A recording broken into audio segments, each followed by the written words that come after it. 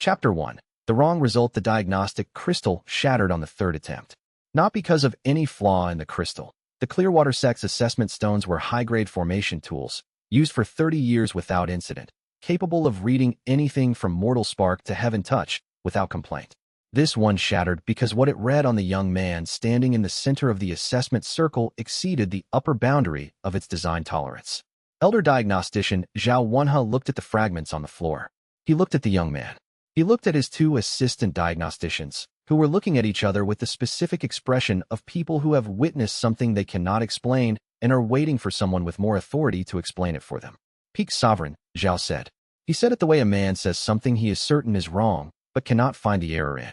The young man, 19 years old, unremarkable in appearance, wearing the new member cultivation robe that had not yet been fitted to his specific height, looked at the crystal fragments on the floor with mild interest. I'm sorry about the stone, he said. The stone, Zhao stopped. Your name? Wei Jingji. Wei Jingji. Where did you study? My family's estate. My father was a silver core practitioner.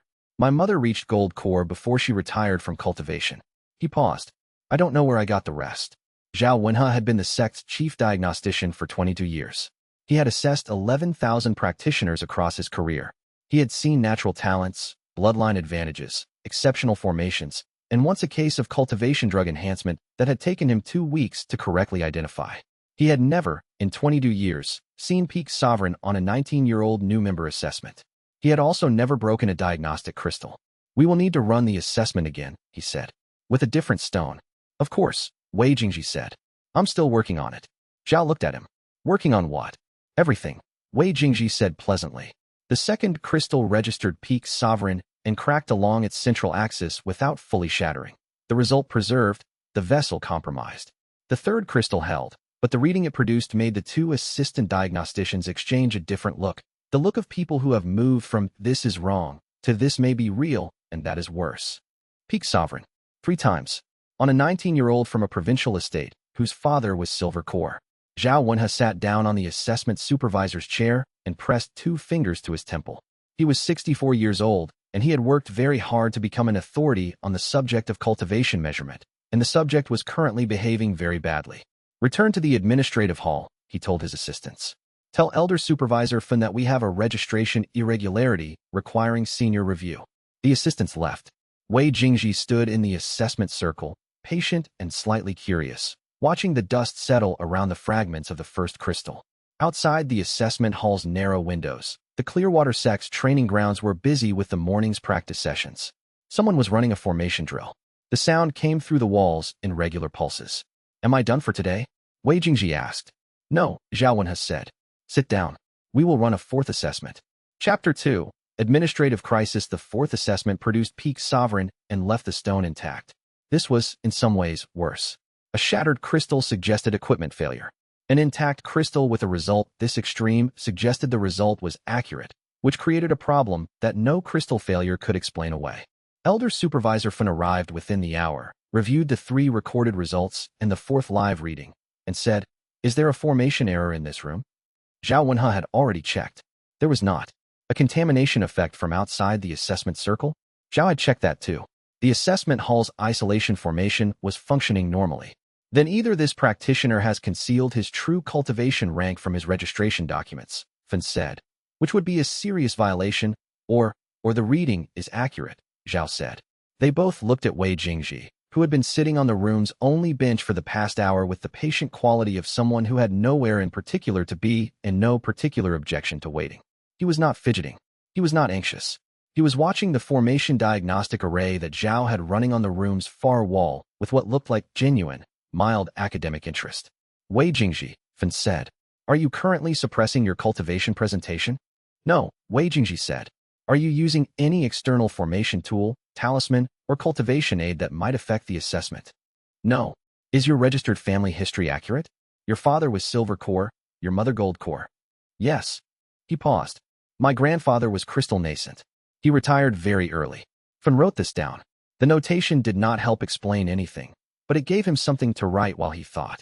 The sect situation was, practically, a crisis. A peak sovereign member required specific accommodations under cultivation code, access to sect resources appropriate to the rank, which included training materials, formation access, and stipend levels that Clearwater sect was not budgeted for, assuming its peak rank membership at 2 persons, both of whom were senior elders with decades of sect service. Adding a third member at peak rank, a 19-year-old new member, would require immediate administrative restructuring. The easier solution was to find the error. We will conduct a comprehensive panel assessment tomorrow, Fun decided. 4 diagnosticians simultaneously, including Elder Zhao and myself. If the result holds, he stopped, because he had not thought through what came after if. If the result holds, Zhao said, we register him at peak rank. Yes. Fun looked at Wei Jingji with the expression of a man who has added a large, unexpected item to a budget that had no room for it. In the meantime, you will be housed in the standard new member dormitory. Dormitory 7, East Wing. Thank you, Wei Jingji said. Is there anything you need?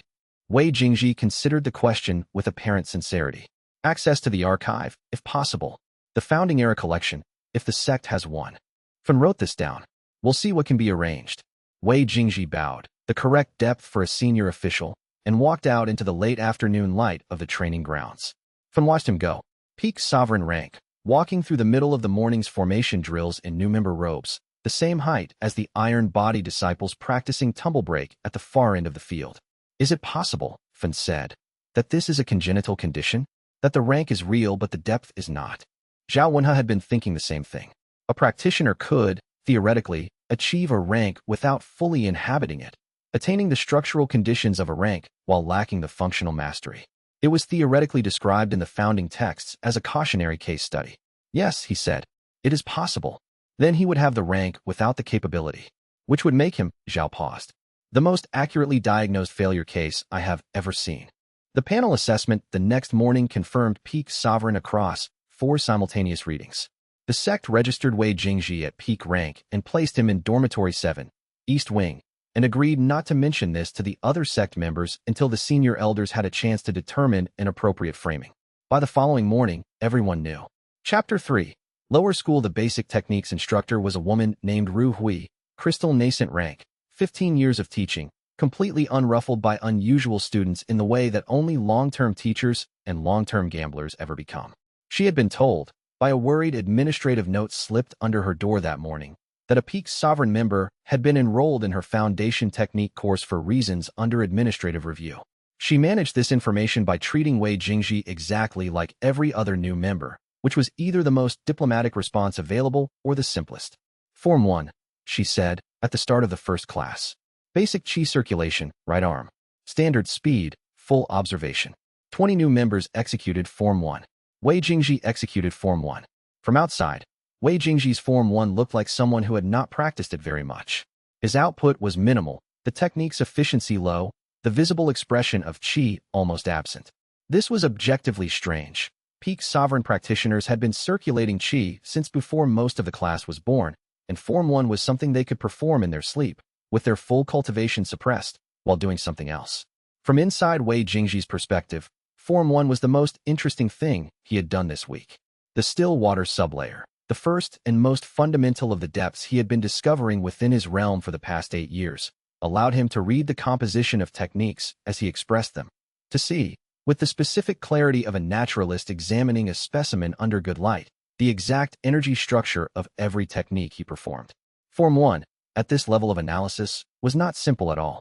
It was a compressed record of the founding era cultivation theory that had designed it, its efficiency ratios deliberate, its apparently basic structure a carefully chosen pedagogical entry point into the circulation principles that would define a practitioner's development for decades. He was finding 4 things in it that he had not found last week. This was normal. The still water sublayer worked this way. Each expression of a technique at full analytical attention revealed new layers of structure, like looking at a familiar coastline from a different altitude. He had been finding new things in Form 1 for 8 years. He expected to keep finding them. Wei Jingji, Instructor Ru Hui said, standing behind him. Are you having difficulty with the circulation point? No, he said. I'm sorry, my expression is probably. It's not the standard output. She watched him perform the next cycle. She had taught 15 years of new members, and she had never seen someone perform a basic technique with that specific quality of absolute precision. Not power. The output was genuinely minimal.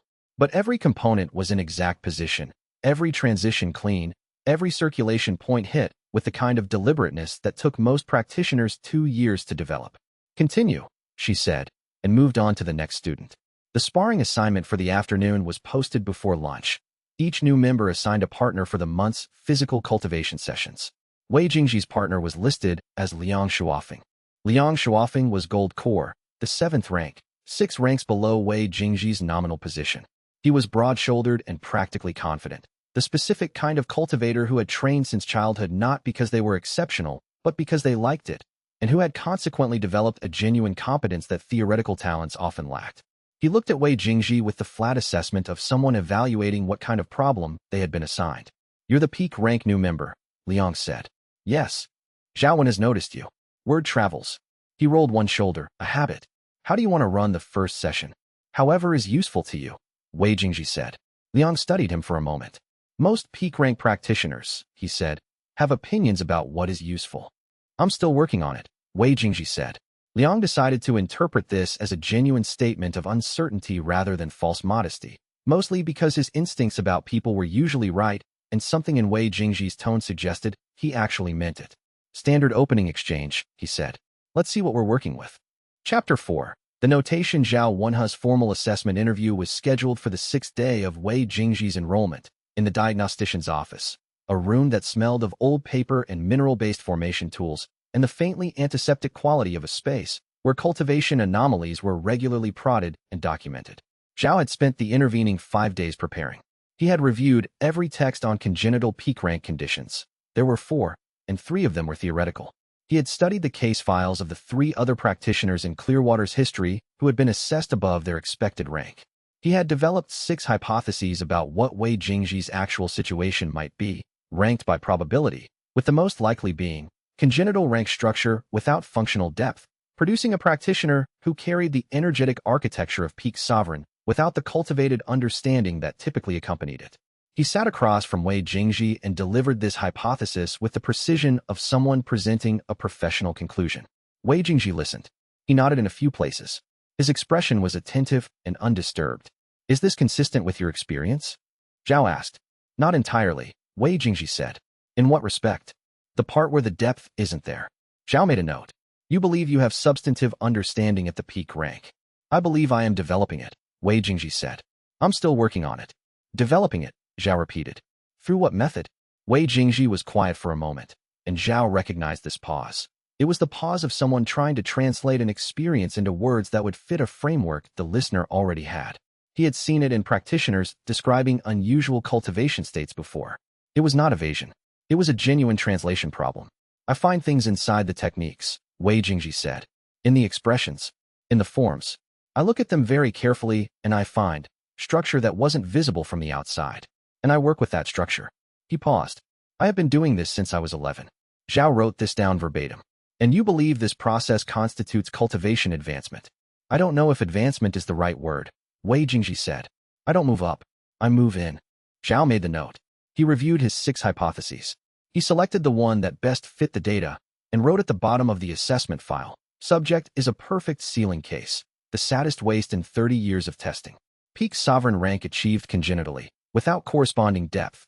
Subject appears genuinely unaware of their own stagnation.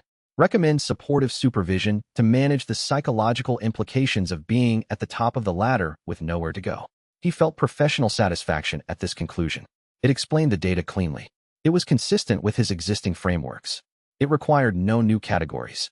He looked up to find Wei Jingji reading the notation upside down across the desk. "I'm sorry," Wei Jingji said. He was not embarrassed. Exactly. More as if he had been caught doing something automatic that was technically impolite.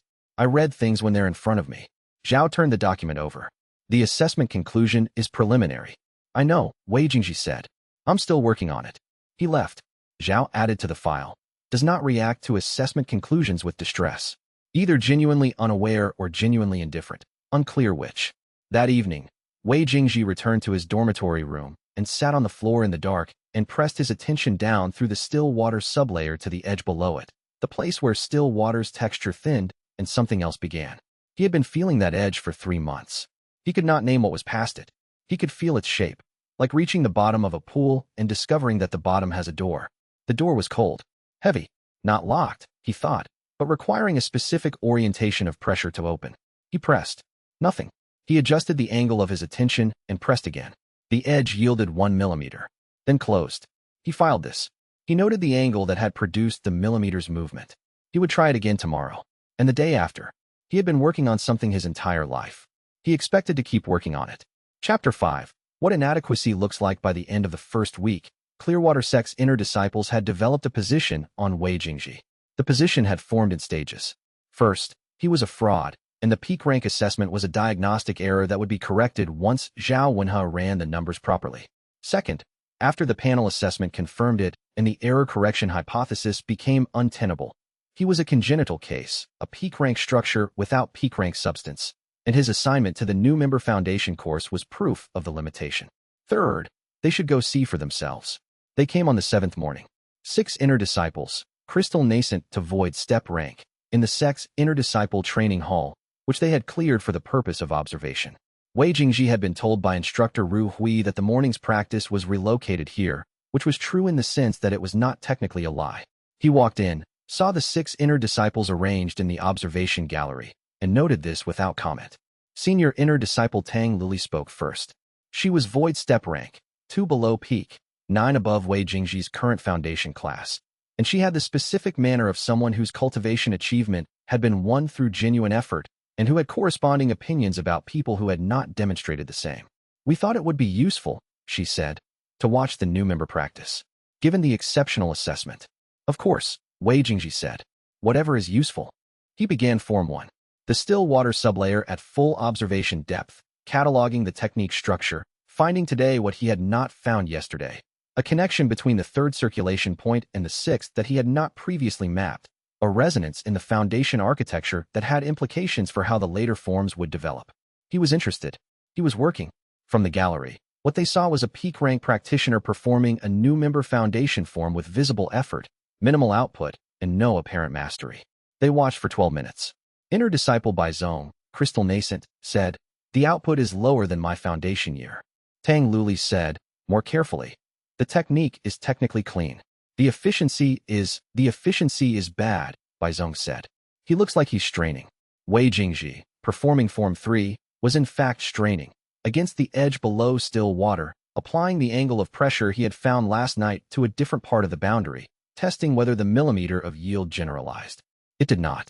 Different boundary segment, different texture. He filed this. He moved to Form 4.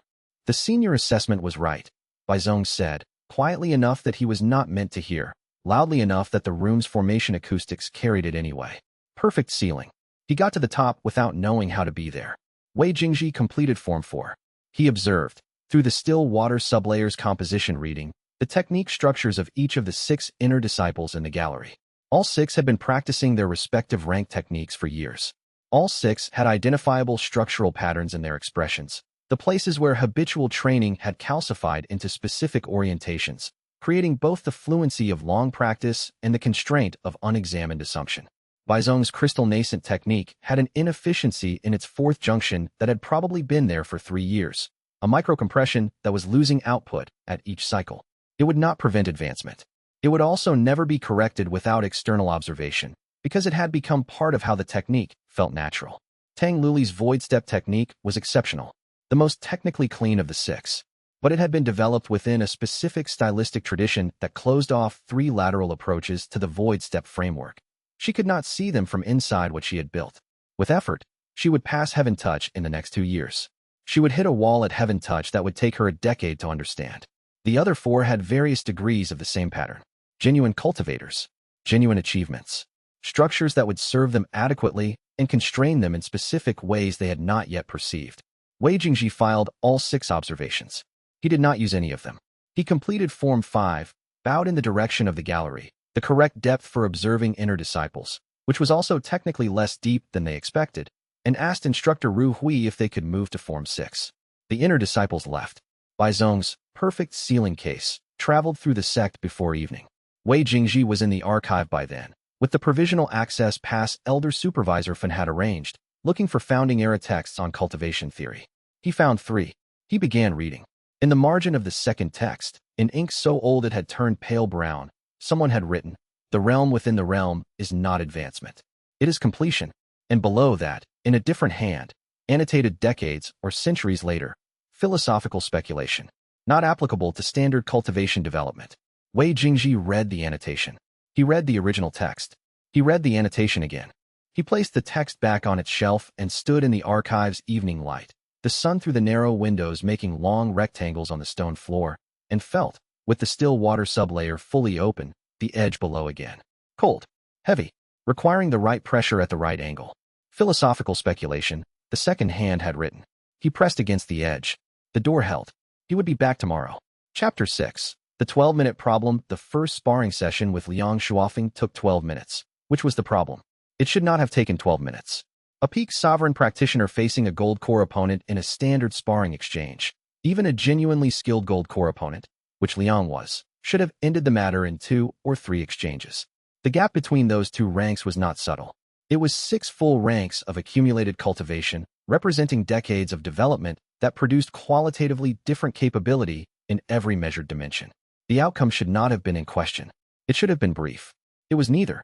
The session opened with the standard exchange Liang had proposed, each practitioner demonstrating their form vocabulary, establishing spacing, reading tendencies. Wei Jingji ran the still water sublayer at full observation depth and cataloged Liang's technique expressions in the first 3 minutes with the thoroughness of someone who was not planning to end the fight quickly and wanted to understand exactly what he was working with. Liang Shuofeng's gold core technique was the most honest cultivation he had encountered at the sect so far. No stylistic choices made for appearance. No borrowed forms from lineages that did not fit his frame. Everything he did was precisely calibrated to his specific body mechanics and cultivation distribution, the product of years of training by someone who had asked, what works for me specifically rather than what looks correct in general. His patterns were efficient. His gaps were few. Wei Jingji found one. In the transition between Liang's 3rd and 4th guard positions, there was a half-second window where his qi distribution compressed to the right side to prepare the following offensive technique. A specific habit, not a structural flaw, that he had probably developed because the offensive technique it prepared was exceptional. The habit was worth its cost. It was also, for that specific half-second, a very clear opening on the left that Liang's consciousness had been trained to accept because it never usually mattered. Against a gold core opponent, the habit was fine. Against someone reading at still water depth, the half-second was visible as if marked. Wei Jingji waited for it 11 times before using it.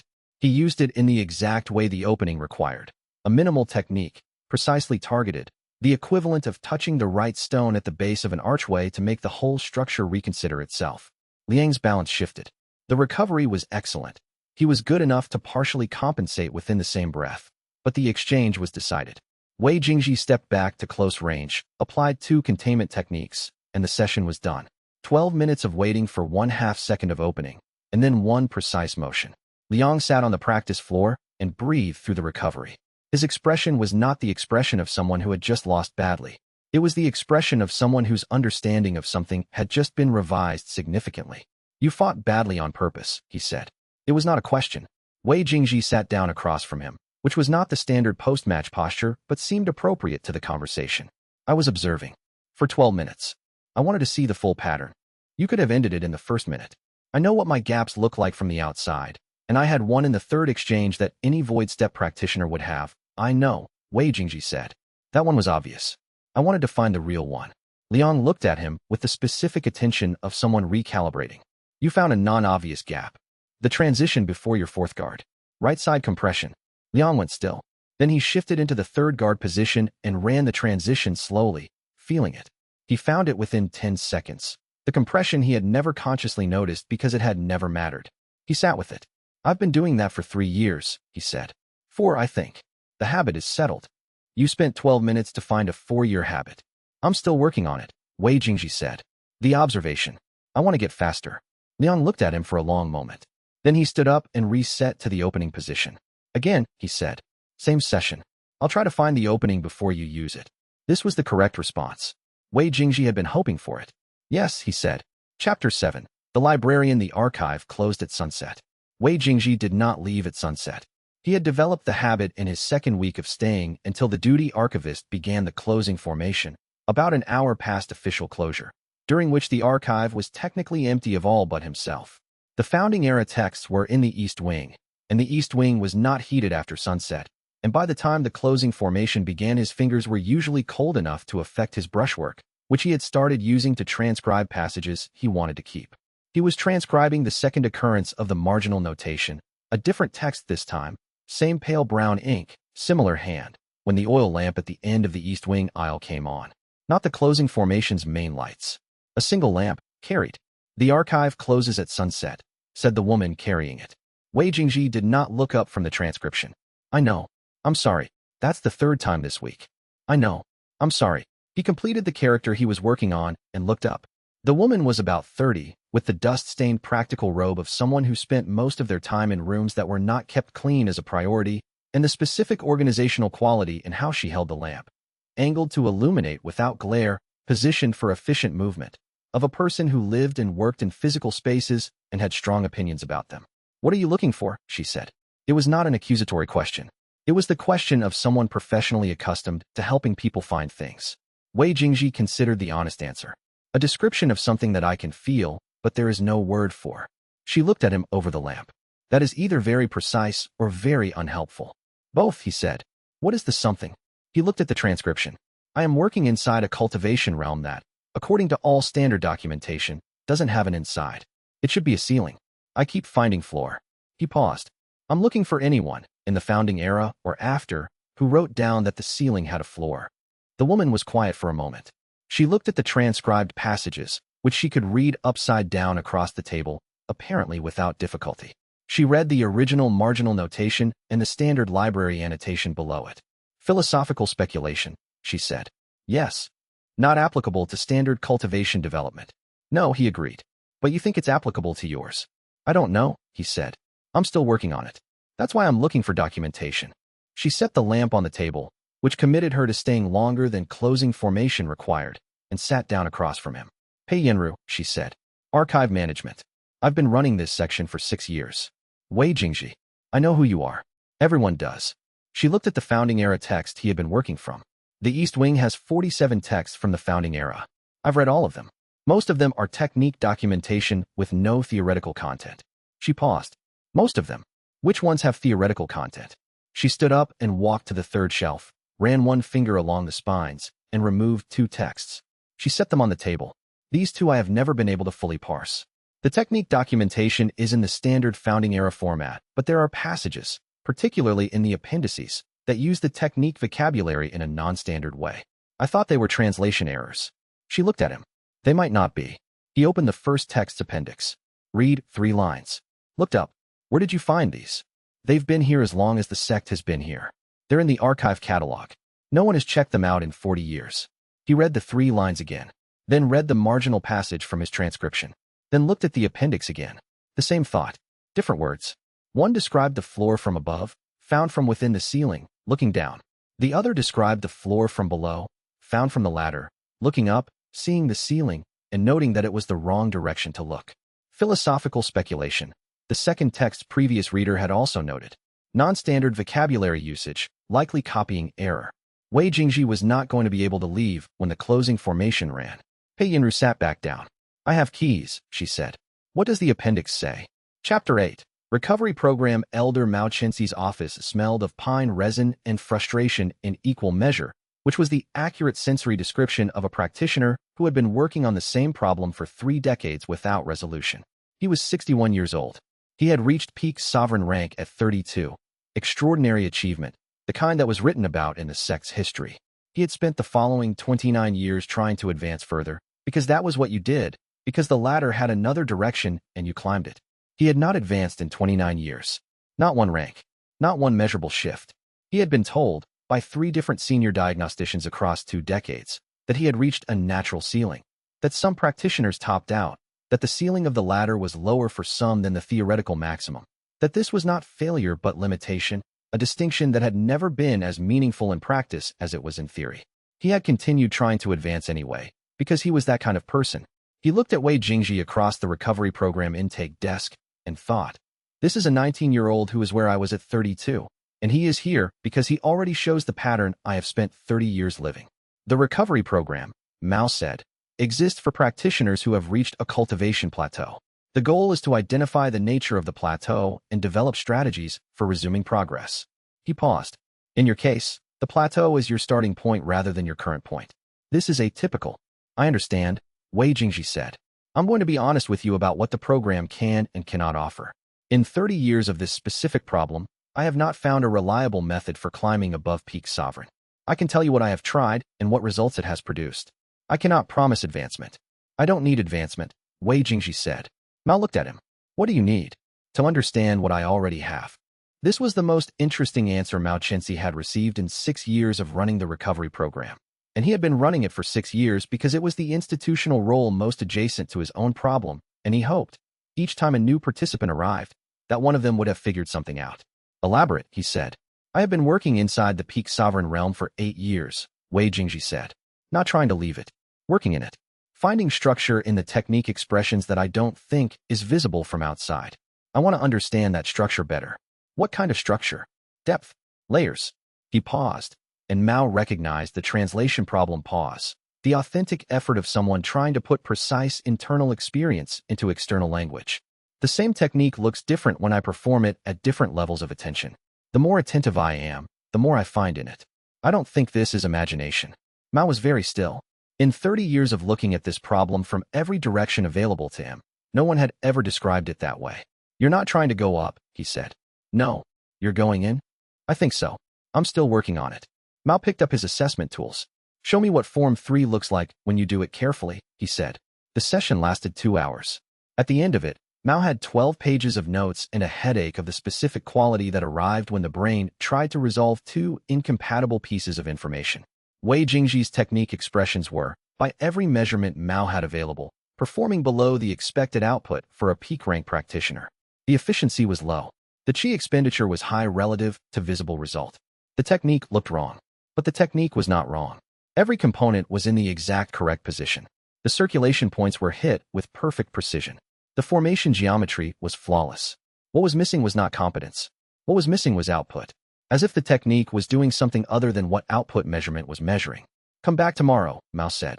Same assessment, different technique. Wei Jingji bowed and left. Mao sat in his office and stared at his notes. He had been looking for something for 30 years. He had been looking in the wrong direction. He was not certain of this yet.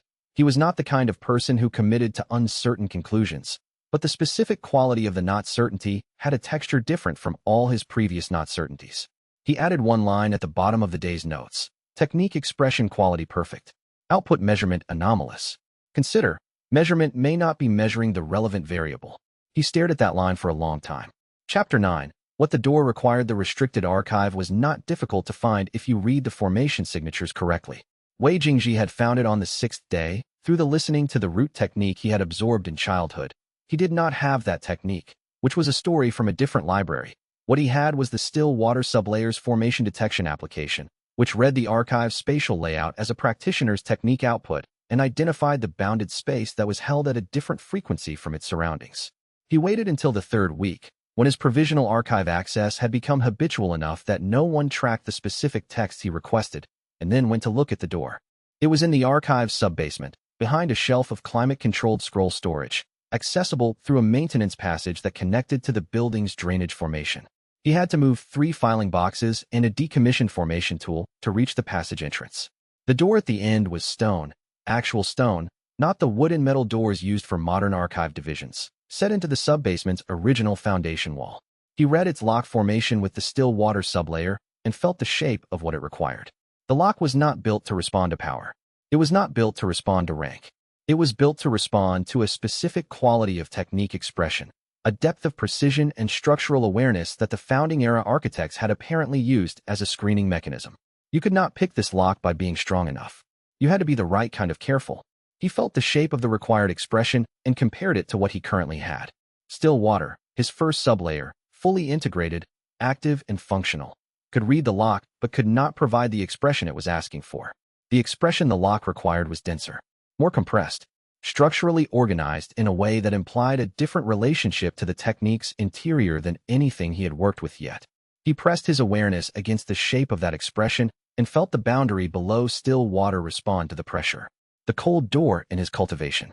He pressed. The edge yielded slightly. Not a millimeter this time, but a sense of direction, the feeling of understanding which way to push without yet being able to push that way. He filed the lock's required expression in detail. He did not try to open the door. He stood in the sub-basement with one hand on the stone door's surface, feeling the formations age through the contact.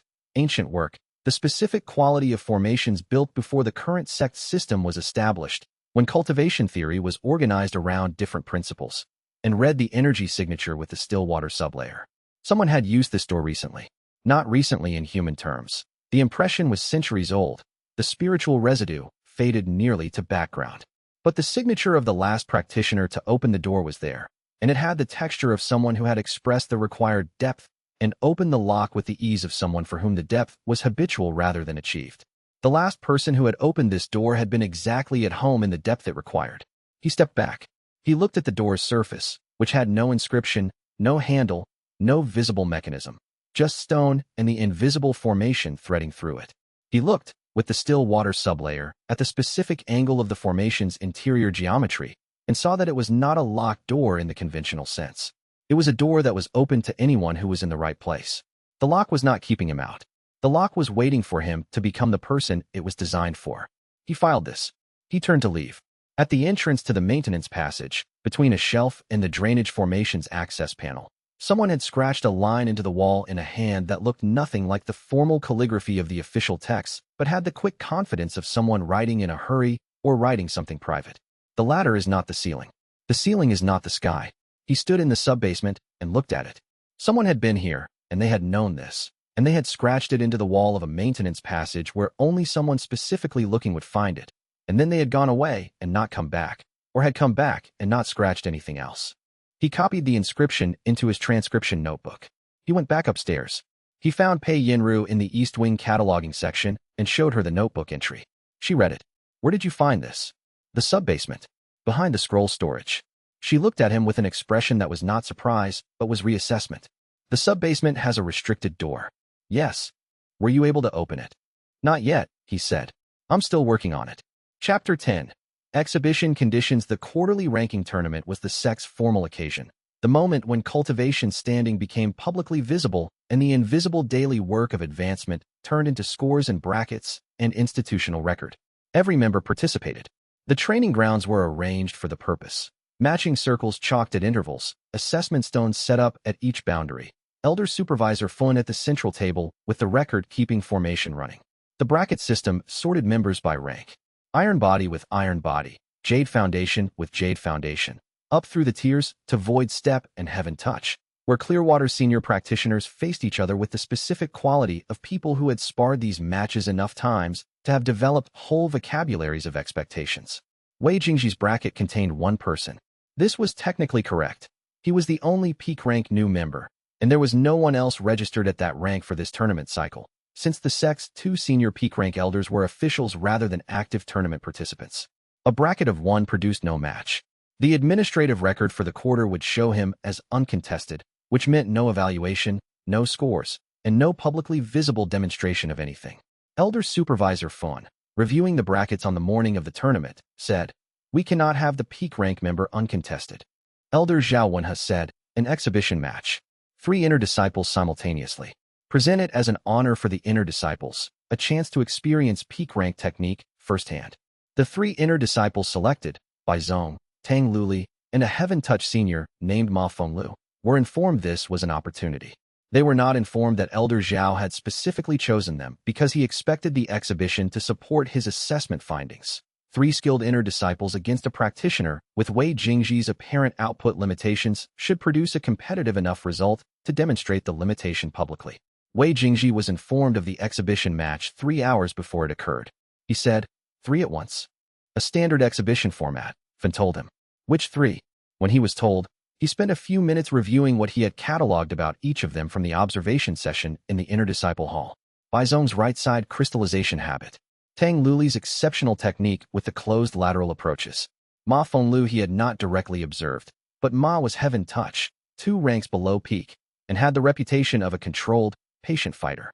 He thought about what the exhibition was intended to demonstrate. He thought about what he was able to demonstrate. He thought about the specific quality of performing at minimum appropriate output in order to not reveal depth, and the specific quality of performing at slightly above that minimum in order to satisfy the institutional expectation of the event without providing more information than necessary. He went to find Liang Shuafeng, who had been watching his matches with the interested focus of someone cataloging data. 3 at once, Liang said. What are you going to do? Satisfy the exhibition, Wei Jingji said, without showing what you actually are. As much as possible. Liang looked at him with the frank assessment of someone who had been losing to him for 3 weeks and had developed specific opinions as a result. You know that whatever you do, people will have conclusions. If you win impressively, you support the rank. If you win narrowly, you look like the ceiling case theory is right. Yes. There's no version where you just look normal. No, Wei Jingji agreed. I'm still working on that part. The exhibition was held in the tournament's final hour, when the day's matches were complete, and the assembled sect had the attentive energy of spectators who had been watching cultivation all afternoon and were primed for a final event. The 3 inner disciples entered the matching circle with the posture of people who had been told this was an opportunity and believed it. Wei Jingji entered with the posture of someone who was about to do the 17th interesting thing he had done today and was mildly curious how it would go. The match lasted 8 minutes. He won with visible effort, genuine effort, in fact, because running the still water sublayer at depth while simultaneously managing 3 opponents' patterns required more attention than any single opponent engagement he had run so far. It was not the effortless dominance that peak rank was supposed to produce. It was the careful, precise neutralization of 3 opponents using minimal technique expression and exact targeting of the specific gaps he had identified in the first 2 exchanges. Ma Fenglu went down first, because her patience made her predictable rather than unpredictable, and patience in a 3-on-1 engagement is a liability. Tang Luli lasted the longest, because her technique was genuinely excellent, and she adapted faster than the other 2, closing the lateral approach gaps when she identified Wei Jingji's targeting angle. Bai Zong fell between them, the right side compression habit creating a window Wei Jingji used in the 6th minute. 8 minutes. Visible effort. 1 peak rank practitioner and 3 inner disciples. The sect's assembled members had expected an immediate, overwhelming display. The conclusion that circulated through the training grounds by evening was the conclusion Zhao Wenhe had intended. The exhibition was more competitive than a genuine peak practitioner would have allowed. The ceiling case theory stood. Wei Jingji, in the changing room afterward, noted that his measured output for the match had been approximately 3% lower than his previous recorded high. He had been pressing against the edge below still water during the match's less demanding intervals, using the competition's external pressure as a different kind of attention surface. He had found a new angle. He would test it tonight. He sat on the bench and let the afternoon's physical cultivation settle. A new angle. 3 inner disciples who had each learned something about their own technique from the specific way they had been handled, even if they could not identify what they had learned yet. And 1 more data point in Zhao Wenhe's steadily building case against him. He could work with all of that.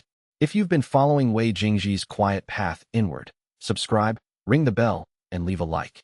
Every listener who stays for the long game helps more people find this story. Chapter 11. The other peak, Tin Boyang found him the morning after the exhibition match, in the training ground's secondary practice area, where Wei Jingji had taken to running his morning forms because the main area was loud with new member drills, and the secondary area was used primarily by inner disciples who came and went according to their own schedules rather than a fixed roster. He was crystal nascent rank in appearance and bearing, which meant nothing. Crystal nascent was 2 full ranks below peak sovereign, and Tan Boyang was not crystal nascent. He was, as the sect record Wei Jingji had read in the registration archive showed clearly, peak sovereign. 41 years old. 22 years of cultivation training since his foundation Jade assessment. 9 years at peak rank. Achieved through sustained effort, documented advancement at every stage. A cultivation history that read as the most thorough and deliberate ascent Wei Jingji had ever reviewed. He stood at the practice area entrance and watched Wei Jingji complete Form 5 with the specific attentiveness of someone who was not watching the form but watching the practitioner behind it. Wei Jingji completed Form 5 and turned. He had known Tan was there since the 3rd move. The still water sublayer registered presence with the accuracy of long practice, and Tan Boyang's peak rank cultivation signature was considerably more distinct than anything else in the practice area. He bowed. The correct depth for a peer, which was the first thing that visibly registered in Tan's expression. You know the peer acknowledgement. You're the only other peak rank active member, Wei Jingji said. I read the registration archive when I arrived. Most new members don't read the registration archive. I was looking for the founding era catalog. He paused. I found other things. Tan Boyang was quiet for a moment, which was the specific quiet of a man deciding whether to say what he intended to say directly or obliquely. He chose directly, which told Wei Jingji something about how he operated. Your exhibition yesterday was a poor use of your rank. I won. You won in 8 minutes against 3 opponents who should have required 2 exchanges. Peak sovereign rank is not an assessment designation. It is a cultivation statement. When you perform at the level you demonstrated yesterday, you are misrepresenting what the designation means. Wei Jingji looked at him. The critique was not wrong. Tan Buoyang had 22 years of cultivated understanding behind the rank he held, and he was correct that a 9-year peak practitioner had obligations around what the designation communicated publicly. The problem was that the obligations Tan was invoking assumed that Wei Jingji's apparent output represented his actual capability. He said, "I understand the point. I'm not certain you do. The cultivation world's measurement system depends on rank meaning something consistent. When a peak practitioner performs at significantly below expected output, it undermines the credibility of the measurement, not just for you, but for every practitioner at this rank." "That is a serious concern," Wei Jingji said. "I'm still working on it." Ten looked at him with the expression of a man encountering an answer that is technically responsive and provides no information. "Working on what specifically?" "The question of what my rank means." The question sat between them in the morning air. Tan Buoyang was a precise man, and precise men do not dismiss a statement that admits to uncertainty about something this specific. He looked at Wei Jingji with new attention. "You don't know?" he said. "I know what I am doing," Wei Jingji said. "I don't know how to describe it in terms the current framework accounts for." He paused. "This is a translation problem, not an ignorance problem." Ten was quiet again, a different quality of quiet this time. "Then, I am filing a formal performance review request with Elder Zhao, based on yesterday's exhibition and the ongoing measurement concerns." He looked at Wei Jingji steadily. "This is not personal. If you are genuinely at peak rank, a formal review will confirm it. If you are not, the review will identify the correct designation. Either outcome is appropriate." "I understand," Wei Jingji said. "Do you object?" "No." Tan Buoyang nodded. A small motion, the acknowledgement of a response that met his standard for honesty, and turned to leave. He stopped at the practice area entrance. "The Form 5 expression you used," he said. "Fourth circulation point. The angle of the qi return is not standard." "It's not," Wei Jingji agreed. "It's more efficient." "Yes." Ten looked at the practice area floor, where the morning dew was still visible at the edges of the chalk formation markers. "Where did you learn it?" "I found it," Wei Jingji said. "I'm still working on why it works." Chapter 12. The wrong direction. Elder Mao Chenxi's personal cultivation attempt took place on a Tuesday morning at the end of Wei Jingji's 3rd week, in the recovery program's private practice room, which had better formation isolation than the standard training areas, and which Mao used for his own continued attempts at advancement between sessions with his program participants. Wei Jingji arrived early for his scheduled session and found Mao already there. Not supervising, not reviewing files, but standing in the practice room's center with his eyes closed and his cultivation running at full expression, pressing against something that was not yielding. He had seen this before. Not this specific practitioner, not this specific room, but this specific quality of effort, the full force sustained application against a boundary, the technique expression running at maximum output, the body stillness, and the internal strain visible in the fine tension of held breath. He had seen it in descriptions of other peak practitioners. He had felt, in his early childhood, the distant pull of the same assumption, that the way forward was upward, that more force in the right direction would eventually yield. He stood at the room's entrance and did not enter. Mao pressed. The boundary held. Mao pressed again, shifting approach angle, the specific micro-adjustment of someone who had tried every major angle and was now working through systematic variations on the failed ones. The adjustment did not help. The boundary held. Wei Jingji watched the approach angle and understood, within 3 seconds of observation, what Mao was missing. Not a mistake, a correct approach applied in the wrong context. The upward force that Mao was directing at the boundary was exactly what you would use to advance through a standard rank transition. It was the right key for a lock that did not exist. The boundary above peak sovereign was not a door that opened upward. It was a surface that required a different relationship entirely. He knew this the way he knew the shape of the edge below still water, not from external information, but from 8 years of pressing against something different and learning the texture of its response.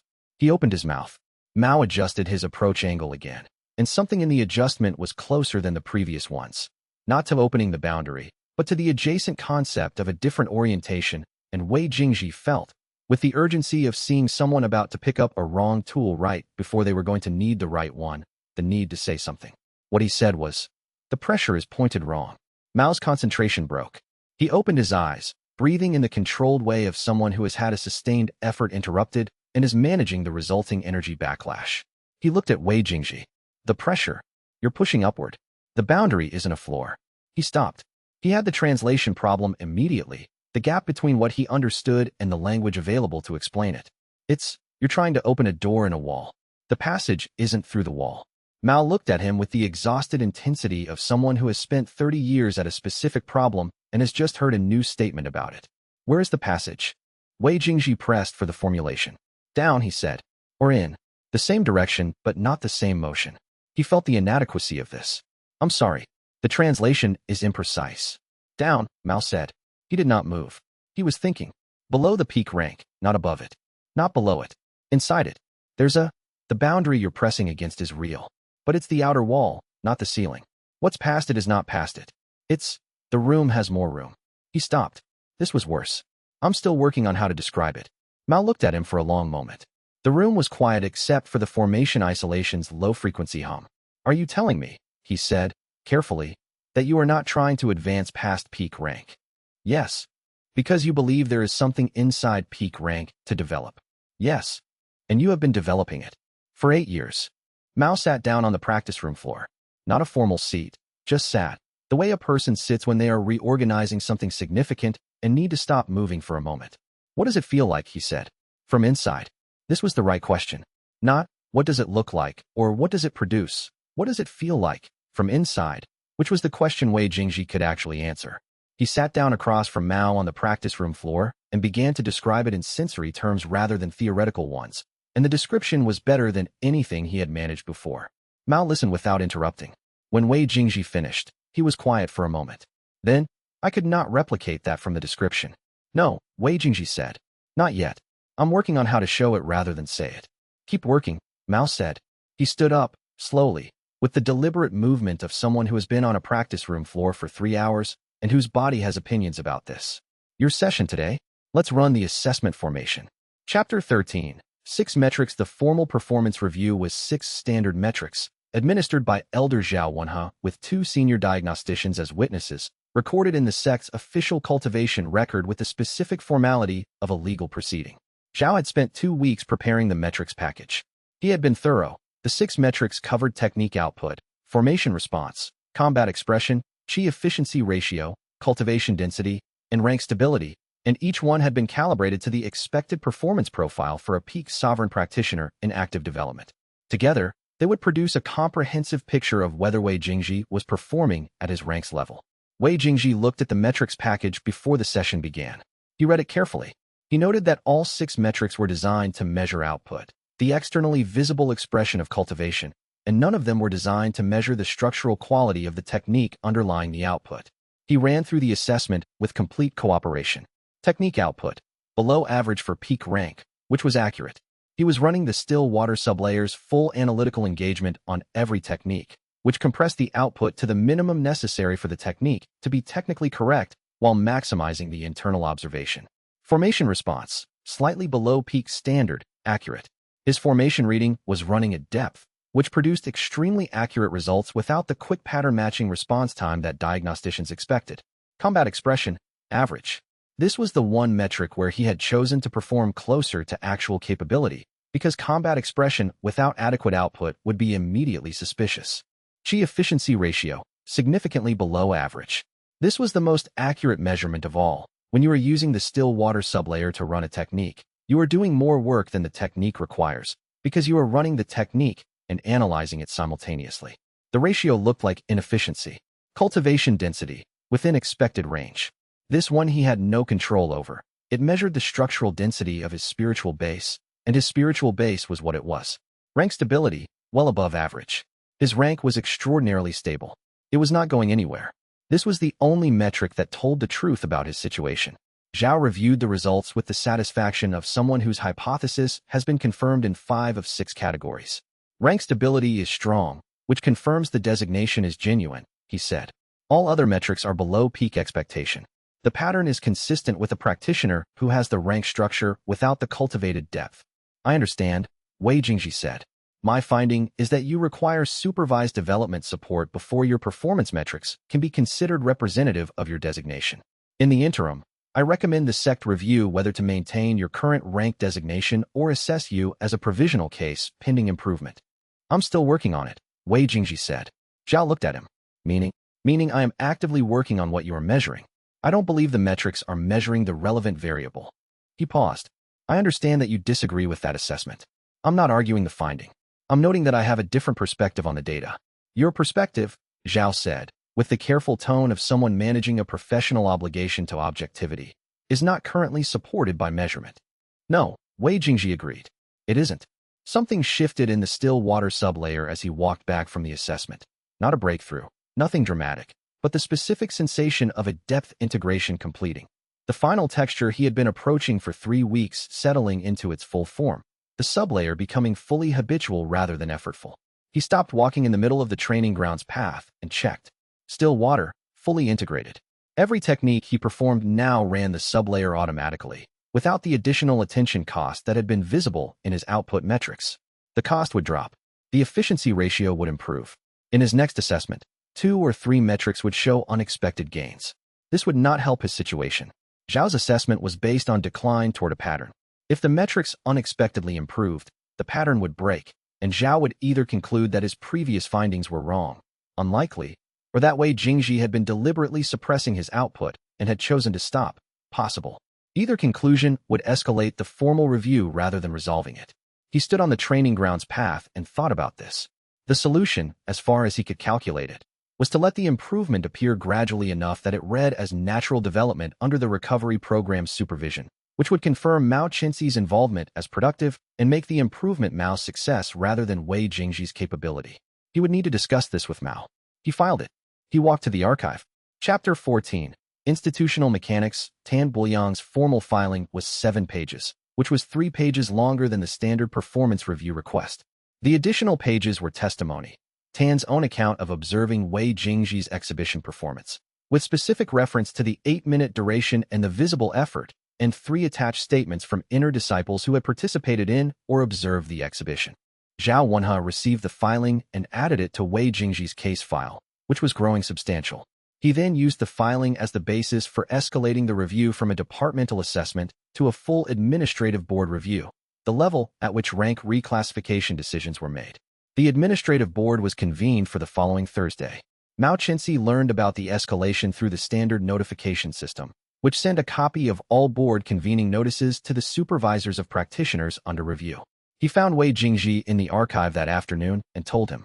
Wei Jingji was reading the second of Pei Yanru's identified anomalous texts, the one with the non-standard vocabulary usage in the appendix, with the specific quality of someone following a thread that kept producing more thread. He read Mao's copy of the board notice without lowering the text. Thursday, he said. Yes. Do you want to prepare testimony? I'll think about it. He turned a page. Has Elder Supervisor Fan said how he'll vote? He hasn't said anything to me. Mao sat down in the adjacent chair. He did not usually sit when they were not in the practice room, but the archive's east wing chairs had a quality of invitation. Tan Buoyang's filing is thorough. Zhao's assessment documentation is thorough. Against those, my opposing notes look insufficient, Wei Jingji said. Yes. But they're accurate. Yes. Mao looked at the text Wei Jingji was reading. Is that from the founding era? Yes. There's an appendix. He set the text down and turned it so Mao could read the open page. This is from the era before the current rank system was formalized. The vocabulary is different in ways that suggest the conceptual framework was also different. He tapped a line in the appendix. The word they're using for ceiling in this passage is the same word they use elsewhere for surface. Not limit, surface. As in, the top of the ladder is a surface that can be approached from above or below. Mao read the passage twice. This is the theoretical basis for what you're describing. Part of it. There are 8 more fragments. Pei Yanru has been helping me locate them. Mao was quiet for a moment. If these texts document the concept you're working with, that's relevant to the board review. Not in a form the board will currently accept. Wei Jingji picked the text back up. The board is measuring against standard metrics. These texts describe a non-standard framework. Presenting them as defense evidence would require the board to accept the non-standard framework as legitimate, which they won't, which means the evidence won't help. He paused. The review will produce whatever finding it produces. I'm not going to fight it with theory it can't evaluate. Mao looked at him with the expression he used when Wei Jingji said something that required updating an existing assessment. Then what are you going to do? Continue working, Wei Jingji said. I'm still working on the deep current boundary. That's the relevant thing to work on. Mao was quiet for several seconds. Then, The deep current boundary. Below still water. I've been pressing against it for 2 weeks. There's a layer below still water. Yes. Mao absorbed this. How many layers are there? Wei Jingji looked at him directly. I don't know, he said. I'm still working on it. Chapter 15. The honest testimony. Liang Shuofeng appeared at the administrative board review without being asked, which was the kind of thing that would have surprised anyone who had not been watching him closely for the past month. He had not been asked because Wei Jingji had not asked anyone for anything. He had submitted a brief written statement noting that his measured output metrics reflected an ongoing observation methodology rather than a capability limitation, and that the observation methodology was producing results in the form of technical improvements that were not yet visible in standard metrics. The statement was honest and insufficient, which he knew when he submitted it. The board convened in the main administrative hall with Elder Supervisor Fun presiding, Zhao Wenhe and 2 neutral party elders as voting members, and Tan Buoyang present as the filing practitioner in a non-voting advisory capacity. Wei Jingji sat in the respondent's chair with the patient quality he had brought to every other institutional moment in his time at the sect. Zhao Wenhe presented his documentation. It was, as Mao had predicted, thorough. Tan Buoyang provided his advisory testimony. It was, as Wei Jingji had assessed from the filing's 7 pages, precise and fair in a way that was worse than unfair would have been. Tan genuinely believed his position was correct, which made his testimony carry the weight of conviction. The board was moving toward a finding when the door opened and Liang Shuofeng came in. He identified himself, Gold Core, new member cohort, Wei Jingji's assigned sparring partner, and asked to provide supplementary testimony. Fun looked at the hearing protocol. Supplementary testimony from a direct observer was within procedure. He granted it. Liang stood in the front of the hall with the specific physical ease of someone who had been in enough uncomfortable situations that this level of institutional formality did not significantly register, and said, I have sparred with Wei Jingji 41 times in the past month. I would like to describe what those sessions were. He described them accurately. He described losing 41 times, including the specific manner of each loss, the techniques used, the identified gaps, the timing of each decisive exchange. He described the quality of information contained in those losses, that each one was instructive, that the instruction was specific to his own technique patterns. That Wei Jingji had used different approaches in different sessions not because the earlier approaches had failed, but because different approaches taught different things. He said, I have been a cultivation practitioner for 16 years. I have trained under 4 different instructors. I have never had a sparring partner who taught me more by defeating me. I cannot tell you what he is doing technically. I don't have language for it. I can tell you that losing to him 41 times has improved my technique more than the previous 3 years of advancement training. He paused. What I observe is not a practitioner who is struggling to maintain rank. What I observe is a practitioner who is doing something I cannot see, but whose effects I can feel in my own cultivation. He bowed and sat down. The board was quiet for a moment. Zhao Wenhe said, carefully, the testimony of a sparring partner describes subjective experience, which is not equivalent to measurement. Liang looked at him. No, he agreed. It isn't. But measurement keeps saying he's declining and his sparring partners keep improving. Those 2 things are not consistent with the same explanation. Fun noted this for the record. He looked at Wei Jingji. Do you have anything to add to your written statement? No, Wei Jingji said. I'm still working on it. Fun nodded. The board will deliberate. The deliberation produced the finding Zhao Wenhe wanted. Supervised probation, 90 days, with reassessment at the end. Rank reclassification held in abeyance pending improvement. It was a partial outcome. Tan had wanted reclassification immediately, Zhao had wanted the probation, and it suited no one fully. Wei Jingji accepted it. He walked out of the administrative hall into the afternoon light and thought about the deep current boundary and the angle of pressure that had yielded 1 millimeter once and had yielded 3 millimeters yesterday, and calculated that at the current rate of progress, he would reach full contact with the sublayer within the probation window. He found Liang outside the hall, waiting. You didn't have to do that, Wei Jingji said. I know, Liang said. He rolled one shoulder. It was true. I thought true testimony was what the board wanted. The board wanted measurable testimony. Yes, I noticed that. He looked at Wei Jingji with the frank assessment he had been applying for a month. 41 sessions. You still haven't shown me what you're actually doing. No. When? Wei Jingji considered. When I have the next layer integrated. The description is better after the integration. He paused. I'm still working on it. Liang nodded, as if this were a specific kind of answer he was now accustomed to receiving. I'll be at the practice area tomorrow morning, he said. Same time. He walked away. Wei Jingji watched him go, and noted that the testimony had cost Liang something. standing in front of an administrative board to speak on behalf of someone who the board was predisposed against had social costs, particularly for a new member cohort practitioner whose own standing was still being established. Liang had done it because it was accurate, and because he had decided that accuracy was worth the cost. Wei Jingji filed this as the most useful data point about Liang Shuofeng he had yet collected. Chapter 16. The outer ring. The alert came at the 3rd hour past midnight, when the sect was at its most dormant and the duty roster was thin. A formation collapse in the outer ring, Sector 9, the oldest defensive array, which had been reporting minor instability for 2 months and had been added to the maintenance queue 6 weeks ago and had not yet reached the top of it. Wei Jingji was already awake. He had been working at the deep current boundary for 3 hours, pressing against the place where still water's reading of true composition met something denser and more resistant, and the work had produced a quality of alertness that made sleep irrelevant.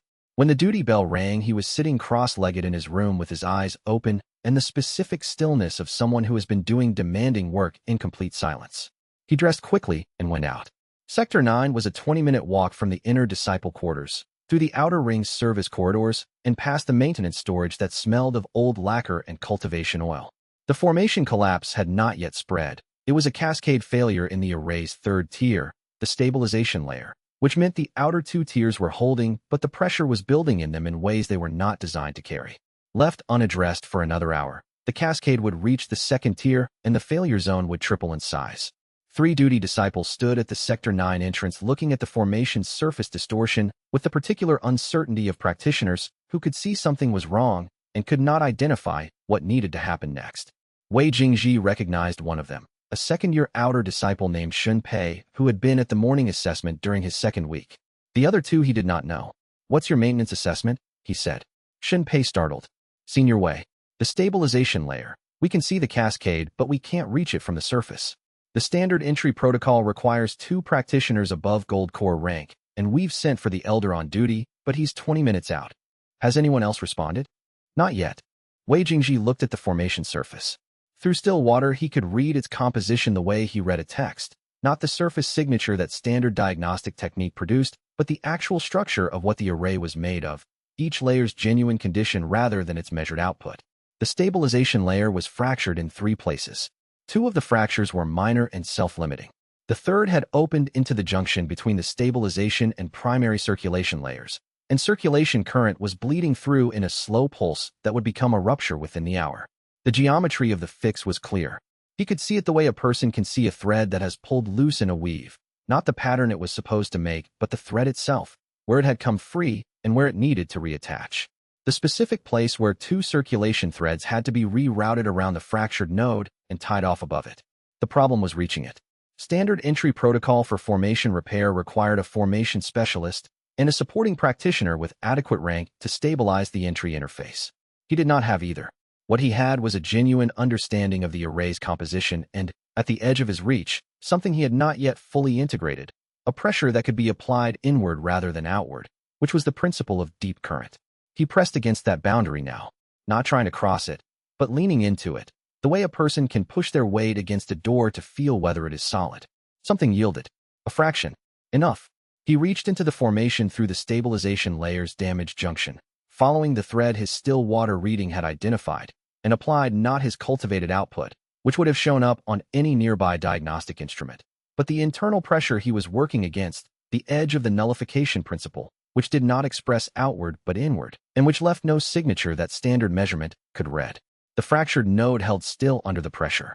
He rerouted the 2 circulation threads around it, working slowly, and tied them off above the fracture with the specific knot pattern the original formation architects had used, which he could see in the array's existing structure the way a scholar can see a citation style and know what manual it came from. The cascade stopped. The stabilization layer's remaining fractures began to close as the circulation pressure redistributed into its correct channels. He stepped back from the formation surface. The whole operation had taken 4 minutes. His hands were steady and his cultivation output had not moved by a measurable amount. Shinpei was staring at the formation readout. The cascade has stopped. The stabilization layer is restabilizing. He turned. Senior Wei, what did you? The on-duty elder will still need to do a full inspection, Wei Jingji said. There are 2 minor fractures remaining in the stabilization layer that will need proper patching. They're not urgent, but they should be addressed within a week. He turned and walked back toward the inner quarters. He did not explain what he had done, and Shenpei, behind him, did not have the formation reading capacity to examine the repair closely enough to identify its specific technique.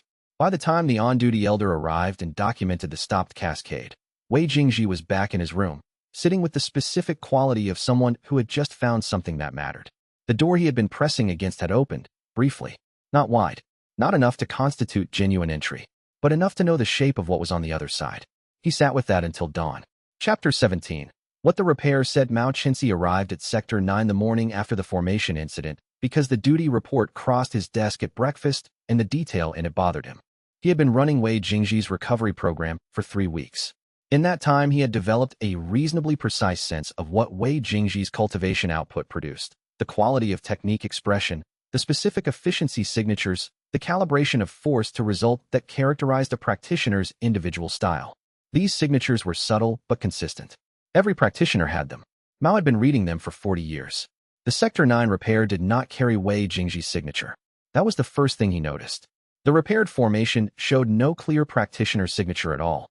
The fractured node had been addressed without leaving the standard residue of applied spiritual force, which was technically impossible under conventional formation repair doctrine, because any technique application left residue, unless what had been applied was not a technique in the conventional sense. He spent an hour with the formation, reading its repair pattern carefully. The rerouted circulation threads showed a composition accuracy that was not achievable through surface-level diagnostic technique. Whoever had read this formation had read its actual structure, not its measured output. The tie-off pattern matched the original construction method exactly, which meant the repairer had somehow seen the original architect's specific approach in the surviving structure. Still water, he thought. The composition reading sublayer that Wei Jingji had described in the performance review paperwork as something he was working on. He had filed the description as theoretical, the claim of a practitioner trying to explain something that standard measurement frameworks could not capture. He had not filed it as a description of an actual, functioning capability. He stood in Sector 9 for a while longer, reading the repair pattern again, and then he went to find Wei Jingji. He found him in the practice area, running through the standard output exercises that the recovery program required, the same exercises whose results had been coming in at below expected levels for 3 weeks. He watched for 10 minutes before approaching. What he was watching was a practitioner applying careful control to keep a set of measurements in a specific range. He was certain of this now in a way he had not been 3 weeks ago. Wei Jingji was not struggling to produce higher output. He was struggling to produce lower output. Specifically, he was struggling to express at a level the assessment instruments could read, because the level at which he was actually working existed below what those instruments were designed to capture. How did you fix the Sector 9 formation? Mao said. Wei Jingji did not startle. He completed the exercise sequence and turned. The cascade failure had a geometric solution. I found it. The repair left no practitioner signature. No, that is not possible under standard formation doctrine. The doctrine assumes that technique application leaves residue because it is applied outward. I was not applying outward. Mao studied him. He was 61 years old, and he had been a cultivation practitioner for 46 of those years, and he had encountered 3 or 4 genuine anomalies in that time. Not unusual cases. Anomalies, situations where the framework he was operating within had turned out to be incomplete in ways that the framework itself could not explain. What were you applying inward? Wei Jingji was quiet for a moment.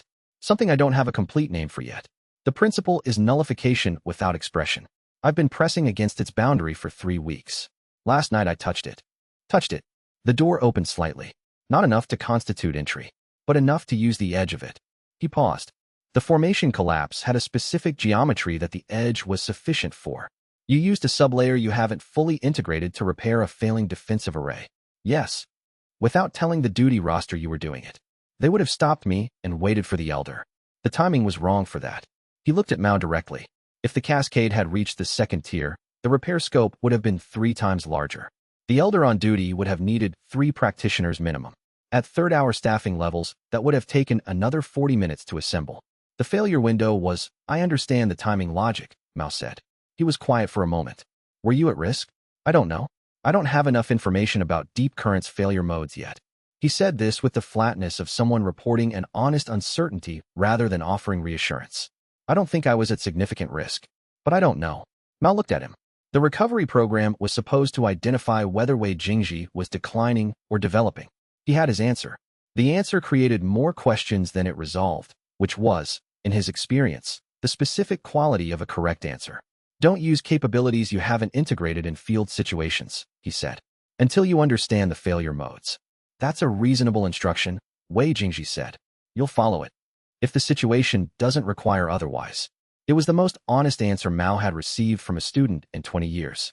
He was not entirely sure it was the right answer, but it was accurate, and that was not nothing. Chapter 18. Working on something, Mao Qinzi found his own cultivation practice that evening disturbed in a way he did not immediately have language for. He had spent the day reviewing Wei Jingji's recovery program documentation with the new framework his morning conversation had given him: still water that read true composition, deep current that applied nullification pressure inward. And he had been trying to locate these concepts against the theory he had studied over 40 years. They were not in the standard texts. They were not in the advanced texts. They were not in the restricted practitioner records he had access to as an elder. They were in no text he had encountered, which meant they had not been documented, which meant either Wei Jingji had invented the terms for something that had not previously been observed, or something that had previously been observed had not been documented, which was a different kind of problem. He went to Wei Jingji's quarters after the evening meal and knocked. The door opened. Wei Jingji looked at him with the expression of someone who had expected this visit. "Come in," he said. The room was spare. A practice mat, a low table with 2 technical texts open to different pages, a tea set that had been used recently. Nothing decorative. The window faced east, which meant it faced the formation array's outer ring, and Mao found himself wondering if that placement was deliberate. He sat at the low table. Wei Jingji sat across from him and poured tea without asking.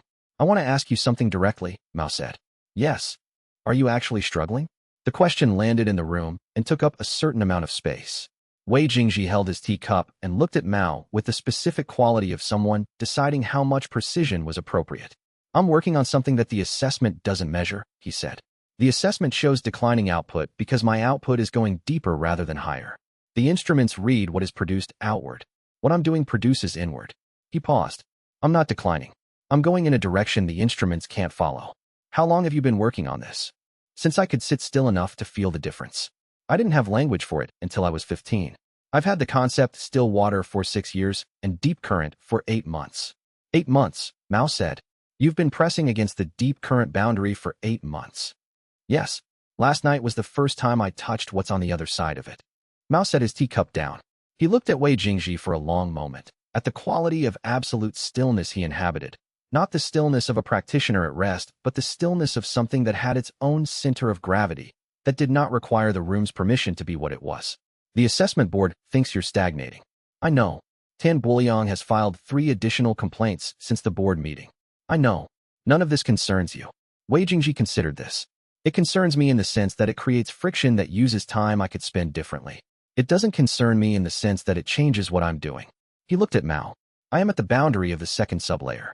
90 days from now, with or without the board's interference, I will have crossed it. The question of whether my output metrics meet the recovery program standard will resolve itself when I can express from the deep current side rather than pressing toward it. You're certain of the timeline? No. I'm certain of the direction. The timeline is an estimate based on the rate of progress over the last 8 months. Mao sat with this. He had been a cultivation elder for 11 years, and he had supervised approximately 400 recovery programs in that time. He had dealt with practitioners who genuinely could not improve and practitioners who were improving in ways that standard assessment failed to capture and practitioners who were performing strategic deception. He was reasonably good at reading the difference. What Wei Jingji was doing was not deception. It was the most honest account he had been given of a cultivation phenomenon he did not have a framework to evaluate. What do you need from me? Mao said. Wei Jingji looked at him with a quality that was not quite surprise, but was in that vicinity. It was, Mao understood, the expression of someone who was not accustomed to being asked that question. Time, Wei Jingji said. And the probation review at 90 days rather than earlier. I can defend the 90-day timeline. Tan Buoyang's attempts to accelerate it require elder authorization, and I have supervisory standing. He looked at Wei Jingji. After 90 days, your output either shows measurable improvement or we have a more difficult conversation. Understood. Mao picked up his tea and drank the rest of it. The conversation had an unusual quality. He felt, at the end of it, that he had been given something accurate rather than something strategic. He had not expected this. He was walking toward the door when Wei Jingji spoke again. Elder Mao, the Sector 9 repair, don't document what technique I used. Mao paused. I'll document that the cascade was stopped by unknown intervention prior to the elder's arrival, and that further investigation is deferred pending the practitioner's recovery program conclusion. He glanced back. That is accurate. Yes, Wei Jingji said. Thank you. He was crossing Deep Current's threshold when Mao's footsteps faded down the corridor. Not fully, not entry, but genuine contact, the pressure resolving into clarity for the first time. He felt what was on the other side of the boundary the way a person feels a change in the temperature of water, not a door opening, but an ocean floor becoming visible. He sat very still and did not move for a long time. Chapter 19. The probation begins. The 90-day supervised probation was formally entered into the sect's administrative record 2 days after the board's decision, which meant it began on the morning of the 5th day of the 8th month, which was cold and overcast and unremarkable in every respect. Wei Jingji noted the entry in the record and went to the practice area. The morning exercises now had a formal requirement attached to them. He was to complete 3 hours of supervised output training per day under Mao Chenxi's program, with the resulting metrics documented for the review board. The supervision was required to be direct for the first 30 days and could become periodic after that if the metrics showed acceptable patterns. Tan Buoyang had wanted supervision for the full 90 days. Mao had negotiated the 30-day direct requirement on grounds of elder resource allocation. He ran the output exercises and produced the results the instruments could read, which were still below the expected range, because below the expected range was where he actually was when measured outward. He was not performing lower than he was. He was performing at the level the instruments could access, which was not the level he was working at. Mao noted the results and said nothing. What had changed since the conversation 8 days ago was not Mao's documentation approach, but Mao's quality of attention. He was watching Wei Jingji the way a person watches a text they are reading in a language they are still learning. Careful, patient, building comprehension rather than assuming it. Wei Jingji found this more comfortable than the previous observation quality, which had been the attention of someone trying to locate a discrepancy. The deep current boundary was now something he could approach deliberately rather than finding by accident. He had been to the edge of it 4 times since the Sector 9 repair, each time getting a clearer sense of its architecture. Not nullification in the sense of force-canceling force, but nullification in the sense of removing the conditions under which force could organize. Like draining water from a space rather than building a wall against it. He was working on reaching it cleanly, without the pressure surge that had characterized the Sector 9 approach. Entry under controlled conditions rather than entry under crisis conditions was a different problem. He was mid-session on the 14th day of the probation period when it happened. He was not pressing toward the boundary. He was working a standard still water reading exercise, reading the practice area's ambient spiritual pressure, cataloging its actual composition rather than its surface signature, when the deep current boundary simply resolved. Not opened, resolved. As if what had seemed like a door had turned out to be a section of wall that was already thinner than the surrounding structure, and sustained attention had worn through it. He was on the deep current side. The sensation was not dramatic. Still water had been like learning to focus correctly. The same world, but with a different resolution. Deep current was like learning to feel the shape of things by the way they displaced the air around them. The ambient spiritual pressure in the practice area was constant and pervasive, and from inside deep current's perspective, he could feel its weight the way a person feels the weight of a blanket, specific, distributed, present. He removed it, not intentionally. He applied the nullification principle without deciding to. The way a person exhales when they have been holding their breath for a while, automatic and complete, and the ambient spiritual pressure in a 2-meter radius around him simply ceased. The elder in the neighboring practice room stopped mid-technique. Wei Jingji felt this through the deep current field. The elder's cultivation current interrupting, recalibrating, reaching out to find the ambient pressure it had been working against, and finding the absence. He reversed the nullification and let the pressure return. The elder's current resumed its pattern. He sat very still and did not produce any measurable output for the next 40 minutes, which the instruments would record as a gap in his session. When Mao arrived to review the day's documentation, he looked at the 40-minute gap and then at Wei Jingji and said, "What happened here?" "I crossed the boundary," Wei Jingji said. "First full contact. I caused an unintentional pressure absence in the surrounding area, and Elder Shu's practice next door was interrupted briefly." Mao was quiet. Did Elder Shu notice? She noticed something. She'll have attributed it to equipment irregularity. The interruption lasted less than 2 seconds, and the pressure returned cleanly. Are you going to be causing further unintentional pressure absences?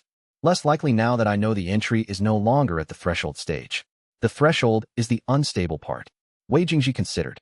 The next several days will require care. Mao looked at him with the expression he had been developing over the past 2 weeks.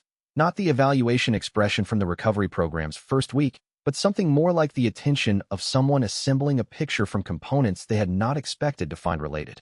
Can you control the radius? Yes. Now that I know where the boundary is. He paused. I should have more precise control within 3 days. Mao wrote something in his documentation file. He did not write what had actually happened, because what had actually happened was not a category his documentation forms had provision for. He wrote, Session Day 14. Output metrics outside expected range due to practitioner technique integration period. Supervising elder notes controlled progress. Continued observation recommended. He closed the file. He looked at Wei Jingji. I'm going to ask Elder Shu to move her practice sessions to the East Wing for the next week. I can move mine instead. The East Wing equipment isn't calibrated for your assessment metrics, Mao said. It would compromise the documentation. Shu won't mind. He stood. 3 days. Or less, Wei Jingji said. Chapter 20. A resolution. The 90-day probation's first month ended with Tan Buoyang convinced he had won. He documented this conclusion in a private note to Zhao Wana. The metrics showed Wei Jingji still below average on 4 of 6 measures. The board's supervision requirement was being met, and the trajectory of the numbers showed no meaningful improvement. The reclassification recommendation was already drafted and waiting for the 90-day mark. He had been patient and methodical, and he had used the appropriate institutional mechanisms, and the outcome was proceeding correctly. He was, Wei Jingji noted, operating entirely within the information the documentation provided him. The documentation was accurate. The documentation was also incomplete in ways that Tan Buoyang had no framework to recognize as incompleteness, which meant his conclusion was not dishonest. It was precisely wrong. Wei Jingji found himself examining this in a philosophical space he did not often inhabit. Tan Buoyang was going to the considerable effort of institutional maneuvering for a result that was not achievable, and he did not know this, and Wei Jingji could not tell him without explaining something that would not survive the attempt to explain it. This was the problem that had no clean solution. He filed it and returned to the work. The probation period's official shape was 3 hours of supervised output training per day, metrics documented, Mao reviewing weekly. Its actual shape was something different. 3 hours of careful work in the range the instruments could read, and then the rest of the day at the deep current level, developing the precision he needed to work with nullification without creating the uncontrolled absences that had interrupted Elder Shu's practice. He had the radius controlled by day 17. By day 24, he could apply nullification within a specific volume without affecting anything outside it. A sphere of approximately 1 meter that he could shrink or expand within a range of about 30 centimeters. It was not precise enough to use in close cultivation conditions, but it was controlled. Mao had said nothing publicly about what Wei Jingji was developing. He had moved Elder Shu's practice schedule for 1 week, citing routine equipment calibration, and he had watched Wei Jingji's progress with the careful attention of someone who did not know what he was looking at, but knew that he was looking at something. On the 30th day, the direct supervision requirement lapsed into periodic review, and Wei Jingji had more of the afternoon to work without an observer. He used it to extend the deep current radius to 3 meters, which produced a quality of ambient stillness in his practice room that was perceptible as a temperature shift to anyone who walked through the door without being in cultivation practice themselves. Liang Shuafeng walked through the door. He stopped, looked around the room, looked at Wei Jingji. Something is different in here. Yes. The air feels, he searched for the word, settled, like the moment after a sound stops. That's accurate.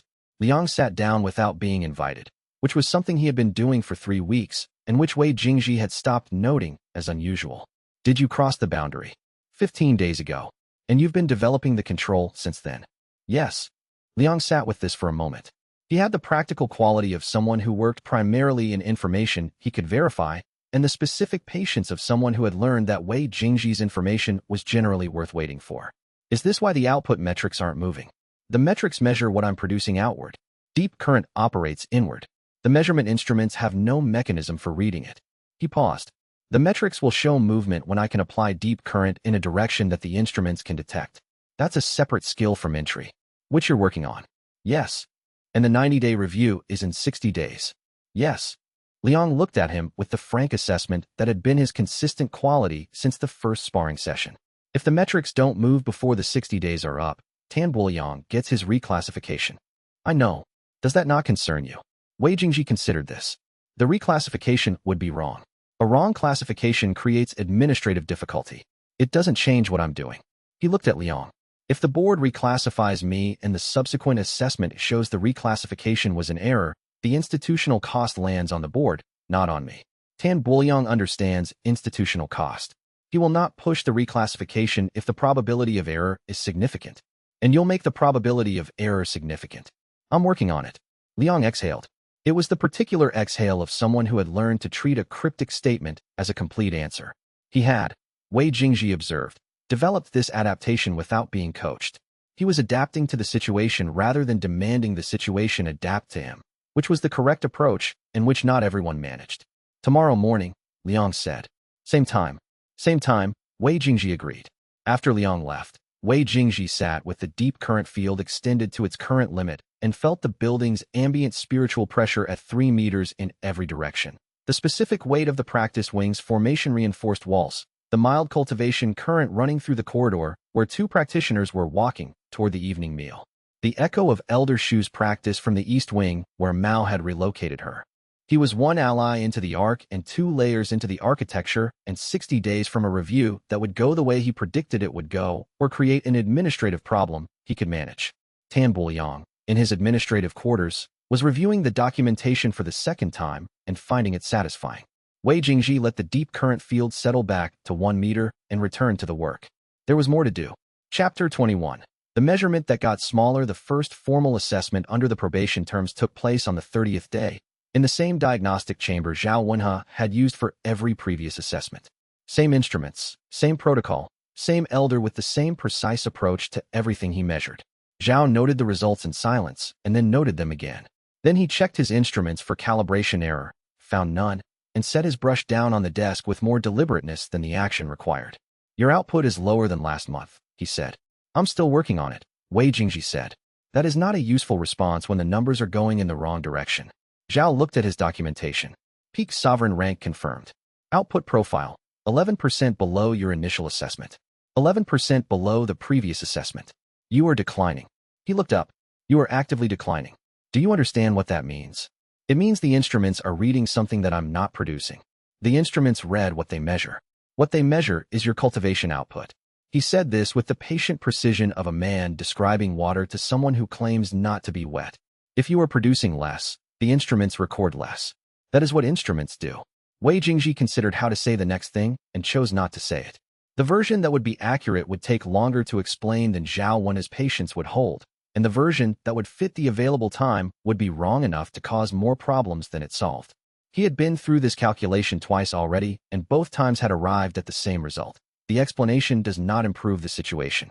I understand, he said. I'm working on it. What he was not explaining was the specific quality of what deep currents nullification had done to his output profile in the last 15 days. The sublayer stripped the unnecessary components before they expressed. The cultivation pressure that every practitioner generated as a byproduct of technique expression, the excess resonance that spread outward without doing anything useful. Every practitioner produced it. No practitioner noticed it because it was simply assumed to be part of technique signature. Deep current removed it. The instruments read output minus excess, which was smaller. The technique performed was more precise, which the instruments could not measure because instruments measure quantity. Zhao Wenhe's 11% was exactly how much of Wei Jingji's previous output had been unnecessary. The review board will receive this result, Zhao said. They will note that there has been no improvement. Tan Buoyang will receive this result. He has already requested notification of all monthly assessments. He looked at Wei Jingji with the expression of someone delivering medical information to a patient who is not reacting appropriately. I am required to recommend immediate elder intervention at this point in the protocol. I know. Is there anything you want me to include in the recommendation note? Mitigating factors, medical conditions, anything that would explain the trend. Wei Jingji thought about this. The honest answer was that the trend would continue. His next assessment would be lower, and the one after that, until deep currents integration completed and the sublayer stopped being something he worked with deliberately and became simply how he functioned. That was the regression window the outline of the sublayer suggested. Integration required temporary suppression of measured output, which would rebound only when integration finished. Based on his rate of progress, he estimated 40 to 60 days. The 90-day review was in 60 days. No mitigating factors, he said. Zhao noted this for the record with the composure of someone who had expected exactly this answer and was not surprised to receive it. Outside the diagnostic chamber, the morning air tasted of iron and coming rain, and Wei Jingji stood in it for a moment before going back to the practice area. The deep current field was 3 meters in every direction, and the ambient spiritual pressure of the sect's outer formation layer was present to him as a texture, a weight he could feel the shape of. He let it rest against the field's edge without nullifying it. He was going to look worse before he looked better. That was simply the shape of the next 2 months. He went to the practice area and did the output exercises at the level the instruments could read, which took 40 minutes, and then spent the rest of the morning doing the actual work. Chapter 22. Clean the patrol assignment came through the regular roster 3 weeks into the probation, when the reports from the mountain roads had escalated from isolated incidents to pattern requiring response. A bandit organization operating in the lower foothills, not a serious threat, but persistent enough that the sect had assigned 6 inner disciples and 1 outer ring elder to a rotation. The outer ring elder added Wei Jingji to the 3rd patrol without consulting him, because the requirement was available practitioners above gold core rank, and Wei Jingji was technically the highest ranked practitioner in the outer ring's residential register. 3 of the inner disciples in his patrol group were from the original evaluation crowd, the ones who had watched his practice forms in the first week and concluded he was barely functional. They received the roster assignment with the specific quality of people who have to do something inconvenient and intend to make that clear through their posture. The patrol went east on the mountain road for 2 hours without encountering anything. The air at altitude had a sharp edge to it, the kind that worked into gaps in collar and cuffs, and the foliage along the road had gone to late-season brown that rustled with a dry sound like paper. Wei Jingji walked at the back of the group and read the ambient cultivation pressure along the road through the deep current field, which gave him a different quality of information than sight. There were 6 practitioners waiting in the tree line 40 meters ahead. He identified them 11 minutes before the patrol reached the ambush point. He did not announce this. He had been about to. The calculation was simple, and warning the group in advance would have made the ambush trivially easy to prevent. But the moment of saying, "There are 6 practitioners in the trees ahead," required following it with, "I can sense them because my cultivation technique works differently than standard diagnostic," which opened a conversation he was not prepared to have on a patrol road. He ran the 3-layer calculation. Say something now, be asked how he knows, explain deep current, deal with the consequences. Say nothing, let the ambush begin, end it before anyone is hurt. The second option was lower cost. The ambush began in the conventional way. 2 practitioners dropped from the trees on the left side. 3 more emerged from the undergrowth on the right, and the leader stepped onto the road 20 meters ahead to cut off retreat. The inner disciple at the front of the patrol raised a technique formation in response, which was the correct first reaction, and the rest of the group was reaching for their own techniques. Wei Jingji walked forward through the group and stood 11 seconds in the road looking at the bandit leader, a mid-tier gold core practitioner with a cultivation signature that was loud in the way of someone who had trained primarily for intimidation. The leader raised his technique and released the first stage of it, a pressure technique designed to create disorientation in lower-ranked targets. Wei Jingji located the technique in the space between intention and expression, the quarter second when the spiritual pressure had organized but not yet launched, and removed the organizational structure. The technique dissolved. Not countered, not deflected, simply gone, the way a name dissolves from a document when you erase the ink. The bandit leader stood with his hand out and his expression in the middle of the effort required to project force, and no force coming out. He tried again. Same result. The 5 practitioners behind him looked at each other. The one at the right side tree line made the decision first. He turned and ran. The others followed in sequence, including the leader, who took 4 steps before deciding that the practitioner who had just stood quietly and nullified 2 technique releases without apparent effort was not an opponent to determine the limit of. The confrontation had lasted 11 seconds from the leader's first technique attempt. The inner disciple at the front of the patrol lowered their formation and turned. "What did you do?" "The leader's technique didn't land correctly," Wei Jingji said. "I think we got lucky." The inner disciple looked at the empty road where 6 practitioners had been, then at Wei Jingji. "That's not what luck looks like. I should document this for the elder rotation," Wei Jingji said. "The bandit organization is more organized than the initial reports suggest. 6 practitioners, coordinated timing, ambush position pre-scouted. This is the 3rd or 4th patrol in this sector. They'll know the road by now." He started writing the patrol report, and the inner disciple did not press the question, which was the outcome he had been managing toward. Chapter 23. The space before the technique Liang Shuofeng had been at the back of the patrol, 2 practitioners behind Wei Jingji, and he had seen what happened from a different angle than the front group. He did not say anything on the road. He did not say anything on the 2-hour return walk. He waited until they were back inside the sect's gate, and the other practitioners had gone to their respective destinations, and then he fell into step beside Wei Jingji and matched his pace. "You have to explain what that was," he said. "The bandit leader's technique Don't," Liang said. "I was close enough. I saw his technique start, and I saw it stop. There was nothing between those two events except you standing in the road." Wei Jingji considered this. Liang had been honest with him in every interaction since the first sparring session, which was a more consistent quality than most people managed, and the specific honesty of someone who was genuinely baffled rather than performing bafflement was something Wei Jingji had learned to read. He made the calculation.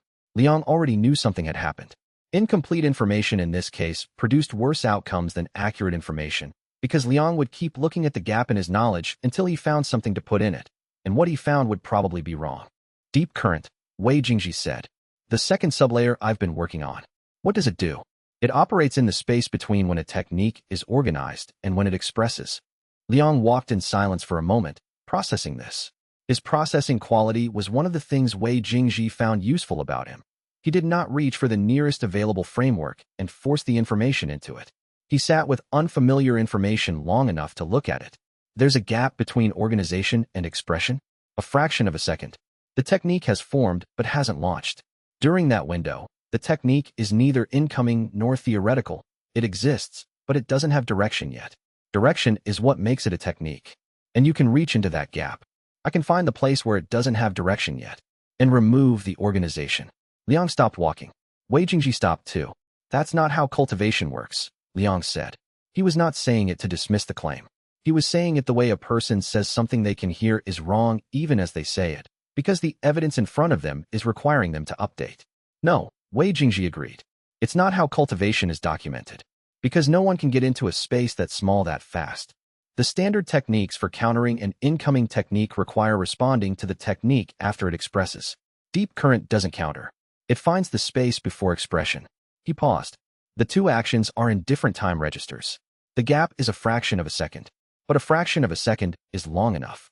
Liang looked at him with the frank assessment that had become his consistent mode. "How long have you been able to do this?" "I entered the sublayer about 6 weeks ago.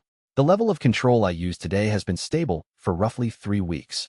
And before that, still water. The first sublayer. Reading true composition of techniques rather than their presented signature." "How many sublayers are there?" Wei Jingji was quiet for a moment. "I don't know. I can feel the shape of the next one. Below that, I can't see clearly yet." Liang exhaled. It was the particular exhale of someone whose picture of the situation has just gotten substantially larger and is in the process of being redrawn from the edges inward. He started walking again. "The output metrics," he said. "Yes. They're reading lower because of this. Deep current strips the unnecessary components from technique expression before they express. The instrument's read quantity. Quantity goes down as precision increases. And Zhao Wenhe thinks you're declining." "Yes. And there's no way to explain this to him." Wei Jingji considered this for a few steps. The honest answer was that there was no way to explain it quickly. The explanation required a foundation that Zhao Wenhe would refuse to accept, and building the foundation required more time than Zhao Wenhe would provide. And the specific sequence of ideas that would eventually produce understanding was not a sequence that fit into a formal assessment interview. He had tried twice. Both times the explanation had been accurate and completely wrong for the context. "Not in the current framework," he said. "I'm still working on it." Liang nodded. It was the nod of someone who had been given a partial answer and recognized it as the most complete available version. "The patrol report," he said. "You wrote that the leader's technique misfired." "Yes. That's not accurate. It's the version that doesn't require a 3-hour explanation of cultivation theory." Liang was quiet for a moment. "I'll leave my section of the report vague," he said. "Confrontation resolved. No casualties. Reason unclear." He glanced at Wei Jingji. "That's also accurate." "Yes," Wei Jingji said. "It is." Chapter 24. The Weight of the Peak. The formal challenge from Iron Vale sect arrived through the Regional Cultivation Authority's correspondence channel, addressed to Clearwater sect's administrative elder, and was posted on the sect's notice board within the hour. Competition format: 1 representative per cultivation rank, across the full ladder. Points decided per match, winner by aggregate. Date: 33 days from now. Location: neutral ground at the valley floor between the 2 sections. The notice board drew a crowd by the second hour.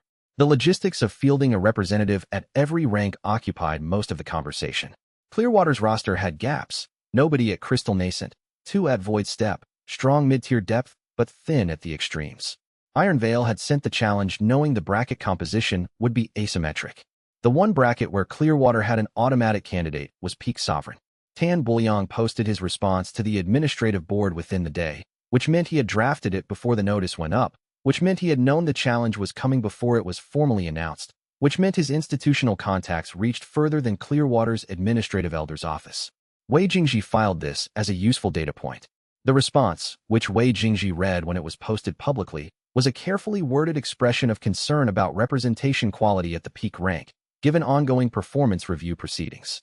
It did not recommend withdrawal.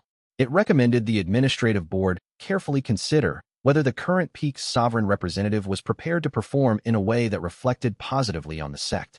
It was designed to put the administrative board in a position where they would either not field Wei Jingji, which would mean forfeit in the peak bracket, or field him and have a public record of Tan Bouillon's reservations to reference afterward. The administrative board sent Wei Jingji a formal notification that he had been selected as the peak sovereign representative, along with a separate note from the administrative elder that read, in full, "Your conduct in this competition reflects on the sect. Please be aware of this." Wei Jingji read both documents and noted that neither of them constituted instructions he needed to follow in any particular way. He went to the archive. Pei Yinru was shelving the morning returns when he came in, and she looked up with the particular quality of attention she had developed over the past 2 months. Not exactly concern, not exactly anticipation, something in between that suggested she was tracking a situation she did not have all the information about and was doing the best possible job with the information she had. Iron Veil's peak representative is sure cooling, she said. I pulled the regional competition records this morning. I know. She's been at Peak Sovereign for 20 years. She placed in the regional tournament twice. She set the last text on the shelf and turned. She's not the kind of opponent who would embarrass a Peak Sovereign who is struggling. No, he agreed. But she is the kind of opponent who would identify very quickly if someone is not struggling. He looked at her. This was the thing Pei Yinru consistently did that he had not encountered in many other people. She named the second layer of a situation as the relevant one without requiring him to walk her through the first. That's the problem, he said. How visible is the sublayer work in a match? Still water is not visible from the outside. Deep current depends on how it's used. If I'm nullifying techniques in the gap window, an experienced observer at peak rank would see techniques failing to express rather than being countered. He paused. She would know the difference. So you can't use it fully. Not without revealing that it exists. He considered. I can use it in ways that read as standard peak rank technique at high expression. The nullification will look like a very fast counter rather than a gap window intervention, but it will slow me down, and the match will be longer than it should be, which is the outcome Tan Bouillon will use. Yes. He thought about this for a moment. She'll have a different read. An experienced peak practitioner who notices that their opponent is fighting from inside their techniques rather than against them will understand that something unusual is happening, even if she can't name it. Pei Yinru looked at him steadily. You're not concerned about losing. No, the match is manageable. You're concerned about what she understands from winning. He was quiet for a moment. I'm working on whether that concern is appropriate. She nodded once, in the way of someone who had been given an honest answer and was willing to leave it there. She went back to the shelving. He went to the restricted reading room and sat with the problem of sure cooling in the gap window for 2 hours and came out with an approach that would work. The approach would make him look worse than he was. That was the cost, and it was manageable. Chapter 25. A description of where he lives the night before the competition. Pei Yinru sent him a message through the sect's internal correspondence system. Not urgent. The mark was gray, not red. But she had never used the system before. Their conversations happened in person, in the archive or the corridors. He went to the archive. She had a text open on the reading table. A founding-era cultivation manual. The binding worn at the corners in the way of something that had been opened many times and was now open one more time for a different reason. She had marked a page near the end with a slip of paper and was standing beside the table with her arms folded, looking at the marked page rather than the door. When he came in, she looked up, and there was something in her expression that was not her usual composure. Not agitation. The specific quality of someone holding something they need to set down. I found something, she said. She stepped back from the table so he could see the page. The text was in the formal script of the founding era, which he could read with some effort. The marked section was in an appendix titled, On the Completion of a Cultivation Stage, Philosophical Notes from the Third Patriarch. He read the passage. It was 3 lines. It said, The realm within the realm, which is not advancement but completion, cannot be seen from outside its own threshold. The practitioner who reaches the ceiling of the ladder has not reached the end of the territory, only the end of what the ladder measures. The boundary between ascent and completion is identical to the boundary between the ladder and the sky. He read it twice. Pei Yinru was watching him with the controlled quality of someone who was very carefully not influencing his response to the thing they had just shown him. "When did you find this?" he said. "Yesterday. I've been going through the Founding Era archive chronologically for 2 months. This was the 3rd volume from the end." She paused. Every previous reader has annotated it as philosophical speculation. There are 12 annotations, spanning 400 years. All of them say some version of interesting but unverifiable theoretical framework. He looked at the annotations. They were in the margins in 12 different hands, 12 different shades of ink, 12 different assessments of something that the annotators had correctly read as describing something real and incorrectly classified as describing something speculative, because they had not had a frame of reference for anything that was not vertical ascent. "This is not speculation," he said. Pei Yinru was very still. "How do you know?" He looked at her. She had been the most consistently accurate observer of his situation since the first week in the archive, and she was asking the question with the specific quality of someone who already suspected the answer and was asking for the version that would make the suspicion a fact. "I live there," he said. The room was quiet. The archive at night had its own particular silence. The sound of old wood settling, the distant creak of the ventilation structure on the roof, the smell of dust and preservation lacquer. She stood in it for a long moment without saying anything. Then she said, "The ladder is not the ceiling." "No. And you've been inside the boundary between the ladder and the sky since I was born." He paused. Still water was the first sublayer. Deep current is the second. I don't know how many there are below this. She looked at him with an expression he had not seen from her before, not the cataloging attention or the careful composure, but something that was closer to the feeling of a person who has spent months trying to identify what something is and has just been handed the identification. Not surprise. The specific quality of recognition landing in the correct place. "The annotators couldn't verify it," she said slowly, "because there was no one to ask. There is now." She sat down on the reading bench. He sat across from her. The text was between them on the table, the 3-line passage visible under the reading lamp's warm edge. "Is there more?" she said. "Below deep current." "Yes. I can feel the shape of the next one." He was quiet for a moment. "The integration is completing. Deep current has been fully mined for 3 days. Not just controlled, but completed. The boundary between working with it and simply having it." He looked at the passage. "The next sublayer is already starting to have edges." She looked at him with the expression of someone assembling something in real time. "You should let me look at everything we have in the Founding Era section. If this passage exists, there may be others." "I know," he said. "I was going to ask." "You were going to ask eventually." He considered this. "After the competition." "The competition is tomorrow." "The day after tomorrow, then." She almost smiled. It was the specific almost smile of someone who had decided to accept an answer that was technically accurate, but not ideal. "Day after tomorrow," she said. "If you're still functional after fighting someone who has 20 years on you." "She's very good," he agreed. "It will be a long match." "You're not worried." "I'm working on the approach." She nodded in the way she had developed for statements that were answers and non-answers at the same time. He stood to go, and she said, "The passage. The boundary between ascent and completion. Is it possible for anyone? Or only someone born where you started?" He stopped. This was the question he had been asking himself for 3 months, in the hours between the deep current work and the output exercises and the sparring sessions. He did not have a complete answer. He had the beginning of one.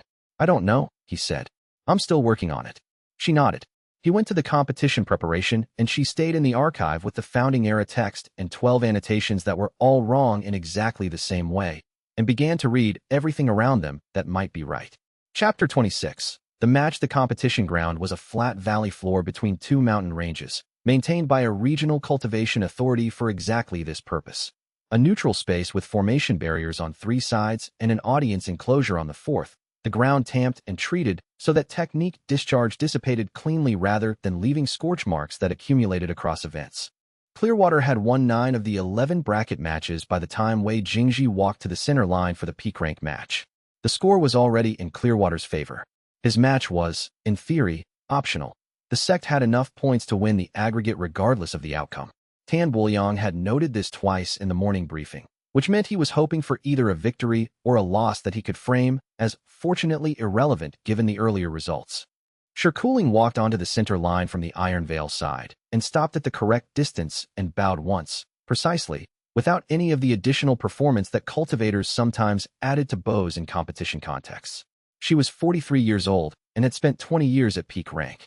The 20 years were visible in the way she stood, not in posture, which was relaxed, but in the complete absence of wasted attention. She looked at Wei Jingji the way a practitioner looks at the specific problem they have come to solve. He looked back. Through still water, her technique composition read like a text written by someone who had revised it 40 times. Every layer load-bearing, every component integrated with every other, nothing redundant and nothing missing. The depth of her technique architecture was the highest he had seen from any practitioner. She had been at the peak rank long enough to have done exactly what he was doing, which was find the available depth within the current territory, although she had done it through a different method, iteration and refinement over 20 years rather than sublayer navigation. This was the specific problem he had identified the night before. Her techniques were too well integrated to nullify cleanly. Removing any layer would create a gap that her technique architecture would automatically fill from the remaining structure.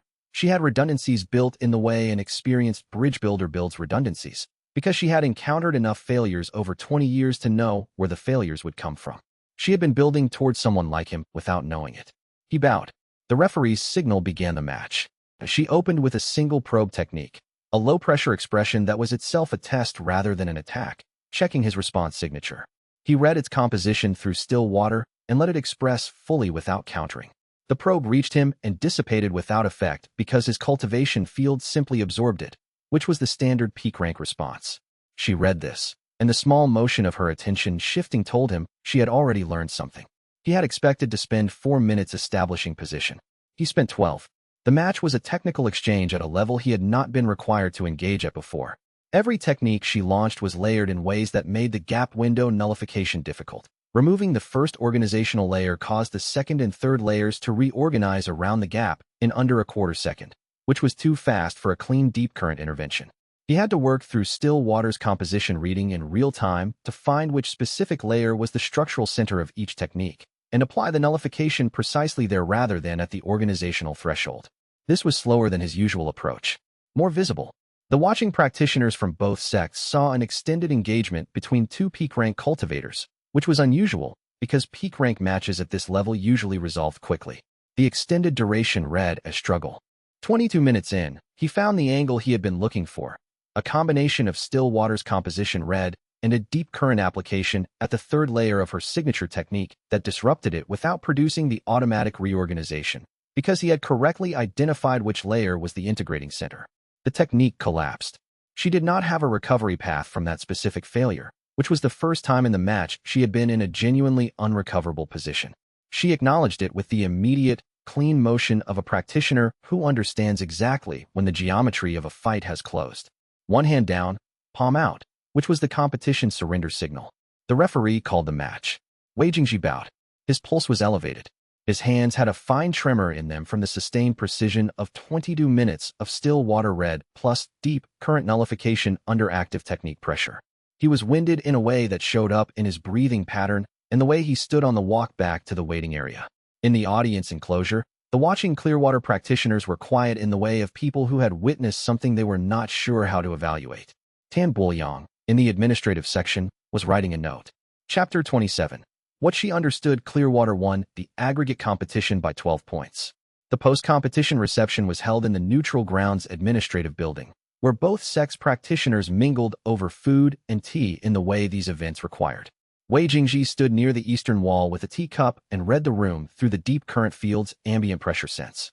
He was tired in a precise way, the specific fatigue of sustained sublayer work, concentrated in his cultivation core rather than distributed through his muscles, which felt normal, while his spiritual reserves felt like a strained tendon.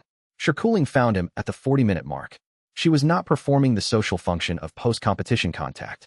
She stopped in front of him with the direct quality that had characterized her from the center line, and said, "I've been fighting at peak rank for 20 years. I have fought 47 practitioners at this rank or above, in competition and in other contexts. The match we had today was unlike any of them. You had a strong technical formation," he said. "I know what my formation is. I built it." She looked at him with the attention of someone who has already done their analysis and is presenting findings rather than seeking confirmation. "You weren't countering my techniques. You were fighting from inside them. Whatever you did to the third layer of the river crane, you had to read its internal structure to find that angle. Standard technique reading doesn't go that deep. He was quiet. I am not asking you to explain it to me, she said. I am asking what subdiscipline you practice. Because if it is a recognized subdiscipline and I haven't encountered it in 20 years at this rank, I would like to know why. It's not a recognized subdiscipline. She waited. I'm still working on it, he said. She looked at him for a long moment. Not the way a frustrated person looks, but the way a practitioner looks at something that has given them a problem they didn't have before, which is a different quality of attention entirely. It was assessment without judgment, which was rarer than most practitioners managed. The duration of the match, she said. You were slowing yourself down. Yes. To avoid revealing the subdiscipline. To avoid revealing something I'm not ready to make public. She nodded slowly. It was the nod of someone who had seen this before in a different context. The specific behavior of a practitioner who has a capability they can't discuss yet, for reasons that may be legitimate. The practitioners from your sect who watched the match, she said. What did they conclude? That I barely belong at the rank. That's what it looked like, she agreed. From outside. She looked at him once more with the specific attention of 20 years at peak rank, and then she said, You're doing something in there that no one else is. I don't know what it is. What I know is that the inside of your technique engagement looks like nothing I have ever fought. She stepped back. If you ever want to have a different conversation, I would be interested. She returned to the Iron Veil group. He stood at the eastern wall with his teacup and his strained cultivation core and thought about the specific quality of being accurately seen by someone who didn't have the language for what they were seeing, and whether that was better or worse than not being seen at all. On balance, better. Tan Buoyang's note reached the administrative board by evening. Chapter 28. The Emergency Assessment. The note, when Wei Jingji saw the formal copy posted to the probation record, was 4 paragraphs of precisely calibrated institutional concern. Paragraph 1. The peak rank competition match against Iron Veil Sect's Shirkuling had lasted 22 minutes, which was significantly longer than expected for a practitioner at peak sovereign rank against any sub-peak opponent. Paragraph 2. Shirkuling had been at peak rank for 20 years and was one of the region's strongest peak practitioners by prior competition record. The fact that Wei Jingji had required 22 minutes to defeat her and had shown visible fatigue at the match's conclusion suggested that his actual effective capability was substantially lower than his nominal rank. Paragraph 3. Given the ongoing probation review and the documented declining output metrics, this competition performance constituted additional evidence that Wei Jingji's rank classification required urgent reassessment before the 90-day review period concluded. An emergency assessment was respectfully requested. Paragraph 4. The sect's reputation in the regional cultivation community depended on its representatives performing at the level their rank designation implied. Tan Buoyang was acting in the sect's interest. Every sentence was accurate. The note assembled a picture that was factually correct and completely wrong, which was Tan Buoyang's particular skill. He operated in the space between what was technically true and what was actually happening, and he was very good at it. Mao Chinxi filed a formal opposition within 2 hours. He did not address the specific claims in Tan Buoyang's note. He addressed the procedural basis. An emergency assessment required demonstrated cause beyond competition performance, and competition performance at a high level against a highly capable opponent was not demonstrated cause for alarm. He sent Wei Jingji a separate message that said, The administrative elder is going to allow the emergency assessment. Mao. The message was accurate and contained no additional commentary, which was Mao Chinxi's particular style in situations where additional commentary would not improve anything. The administrative elder's decision reached Wei Jingji 3 days later. Emergency assessment granted, to be conducted by Elder Zhao Wenhe within 10 days. Zhao Wenhe's response to being assigned the assessment was bureaucratically neutral in tone and visibly satisfied in delivery. He scheduled it for the 9th day. Wei Jingji received the schedule notification and did 2 things. First, he read it. Second, he went back to the practice area and spent 3 hours working at the sunken stone boundary, which had developed texture and resistance in the last 2 weeks. The third sublayer's edge, which he had been pressing against since before the competition, was beginning to yield in the way that deep current had yielded 6 weeks before. Slow, uneven, requiring sustained attention rather than force. He did not change his daily routine because of the emergency assessment. There was nothing to change. The assessment would show what the assessment would show, and what it would show was accurate as far as it went, and how far it went was not his problem to solve. On the 4th day after the administrative decision, Liang Shuofeng found him in the practice area and said, Tan Buoyang is going to get his emergency assessment. Aren't you going to do something? I am doing something, Wei Jingji said, without stopping the output exercise. You're doing an output exercise. Yes. Liang sat down on the practice floor with his legs crossed, which was something he had started doing in the first month of sparring sessions when he wanted to have a conversation that required sitting. The assessment is going to show the same numbers it always shows. Yes. And Tan Buoyang is going to use those numbers to request immediate reclassification rather than waiting for 90 days. He was going to do that regardless, Wei Jingji said. The timing of the emergency assessment is faster, but the destination is the same. Waiting for 90 days and getting the same result versus getting an emergency result in 9 days. Both lead to the same reclassification argument. So the emergency assessment doesn't change your situation. It changes the timeline, not the outcome. He paused the exercise. The outcome is determined by whether the sunken stone integration moves fast enough to produce visible capability improvement before the 90-day review. That is unchanged. He looked at Liang. The emergency assessment will confirm that I am declining. Then Tan Buoyang will push for immediate reclassification. Then Mao will oppose it on procedural grounds. Then the administrative elder will table it until the 90-day review. All of this will happen in approximately the correct order. Liang looked at him. You've already run through all of this. Yes. Then what do you need me to do? Wei Jingji considered this. It was the honest question of someone who had arrived at the conclusion that the available options were limited and was asking which limited option was most useful. The patrols, he said. I'll be assigned to the next 3 based on roster. I'd rather you were on them too. Liang nodded once. I'll arrange it. He stood. You should sleep. You look like you've been up since 4th hour. He had been up since 3rd hour. I'm still working on it, he said. Chapter 29. Pressure maps. The bandit organization's escalation pattern reached Mao Qinxi's desk 7 days after the competition through the patrol reporting system, and Mao brought it to Wei Jingji because he was, at this point, doing that with any information that crossed his desk and seemed relevant. The pattern, documented by an outer ring practitioner named Mei Baixiang who had been running the patrol reports through a comparison framework she had developed independently, showed that the attacks were not random. They clustered around 3 specific mountain road sections, and the practitioners targeted were consistently from Clearwater's outer ring rather than the inner or elder tiers, and the attacks always occurred within 2 days of a scheduled supply convoy. Someone was watching the supply schedule. The supply schedule was not public information. It was maintained internally by the sect's logistics elder. The number of people with access to it was limited. Someone inside the sect, Mao said. He had the flat tone of someone who had arrived at an uncomfortable conclusion and was verifying it rather than resisting it. Or someone with a contact inside, Wei Jingji said. The attacks are timed too precisely to be based on observation alone. The convoy road is not visible from the mountain positions where the ambushes have occurred. They're responding to information, not sight. Who benefits from degrading Clearwater's outer ring capability? Wei Jingji had been thinking about this question since the first patrol. He had been running the 3-layer calculation on it. What the situation appeared to be, what it actually was, and what it would become. The first layer was a bandit organization running profitable attacks on a sect's outer practitioners. The second layer was an organization with resources and organization beyond what bandit groups typically maintained, with access to internal information. The third layer was what he had spent the most time on. Who benefits if Clearwater's outer ring is weaker? He said, not quite answering the question, but framing the framework. Not for the supply convoys. Those are small enough to be inconvenient, not economically significant. The outer ring practitioners being degraded. What happens if the sect has to pull resources from elsewhere to compensate? Mao looked at him. The outer ring is the patrol function. If it's degraded, the sect reallocates inner disciples to patrol. And inner disciples pulled to patrol are not available for what? Training, competition preparation, archive access. Mao was quiet for a moment.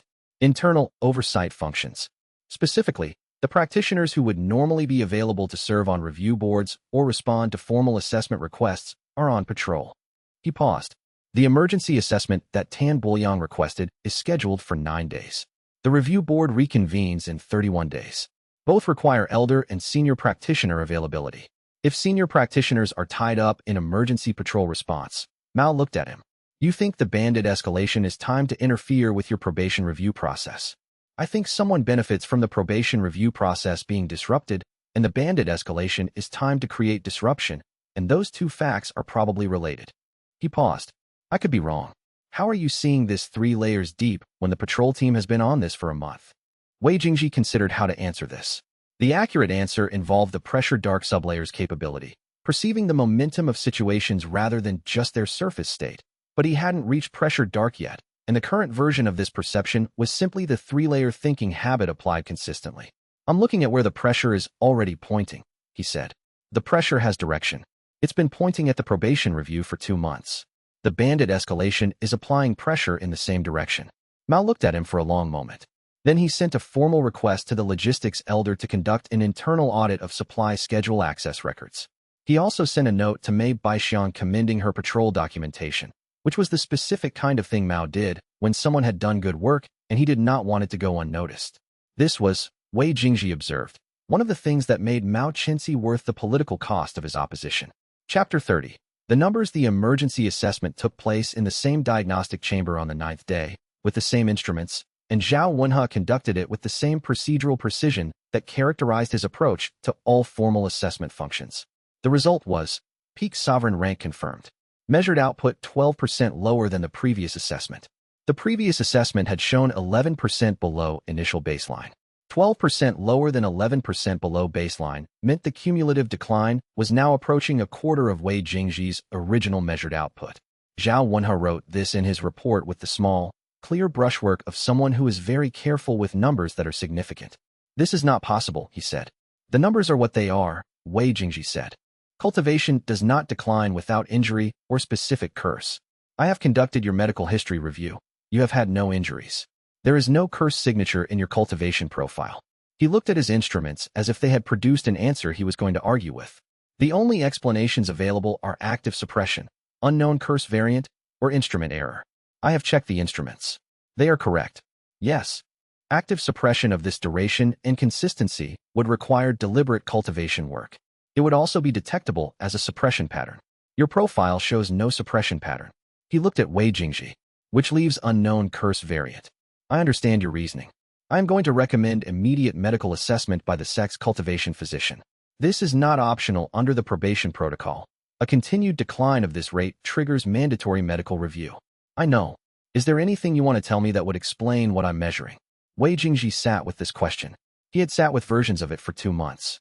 The version of the explanation that was accurate would require Zhao Wenhe to accept that his measurement framework had a gap, that there was a register of cultivation activity that his instruments were specifically designed not to read, and that the absence was not an error, but a structural limitation that no one had previously identified. This was the version that required Zhao Wenhe to conclude that his life's work was incomplete. He could not produce that version in this room, in this conversation, in the 9 minutes they had remaining before the next assessment appointment. He had tried it at different scales, and it consistently did not survive the available time. I'm still working on it, he said. Zhao Wenhe wrote this in his report as practitioner provides no explanatory information. He included the mandatory medical recommendation and the emergency reclassification recommendation, which Tan Buoyang would receive within the day. Outside the diagnostic chamber, Wei Jingji stood in the corridor and felt the sect's ambient pressure against the deep current field and thought about the sunken stone boundary, which had shifted 2 nights ago in a way that suggested it was closer to the threshold than it had been the week before. The numbers were going to keep declining. That was the shape of sublayer integration. Each new layer pressed down on the measured output until the integration completed, and then the output recalibrated around the new floor. The sunken stone integration was beginning. The output would drop further. The 90-day review was in 41 days. He calculated the rate of progress and the rate of decline and produced an estimate that he was not confident in and decided the uncertainty was something he could work with. The alternative to working with uncertainty was waiting for certainty, which was not available. He went back to the practice area and worked at the sunken stone boundary until the evening meal, and the boundary was 3 millimeters closer at the end of the session than it had been at the beginning, which was the kind of progress that was not dramatic and was not optional. There was more to do. Chapter 31. What the physician found. The cultivation physician's name was Elder Shinmin Ru, and she had been practicing diagnostic medicine for 37 years, which meant she had encountered approximately every condition the standard cultivation medicine framework had documentation for, plus a handful that she had documented herself. She was not dismissive. She was also not inclined to reach conclusions before the examination supported them. The medical assessment took 3 hours and involved techniques that Zhao Wenhe's standard diagnostic instruments did not have the sensitivity to run: detailed cultivation field mapping, meridian pressure analysis, the slow read technique that produced a composite picture of a practitioner's internal cultivation structure over a 2-hour observation period. Wei Jingji sat in the center of the assessment formation and let the instruments do what instruments did, which was measure the things they were designed to measure. She found nothing wrong. She found nothing actively unusual. His meridians were clear. His cultivation core was functioning at peak rank capacity. His technique expression channels were open and unobstructed. The slow read produced a cultivation profile that matched expected peak sovereign parameters in every way the slow read was designed to measure. She sat with her notes for 20 minutes after the instruments finished running. He sat across from her in the assessment room and waited. There are two explanations consistent with the results, she said. The first is that you are deliberately suppressing your output expression. She looked at him over her notes. This would be unusual. Practitioners with access to full output expression do not generally choose to suppress it without a reason. The most common reasons are concealment of rank, infiltration activities, or preparation for a specialized technique. None of these fit your documented situation. No, he agreed. The second explanation is that the diagnostic framework I am using has an upper limit, and whatever is happening in your cultivation structure is occurring above that limit. She set her notes down. Standard diagnostic medicine was developed to identify pathological conditions, things that are wrong. It is not designed to identify things that are operating at a level outside the expected range in a non-pathological direction. She paused. If your cultivation is doing something that is not wrong, merely uncharted, the instruments would return results consistent with what I am seeing. Wei Jingji looked at her. She had arrived at a more accurate description of his situation than anyone in an official capacity had reached before, through reasoning from the instrument's limitations rather than from the instrument's outputs. He found this interesting. What does your report say? He asked. That I found no evidence of pathological condition, injury, or curse. That I recommend observation rather than intervention. She held his attention with the steadiness of a practitioner who was accustomed to delivering uncertain conclusions. It will also note that the standard diagnostic framework may be incomplete for cases of this type, and that further research into upper limit diagnostic methodology would be appropriate. That's the first time that's been in an official document, he said. The official documents should say what the evidence supports. She looked at him with the careful attention of someone who had formed a hypothesis and was choosing not to state it aloud. Whatever you're working on, it isn't hurting you. That's my professional conclusion. Tan Buoyang received the report and sent a formal objection to the administrative board within the hour, arguing that observation rather than intervention was insufficient response to a practitioner with documented declining output. He wanted a second medical opinion from an outside physician.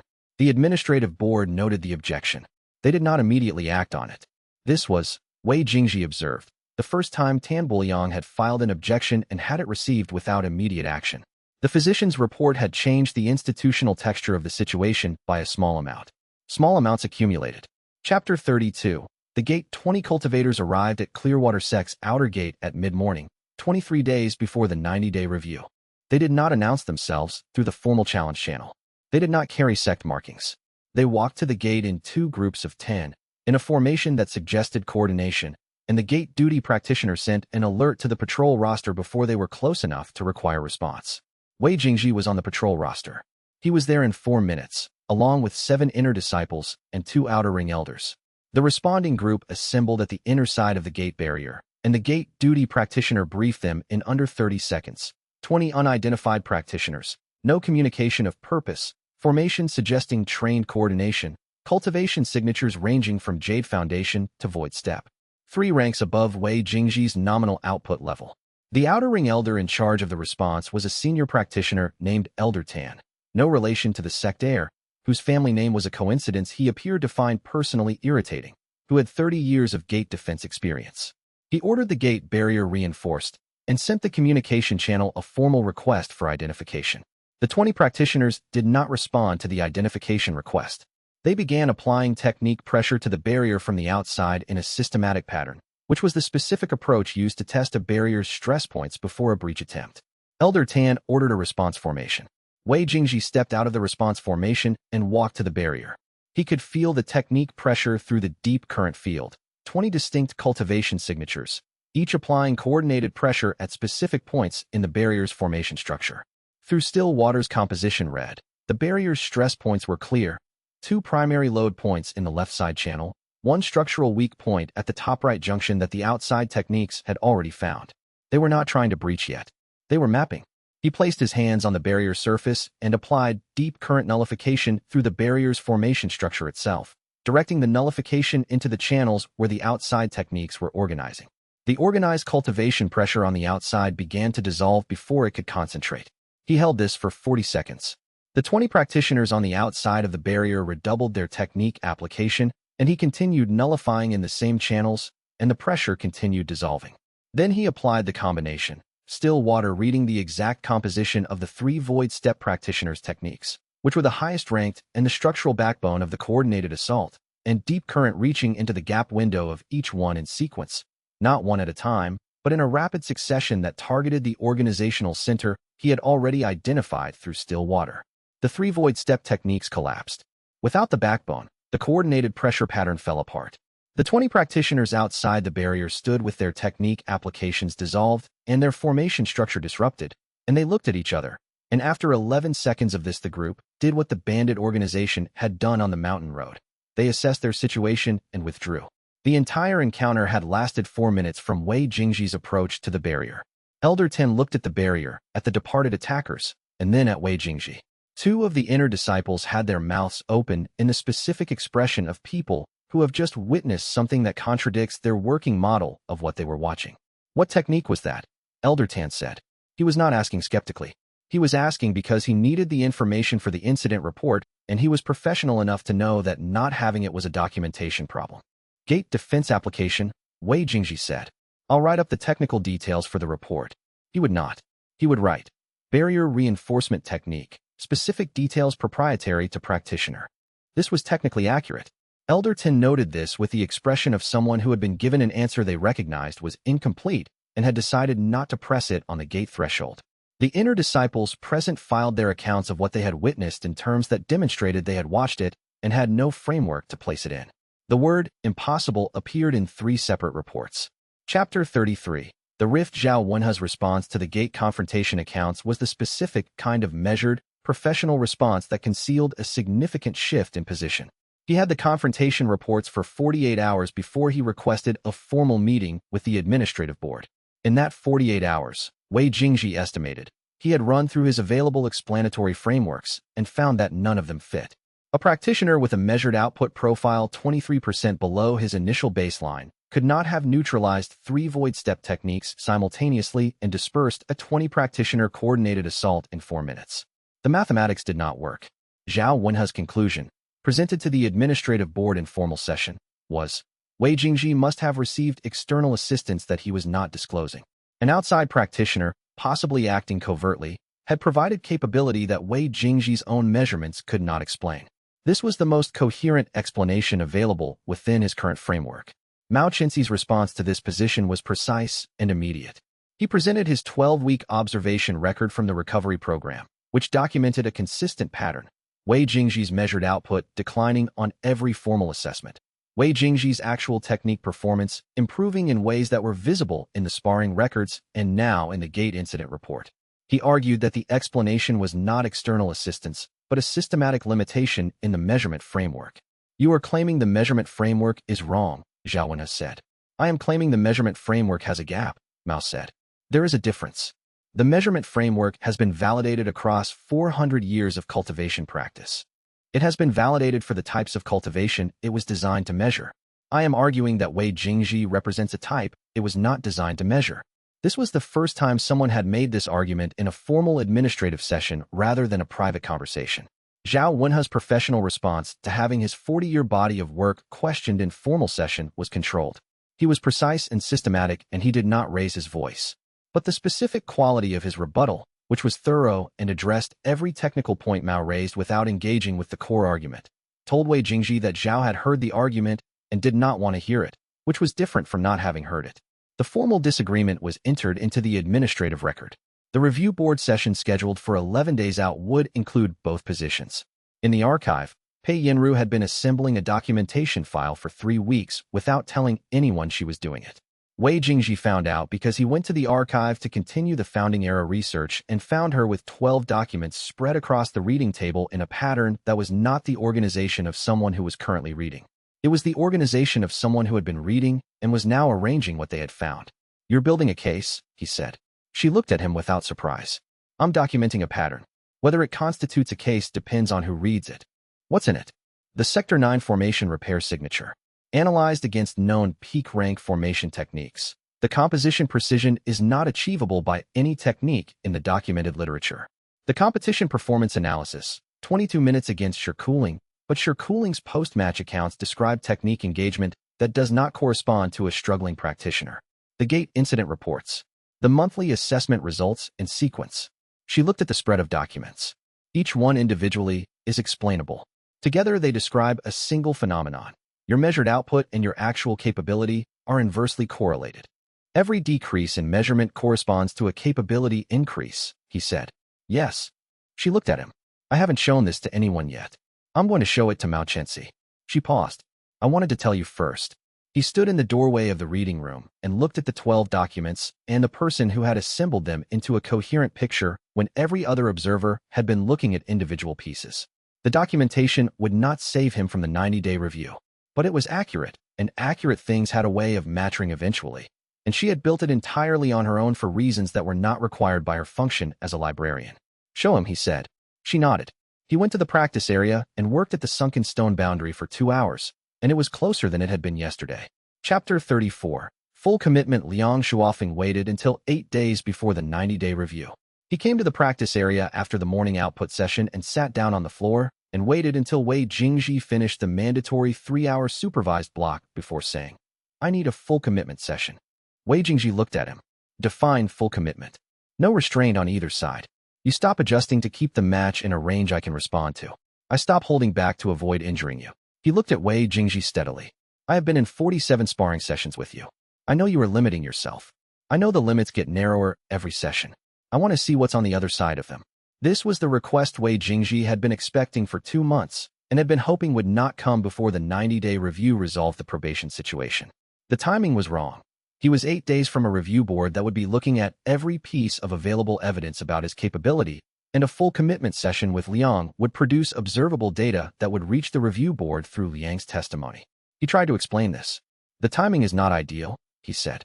The review board. I know about the review board, Liang said. I've been on the patrol roster with you for 3 months.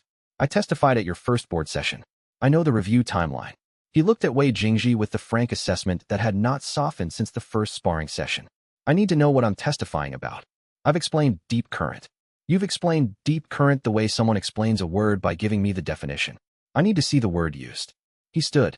Full commitment. 40 minutes. Whatever you're working on, I want to see what it does when it doesn't have limits on it. Wei Jingji calculated the situation. Liang's testimony was already valuable and had already been given. The question was whether a full commitment session would make it more or less accurate. An accurate testimony about a witnessed phenomenon was better than a testimony about an inferred one. And Liang was going to testify regardless, because Liang was the specific kind of person who testified because it was accurate rather than because he was asked. The communication failure, his consistent failure to translate what he was doing into terms that others could understand without witnessing it, was the same failure that had cost Mao a breakthrough attempt in Chapter 12, that had produced mystical-sounding explanations when Mao asked directly, that had made Shirkuling understand that something was unusual without being able to name it. He had been managing around this failure for 2 months rather than addressing it. He did not know how to address it.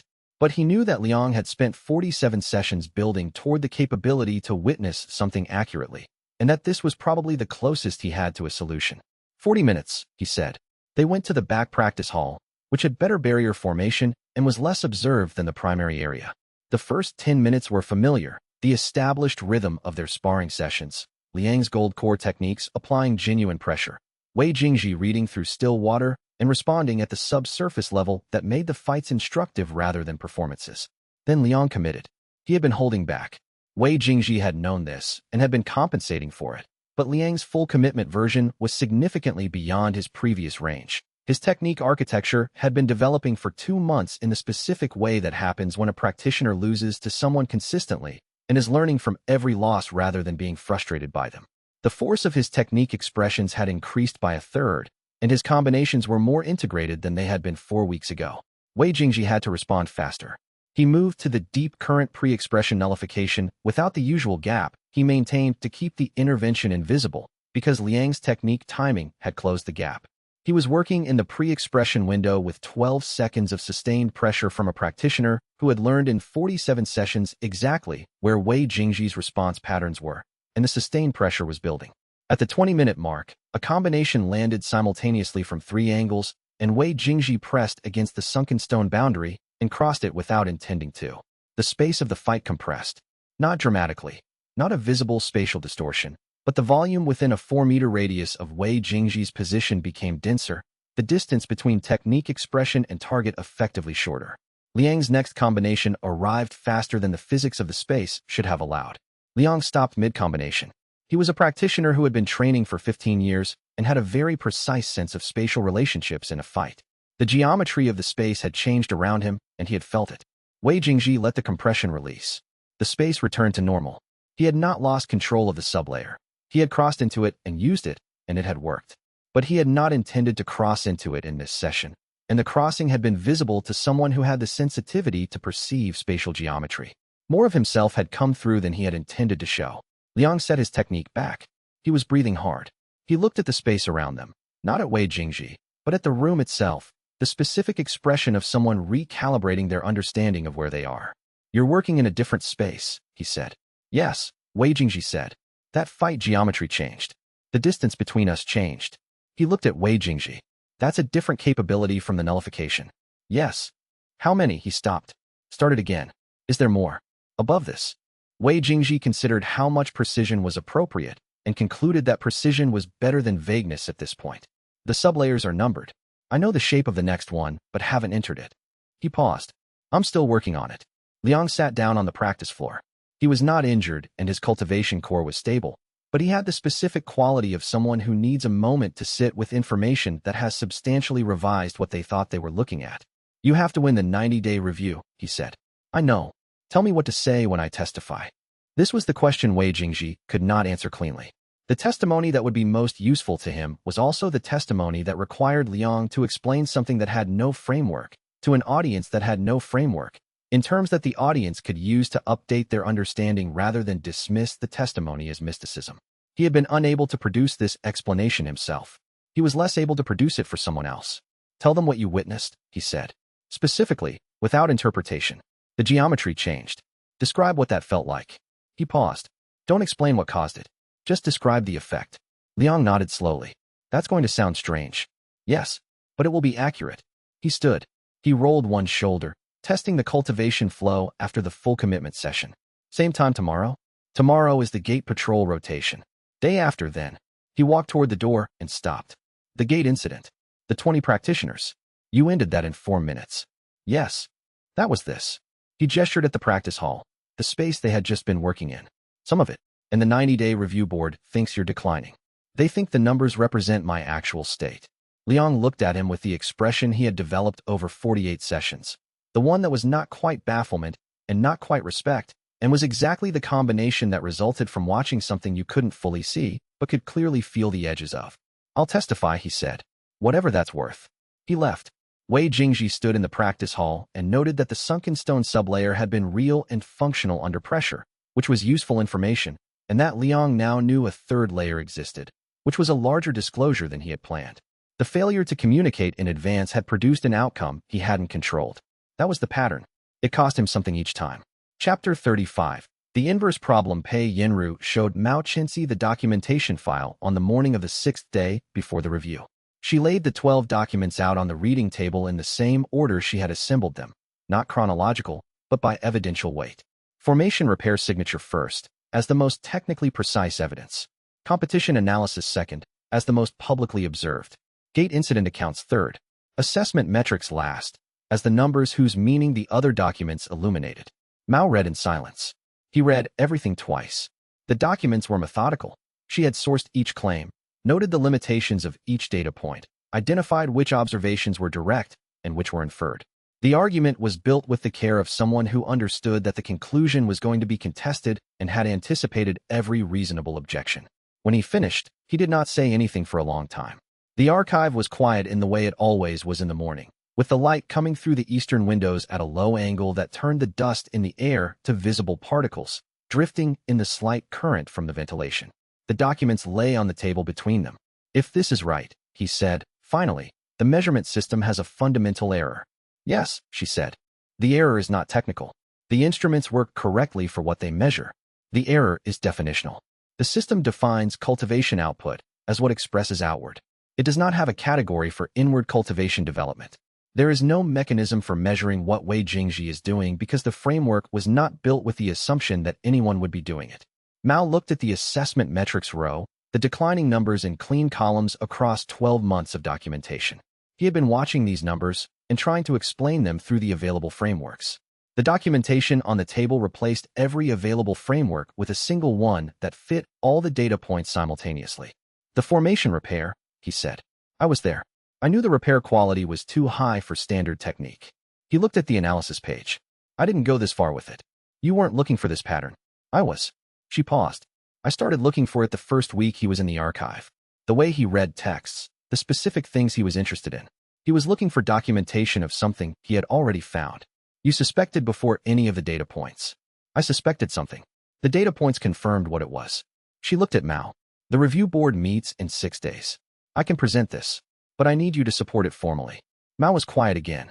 He had the quality of someone weighing something that was not the intellectual content of the decision, but the cost. The specific cost to himself of formally arguing that the measurement system, which Zhao Wenhe had spent 40 years building, had a fundamental definitional error. Zhao Wenhe was not a person who accepted that his framework had errors. The formal disagreement between them was already entered into the administrative record. Escalating it to a direct argument about the system's foundational assumptions would push the rift past the point where it could be resolved at the sect level. If I support this, he said, Zhao Wenhe will request external arbitration. The Regional Cultivation Authority will get involved. I know. That expands the audience significantly. Yes. She looked at him. Is that a reason not to support it? Mao looked at the documents again. He was 61 years old, and he had been a practitioner and then an elder for most of that time. And he had spent 30 years at peak rank trying to understand why he stopped advancing. The documentation in front of him suggested that his 30 years of frustration had been spent facing in the wrong direction. That was not a comfortable thing to sit with. But the documentation was accurate. That was the quality of Pei Yinru's work. It was thorough, it was sourced, and it was accurate. And accurate things had costs and had to be defended anyway. I'll support it, he said. Formally. She nodded once, with the composure of someone who had known what the answer would be and had needed to hear it stated. Outside the archive, the sect was continuing its normal morning functions, and 8 days away from them, in the direction of the 90-day review board. Something that had been accumulating over 2 months was preparing to be read aloud. Chapter 36. Documentation is ownership. The formal communication from the Stonemark Alliance arrived through the Regional Cultivation Authority's correspondence channel, addressed to Clearwater Sect's administrative elder, on the 4th day before the 90-day review board session. It was politely worded and precisely targeted. The Stonemark Alliance expressed interest in cultural and academic exchange with Clearwater Sect, specifically regarding the sect's founding-era archive holdings. They understood that Clearwater maintained a collection of pre-classification cultivation texts that had considerable historical interest. They would be pleased to send a formal delegation to examine the collection, with particular interest in any founding-era practical cultivation manuals. Pei Yinru came to Wei Jingji with the text of the request within an hour of receiving the librarian's copy. She set it on the table and looked at him with the specific quality of someone who has already identified the problem and wants to confirm the identification. They want the manual, she said. Which text specifically? They say practical cultivation manuals, but the collection has 9 practical manuals from the founding era. 8 of them are straightforward technique archives. One of them has the realm within the realm passage in the appendix. She paused. If you're looking for a founding era text about something that isn't yet in any standard documentation, that is the one you want. Wei Jingji looked at the request. The Stonemark Alliance was the organization whose sponsored bandit escalation had been degrading Clearwater's outer ring for 2 months. The connection between the bandit operations and this archive request was a straight line once the third-layer picture was visible. The bandit operations created administrative pressure, which occupied elder attention, which created the conditions for a formal access request to be handled quickly rather than carefully. He went to Mao Chenxi. Someone in the Stonemark Alliance knows about realm perfection, he said, or suspects it. The realm within the realm passage is the only text in this archive that documents the concept in any form, and they are asking for access to founding-era practical manuals specifically. Mao looked at the correspondence copy. That's a significant inference from a politely worded cultural exchange request.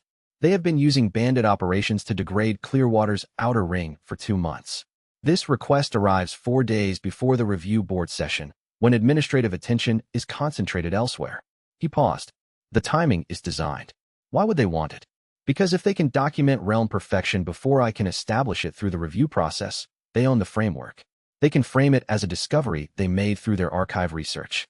They can define what it is, who has it, and what access to it requires. He looked at Mao. Information that someone has documented is different from information that exists. Documentation creates ownership in the cultivation world's institutional framework. Mao was quiet for a moment. You learned this from Pei Yinru's file. From applying the three-layer reading to what Pei Yinru's file established. He paused. The Stonemark Alliance is not interested in Wei Jingji the practitioner. They are interested in the concept he represents. If they can document the concept first, they can make the practitioner a secondary source. Mao looked at him with the expression of someone running the implications. What do you want me to do? Formally decline the archive access request on grounds that the relevant materials are under active research review. He paused. And then we need to finish the research before they find a way around the decline. Chapter 37. What the archive knew. The 2 days Wei Jingji and Pei Yinru spent in the restricted archive were the most useful work either of them had done in 2 months, and also the work that Tan Buliang would eventually find out about and use against them. They started with the Founding Era manual and worked outward. Pei Yinru's methodology was systematic. She had the archive's organization in her head the way a practitioner has technique sequences, complete and indexed without requiring reference. She pulled texts not by location but by period and subject tag, working through the Founding Era holdings and then the early Second Era texts that referenced Founding Era sources. Wei Jingji read with still water. Not the archives through still water. That was not how the sublayer worked, but his understanding of what he was looking for through still water's composition reading principle, finding the actual structure rather than the presented summary. He could read a 3-paragraph text and identify the 2-sentence core that was real rather than theoretical, the place where someone who had direct experience had written something down and surrounded it with acceptable academic framing. In the first 6 hours, they found 3 fragments. In the following 18 hours, they found 6 more. 9 fragments total, across texts ranging from Founding Era practical manuals to Third Era philosophical commentaries to a mid-period administrative document about the classification of unusual cultivation phenomena. All of them had been annotated by previous readers as philosophical speculation or unverifiable theoretical framework. All of them described, in partial and inconsistent language, a phenomenon that was not advancement beyond the cultivation ladder but completion within it. The specific vocabulary varied. Realm within the realm, the completion of the ceiling, the territory above the ladder's top rung, the undocumented interior. The descriptions were different in detail and consistent in structure. Each described a practitioner at peak rank who had stopped advancing outward and was developing inward.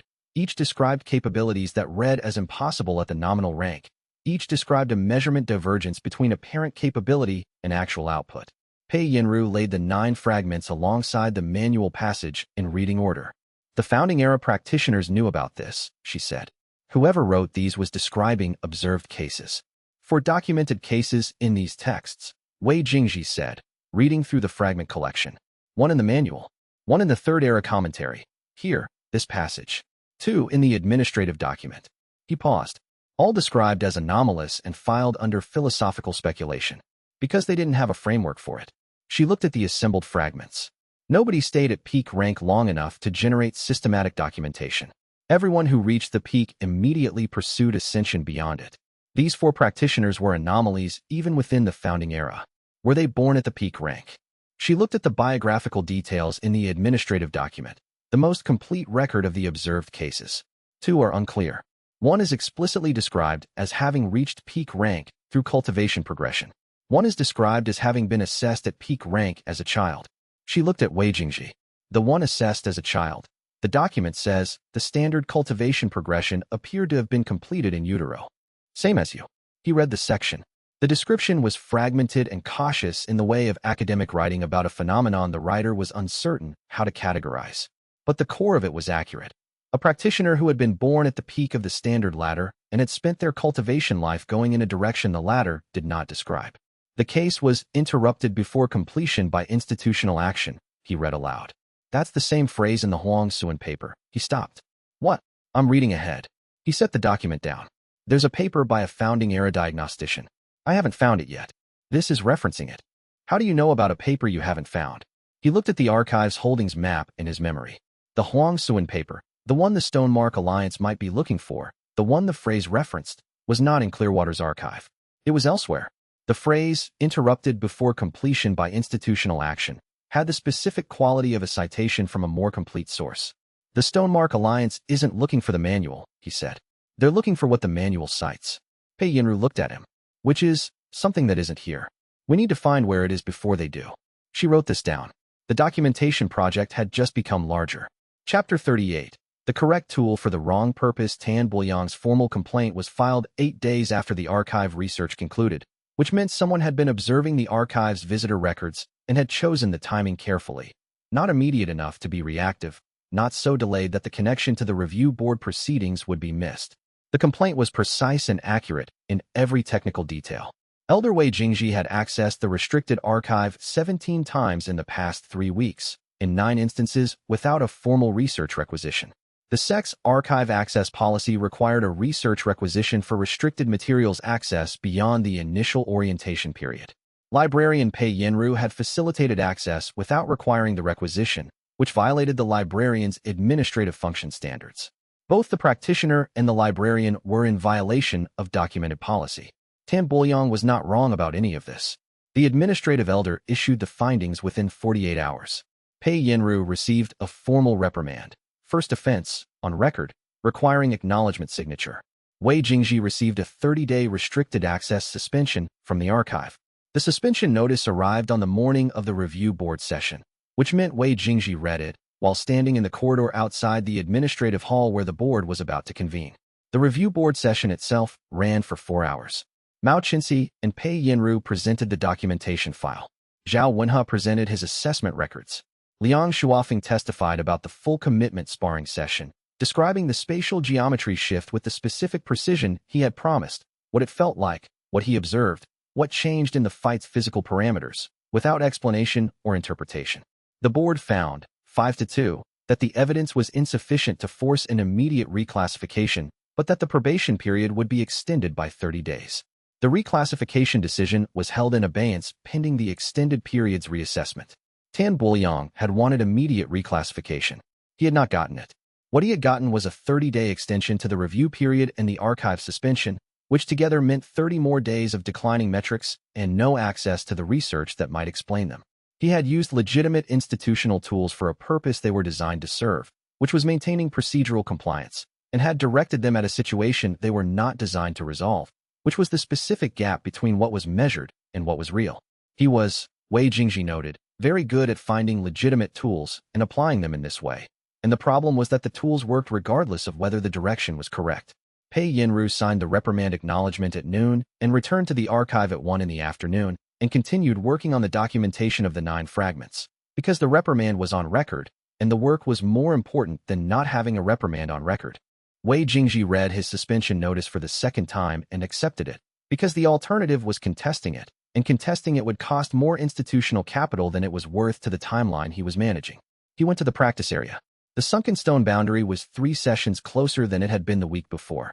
Chapter 39. The cost of a position. Mao Qinxi's formal opposition to both the reprimand and the suspension was filed the following morning. It was 3 pages long and addressed both actions on their individual merits. Regarding the reprimand, the archive access policy's research requisition requirement contained an exception provision for ongoing research projects conducted under elder supervision, which Mao argued applied because he had been reviewing Wei Jingji's research notes as part of the recovery program supervision. Regarding the suspension was disproportionate to the violation and was timed to coincide with an active research period that bore directly on the probation review, making it functionally an interference with the review process rather than a procedural correction. The arguments were technically sound. They required Mao Qinxi's elder authority to give them institutional weight, which meant he was personally staking his elder's standing on the positions. Tan Buoyang's response came within hours, a formal counterfiling that documented Mao Qinxi's history of opposition to the probation review process, his personal supervisory relationship with Wei Jingji, and his conflict of interest in formally opposing actions taken against his supervisory charge. The counterfiling did not address the technical arguments. It addressed the credibility of the source. The administrative elder received both filings and scheduled a resolution hearing for 2 weeks out. Wei Jingji found out about the formal opposition from a note Mao sent that said, filed opposition to reprimand and suspension. Resolution hearing in 2 weeks. Do not thank me for this. He went to Mao's office.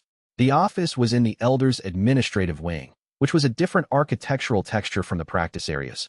Older construction, darker wood, a smell of official documentation, and old seal wax. Mao was at his desk when Wei Jingji came in, reviewing something that he set aside. "I told you not to." "I know," Wei Jingji said. "I'm not thanking you." He stood in front of the desk. "How much does this cost you?" Mao looked at him. "The counterfiling establishes a conflict of interest record. If the administrative elder finds conflict of interest, my opposition is dismissed, and I receive a notation in my elder record." He paused.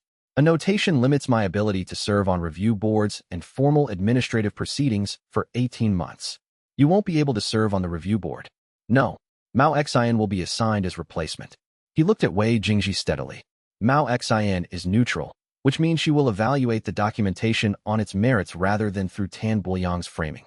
That is better than my serving, given the conflict of interest question." Wei Jingji looked at him. He ran the calculation, the cost against the benefit, the things Mao had considered when making the decision, the specific quality of a person who knew the cost before choosing and chose anyway, because the work was more important. He was not certain he could produce a useful explanation for this. He had never been certain he could produce a useful explanation for most of the things that mattered. He said nothing for a long moment. "I'm sorry you had to spend that," he said. Mao Chenxi looked at him with the specific expression he had developed over 4 months. The one that was not dismissal and was not sentimentality, but was something that might be called the attention of someone who has decided a thing is worth the resources it requires. 18 months is not a permanent notation, he said. The documentation Pei Yinru built will outlast the notation. He returned to the document he had been reviewing. "Go work on whatever is next." Wei Jingji went back to the practice area and worked at the sunken stone boundary for 3 hours, and it yielded a fraction more than it had the previous session, and the fraction accumulated. Chapter 40. The midpoint. The probation period reached its midpoint on a morning with rain coming in from the western range, the low cloud cover pressing the temperature down and making the air smell like wet stone.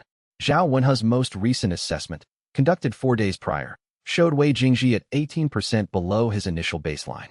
The decline had slowed, 3% in 2 months rather than the 4% in the previous 2, but the trajectory was still negative. Tan Boyang had filed 8 formal complaints over the course of the probation period. 3 had produced immediate action. 5 had been noted and tabled. His conflict of interest challenge against Mao Chenxi was pending resolution. The archive suspension had 2 weeks remaining. Pei Yinru had 1 reprimand on her official record and had continued the research documentation in the archive every day since receiving it. She had found, in the 2 weeks since the review board session, 2 additional text fragments that confirmed the Huang Suan paper existed and established approximately when it was classified. Liang Shuofeng had lost 48 sparring sessions and was approaching the still water boundary in a way he could not explain and was not currently talking about. He had testified accurately at the review board, and the board had found the testimony insufficient to resolve the central question. He had accepted this and continued showing up at the practice area at the same time every morning. The sect outside this circle had mostly concluded that Wei Jingji was a practitioner at the declining end of whatever capability had produced his initial peak rank assessment, which was an unfortunate situation to be in and not particularly interesting. Wei Jingji sat in the practice area in the rain pressure morning and felt the sunken stone sublayers edge 12 sessions closer than it had been 2 months ago, and felt the shape of the next one below that, and ran the calculation on the remaining probation period against the integration rate, and arrived at an estimate he was not fully confident in. The probation review was 45 days out. The first integration, still water, had been a process of years before it formalized. The second, deep current, had taken 8 months of pressing and 6 weeks of active integration. Sunken stone was, by the current rate, approximately 30 days from entry and another 2 months from full integration. 45 days was not enough for full sunken stone integration. It was potentially enough for entry. Entry produced the regression dip. Measured output would drop again, temporarily, before rebounding when integration completed. But entry also produced the capability, space compression, the geometry shift that Liang had felt in the full commitment session. A demonstrated capability that no standard peak sovereign could produce was a better argument than documentation, if the review board had a framework to evaluate it. He was working on whether the review board would have a framework. The administrative elder's morning briefing reached him through the sect's communication system at the 4th hour, marked urgent. A practitioner had arrived at Clearwater's outer gate with formal documentation. The documentation was not a negotiation request. It was a formal demand for Wei Jingji's transfer, citing Section 47 of the Regional Cultivation Code. the peak rank conscription doctrine, an emergency provision that had not been invoked since the war period 200 years before. Wei Jingji read the notification. Then he read it again, specifically to confirm that the section number was correct. Section 47. Emergency conscription of peak rank practitioners during regional crises. He folded the notification, set it on the practice area floor, and sat with the specific quality of someone who has just received information that requires the three-layer analysis from the beginning. Not a quick read, but the full slow version, because the speed of the move suggested the Stonemark Alliance had been preparing this for longer than the archive request indicated. Someone had known about Section 47. Someone had manufactured the regional crisis clause. Someone had decided that the bandit operations and the archive request and the administrative pressure had not moved fast enough and had reached for a tool that was 200 years old. He was going to need Mao Qianxi immediately, while Mao still had elders standing. He picked up the notification and went to find him. Chapter 41. Section 47. The practitioner at the gate was a formal representative of the Stonemark Alliance with documentation credentials from the Regional Cultivation Authority, which meant the documentation was legally valid rather than simply institutional. He was not an aggressive emissary. He was the kind of person who delivered formal demands as a professional function and had no personal investment in whether the demands were accepted. He presented the demand in the administrative elder's receiving hall with the precision of someone who had prepared the presentation, reviewed it, and was now delivering it at roughly half the effort. Section 47 of the Regional Cultivation Code. Emergency conscription of peak rank practitioners during regional crises. The Stonemark Alliance had identified a crisis, a formation disturbance in the northern provinces, an ancient array showing instability that, if unaddressed, could affect regional cultivation practice for 3 to 5 years. They required peak rank response. Wei Jingji was Clearwater sect's only peak sovereign practitioner. He was therefore subject to the conscription demand. The administrative elder convened an emergency session with the available senior staff, which meant Mao Qianxi, Elder Zhao Wenhe, and 3 additional elders. The crisis documentation was reviewed in 90 minutes. The formation disturbance in the northern provinces was real. It had been reported in the Regional Cultivation Authority's incident log 14 days ago. The reporting party was the Stonemark Alliance. They reported their own crisis, Mao Qianxi said, in the flat tone of someone identifying a mechanism they find professionally objectionable. The crisis report is documented and authenticated, the administrative elders said. The sect's institutional standing does not allow us to contest the authentication without cause. Manufacturing a crisis and documenting it accurately are not mutually exclusive. No, but we need a legal basis for the opposition, not a reasonable suspicion of manipulation. The administrative elder looked around the table. What are the grounds? Mao had been working on this since Wei Jingji brought him the notification 40 minutes ago. Wei Jingji is currently under active probationary review. The review process includes an ongoing assessment of his peak rank certification status. A practitioner under review whose rank certification is in question cannot be conscripted under Section 47, because Section 47 requires the conscripted practitioner to be formally certified at peak rank. He paused. Zhao Wenhe's own assessment documentation argues that Wei Jingji may not be at effective peak rank capacity. If the sect accepts that argument for the purposes of the probation review, then Wei Jingji is not currently certifiable at peak rank for conscription purposes. The table was quiet. Zhao Wenhe had the specific expression of someone who has just had their own arguments turned against the outcome those arguments were intended to serve. He had spent 2 months arguing that Wei Jingji's declining output metrics suggested he did not belong at peak rank. That argument, applied to the conscription demand, would free Wei Jingji from Section 47. It would also, if Zhao Wenhe used it, constitute an admission that Wei Jingji's rank was genuinely in question, which would strengthen the reclassification case that the review board had not yet resolved. I'll file the appeal, Mao said. On procedural grounds. Active review period, pending rank certification. He did not look at Zhao Wenhe when he said it. The appeal was filed within the hour. The conscription demand was formally opposed through the Regional Cultivation Authority's dispute channel. The representative from the Stonemark Alliance received notification and responded that his organization would contest the grounds within 3 days. 3 days was a small window. Chapter 42. The absurd position the contest arrived in 2 days, which meant someone in the Stonemark Alliance had anticipated the appeal and had the counterfiling prepared. The counterfiling argued that active review did not constitute a suspension of rank certification. The probation process was an assessment of technique performance, not a formal decertification proceeding. And until the review board issued a reclassification finding, Wei Jingji remained legally certified at peak sovereign rank. The appeal was therefore procedurally insufficient. This was accurate. Mao Qinxi had known it was accurate when he filed the appeal. The appeal had been designed to buy 3 days rather than to resolve the conscription question, and it had done that successfully. The actual resolution required engaging with the central problem, Zhao Wenhe's assessment data. The regional cultivation authorities' dispute arbitrator reviewed the conscription demand and the appeal and sent a notice to both parties requesting a formal hearing. The hearing would consider whether Wei Jingji's documented capability met the threshold for Section 47 conscription. The threshold was demonstrated effective capability at peak rank. Zhao Wenhe was called as the primary technical witness. He arrived at the hearing with his assessment documentation, which showed a clear, consistent decline across 6 months of measurement. He had been arguing, in the context of the probation review, that this decline indicated Wei Jingji was not performing at peak rank. He was now required to argue, in the context of the conscription hearing, whether this declining practitioner met the Section 47 threshold. The arbitrator asked him directly, "Elder Zhao, do your assessment records indicate that the practitioner in question has demonstrated effective capability at peak rank?" Zhao Wenhe looked at his documentation. He looked at the arbitrator. He looked at Mao Qinxi, who was sitting across the table with the completely neutral expression of someone who is not enjoying the situation but is not going to rescue anyone from it either. If he said yes, Wei Jingji met the threshold and was subject to conscription. If he said no, Wei Jingji did not meet the threshold and was free of the conscription demand. But Zhao Wenhe would have formally stated, in a regional authority hearing, that his own assessment subject did not perform at effective peak rank capacity, which was exactly the reclassification argument he had been building toward. The argument he had been using to push reclassification was now the argument that would protect Wei Jingji from conscription. They were the same argument, and they produced opposite outcomes.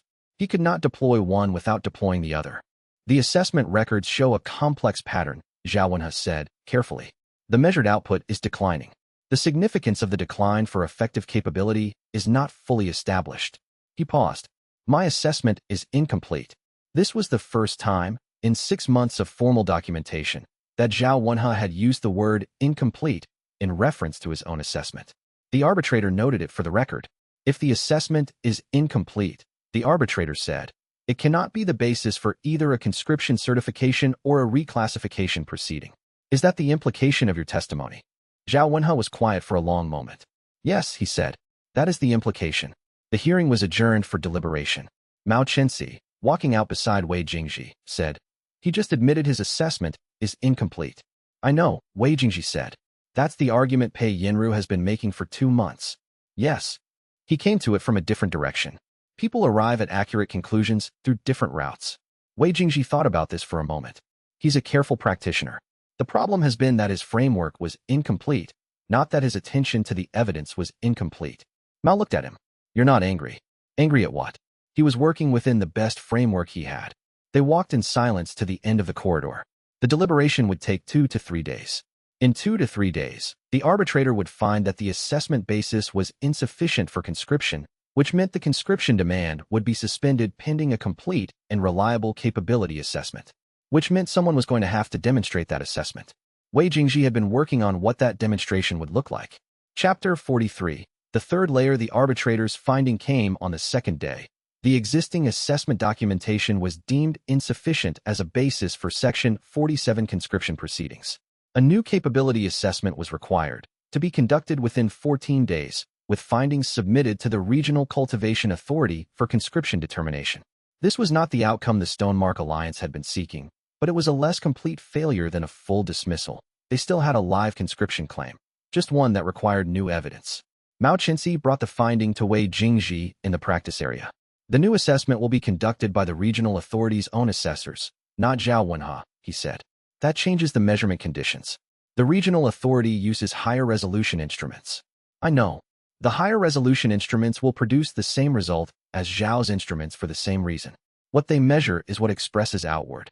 Mao looked at him with the careful attention he had been developing since their conversation in his quarters. What are you going to do? Wei Jingji had been working on this question since the conscription demand arrived.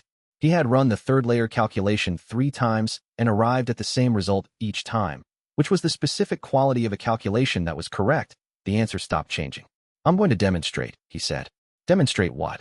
Capability at a level the conscription authority requires. which is also a level that invalidates Zhao Wenhe's declining measurement narrative. I will have to show more than I have shown so far. He paused. I've been limiting what I reveal. To do this correctly, I will have to use the sunken stone sublayer in a way that is clearly observable. Mao looked at him. If you do that, the conscription authority will see that you are not stagnating. Yes. They'll also see that your capabilities significantly exceed what your measurement profile suggests. Yes, but they'll think they've seen everything. He paused. The demonstration will be enough to satisfy the conscription threshold. They'll find me capable, withdraw the demand as unnecessary for the declared crisis, and the matter will resolve. What they won't see is how much there is below the sunken stone level. Mao absorbed this. How much is there? Wei Jingji looked at him. The honest answer would require describing the full sublayer architecture, 7 levels below sunken stone that he was either approaching or had not yet touched. And that description would produce the same problem his explanations always produced. Too much information for the available time and framework to carry. I'm still working on it, he said. Mao exhaled. It was the exhale of someone who had learned to accept this answer as complete. What do you need? The regional authorities' assessors need to run a capability demonstration rather than a measurement session. I need the format to be active rather than instrumental. I demonstrate against subjects rather than at instruments. They'll have combat assessment protocols. Request the combat protocols. Specifically, 3 simultaneous mid-tier practitioners. He paused. I'll handle the rest. Chapter 44.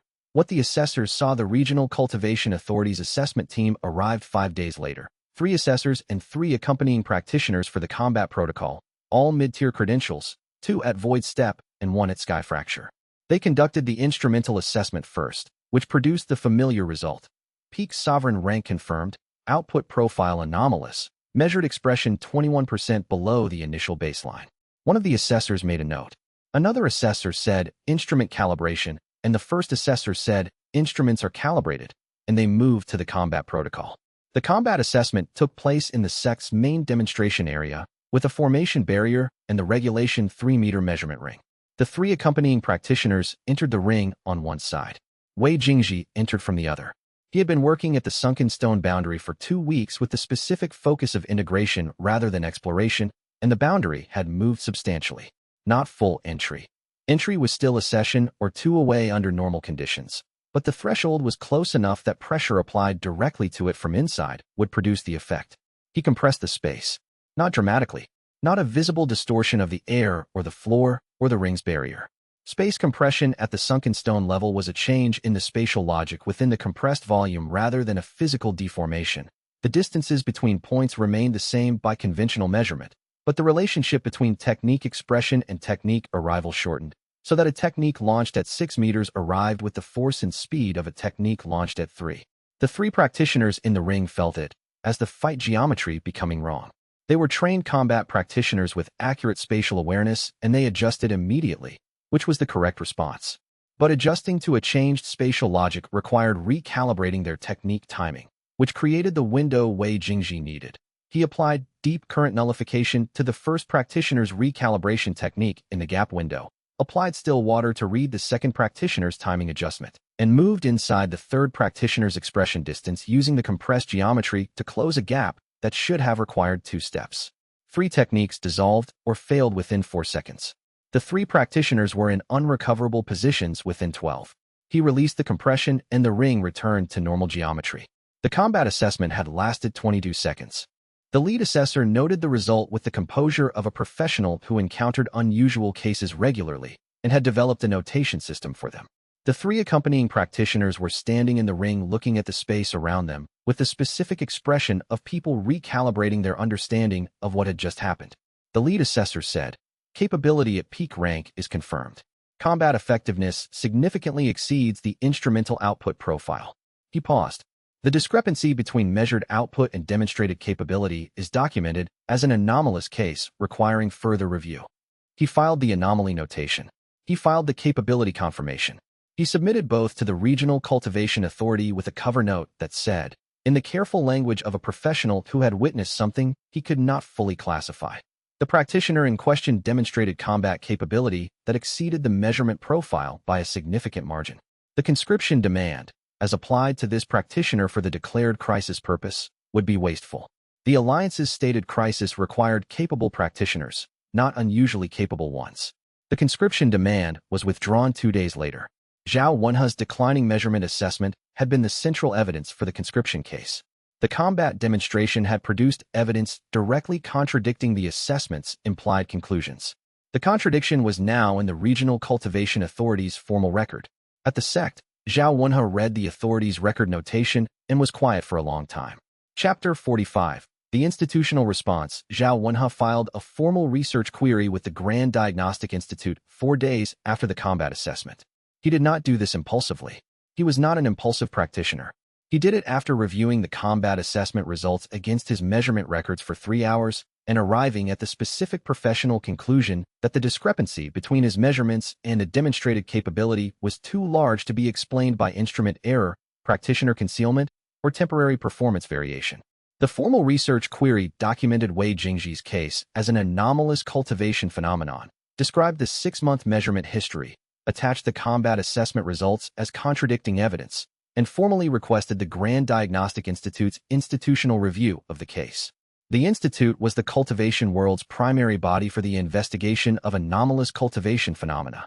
This was precisely the type of case they were designed to receive. What Zhao Wenhe did not know, because it was not in any documentation he had access to, was that the Grand Diagnostic Institute's director was a woman named Yu Xiaofan who had spent 20 years building the cultivation world's most comprehensive diagnostic authority on the premise that cultivation rank and cultivation output were reliably correlated. An anomalous case that demonstrated the opposite of this premise was the thing she had spent 20 years hoping would not arrive. The formal research query landed on her desk within 2 days, forwarded by the Institute's intake office as a high-priority anomaly submission. She read it once. She read it again. She had a specific, controlled quality of response that her staff had learned to read as the most serious kind of attention. She did not react immediately. She set the document aside, which meant she was thinking rather than responding, and thinking for Yu Xiaofan was a different kind of silence from the thinking of most practitioners. It had the quality of something being built rather than something being retrieved. At Clearwater Sect, Wei Jingji did not know about the query or the person who had received it. He knew the conscription demand had been withdrawn, that Zhao Wenhe's assessment had been publicly contradicted, and that the formal record now contained documentation that the measurement profile and the combat effectiveness were operating in different registers. He knew these were the correct outcomes for the immediate situation. He also knew that making the discrepancy visible to the Regional Cultivation Authority had expanded the audience for his case, and that an expanded audience meant new parties with their own interests, and that he could not yet see all of the interests. This was the thing he had least precision about. Who would be watching now, and what they would want. He went back to the practice area. The sunken stone boundary was close. The demonstration had required him to use its edge, which had revealed the edge's position to him with better precision than 3 weeks of approach work. Full integration was 2 or 3 weeks out, if the rate held. He pressed against it, and it yielded, and the next session it yielded a fraction more, and the fraction accumulated, and this was what the work looked like from the inside when it was going correctly. From the outside, his output metrics showed 21% decline. Somewhere in the Regional Cultivation Authority's correspondence network, a formal research query was moving toward a person who would change the shape of the problem entirely. He did not know about this yet. He was still working on it. Chapter 46. Ru Xilanxi arrived 12 days after Zhao Wenhe's formal research query had been submitted, which was faster than the Grand Diagnostic Institute's standard response time, which suggested she had been watching the Institute's intake queue and had identified the query before it reached formal processing. She identified herself as Ru Xilan, wandering diagnostic practitioner, and presented credentials from the Grand Institute certifying 40 years of independent anomaly documentation work. The credentials were genuine. Her certification level was Senior Research Associate, and the administrative elder received her with the specific professional courtesy extended to outside experts who arrived with legitimate institutional backing. She was 60 years old, which in cultivation terms meant she had been practicing for approximately 45 years. She was not physically imposing, medium height, the kind of careful posture that came from decades of work requiring sustained attention, her gray hair in a functional arrangement rather than a formal one. She looked like someone who had been in many receiving halls and was not performing interest in this one. Mao Chenxi approved her assessment access request. Zhao Wenhe objected on grounds that an outside diagnostician could not improve on the existing assessment record. The administrative elder noted the objection and overruled it. Zhao Wenhe, in his office after the decision, sat with the specific discomfort of someone whose professional territory was being entered by a peer whose methodology he did not know. Ru Xilan requested a week of access and a full documentation review before beginning active assessment. She spent the first 2 days reading everything, not just Zhao Wenhe's assessment records, but Pei Yinru's documentation file, the patrol reports, the gate incident accounts, the competition analysis, the combat assessment results from the regional authority. She read the way someone reads when they are looking for the shape of something rather than the content of individual pieces. On the evening of the second day, she sent a note through the sect's correspondence system to Wei Jingji. The note said, "I would like to begin tomorrow morning. I will ask you questions. Answer them accurately, and do not attempt to manage the information I receive." It was signed with her name and nothing else. He sent back, "Yes." Chapter 47. A different methodology. Her assessment sessions were unlike anything he had experienced in 8 months of formal documentation. She began each session by asking what he could not do, not what he had not yet done, what was genuinely unavailable to him given his current cultivation state. The question was specific and required specific answers. Which techniques expressed outward without precision? Which applications had upper limits? What created fatigue in his cultivation core? He answered accurately. She mapped the boundaries of his expressed capability and built a picture of its shape, not from what the instruments could read, but from the edges where the capability stopped. He understood after the first session, reverse engineering the positive space from the negative space. If he could not do A at range beyond 10 meters, and could not do B at durations beyond 20 seconds, and was limited in C by available spiritual pressure in the environment, the intersection of those limitations described the shape of what he could do from the outside without ever measuring it directly. It was, he thought, the most intelligent diagnostic approach he had encountered. "The limitations I'm mapping," she said at the end of the first session, "are inconsistent with the type of limitations a peak sovereign practitioner with declining output would have. A declining practitioner has limits that are pulling inward, smaller range, shorter duration, less precision. Your limits are pulling outward.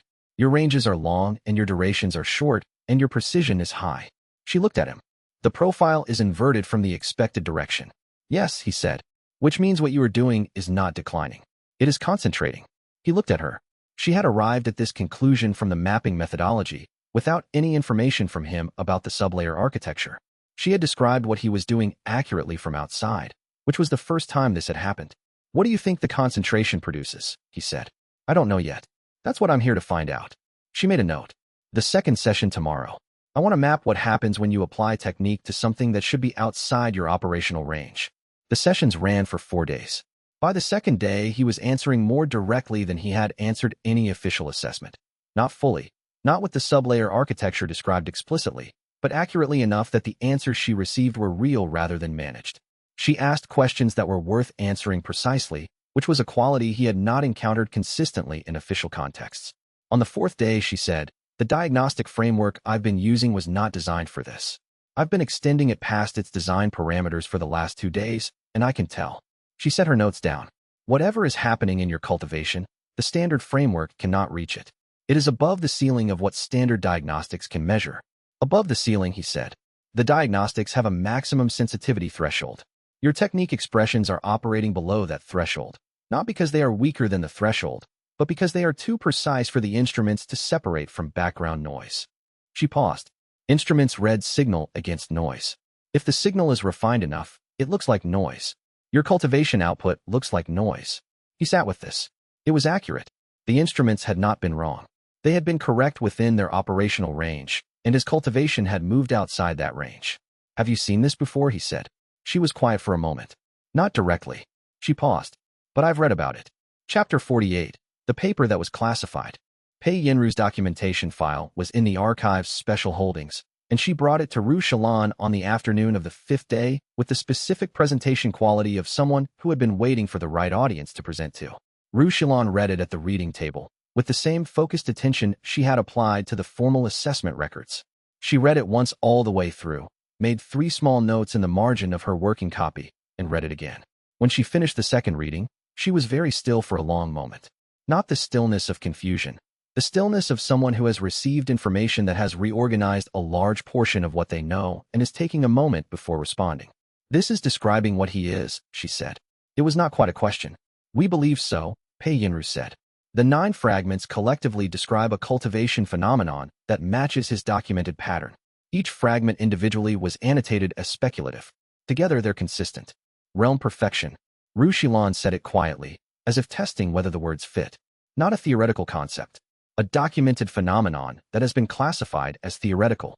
She looked at the fragments again. The founding-era practitioners observed cases. They documented them. The documentation was distributed across different texts and annotated as speculation by every subsequent reader because no subsequent reader had seen another case. She paused. The last person who documented a theoretical case like this, who assembled similar fragments and attempted to publish a systematic account, was a founding-era diagnostician named Huang Suan. Pei Yinru looked at her. You know about this. I know about the censure proceeding. The Grand Institute's records show that Huang Suan was formally censured for publishing a paper about. They called it unsupported theoretical cultivation speculation. The censure was issued 300 years ago. She looked up from the fragments. I read the censure document 8 years ago when I was doing a different research project. It struck me as unusual. The censure language was very specific about the paper's claims, which is not standard censure format. Usually they simply say the paper is not credible. This one described exactly what claims were being censured, which means the claims were specific enough to require specific refutation, Pei Yinru said. Which means someone at the institute knew what the claims were and what a genuine version of the phenomenon would look like. She paused. The censure document also noted that the original paper was not destroyed. It was classified, which is different. She looked at Pei Yinru with the focused quality of a practitioner who has spent 40 years finding things that were not supposed to be found. I know where the classified papers are stored in the Grand Institute archives. I have access. The room was quiet except for the ventilation's distant sound and the creak of the archive shelves in the afternoon thermal. Can you retrieve it? Pei Yinru said. I can retrieve it, but I'll need a reason to be in the Institute's physical classified holdings that won't trigger a review. She considered this. The anomaly report from Zhao Wenhe gives me one. I'm conducting an independent assessment of an anomalous case, which is accurate, and I need to review historical precedents for diagnostic methodology in similar cases. She paused. I'll need 3 days. Maybe 4. When can you leave? Tomorrow morning, if I can arrange a temporary document transfer authorization. Pei Yinru was already moving toward her desk. Chapter 49. What Tin Buoyang did while she was gone. Ru Shalon departed for the Grand Institute 2 days later, which gave Tin Buoyang enough time to observe that the outside diagnostician had left, that Mao Chenxi's elder standing was pending resolution of the conflict of interest challenge, and that the administrative elder had been in 3 difficult meetings in the past week and was in the specific state of fatigue that made institutional maneuvering most effective. He arranged a meeting. The meeting was framed as an internal consultation on the sect's institutional positioning in light of the Regional Cultivation Authority's formal anomaly notation. This was, in administrative terms, a legitimate concern. Having a practitioner formally documented as a cultivation anomaly by a regional authority created obligations and risks that the sect needed to address. The framing was accurate. The purpose was not the framing. He invited the administrative elder, Elder Zhao Wenhe, 2 senior elders who were on Tin Buoyang's general institutional side, and a representative from the consortium director, Yu Xiaofan's regional office who had, apparently, been in the area for unrelated business and had expressed interest in the anomaly case. He did not invite Mao Chenxi, citing the conflict of interest challenge as a reason for excluding Mao from administrative discussions related to Wei Jingji's status. He did not invite Pei Yinru. Librarians were not typically included in administrative consultations. The representative from Yu Xiaofan's office was a woman named Attendant Fei, who had the smooth institutional competence of someone whose entire professional function was managing difficult conversations in other people's administrative spaces. She had done her research. She knew the full documentation history, the assessment results, the combat assessment outcome, the regional authority's anomaly notation. She was not presenting herself as having opinions about it. The meeting lasted 2 hours. Tin Buoyang made his case in the patient, methodical way he made all institutional cases. The anomaly notation was a liability. An unexplained cultivation phenomenon attached to the sect's name would invite ongoing institutional scrutiny. The most efficient resolution was to transfer Wei Jingji to the Grand Institute's research division, which was equipped to handle anomalous cases and which had the resources to investigate the phenomenon properly. This would be presented as an honor, a recognition of Wei Jingji's unusual cultivation profile, and would remove the uncertainty from Clearwater's institutional situation. Attendant Fei said the Grand Institute would welcome such a transfer and had a research designation already prepared. The administrative elder looked at the prepared designation. It was a real position. It had resources attached to it. It was, from a certain angle, genuinely attractive. He was still looking at it when the correspondence system flagged an incoming message with a green priority marker. not urgent, but from an authorized party, which meant someone with standing in the current proceeding. He opened it. The message was from Wei Jingji. It said, under Sect Code Section 19, a practitioner is entitled to be present at administrative consultations in which their status is under discussion. I am currently available. The administrative elder looked at Tan Buoyang. Tan Buoyang's expression was the controlled version of someone who has just found an obstacle they had not planned for. Section 19 was real. The administrative elder had been a practitioner of Sect Code for 30 years. He had approved the meeting without checking Section 19 because the framing had been institutional positioning rather than practitioner status. But the discussion had moved to practitioner status. The code was clear. Bring him in, the administrative elder said. Chapter 50, The Right to be Present. Wei Jingji arrived within 4 minutes, which meant he had been in the building. He came in with the specific quality he always had. No performed entrance, no announcement, simply present in the room in the way that things that belonged in a room were present. He looked at the assembled participants. He identified Attendant Fei as the new factor, noted the Grand Institute designation document on the table, and sat in the available seat that the administrative elder indicated. You've reviewed the documentation? The administrative elder said. Yes. The administrative elder's note had included the basic parameters. Wei Jingji looked at Attendant Fei. The Grand Institute's research designation. What are the terms? Attendant Fei presented the terms. Senior Research Associate designation. Full access to the Institute's diagnostic and cultivation resources, formal recognition of his unusual cultivation profile as a legitimate research subject, residential housing in the Institute's practitioner quarters, 2 years minimum term with option to extend. The terms were real. The resources were real. The designation was a genuine research position at the cultivation world's premier diagnostic institution. And in exchange, he said, the Institute gains research access to your cultivation profile. Periodic assessments, documentation sharing, participation in relevant research projects. Attendant Fei's delivery was smooth. The Institute is committed to understanding anomalous cultivation phenomena. Your case represents exactly the kind of research priority the Institute was established to address. Wei Jingji looked at the table, not at the documentation.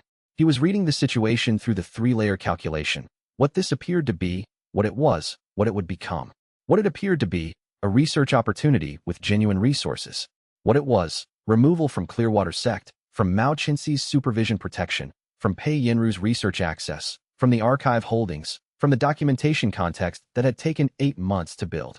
What it would become, Wei Jingji's cultivation profile and the concept of realm perfection both under the institutional authority of Yu Xiaofan, who had received the anomaly report and had sent a representative to this meeting in a sectional visit that was certainly not coincidental. I'm still working on something here, he said. I'd rather finish it first. Attendant Fei's composure held perfectly. Director Yu believes the work would be better supported at the Institute. The work I'm doing requires the specific archive holdings in this sect and the specific research context that has developed over the past 8 months. That context is not transferable. He paused. It also requires specific alliance relationships that the Institute's environment would replace rather than continue. The Institute has extensive alliance resources. Different ones. He looked at Attendant Fei. The transfer is not an option I'm accepting.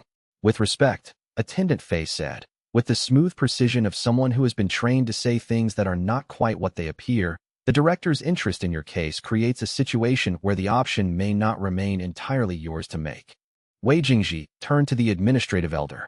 Is it? He said. The administrative elder looked at him. Then at Tan Buoyang. Then at the Grand Institute designation. Then at the sect code table of contents he kept on his desk, which he opened to Section 37. Section 37. A practitioner in residence cannot be transferred to an outside institution without the practitioner's consent and the approval of the practitioner's designated supervisory elder.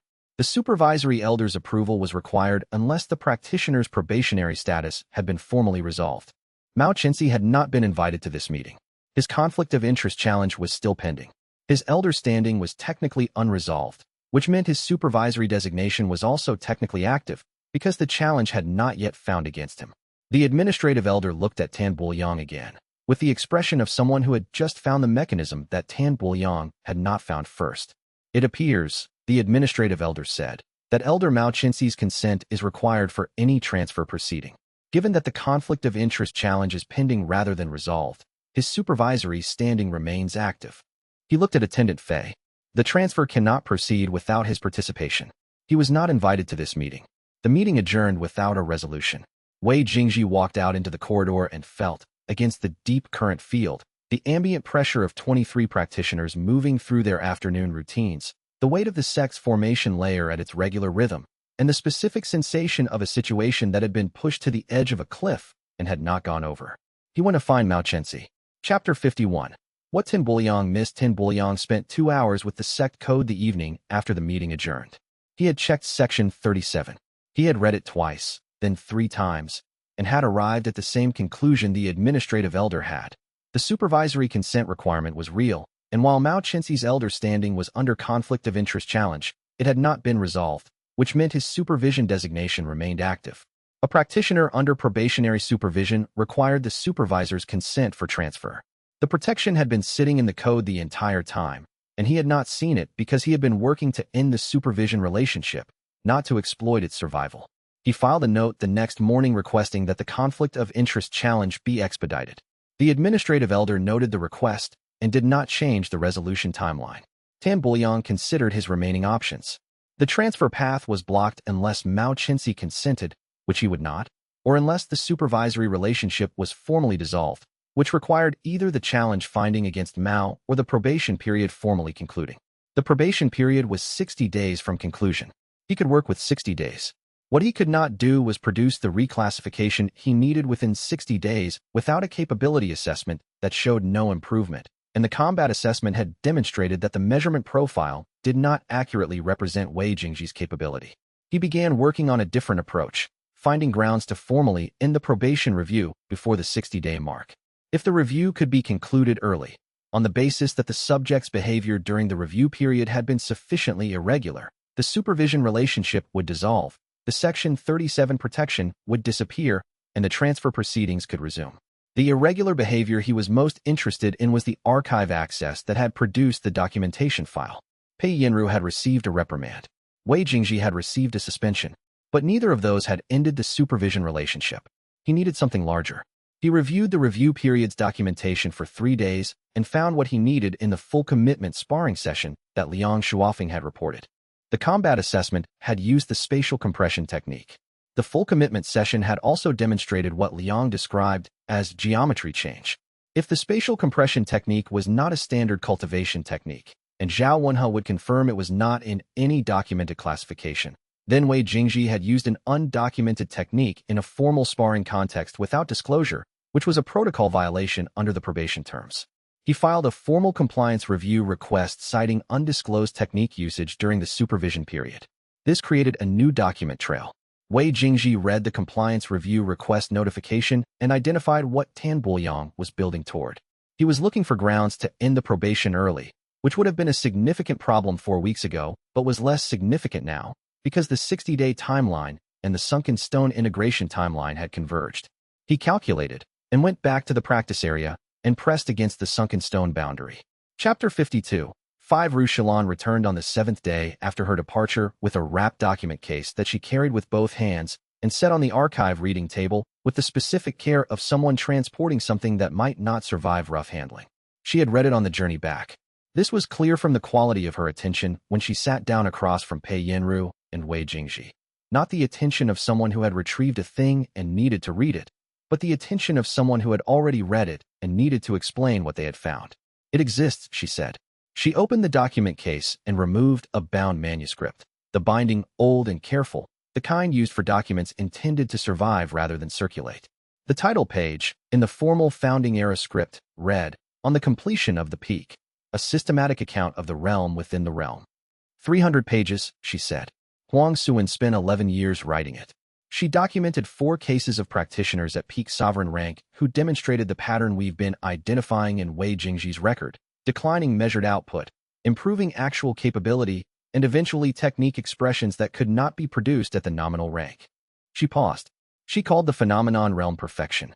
She documented the sublayer architecture from the outside, the capability changes, the measurement divergence, the regression windows, without having direct access to any of the practitioner's internal experience.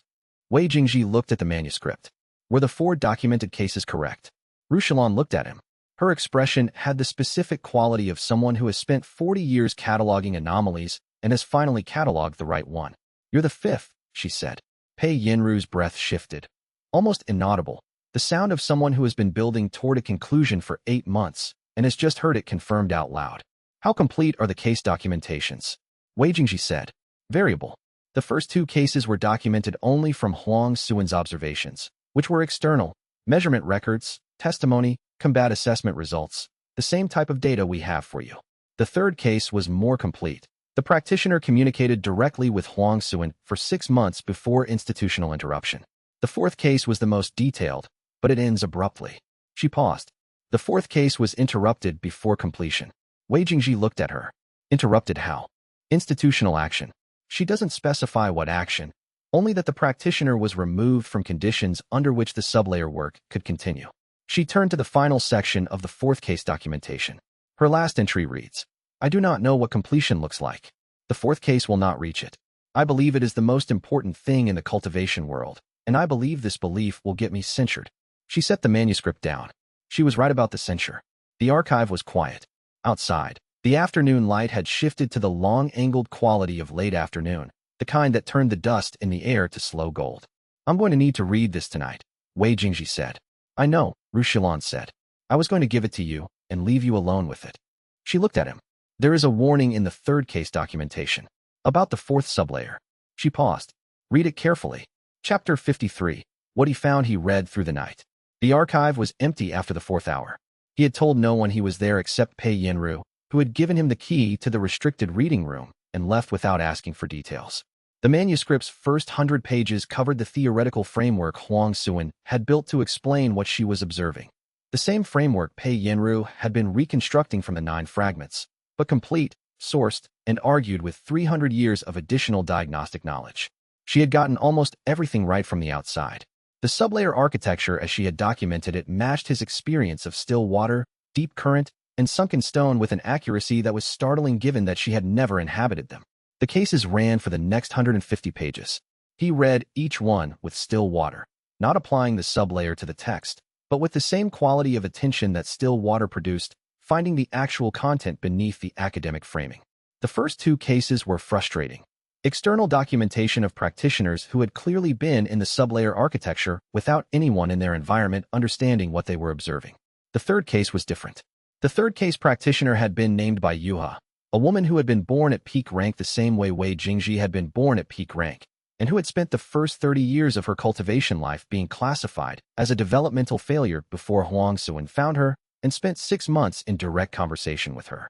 The documentation of those 6 months was the most precise external account of realm perfection that had ever been written. It matched his experience through the first 3 sublayers with the kind of precision that produced, reading it, a specific quality of recognition, the sensation of seeing your own experience described by someone who witnessed it rather than lived it.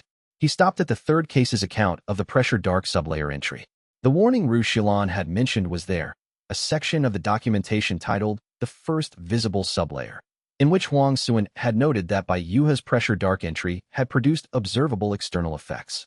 Specifically, a momentum perception field that did not require the practitioner's active operation, that persisted at low intensity even when the practitioner was not in cultivation practice, and that produced subtle clarity effects in the decision-making of practitioners in close proximity.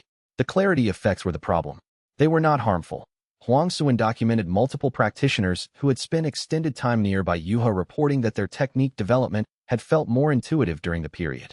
But the effects were externally observable, which was the first time any of the sublayers had been. The previous sublayers had been invisible to external diagnostics. Pressure dark was not.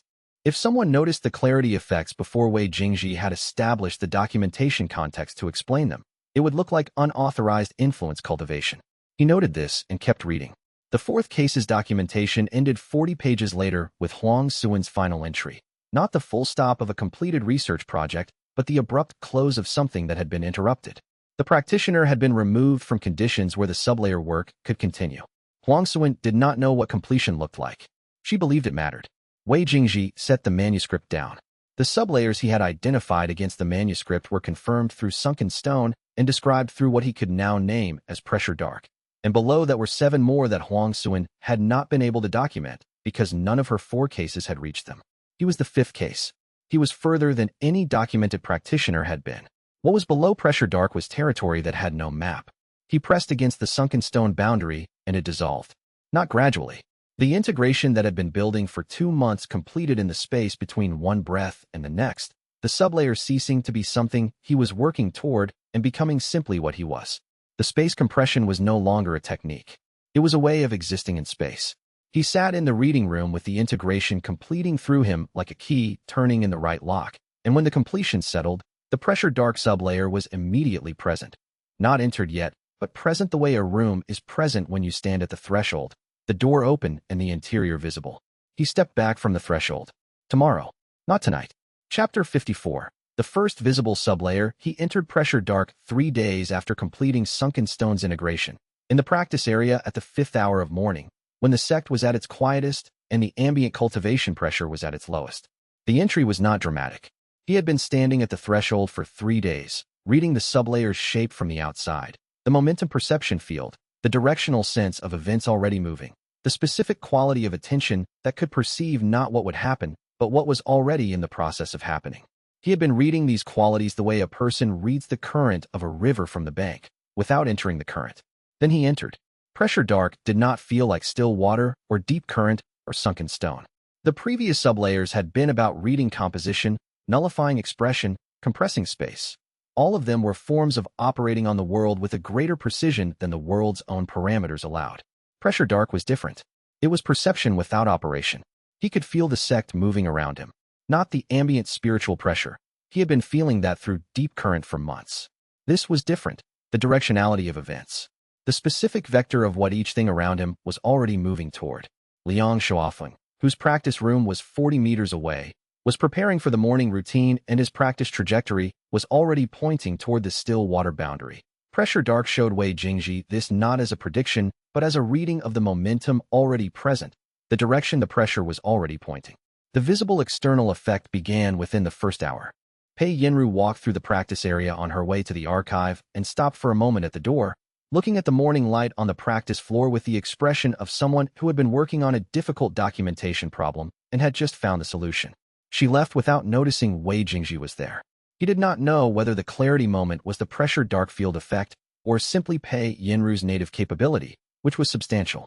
He could not distinguish between the two. He extended the field further and focused on range control. The warning in Huang Suan's documentation was specific. The clarity effect was not controllable in the way that nullification and space compression were controllable. It was a passive field, which meant it could not be fully turned off. What could be controlled was its radius, and even then, only with sustained attention. 3 meters was manageable. 5 meters created observable effects in practitioners who were already near the threshold of a decision or cultivation development. Beyond 5 meters, the effects became unpredictable. He set the functional radius at 3 meters and maintained it. This required the same kind of continuous background attention that keeping the deep current field at a specific size required. Not effortful, but present. On the 5th day of maintaining the pressure dark radius, Elder Shu, whose practice room was in the east wing, mentioned at the morning meal that her technique clarity had improved noticeably in the past week, and she could not identify why. She attributed it to the new ventilation improvements in the east wing. The east wing ventilation had not been improved. Wei Jingji made a note. The 3-meter radius was not sufficient. He needed 2 meters, possibly 1.5.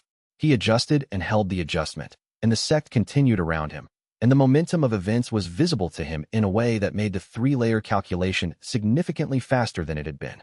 Chapter 55. The honored guest Yu Xiaofan arrived at Clearwater Sect on a Tuesday, presented as an honored guest of the administrative elder with an interest in cultivation research, accompanied by 4 attendants and 2 Grand Institute diagnostic specialists. The timing was 9 days after Rushalan had retrieved the classified paper and 6 days after Rushalan had returned to Clearwater with it. Wei Jingji's pressure dark field detected, in the direction of the administrative reception hall, a convergence of institutional momentum that suggested the visit had been coordinated with the archive retrieval. Someone in the Grand Institute had known about Rushalan's access request and had dispatched Yu Xiaofan to arrive in its aftermath. He attended the formal reception. Yu Xiaofan was 57 years old, at Heaven Touch rank, and had the specific quality of authority that came from spending 20 years building an institution rather than having it assigned. She was not physically commanding. Her authority was in the precision of her attention. She read rooms the way a diagnostic specialist read formations, noting stress points and structural elements with the same quality of attention she applied to everything. She read Wei Jingji at the reception with this quality of attention for 12 minutes, deploying, in casual social contact, a continuous low-level diagnostic technique that he recognized through still water as the Grand Institute's most sophisticated passive assessment method. He had never encountered it before. It was, of its kind, excellent. It read cultivation signatures at 4 layers of resolution simultaneously, producing a composite picture that standard diagnostic instruments took hours to replicate. It found nothing useful.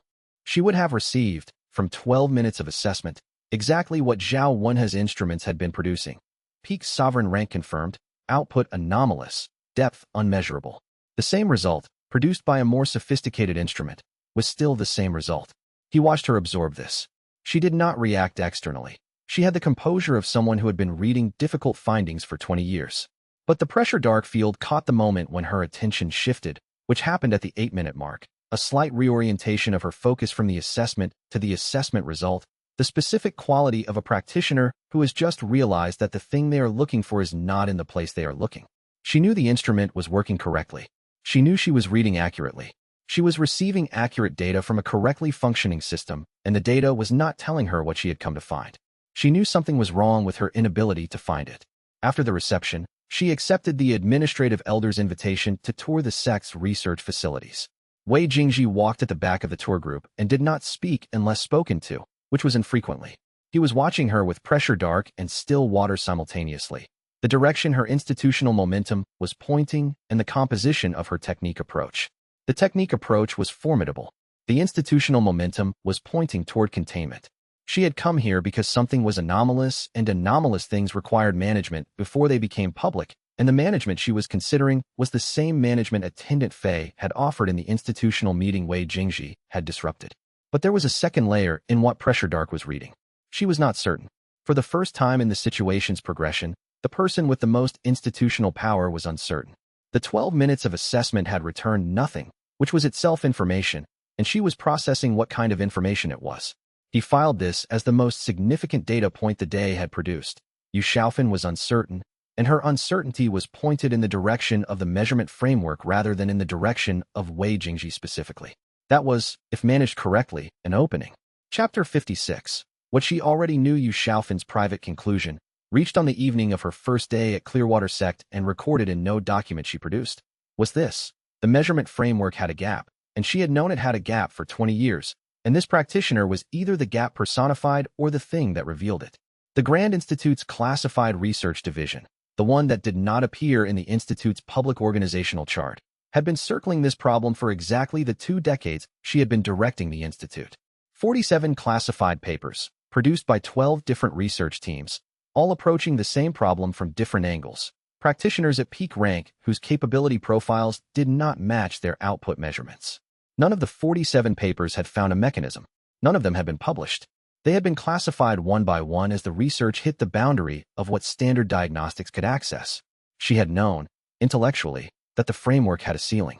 She had not known that a practitioner had reached it. Wei Jingji had reached it. Her 12-minute passive assessment had confirmed this not by finding his depth, but by failing to find it in a specific way. The same specific way that the Institute's most powerful diagnostic instruments had been failing for 20 years. The failure had a characteristic signature, which she had learned to recognize from 47 papers, and the signature was present. Her options were limited by the same constraint that had limited the Institute's classified research. She could not publish findings that demonstrated the framework was incomplete without simultaneously demonstrating that the last 20 years of diagnostic authority she had built were based on a framework with a known gap. The political cost of that was manageable if she controlled the narrative. It was not manageable if someone else did. Containment was the correct first step. She began working on the mechanism the following morning. The mechanism required a venue that was legitimate enough to be official and controlled enough to be safe.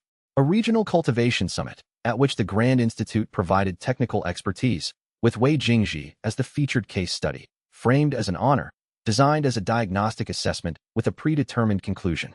The triple panel format using the Institute's highest resolution instruments would, if Wei Jingji performed at standard parameters, produce a finding of anomalous but explainable by measurement sensitivity limits, which would close the anomaly file without opening the gap question. She began making arrangements. She also ordered the Grand Institute's Document Security Division to flag any access requests for the Huang Suan classified paper from the historical holdings. She was 3 days too late for this instruction. Chapter 57. The direction of pressure. Pei Yinru came to Wei Jingji in the archive on the third morning of Yu Xiaofan's visit with a quality of attention that he recognized through pressure dark before she said anything. The clarity effect of the sublayer field had been operating at a 2-meter radius for 4 days, and within that radius Pei Yinru's decision-making had been sharpening in the specific way Huang Suan had documented, not producing new information but clarifying the weight of information she already had. She sat down across from him and said, "The honored guest visit is not a visit." "No," he agreed. "She's been in 3 meetings with the administrative elder. She met privately with Elder Zhao Wenhe yesterday afternoon. She's requested access to the external documentation file from the Regional Cultivation Authority." She looked at him. "She's building a case for something. I can't see what it is, but I can feel which direction it's pointing." "A regional summit," he said, "with triple-panel diagnostic assessment. Framed as recognition, designed as containment." Pei Yinru looked at him with the expression she reserved for moments when he had described the third layer of a situation before she had finished reading the first. "You know this. I have been watching the direction her institutional momentum is pointing since the reception." He paused. "Pressure dark. The momentum perception sublayer. Reached it 2 weeks ago. She absorbed this. You're reading intention from ambient field. Not intention, direction. The things she's already done, the resources she's putting in motion, the path of least institutional resistance given her constraints. All of it is already moving in a specific direction. I can feel the vector." He paused. "The summit will be presented to the administrative elder within 3 days. It will be difficult to refuse because it will look like an honor. What happens at the summit?" He was quiet for a moment. He ran the options through the 3-layer calculation. Perform at standard range. Allow the containment to work. Perform at full depth. Break the assessment framework. Accelerate the institutional conflict. Perform at the exact calibration that produces inconclusive results without resolving them. The third option required a precision he was not certain he could execute. "I need to think about it," he said. "That is not a reassuring answer." "It's accurate." She looked at him. "Mao Chenxi needs to know about this." "Yes. Tell him the summit framework. Tell him the triple panel format. Tell him to prepare for the documentation that will follow the summit." He paused. "Whatever happens at the assessment, the documentation context needs to be in place before the results are published." "What is the documentation context?" Pei Yinru. He looked at her directly. "The 9 fragments, assembled with the Huang Suan paper, in the format you've been developing for 2 months. Before the summit results are released, that documentation needs to be accessible to the practitioners at the summit who will have questions about what they just witnessed." She was quiet for a moment. "You want me to have the documentation ready to distribute?" "I want you to have it ready. Whether to distribute it, and when is a decision for the summit's outcome." He paused. "I can hear where things are already pointing. I cannot hear all of it. This part requires you to be ready for multiple outcomes. How do you know she'll choose the summit format specifically?" He looked at her with the specific quality he had been developing since entering Pressure Dark, the ability to describe direction without claiming prediction. "Because it is the option that requires the least direct confrontation, preserves her institutional authority longest, and can be withdrawn if her situation changes. She is a person who manages resources carefully. She will not spend more than she has to." He paused. "The summit is the minimum necessary move." "I can hear where it's already pointing," she said, echoing what he had said. "Yes." She stood and went to get Mao Chenxi. Chapter 58. The mechanism. The summit invitation arrived at Clearwater Sect's administrative office on the 4th day of Yu Xiaofan's visit, delivered through the Regional Cultivation Authority's formal correspondence channel, as if the timing were coincidental. The Regional Cultivation Authority was pleased to announce a special cultivation research summit to be held at the neutral valley ground used for inter-sect competitions. The summit would feature a comprehensive diagnostic review of a documented anomalous cultivation case, to be assessed by a 3-diagnostician panel from the Grand Institute. The reviewed practitioner was Wei Jingji. The occasion was framed as an unprecedented honor. No practitioner had ever received triple-panel Grand Institute assessment, and an opportunity to formally document an unusual cultivation phenomenon for the benefit of the research community. The administrative elder received the invitation with the expression of someone who had been told he was receiving a gift and was not certain what the gift was made of. Mao Chenxi, when he saw the invitation, said nothing for 30 seconds and then said, "She's been here 4 days." 3. Pei Yinru said, "4 counting today." The invitation through the regional authority means she had it prepositioned. She filed this before she arrived. He looked at the document. The triple panel format. Those 3 diagnosticians are already traveling here. This was arranged before she came. The assessment will produce anomalous but inconclusive, Pei Yinru said. She had the documentation file arranged on the reading table in front of her. If Wei Jingji performs within the range the instruments can access, the triple panel will find anomalous measurements but no explanation. That becomes the official record. The anomaly file is closed without resolution. And if he performs outside that range, the assessment results break the framework, which gives you Xiaofeng grounds for immediate institutional intervention. She can argue the case requires direct institute management. Mao looked at the documentation file. Either outcome produces something she can use. Yes, Pei Yinru said. Unless the outcome is neither. He looked at her. Is that possible? I think it depends on what Wei Jingji decides to do, which he hasn't told either of us. She said this with the specific precision of someone who was not pleased about the information gap and was choosing not to conceal the fact. Mao Qinxi sent a note to Wei Jingji requesting his presence. Chapter 59. The plan he didn't share. Mao Qinxi asked directly. What are you going to do at the summit? Wei Jingji looked at him across the desk. Pei Yinru was in the chair beside the desk. Both of them had the quality of people who had been waiting for this conversation and were not going to accept a non-answer. He had been working on the answer for 3 days, which was the amount of time it had taken him to find the calibration that he thought might work. The calibration was specific. Perform at the pressure dark sublayer's full expression without the void floor or beyond, producing measurements that the instruments could not classify as standard but also could not classify as impossible. Anomalous, but definitively anomalous. The kind of result that produced more questions than it answered rather than the kind that produced clean closure. The problem was that describing this calibration required describing pressure dark's full effect range. And describing pressure dark's full effect range required describing the sublayer architecture from still water through pressure dark in sequential detail. And the time available for that description was not the time available for the conversation they were in. He had been here before. The calculation was the same one he had run with Mao in Chapter 12, with Zhao Wenhe at every assessment, with Liang before the full commitment session. The explanation that was accurate was too long for the available context. The explanation that fit the available context was too incomplete to be reliable. The cost this time was that Mao and Pei Yinru were going to enter the summit without knowing what he was going to do, which meant they could not prepare their responses to the outcome. They would need to read his result in real time and adapt. He had been managing around his inability to translate for 8 months, but he could not manage around it here. There was no elegant version of let me prepare you for multiple outcomes without telling you which one I'm producing. Mao and Pei Yinru would go into the summit unprepared, and they would have to respond to whatever the assessors produced without context. That was a real cost. It might produce a worse outcome than a prepared response would have. I'm still working on it, he said. Mao Qinxi's expression shifted in a way that was not visible to most people, but was visible to Wei Jingji through pressure dark. The specific frustrated energy of someone who has been trying to support a situation they cannot fully see. That is the answer you give when you don't want to explain something, he said. Not when you are genuinely uncertain. Both are true, Wei Jingji said. Pei Yinru said. Is there anything you can tell us that would help us prepare? He thought about this. Have the documentation ready.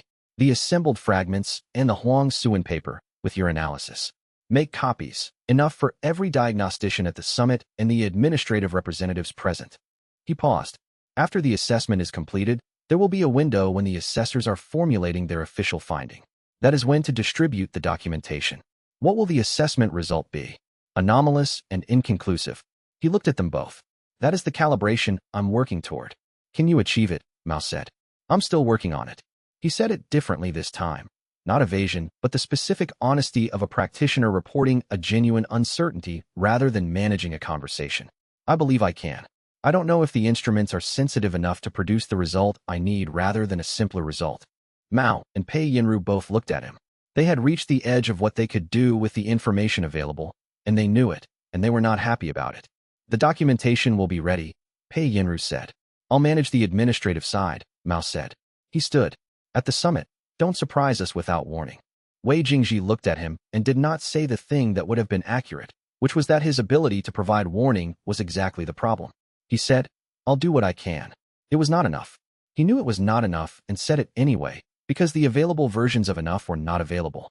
Chapter 60. Anomalous and inconclusive. The regional summit was held 9 days after the invitation at the Valley Ground, with 40 practitioners in attendance from 8 sects and 3 independent cultivation organizations. The Grand Institute's diagnostic panel arrived the morning of the summit.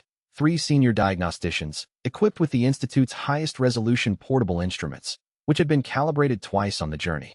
The format was a full-day assessment with public observation. The triple-panel approach meant 3 simultaneous instrument readings cross-correlated in real time, which produced a composite picture that was, in theory, impossible to read incorrectly. Yu Xiaofan attended as an observer and sat in the front administrative row with the calm of someone who had arranged an event they expected to go in a specific direction. Wei Jingji walked into the assessment circle. The calibration he had been working toward was this.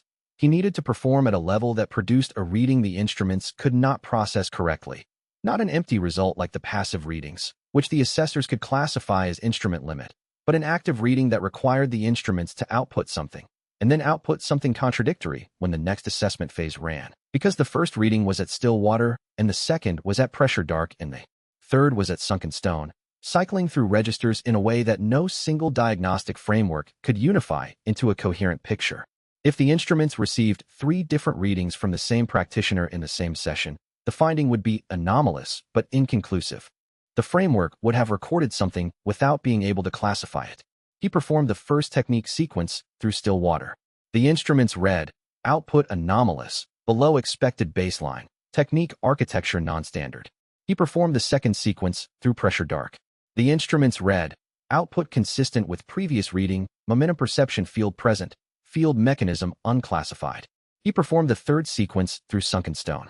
The instruments read, spatial geometry inconsistency detected, output profile, significantly above previous reading in a direction that does not correspond to standard technique expression, mechanism unclassifiable.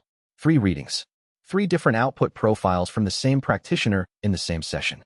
The instruments were not malfunctioning. The assessors checked calibration twice. They were accurately reading 3 different registers of cultivation expression that had no unified classification in any current framework. The lead assessor looked at the composite reading for a long time. Then he looked at his colleagues. Then he looked at Wei Jingji, who was standing in the assessment circle with the specific stillness of someone who had executed a calculation to within acceptable precision. Anomalous, the lead assessor said. The readings are internally inconsistent in a way that is not attributable to instrument error. We cannot produce a classification that unifies these results. He paused. The case is anomalous and inconclusive. The 40 practitioners in attendance looked at each other. The administrative representatives looked at Yu Xiaofan. Yu Xiaofan's expression did not change. But through pressure dark, Wei Jingji felt the specific quality of a situation that had not gone the direction it was designed to go. Not chaos, but the characteristic pressure of a controlled mechanism that had produced an uncontrolled result. She could not use an inconclusive finding to close the anomaly file. She could not use it to escalate directly. She had a result that answered nothing and would produce more questions. In the row behind the administrative section, Pei Yinru opened the documentation folder she had been holding since morning and handed the first copy to the practitioner beside her. The Huang Suan paper, with the 9-fragment theoretical context and her analysis, began moving through the audience. The summit's administrative session was still running. The diagnosticians were filing their formal finding. Yu Xiaofan was reading the documentation that had appeared in practitioners' hands around her. Wei Jingji walked off the assessment floor and stood in the corridor outside the Valley Grounds main hall and felt, against the pressure dark field, 40 practitioners simultaneously encountering a coherent theoretical framework for the thing they had just witnessed. The direction of the moment was already pointing somewhere specific.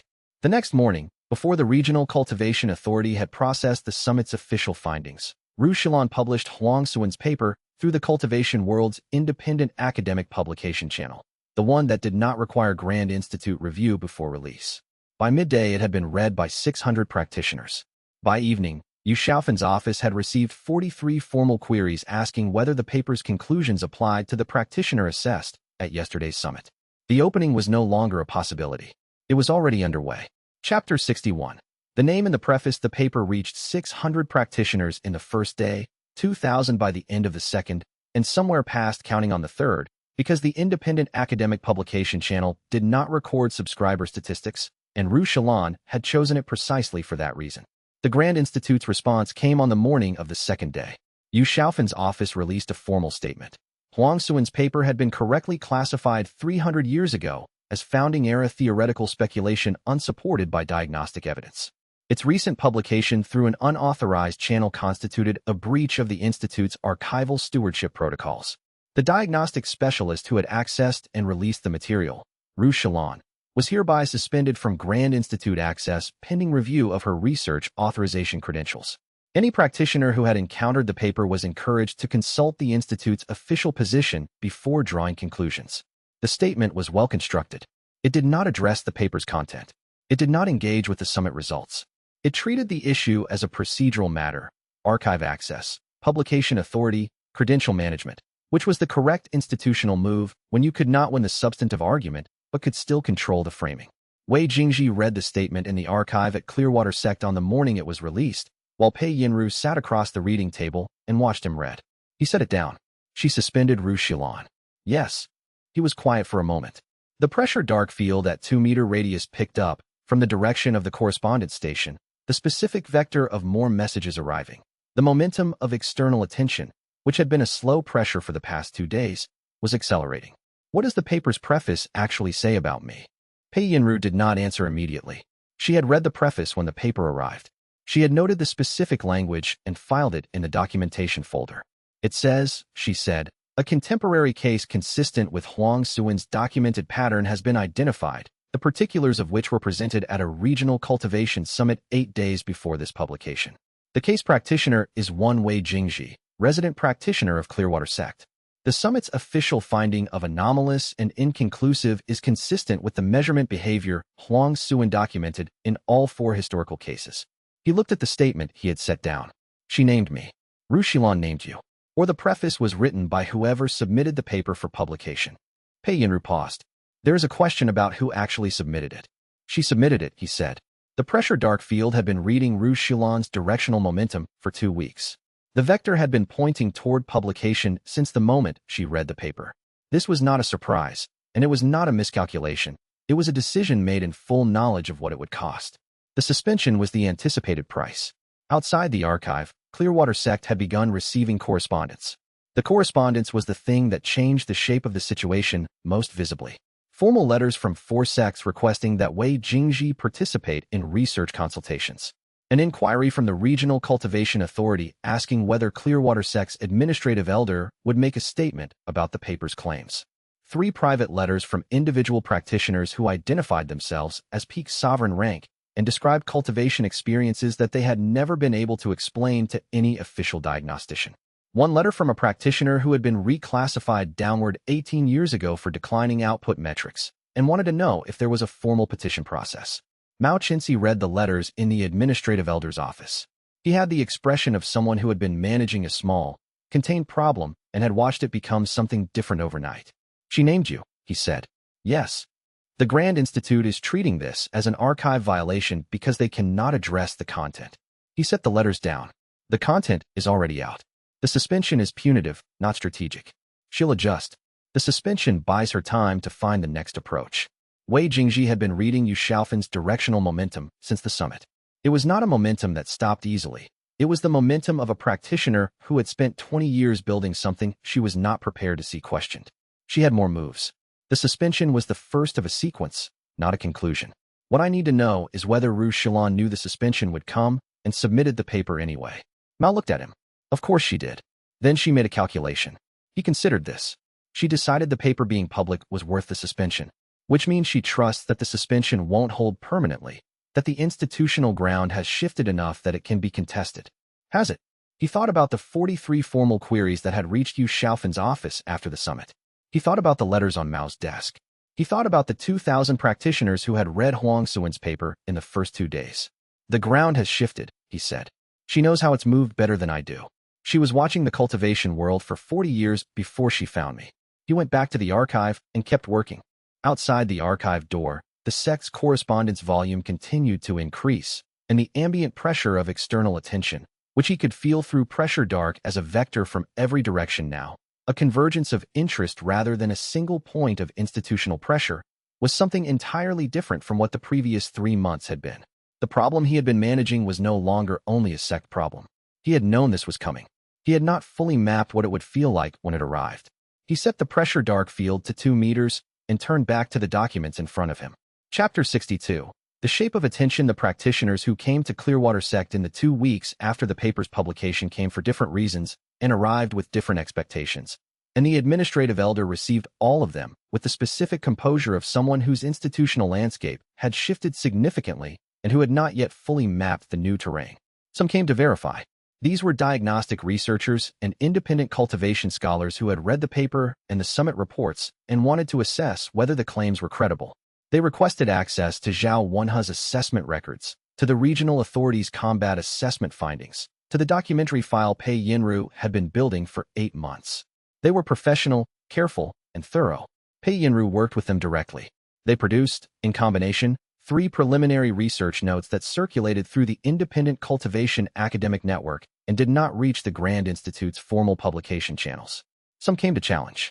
These were practitioners at high ranks who found the paper's claims uncomfortable, not because they were invested in Yu Xiaofan's position, but because a practitioner who demonstrated the standard cultivation framework was incomplete was threatening to any practitioner who had organized their cultivation life around the framework.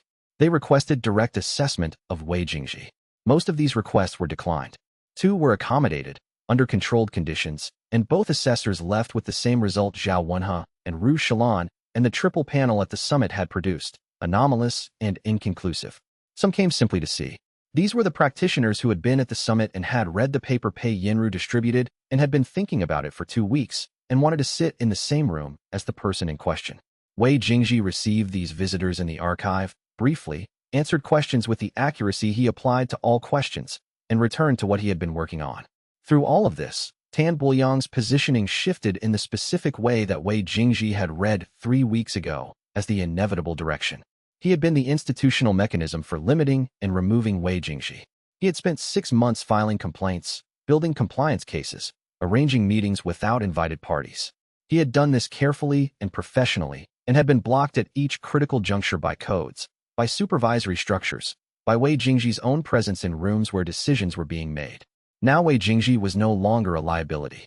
He was a notable figure whose presence at Clearwater Sect had produced the cultivation world's most significant academic discussion in 30 years. 3 of the sect leaders who had come to Clearwater in the past 2 weeks had asked specifically whether Clearwater intended to maintain Wei Jingji's residency or whether the institutional arrangement was temporary. The administrative elder, asked this question in Tan Buoyang's presence, had said that Clearwater Sect was honored to have Wei Jingji in residence and had no intention of changing his status. Tan Buoyang, after that meeting, had sent Wei Jingji a personal note. The note expressed his appreciation for how Wei Jingji's unusual case had brought significant academic attention to Clearwater, noted that the compliance review he had filed had been an appropriate response to the information available at the time, and offered his formal support for any future institutional engagements Wei Jingji might find useful. It was the kind of note that was accurate in every individual sentence and false in its total effect. Wei Jingji read it once and set it in the correspondence file. He did not respond, because the note had not required a response. It required only acknowledgement, and he had given that by filing it. The pressure dark field had been reading Tan Buoyang's directional momentum all morning. The momentum had completely reversed. He was now pointing toward Wei Jingji rather than away from him, with the specific quality of a practitioner who had identified a resource he had previously been trying to eliminate and was adjusting to the new information. He was not angry about this. The adjustment was rational given Tan's constraints. He had never been angry at Tan Buoyang specifically. The man had been working from the information and frameworks available to him and had made reasonable institutional moves given those inputs. The inputs had changed. He sent me a note.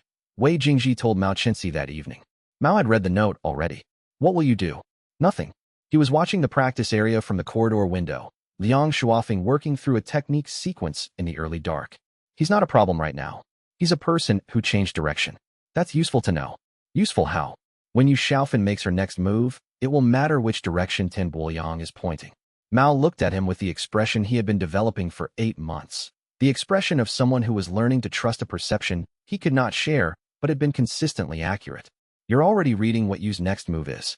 The direction it's pointing, he said. Not the specifics. He watched Liang work. The technique was cleaner than it had been 6 months ago. The quality of the losses had done its work.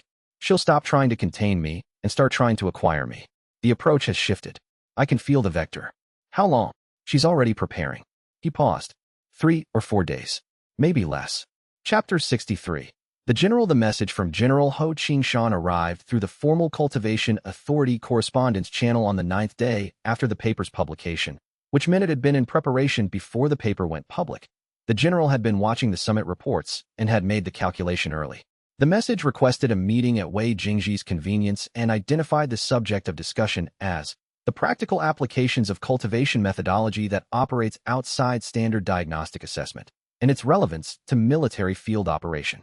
It was signed with the general's formal seal and the Military Cultivation Division's administrative stamp. Wei Jingji showed it to Mao Chenxi, who read it and said, "He's real. I know. He has no investment in the measurement debate. He cares about what works." Mao set the message down.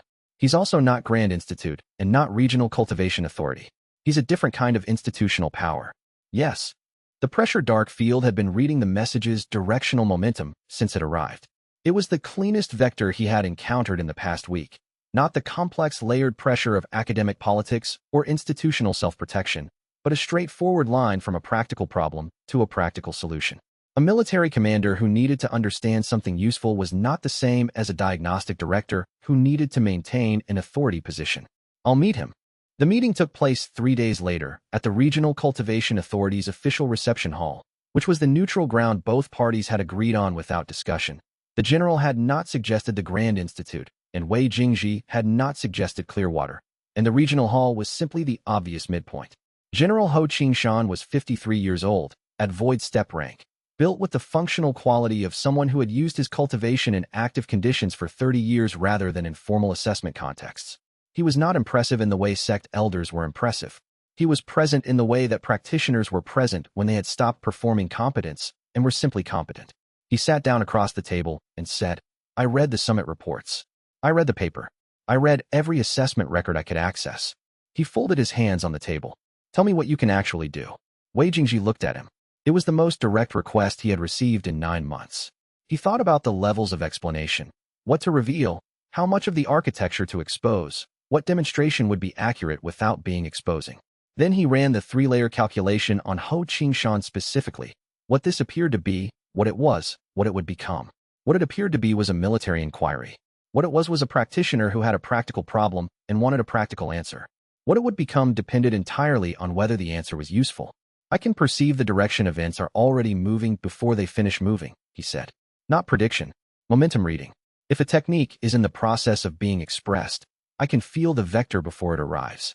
If a situation is in the process of developing, I can feel what it's already pointing toward." He paused. "In combat, this means I'm responding to what you're already doing rather than what you've completed. The window is small, but it's consistent." Ho Qingshan was quiet for a moment. "Show me." Wei Jingji held the pressure dark field at 2-meter radius and let the general's own momentum, the small movements of preparation, the subtle orientation shifts of a practitioner who was deciding whether to test the claim, become visible to him. When Ho Qingshan reached for the small cultivation demonstration stone on the table, a standard technique test tool, Wei Jingji had already moved his hand to the stopping position before the general's fingers touched the stone. Not quickly, not with technique expression, simply already there, already positioned, because the direction had been visible. Ho Qingshan looked at his own hand, stopped an inch from the stone by the calm barrier of Wei Jingji's presence. How early was that?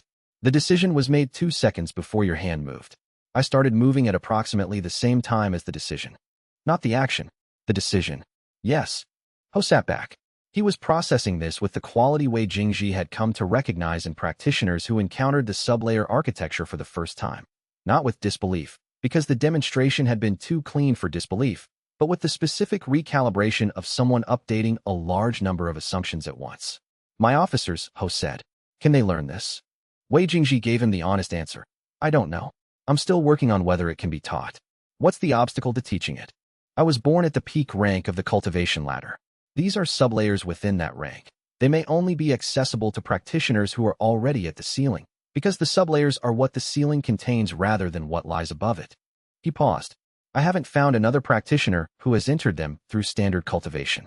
I've found one elder who has recently made contact with the first layer's boundary. He spent 30 years reaching that boundary without knowing it was there. 1 in 30 years. One who was doing it without any documentation to guide him. With the documentation we now have, the timeline might be different." He paused. "I genuinely don't know." Ho nodded slowly. "I'm not asking you to work for me. I'm asking whether you're willing to be honest with me about what you find." He looked across the table with the specific directness of a practitioner who had stopped having conversations he did not intend to finish. I have 18 officers at peak sovereign rank. I've been treating their cultivation development as complete because the framework said they had nowhere to go. If the framework is wrong, I want to know. The framework is wrong, Wei Jingji said. Specifically in that case. Then tell me what you learn. I'll return the information exchange. If the military cultivation division has documented anomalous cases that match your pattern, you can have those records. Wei Jingji thought about 47 classified papers Yu Xiaofan had been building for 20 years, and the research division that did not appear on the Institute's public chart. Does the military cultivation division have a classified research archive? He said. Ho Qingshan's expression did not change. Most of it's operational rather than academic. But yes. He paused. I can arrange access. The meeting ended 40 minutes later with an informal agreement that both parties were clear about, that neither party had put in writing, and that was, in the specific way of arrangements between people who have accurately read each other, binding. On the way back to Clearwater Sect, Wei Jingji felt the pressure dark field picking up from the direction of the Grand Institute's correspondence channel, the specific vector of an incoming message with the characteristic momentum of something that had been prepared carefully and was only now arriving. Yu Xiaofan's next move, exactly when he had expected it. Chapter 64. The formal offer from the Grand Institute was comprehensive, specific, and genuinely attractive, which was the most dangerous kind of offer to receive. Senior Research Fellow designation. Residential quarters in the Institute's practitioner wing. Private, well-appointed, isolated from the academic staff's common spaces by design. Full access to all of the Institute's classified historical documentation archives, including holdings that had not been accessible to any outside researcher in 60 years. Unlimited use of the Institute's diagnostic and assessment infrastructure for his own cultivation research. The most sophisticated instruments in the cultivation world, calibrated to tolerances that standard sect equipment could not approach. An annual research fund allocated without institutional review requirements. Formal recognition, through the Institute's academic publication channel, of realm perfection as a legitimate cultivation category, with Wei Jingji listed as the primary documentation source. He read the offer twice. The formal recognition clause was the one he kept returning to. The Institute's academic publication channel was the most authoritative channel in the cultivation world. A paper published through it, with the Institute's institutional backing, was treated as validated research in a way that Ru Shalon's independent publication of Huang Xuan's paper was not and could not be. If Yu Xiaofan was offering to publish through the official channel, she was offering to do the thing she had spent 3 months preventing, to make Realm Perfection's existence formally acknowledged. The offer was, in this specific way, a substantial concession. He also looked at what the offer did not say. It did not say he would retain independent publication rights for research conducted at the Institute. It did not say Mao Chenxi or Pei Yinru would have access to his research materials. It did not specify the conditions under which the Senior Research Fellow designation could be ended. The recognition paper's content, what Realm Perfection would be recognized as, was not specified.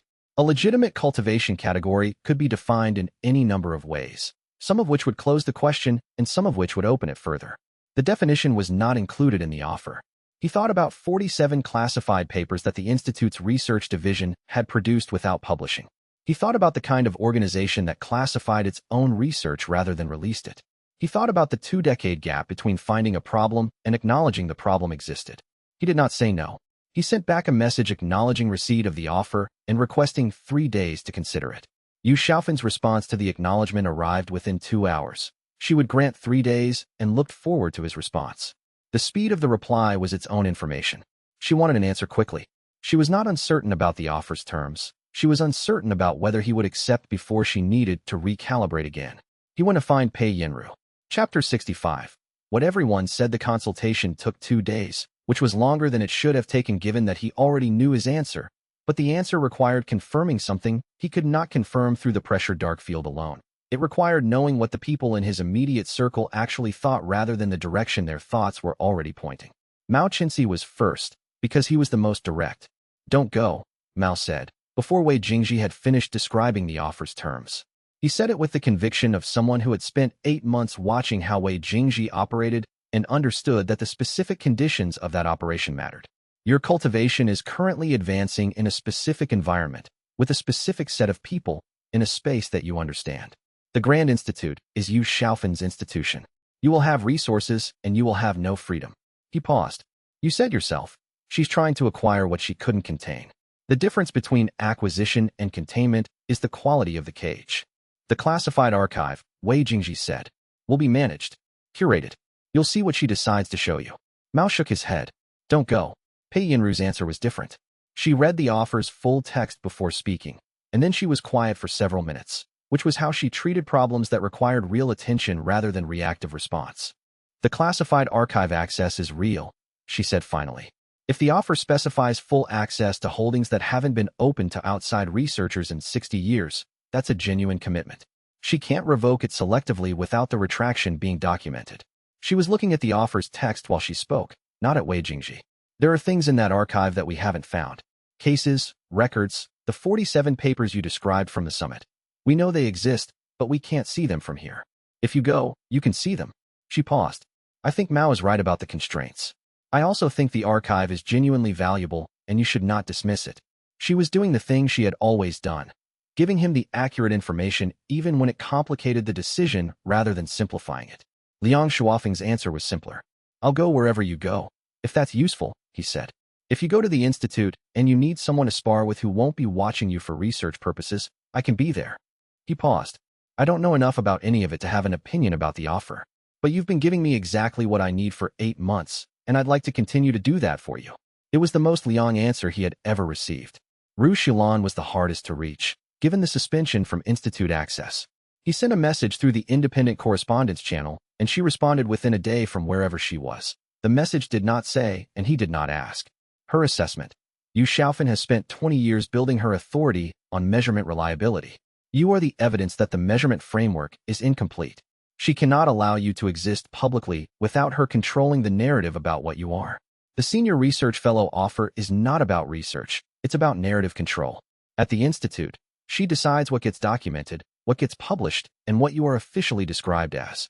A pause in the message's tone, the quality of a practitioner choosing the next words carefully. That said, the archive. If I could trade the suspension for time in that archive, I would think about it. He sat with all 4 responses for an evening. Then he identified what he had not told any of them. His actual concern about the offer was not the independence loss or the resource control or even the narrative management question, though all of those were real. His actual concern was this. The classified archive that had produced Yu Xiaofan's 47 papers about the measurement framework's limits was the same archive that held the original Huang Suan paper.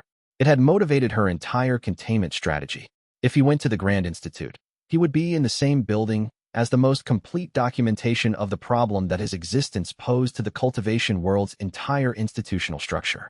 He needed to know what else was in that archive. Not because the knowledge would help him. He was past the point where historical documentation changed his cultivation practice. But because whatever was in that archive was part of what Yu Xiaofan was protecting, and he could not fully map her remaining moves without knowing what she was protecting and why. The decision was not about the offer. The decision was about what he needed to understand next, and where that understanding could be found. He went to the practice area and worked through the pressure dark sublayer's current boundary. The integration that had been building for 3 weeks was nearly complete. The field was settling from something he operated to something he inhabited, the momentum perception becoming ambient rather than directed. He pressed against the next boundary. The void floor was the sublayer Huang Suan had not been able to document because none of her 4 cases had reached it. He was the 5th case. He was past the map. He pressed against the boundary until it yielded. Not dramatically, not all at once, but the quality of what was on the other side was immediately and specifically different from anything below it. The previous sublayers had been forms of refined perception. Void floor was something else. The ability to exist in the space between a technique's departure and its arrival. The gap moment where cause had begun and effect had not yet happened. He could feel it from the threshold without yet inhabiting it. He did not push further. He noted the position and stepped back. Tomorrow, he would send his response to the Grand Institute. The response would not be what Yu Xiaofan expected, and it would not be what Mao Qinxi expected, and it would not be what the offer's terms had apparently foreclosed. He was still working on exactly how to say it. Chapter 66. The conditions. His response to the Grand Institute's offer was a single page, precise in its language, which arrived at Yu Xiaofan's office 3 days after her offer had arrived at his. He would accept the Senior Research Fellow designation under the following conditions. Elder Mao Qinxi would accompany him to the Grand Institute in the capacity of formal cultivation supervisor, with full access to all institute facilities and records relevant to his supervisory function. Pei Yinru would accompany him as research assistant with archival access equivalent to a junior research associate. Ru Xilan's suspension from Grand Institute access would be rescinded, effective upon his arrival, with the suspension treated as an administrative matter concluded by mutual agreement. No additional conditions on his research conduct beyond the standard institute protocols applicable to all senior research fellows. He did not negotiate the offer's terms. He accepted them as written and added conditions of his own. Yu Xiaofan's response came within 6 hours. All 3 conditions were accepted. Ru Xilan's suspension would be formally rescinded with a notation in her file that the matter had been resolved. The institute would arrange appropriate accommodations for Elder Mao and research assistant Pei. His appointment as senior research fellow was confirmed effective from the date of his arrival at the institute, anticipated in 14 days. Mao Qinxi read the response in Wei Jingji's quarters and was quiet for a long moment. She accepted all 3 conditions. Yes. Without negotiation. He set the paper down. That's the answer to whether she wants you at the institute. Wei Jingji looked out the window at the practice area. Liang Shuofeng was working alone in the afternoon light, running a technique sequence that had improved significantly over the past 6 months. The arc of the expression was cleaner now, the timing compressed. He had been doing this while Wei Jingji watched and not watched. The improvement had been continuous. She expected negotiation. She had prepared for it. He paused. The fact that I didn't negotiate the terms surprised her. She'll spend 2 days understanding what that means. What does it mean? That I didn't care about the terms of the offer. I cared about the conditions for accepting it. He was quiet for a moment. She'll conclude that the conditions matter to me more than the offer's contents, which is accurate, and which tells her something about what I'm trying to accomplish. What will she decide you're trying to accomplish? He thought about this. The pressure dark field was at 2-meter radius, and through it he could feel Mao's directional momentum. The specific quality of a practitioner who had decided to go somewhere difficult and was settling into the decision rather than resisting it. She'll think I want Mao and Pei there to protect me from her institutional environment, which is partly true. She won't think I want Ru Xilan's suspension rescinded because Ru Xilan is the person most likely to find what's in the archive before I can get to it, which is also partly true. And she won't think I want both of those things because having them in the same building as me is the fastest way to move the research forward. He paused. She'll read the conditions correctly at the individual level and incorrectly at the combined level. Mao looked at him. It was the expression he had been developing over 8 months, not the exasperated frustration of someone who could not follow, but the specific attention of someone who was learning to follow a different kind of argument. You're not going for the offer. No, you're going for the archive. I'm going for what's in the archive that motivated 20 years of classified research that she's been suppressing. He turned from the window. She spent 2 decades building papers about the measurement framework's limits and classifying them. That means she's known there was a problem for 20 years and has been managing the problem rather than solving it. What I need to know is the full shape of what she knows, because whatever she knows and hasn't said is going to determine what her remaining moves are. Mao was quiet for a moment. And the conditions, Pei, Ru Xilan, me, are to make sure you don't disappear into the institute with no witnesses. That too, Wei Jingji said. Yes. They began preparing to leave Clearwater sect. Tan Bouillon came to the administrative elder's office within 2 hours of the announcement, which meant he had been monitoring the institute correspondence. He expressed, with the smooth repositioning of a practitioner whose institutional landscape had shifted again, his full support for Wei Jingji's Grand Institute appointment, and his hope that Clearwater sect would be formally designated as Wei Jingji's home sect affiliation in any research documentation produced at the institute. The administrative elder noted this. Wei Jingji, when told, filed it as a data point and moved on. Chapter 67. The institute, the Grand Institute, was not what he had expected, and he had expected something large. It occupied a full administrative district at the cultivation world's central hub, 7 research halls, for diagnostic complexes, a documentation archive building whose holdings required 3 sublevels of underground storage, practitioner quarters for 200 researchers, and a formation infrastructure that had been maintained continuously for 300 years without interruption. The whole complex existed within a formation layer that produced a constant ambient measurement field. The institute did not stop assessing its practitioners even when no one was actively running diagnostics. The air itself was instrumented. He walked through the main receiving hall on the day of his arrival and felt the ambient measurement field read him in the specific way that every diagnostic had read him for 9 months. Peak sovereign rank confirmed. Output profile anomalous. Depth unmeasurable. The formation sensors registered the result and filed it in the case archive that had been opened for him 3 days before his arrival. The formation layer also failed to register the void floor sublayer he had entered the previous evening. Barely, at the threshold, not yet fully inhabited, but present enough that its qualities were accessible. He could feel the gap space between technique expression and arrival that the void floor opened, not as a capability he could deploy yet, but as a persistent background perception, the way a new sense registers before you know how to use it.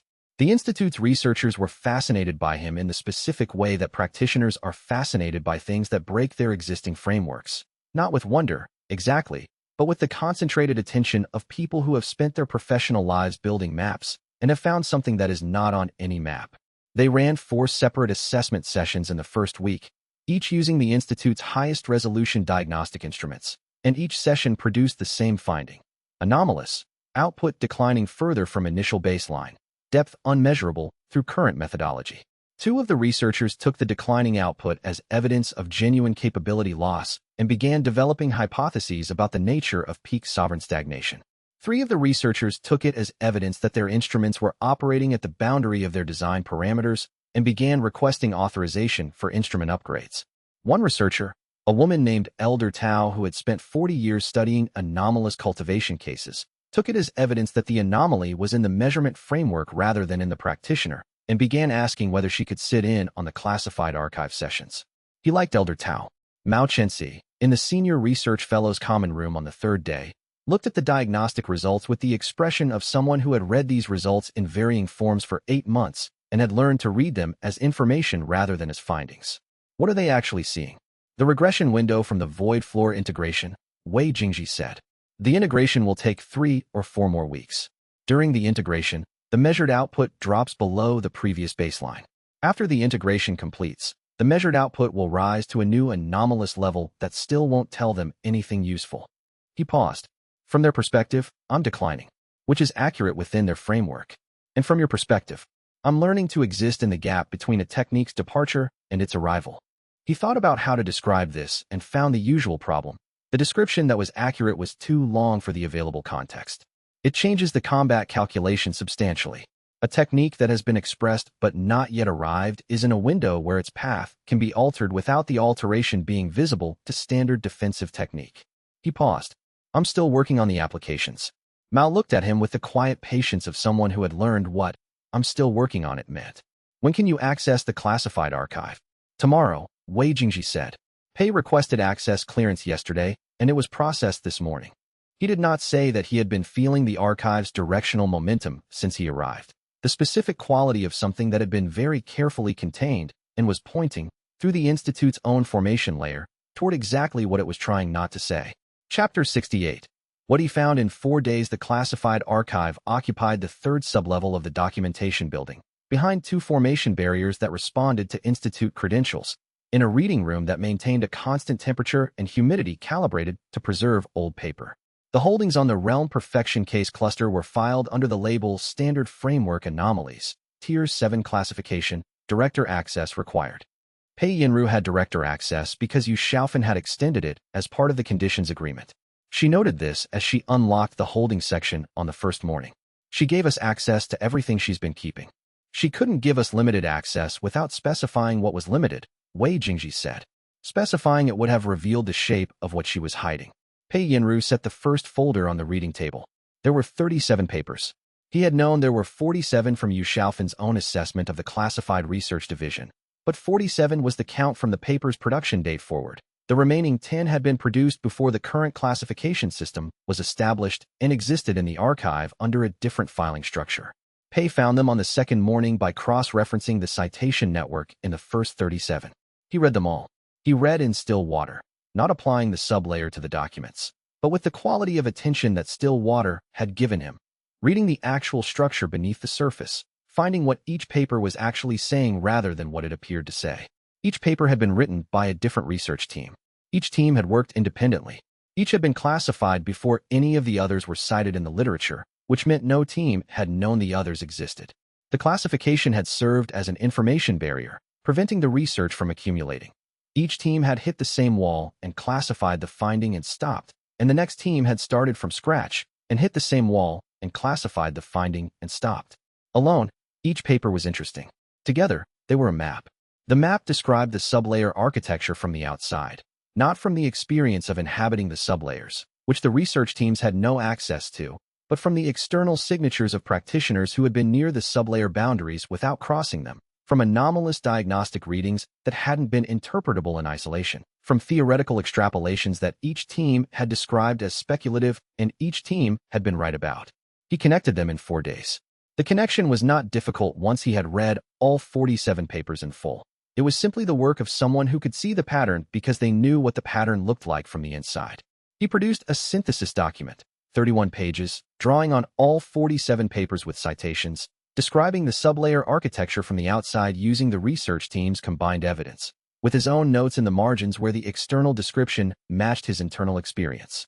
He gave it to Pei Yinru when it was finished.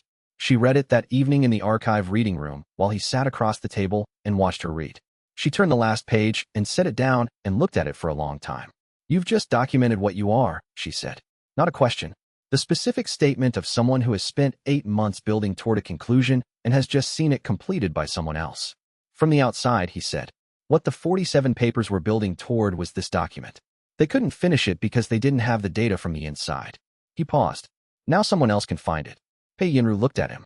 "Find the sublayers. Find the sublayers." With this document as a guide, a practitioner at peak rank who was looking for the still water boundary would have a description accurate enough to recognize it when they reached it. He thought about Mao Chenxi, 30 years at the boundary without knowing what he was touching. The documentation was always the most important part. What are you going to do with it? He had been thinking about this for 4 days. "Show it to you, Xiaofan," he said. First, Pei Yinru's expression did not change, but her quality of attention sharpened. Why first? Because she'll see what the document is immediately, and her response to it will tell me what her third move is going to be. He folded the synthesis document carefully. And because whatever she decides to do with it, I need her to have decided in front of me. Chapter 69.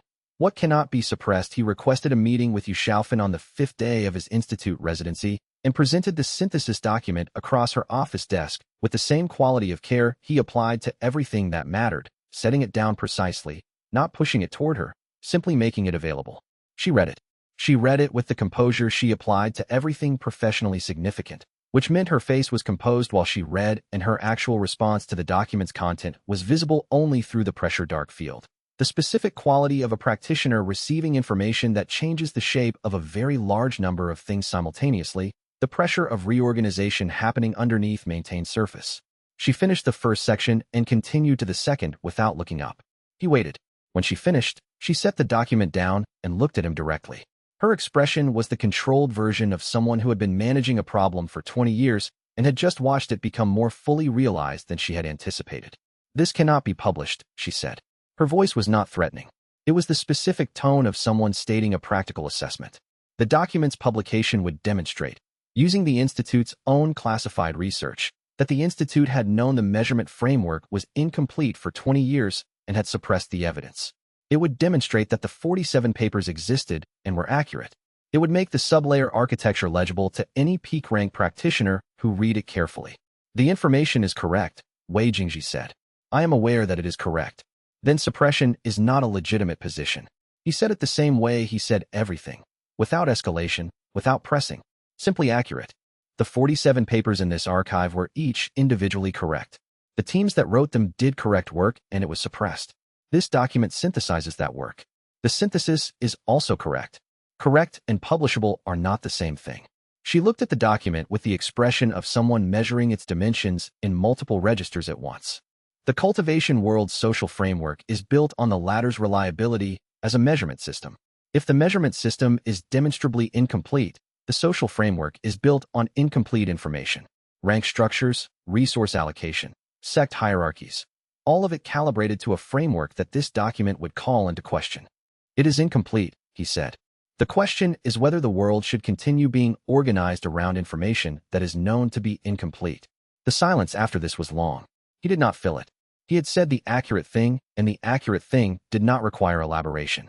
Yu Xiaofan looked at him with the assessment quality she had brought to every interaction since the reception at Clearwater, the diagnostic attention of a practitioner who was always reading, always accounting. She was reading him now not as a research subject, but as a person she was trying to understand. "You know what publication would do to the Grand Institute's authority?" she said. "Yes. The Institute's authority rests on the reliability of the measurement framework.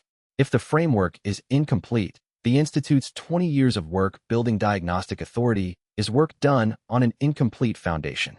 She paused. I have spent 20 years on that foundation. I know, he said. And you want to publish the document. He looked at her, not with challenge, not with the satisfaction of someone who has cornered an opponent, with the specific quality of someone who has been looking at the same problem from different angles for a long time and is reporting what he sees. I want the document to exist where practitioners who are at peak rank can find it. Whether it's published through the Institute's channel or another channel, that's a question of how, not whether. She looked at the document on her desk, then at him.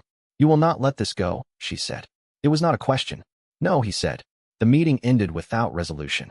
He left the document on her desk. Chapter 70. The question she could not answer. Mao Chenxi and Pei Yinru were both in the Senior Research Fellows' common room when Wei Jingji returned from Yu Xiaofan's office. They had been waiting without performing the act of waiting. Pei reading archive notes, Mao working through what had become his morning practice of approaching the still water boundary. How did it go? Mao said, without looking up from the position he was holding. Wei Jingji sat down. He thought about the meeting. He had said the accurate things, and Yu Xiaofan had said the accurate things, and both of them had understood the other's position completely, and nothing had been resolved. I asked her something before I left, he said, after she told me the document couldn't be published. Mao looked up from his practice position. What did you ask? I asked. If the measurement framework is incomplete, what else does the Grand Institute know is incomplete that it is not saying? The common room was quiet. Pei Yinru's hand had stopped moving over her archive notes. Mao exhaled slowly. What did she say? She didn't say anything. He paused. She looked at me for approximately 4 seconds, and then suggested we conclude the meeting. The silence that followed was the kind that came after something had been understood correctly. Not the silence of uncertainty, but the silence of people receiving confirmed information they had suspected. Pei Yinru set her notes down. There are other papers. There are other archives, he said. The Tier 7 classification we accessed is for standard framework anomalies. There are higher classification tiers. She confirmed their existence through the shape of the silence. Mao looked at him. She confirmed them by not denying them. She confirmed them by the specific quality of her pause. He thought about the pressure dark field reading in that moment. The directional shift of a practitioner who has been asked a question they cannot answer truthfully and cannot answer dishonestly and has arrived at the only available third option. Someone who had no other archives would have said so. Someone who was simply buying time to recalibrate would have deflected. She did neither. He paused. She did the thing practitioners do when the accurate answer is too costly to give and the inaccurate answer is something she won't say. Pei Yinru looked at him with the expression she reserved for moments when the situation had become larger than she had been tracking. What do you think the other archives contain? I don't know yet. He thought about the 47 papers, 37 years of research that had been isolated from itself deliberately, team by team, finding by finding. He thought about the scope of institutional effort required to maintain that isolation. But whatever is in them, she's known about it for longer than she's known about the measurement framework problem. The Tier 7 archive was built in response to something that already existed. He paused. I need access to the other tiers. Mao was very still for a moment. She won't give it. She might. He thought about the offer, the classification of the synthesized paper as current validated research that had been part of the original terms. The conditions she agreed to were full access to all classified holdings. She may not have anticipated the synthesis document. She may not have anticipated the question. He paused. She made a commitment. She's a practitioner who keeps commitments because commitments are how institutions function. The question is whether she'll honor the access to the higher tiers or find grounds to restrict it. Mao looked at Pei Yinru. Something passed between them. The specific communication of two people who have been in a difficult situation long enough to speak without speaking. He just made her define what she is, Mao said. Not to Wei Jingji. To Pei, quietly, with the quality of someone stating something precise. Pei Yinru looked at the archive notes in front of her. She already knew what she was, she said. He made her say it out loud. The common room was quiet again. Outside the window, the Institute's formation layer continued its constant ambient measurement, reading everything, documenting everything, producing findings that were accurate within their operational range and silent beyond it. Somewhere in the building, Yu Xiaofan was sitting with a synthesis document and a question she had not answered, and an archive tier she had not anticipated being asked about. Wei Jingji thought about what she would do next. He pressed against the void floor threshold. The gap space was present, the perceivable space between technique's departure and technique's arrival, where causality had begun and consequence had not yet finished. It was thin, at the moment, barely wider than a thought. But it was real, and it was accessible, and it was, like everything below it, a territory he was going to understand completely. He was still working on it. Chapter 71. The Alliance. The synthesis document did not stay in Yu Xiaofan's office. He had not expected it to. He had left it there knowing she would read it carefully, assess its implications completely, and then make exactly the move he had been reading the directional momentum toward since the synthesis was finished. She would build a coalition. The coalition took 4 days to assemble. He could feel its formation through the pressure dark field, not the individual communications, which were private and at distances well beyond the 2-meter radius, but the aggregate momentum of her institutional connections being activated in sequence.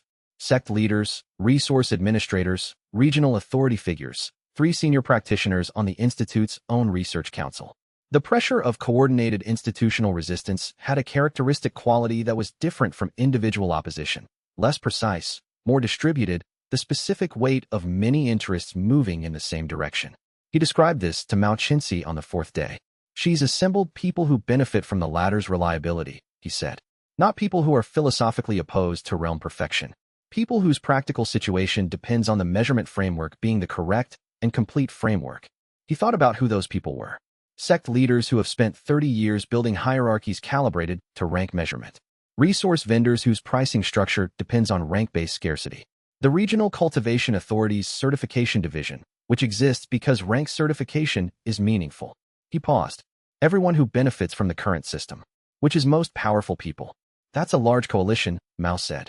It is. He was not troubled by this in the way Mao expected him to be. He had read, through the pressure dark field, the specific quality of a coalition formed from self-interest rather than shared conviction. It was robust at the center and fragile at the edges. The people with the most to lose would hold. The people whose interest was more abstract would drift when the calculus changed. The interesting question is who is not in the coalition. Mao thought about this. Ho Qingshan. He has no interest in measurement reliability. Military effectiveness is his metric, and a measurement system that misidentifies capability is a military liability. He had been thinking about Ho Qingshan since the meeting at the regional hall.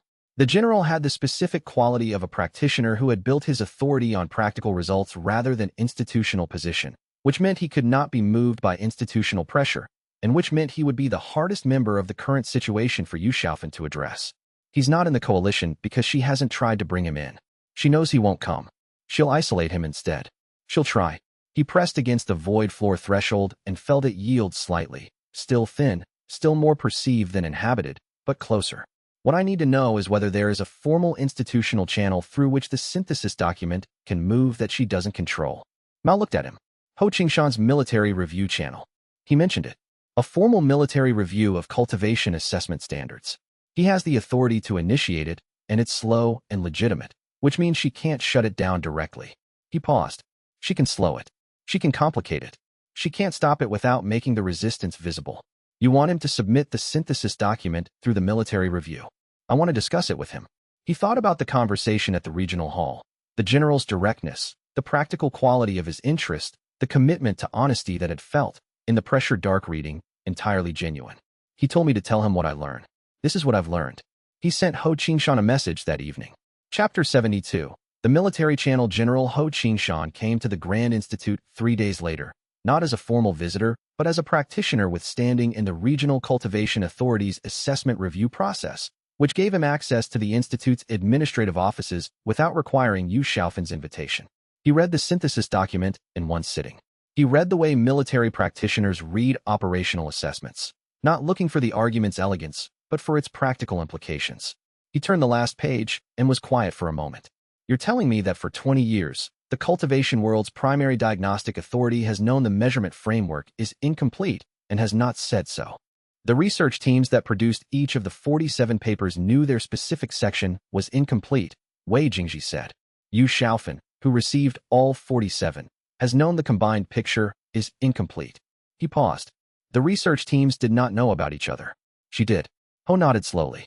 And the Military Cultivation Division has 18 officers at peak rank whose development we have treated as complete because the framework said there was nowhere to go from there. Yes. If the framework is wrong about the ceiling, we've been developing those officers incorrectly for an unknown number of years. His voice was flat in the specific way of someone stating a practical problem rather than expressing an emotion about it. That's a significant operational liability. Yes. Ho looked at the synthesis document. You said there might be military archive records relevant to the anomalous case pattern. There might be. Practitioners at peak rank who demonstrated anomalous capability profiles in combat contexts might have been documented in operational reports rather than academic research. He thought about the external documentation Huang Suin had assembled for her 4 cases, the combat assessment records, the testimony, the measurement discrepancies. If they were documented and not shared with the Grand Institute, those records exist somewhere. They'd be in the Military Cultivation Division's operational archive. Ho Qingshan set the document down. I'll initiate the military review of cultivation assessment standards. Formal process, through the proper channels, citing your case and the synthesis document's findings as grounds for the assessment. The process is slow, 6 months minimum before any formal finding. He paused. But it's legitimate, which means it runs regardless of what Yu Xiaofan's coalition does about the academic channels. I know, Wei Jingji said. That's why I asked you. Ho looked at him with the expression of someone who had been in enough meetings to recognize when they were being positioned and had decided they didn't mind this particular positioning. She'll know you asked me. She'll know before the day is finished. He did not say this with satisfaction or strategy. He said it as a practical assessment. She's reading the Institute's institutional momentum very carefully right now. She'll see the military review filing within hours of its submission. And her response? She'll move from the academic channel to a direct institutional lever. He pressed against the void floor threshold while he considered this. The gap space was widening incrementally. I don't know what the lever is yet. I've been reading the direction of what she has in reserve, and there's something I can't fully map. Ho studied him. Can you tell me what you can't map? Something in the higher classification tiers. The archive access I have is tier 7. She has higher tiers, and I don't know what's in them. He paused. Whatever is there, she's keeping it as a reserve. She hasn't used it, which means it's significant enough that using it would cost her something. She doesn't want to spend it unless she has to. Then we make her feel like she has to. The general folded his hands. How? I'm still working on it, Wei Jingji said. I'll tell you when I know. The military review was filed that afternoon. Yu Xiaofan received notification of it within 2 hours. The pressure dark field, at the outer edge of its 2-meter radius, registered a shift in the ambient momentum of the Institute's administrative floor, a concentration of directed attention pointing specifically toward the military review filing. She was working faster now. Chapter 73. What he could not give, he found Liang Shuofeng in the practice area allocated to Institute visitors on a Thursday morning, working through the same technique sequence he had been running in one form or another since the first month of Wei Jingji's time at Clearwater Sect. Liang had been at the Grand Institute for 3 weeks. He had not adapted to institutional environments particularly well. The Institute had hundreds of practitioners, and the ambient social pressure of a large professional community was something Liang navigated with the patient awkwardness of someone who was very good at a small number of things and had not found those things relevant to the current environment. He trained every morning and practiced formal courtesy in the afternoons and was, by his own assessment, not useful for much at the Institute except being available. He had not stopped trying to find the still water boundary. He had described the attempt to Wei Jingji 3 days after arriving. He had read Huang Suin's paper and the synthesis document and had identified, from the external descriptions, the type of boundary condition he was looking for. He had spent 2 weeks pressing against it. Wei Jingji watched him work and saw, through still water's own composition reading, the exact place where Liang's technique expression was missing the orientation the boundary required, not in its power, which was substantial for his rank, but in its directionality. He was pressing outward, the way practitioners pressed against rank ceilings. The still water boundary required a different orientation, inward, toward concentration rather than expansion. He knew how to describe this. He had been working on the description for 2 weeks. He sat down across the practice area from Liang and said, "The orientation is inverted. You're pressing outward.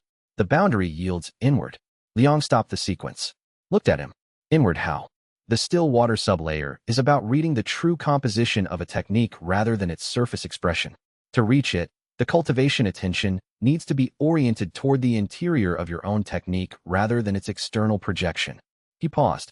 Like, examining what a technique is made of rather than what it does. Liang thought about this for a moment. Can you show me the difference? He reached into still water and expressed a single technique from within it, not demonstrating the sublayer's capability, but demonstrating the orientation, the quality of attention directed inward rather than outward. It was, by cultivation measurement, a very simple technique. From inside still water, it was also visible as a composition of elements, a structure made of relationships, the kind of clarity that made complex techniques obvious. He released the technique and looked at Liang. Liang tried the reorientation. He was very good at trying things. He had a practitioner's physical understanding of his own cultivation and could adjust orientation quickly. He tried for 20 minutes. He did not reach the boundary. Wei Jingji watched him try and encountered, again, the specific frustration that was not frustration at Liang, but at himself. The limit where his understanding compressed past the point where it could be given to someone else in real time.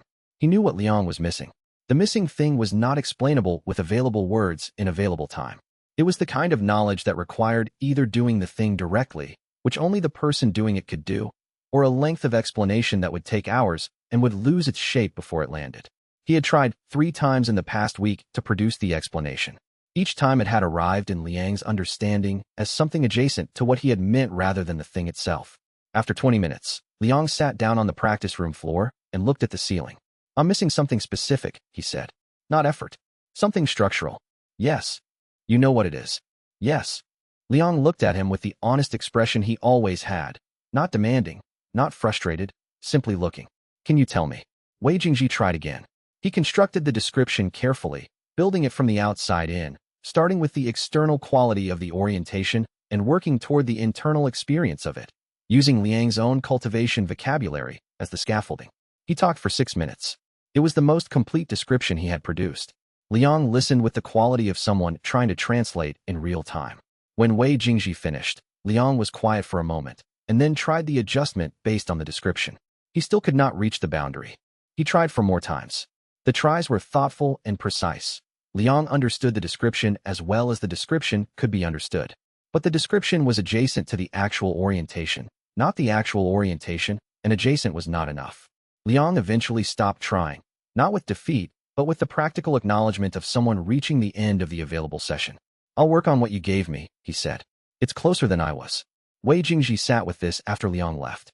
The problem he had been managing around for 9 months had arrived at its clearest expression. What he knew about realm perfection was increasingly valuable to the people around him and increasingly difficult to give them. He could give Mao Qinzi the historical documentation. He could give Pei Yinru the synthesis document. He could give Ho Qingshan the practical combat applications. None of them could access the sublayers themselves from what he gave them. And Mao had found the boundary only after 30 years of trying without knowing what he was looking for. Liang was not going to find it this month. He might find it in 30 years. He might find it in 5, with better documentation. He might never find it if the sublayers turned out to be accessible only from peak rank. He pressed against the void floor boundary and felt the gap space open slightly wider. The capability that came from the gap space, existing between technique's departure and arrival, was the most precisely personal thing he had developed. He could not describe it from inside. He could not demonstrate it without demonstrating what it did, which would reveal more than he currently wanted revealed. He went back to the archive. Chapter 74.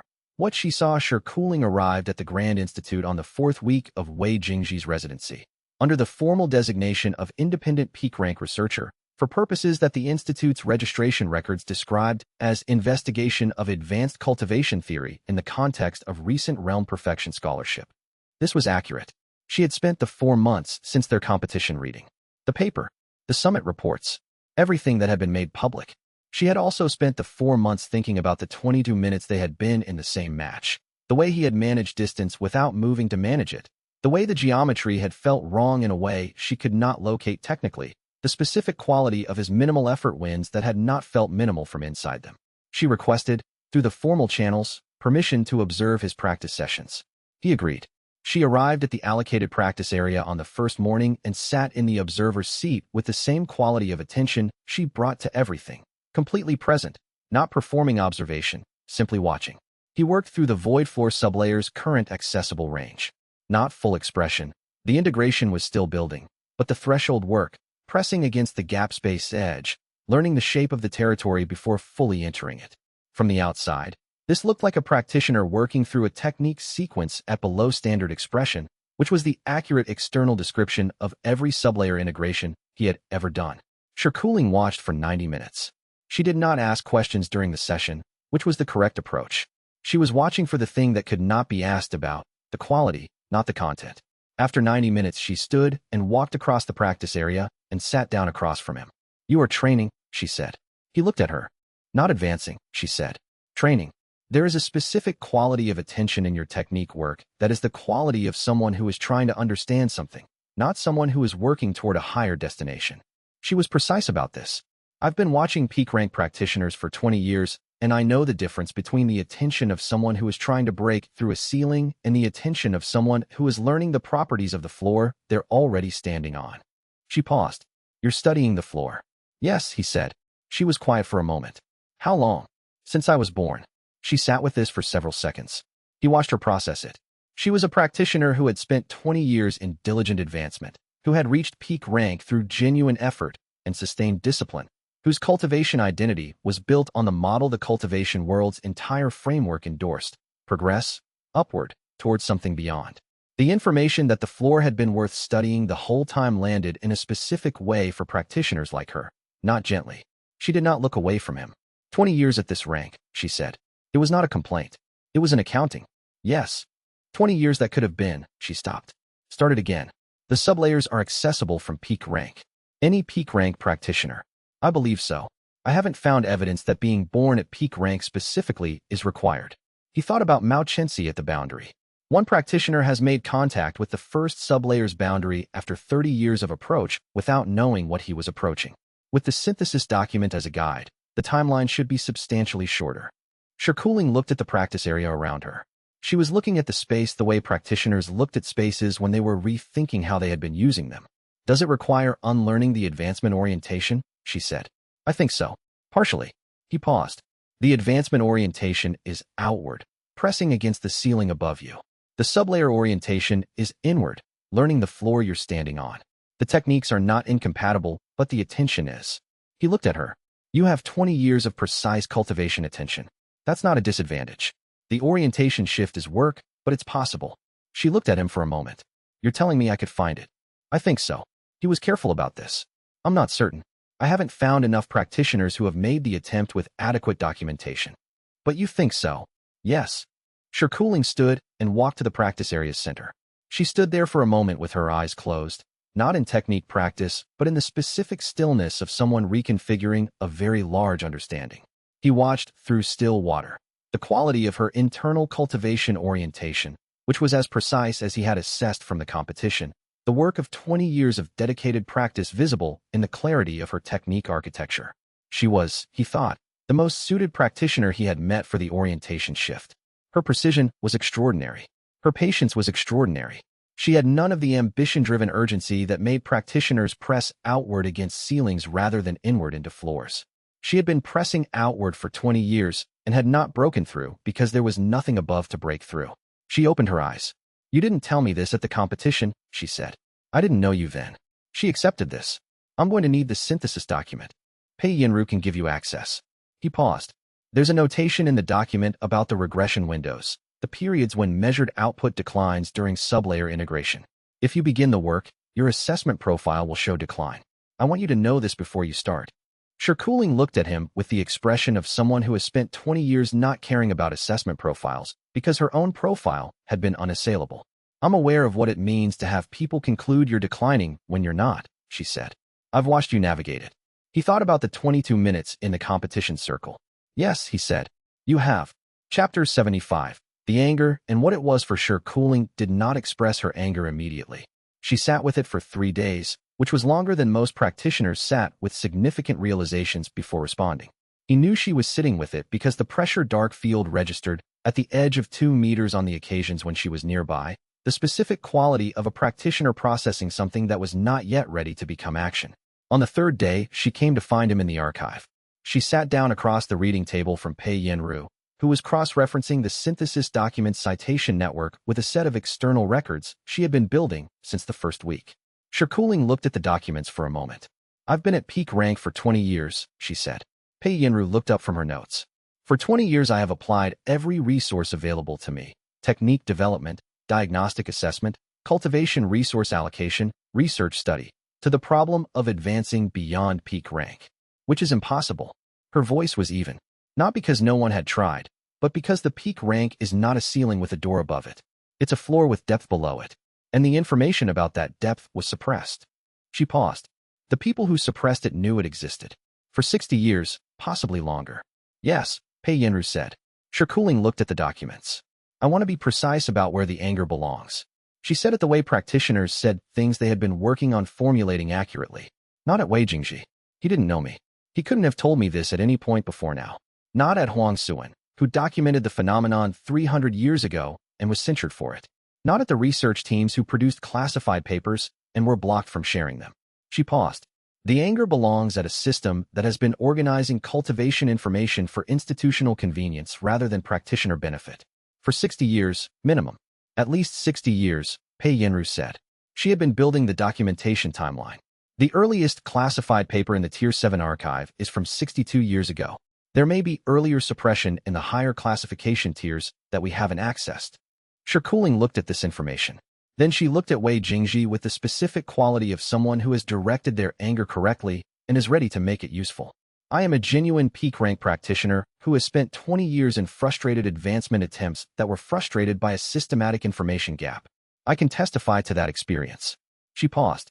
What does that testimony do for you? He had been thinking about this since their conversation in the practice area. Ru Xilan's publication of the Huang Suan paper carries credibility because she's an independent diagnostician. My synthesis document carries technical authority because I inhabit the sublayers. What the case is missing is a practitioner testimony, someone who can describe, from the first-person experience of the advancement effort, what the systematic information gap did to their cultivation trajectory. He paused. Your testimony would be different from the academic record. It would be harder to classify as theoretical. Because it's not theoretical. It's 20 years of my life. Yes. She was quiet for a moment. I'll need to actually find the still water boundary first. A testimony about the information gap carries different weight from a practitioner who has found what the information was about. Yes. How long will that take? He thought about Mao, 30 years. About Liang, who had not yet reached it. About the orientation shift that was necessary and the documentation that now existed to guide it. With the synthesis document, he said carefully, and your level of cultivation precision and the specific inward orientation the document describes, I think it is possible within months. Not guaranteed, but possible. Shirkuling was already reading the synthesis document. She had carried a copy from the archive the day before and had clearly been studying it since. I have a question, she said without looking up. The synthesis document describes the orientation shift as requiring the practitioner to approach the sublayer boundary from inside their own technique expression rather than from its external edge. That's the description. What I cannot determine from the description is what inside means in this context. He looked at her. She had identified, in 3 days of reading, the same gap that Liang had encountered in 2 weeks of practice. The gap between the external description and the internal experience that made the external description legible. She was more precise than Liang in identifying where the gap was. He tried again. He described the orientation from a different angle this time. Not starting from the boundary's shape, but from the quality of attention that the sublayer required. The specific internal direction of cultivation awareness that felt like reading rather than pressing. He described it for 8 minutes. Shirkuling listened with the concentrated precision of 20 years of serious cultivation practice. When he finished, she tried the adjustment in the practice area they were adjacent to. She did not reach the boundary on the first day, or the second. On the third day, she found the edge. Barely. A contact, brief, the way Mao had found it after 30 years. But the contact was genuine, and when she came back to find him afterward, she was sitting in the corridor outside the archive with the specific quality of someone who has just felt, for the first time, the territory they were looking for. It's real, she said. Yes. What I've been doing is not the same as what that is. No, it's not. She was quiet for a long time. The anger is the correct size now, she said finally. It is exactly as large as the information gap that caused it. No larger. She looked at him. Tell me what you need from me. He told her. Chapter 76. The mechanism. Tan Buoyang arrived at the Grand Institute on the 5th week of Wei Jingji's residency, registered as the formal liaison representative of Clearwater Sect for matters relating to the Realm Perfection Research Project, with an appointment scheduled in the administrative office. The registration was accurate. The purpose was not the registration. Wei Jingji had felt the approach 2 days before Tan arrived. The pressure dark field at 2-meter radius did not reach to Clearwater Sect, but it reached to the Institute's internal correspondence system, and the momentum of Tan Buoyang's move, the specific directional pressure of a practitioner who had identified a mechanism and was beginning to put it in motion, had been building in the correspondence infrastructure for 48 hours before the man himself arrived. He described the shape of it to Mao Chenxi on the morning of the second day, before the arrival. He's found a legal mechanism to dissolve the supervisory relationship, he said. The conflict of interest challenge at Clearwater was never formally resolved. You won, but the resolution was documented as pending. He's found grounds to reopen the pending resolution in a different context. Mao looked at him across the breakfast table. The Institute's common room was occupied by 6 other researchers at this hour, none of whom were paying attention to the conversation. A different context how? Moving to a different institutional environment. The Grand Institute creates new documentation requirements for existing supervisory relationships. He's arguing that the Clearwater sect probation supervision requires re-registration under the Institute's oversight framework to remain valid, and that re-registration requires a clean conflict of interest record. He paused. The mechanism is real. He found it in the interinstitutional transfer protocols. If the supervisory relationship is not re-registered within 30 days of the supervised practitioner's arrival at a new institution, it lapses automatically. Mao was quiet for a moment. How long has it been since we arrived? 27 days. He waited. He gave the lapse window nearly to its end. If I hadn't known he was looking, the 30-day mark would have passed without action. He looked at his tea. He's good at this. What do we do? Re-register the supervisory relationship today. The protocol allows for re-registration within the 30-day window if the supervised practitioner and supervisor both file confirmation. He paused. If you file this morning, the lapse window closes. Mao was already standing. File through the Institute's administrative office, Wei Jingji said. Not through the Clearwater channel. The Institute's record will be more durable. Mao filed within the hour. The supervisory relationship was re-registered and documented in the Institute's formal records before Tan Buoyang arrived at the administrative office that afternoon. When Tan sat across from the administrative coordinator and submitted his mechanism documentation, the coordinator looked at the filing and checked the records and said, with the neutral professionalism of someone whose job was to manage institutional documentation accurately, the supervisory relationship was re-registered this morning under the interinstitutional transfer protocol.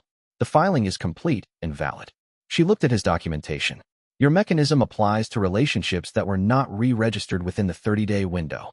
This one was.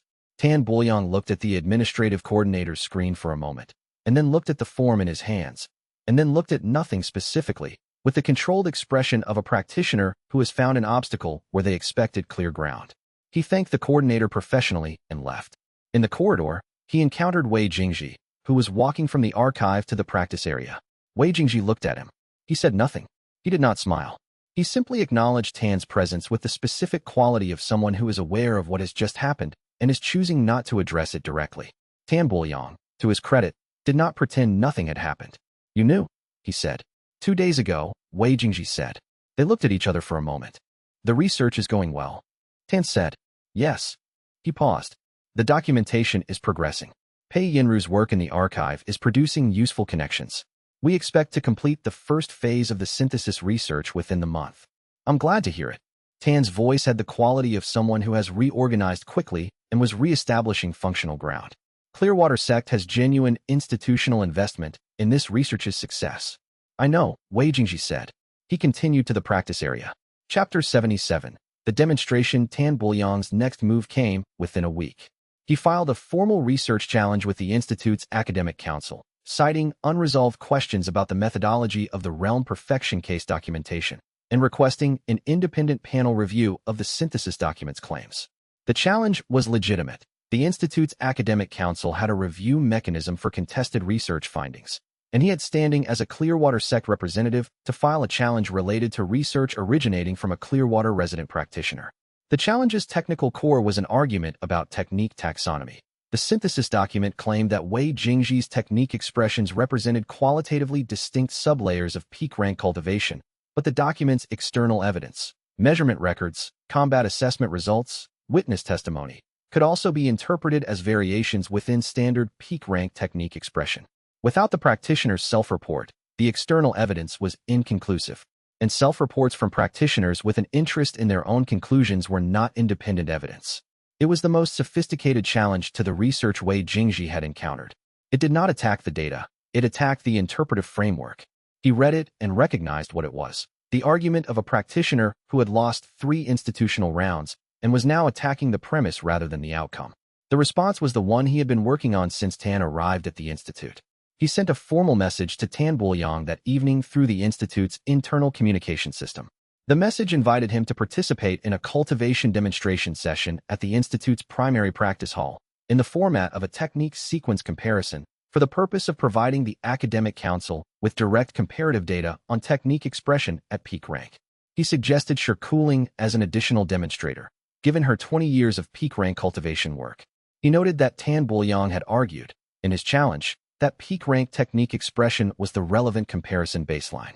A demonstration by a genuine peak rank practitioner with Tan's depth of experience would provide the council with exactly the baseline data his challenge described as missing. Tan Buoyang's response came the next morning. He accepted. The demonstration was the correct move for Tan because declining would have been its own admission. A practitioner who had argued that standard peak rank technique expression was the benchmark and then declined to demonstrate that benchmark would have undermined his own challenge. He had to accept. The practice hall session was held 4 days later, with 7 members of the academic council as observers, General Ho Qingshan's liaison officer as a military assessment witness, and Elder Tao, the institute researcher who had been studying anomalous cultivation cases for 40 years, as the technical documentation lead. Tan Buoyang went first. He was 58 years old, at peak sovereign rank through 4 decades of dedicated practice, with technique depth and precision that reflected genuine mastery of the cultivation framework's intended ceiling. He performed the standard peak rank demonstration sequence, the same sequence that Wei Jingji had performed at the conscription assessment, at full expression, with the specific authority of a practitioner who had been at this level long enough to own it completely. It was excellent work. Clear, powerful, technically precise. The academic council's observers noted it with the appreciation of practitioners who recognized genuine mastery. Shirkuling demonstrated next. Her 20 years produced a different quality from Tan's 4 decades. Not less capable, but calibrated differently, with the specific precision of someone whose cultivation attention was exceptionally refined. The observers noted this also. Then Wei Jingji performed the same sequence. He performed it through the void floor threshold, not fully inhabited yet, but accessible enough that the gap space quality was present in the technique expression. The sequence looked, from the outside, like a practitioner working at moderate output. The measurement instruments registered the familiar anomalous reading. Output below baseline, technique architecture non-standard. What was visible in the room was not in the measurement instruments reading. It was in the quality of the technique's movement through space, the way each element of the sequence arrived before its expected moment without appearing to travel faster, the specific geometry of how the technique occupied its target space rather than simply reaching it, the quality of presence that was distinct from the presence of the same technique performed by either of the other 2 practitioners. Not more powerful, not more visually impressive. Different in the specific way that a practitioner who had developed an entirely new dimension of technique expression was different from practitioners who had mastered the existing dimensions. The 7 observers looked at each other after the 3rd demonstration. Elder Tao made a note on her documentation sheet. The note was, qualitative category difference from first 2 demonstrations confirmed. Cannot be described as variation within standard peak rank expression. Synthesis documents, sublayer taxonomy classification, supported. Tan Buoyang, standing at the side of the hall, watched this note being written and did not speak. He did not withdraw the challenge that afternoon. He withdrew it 3 days later, after reviewing the session documentation, with a brief formal note citing new evidence received during the research process. His position on the academic council challenge was closed. Wei Jingji filed this as the specific outcome he had been reading the direction toward since Tan arrived at the institute. Chapter 78. Tan Buoyang's response. What Tan Buoyang did after withdrawing the challenge was not what Wei Jingji had expected. He expected repositioning, the same adjustment that had produced the supportive note at Clearwater, the institutional pivot toward whichever direction offered better standing. He had been reading that pattern in Tan's momentum for months. What actually happened was different. Tan came to find him in the archive 3 days after the withdrawal, in the late afternoon when Pei Yenru had stepped out to check a citation with the archival cataloger. He sat down without waiting to be invited, which was unusual for him. "I've been working against you for 8 months, he said. Wei Jingji looked at him. He did not deny it or accept it or redirect it. He waited. "Not because I thought you were fraudulent," Tan continued. "I want to be precise about this. I thought you were occupying a position you had not earned. I believe the sect's resources and reputation were being associated with something that reflected badly on both." He paused. "I was working within what I understood." "I know," Wei Jingji said. The understanding was incomplete. He said this with the specific quality of a practitioner making an honest accounting rather than a political concession. "The framework I was using to evaluate your cultivation was incomplete. Every institutional action I took was appropriate given that framework and wrong given the actual situation. He paused. What I'm trying to determine is whether those are the same thing. Wei Jingji thought about this. Zhao Wenhe came to the same question, he said. At the conscription hearing, he had spent 6 months arguing that my declining metrics represented declining capability. When he had to testify to the same thing in a different context, the argument produced the wrong outcome. He said, my assessment is incomplete. He paused. That was the accurate answer. He was not wrong about the data. He was wrong about what the data meant. Ten looked at the archive documents around them. I filed the compliance review. The suspension. I arranged the meeting with attendant Fei. Yes. Those were real actions with real effects. Yes. And you're not angry.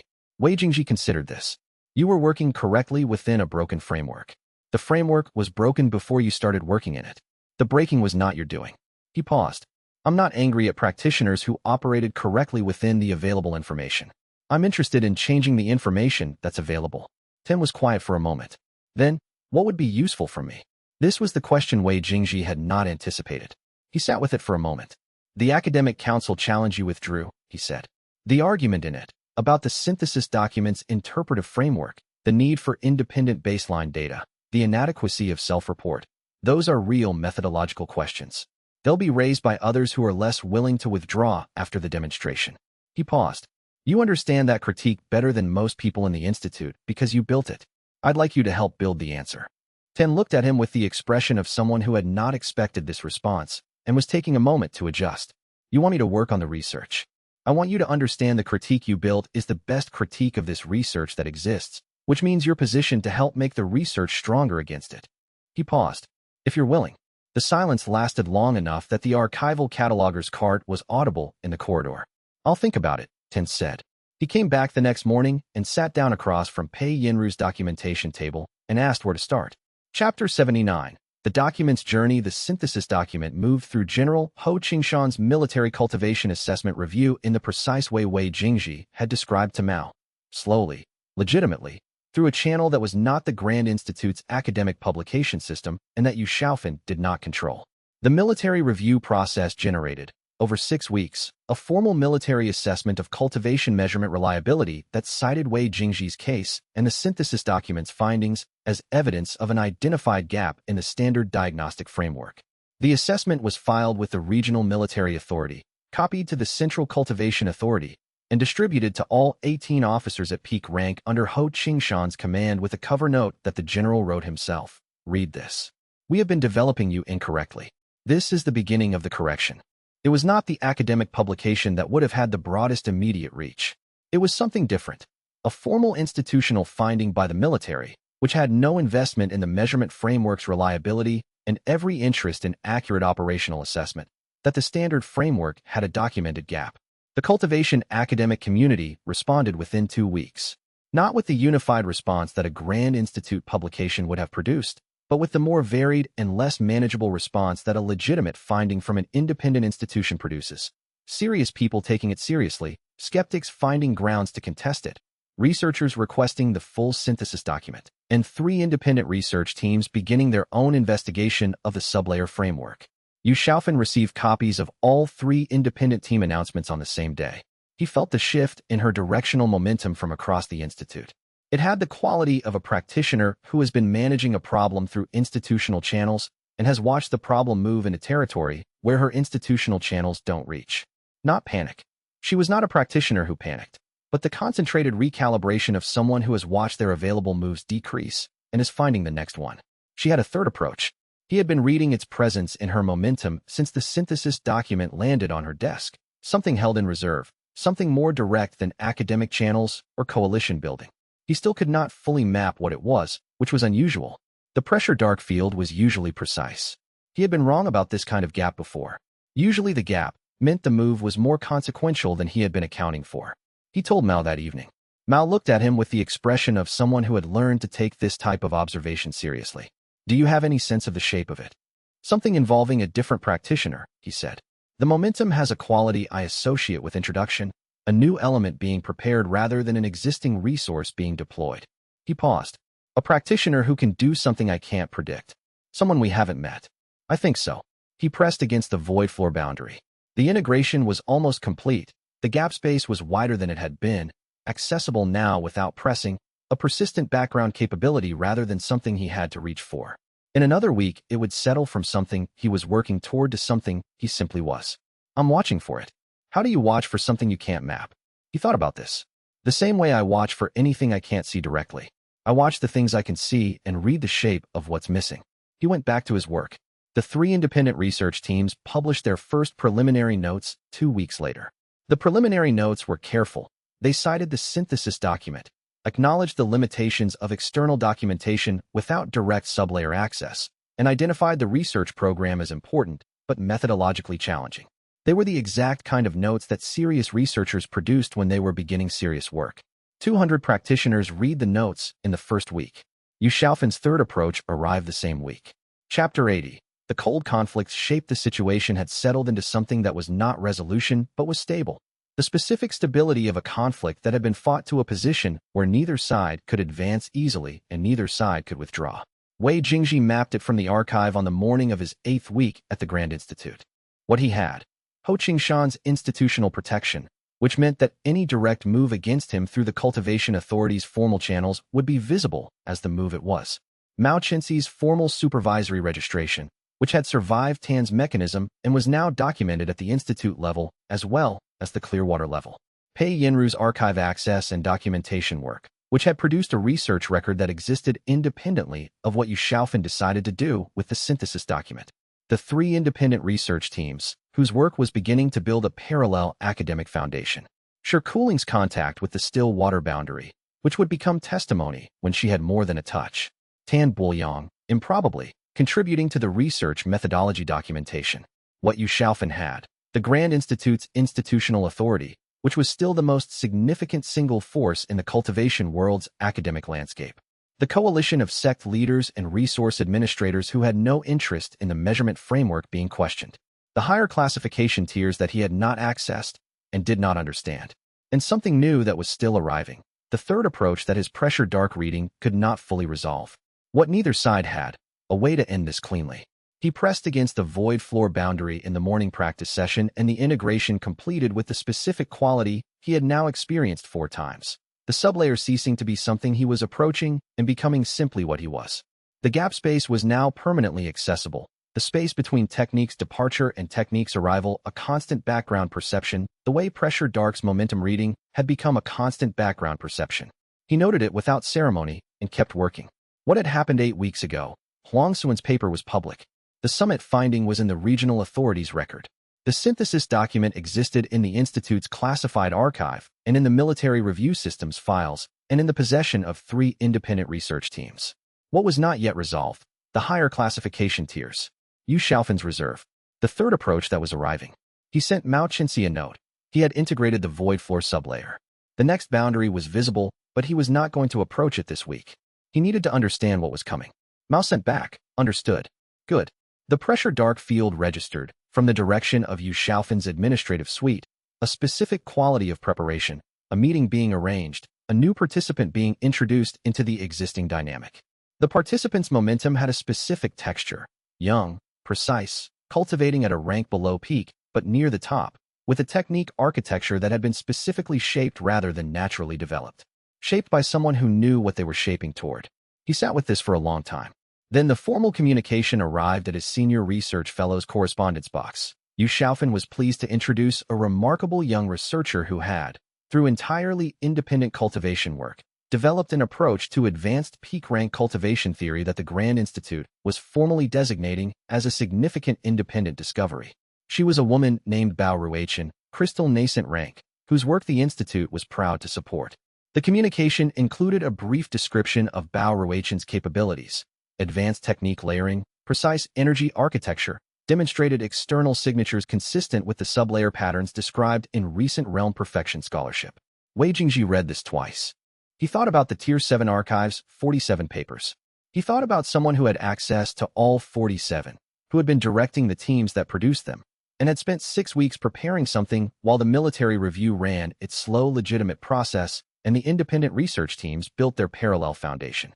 He thought about what a very smart practitioner could build, with 47 papers worth of external observation and 6 weeks of preparation and a talented young researcher to work with. He thought about the specific way the pressure dark field had read the preparation, shaped rather than naturally developed. He went to find Mao Chenxi. Chapter 81. Bao Ruichen, she was 22 years old, at crystal nascent rank, and she came into the Grand Institute's primary demonstration hall with the specific quality of a practitioner who had been told repeatedly that what they were doing was extraordinary. She was not wrong to believe it. What she had developed was, by any standard assessment, exceptional for her rank. A layered technique architecture with precision calibration that produced external signatures far beyond what crystal nascent cultivation typically expressed. The 3 senior diagnosticians who had assessed her before the formal introduction had all recorded the same finding. Anomalous output signature, layered technique structure, external pattern consistent with advanced sublayer cultivation methodology as described in recent realm perfection documentation. She wore her rank insignia without self-consciousness. She had been at crystal nascent for 2 years and had not been pushing toward advancement, which was unusual at her age. Practitioners in their early 20s typically pressed hard against the next ceiling. She was not pressing against anything above her.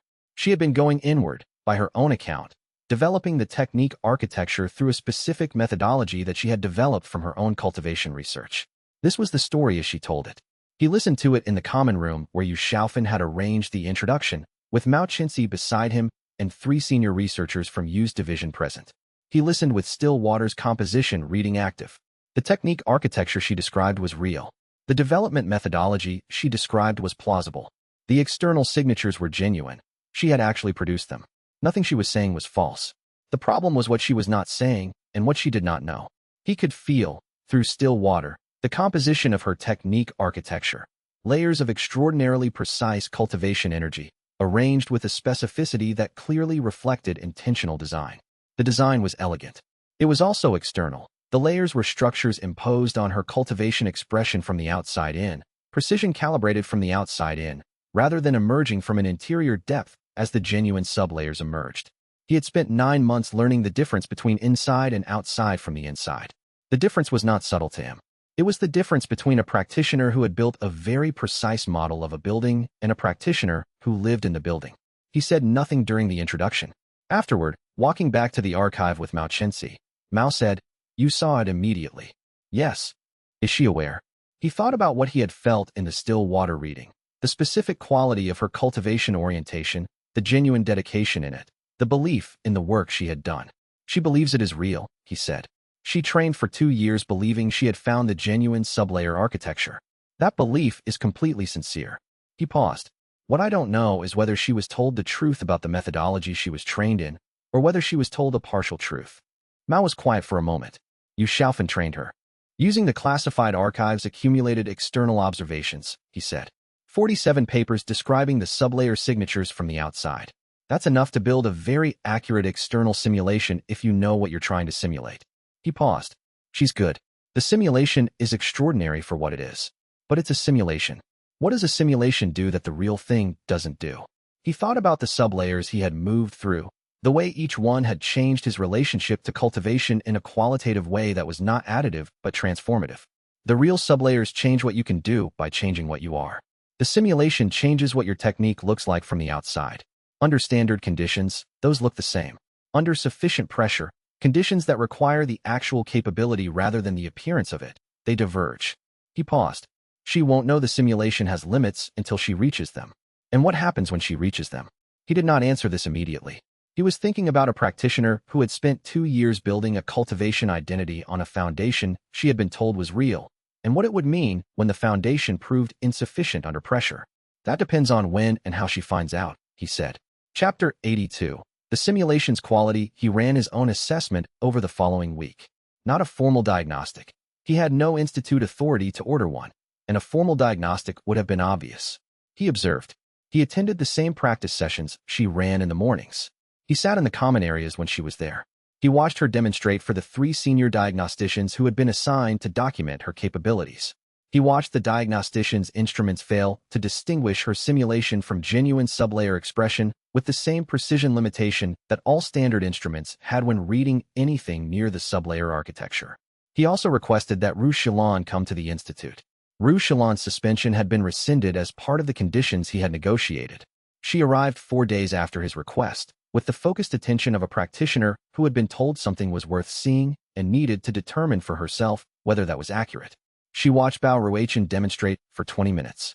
She used the same negative space boundary mapping methodology she had applied to Wei Jingji at Clearwater Sect, reading what the practitioner could not do, inferring the shape of the capability from its limits. Afterward, in the archive, she sat across from Pei Yinru's reading table and was quiet for a long time. I cannot definitively distinguish her technique expression from a genuine sublayer signature, she said finally. Using the tools and methodology available to me. She paused. This is the most accurate external simulation of sublayer cultivation I have ever encountered. The calibration is extraordinary. Can you identify the simulation at all?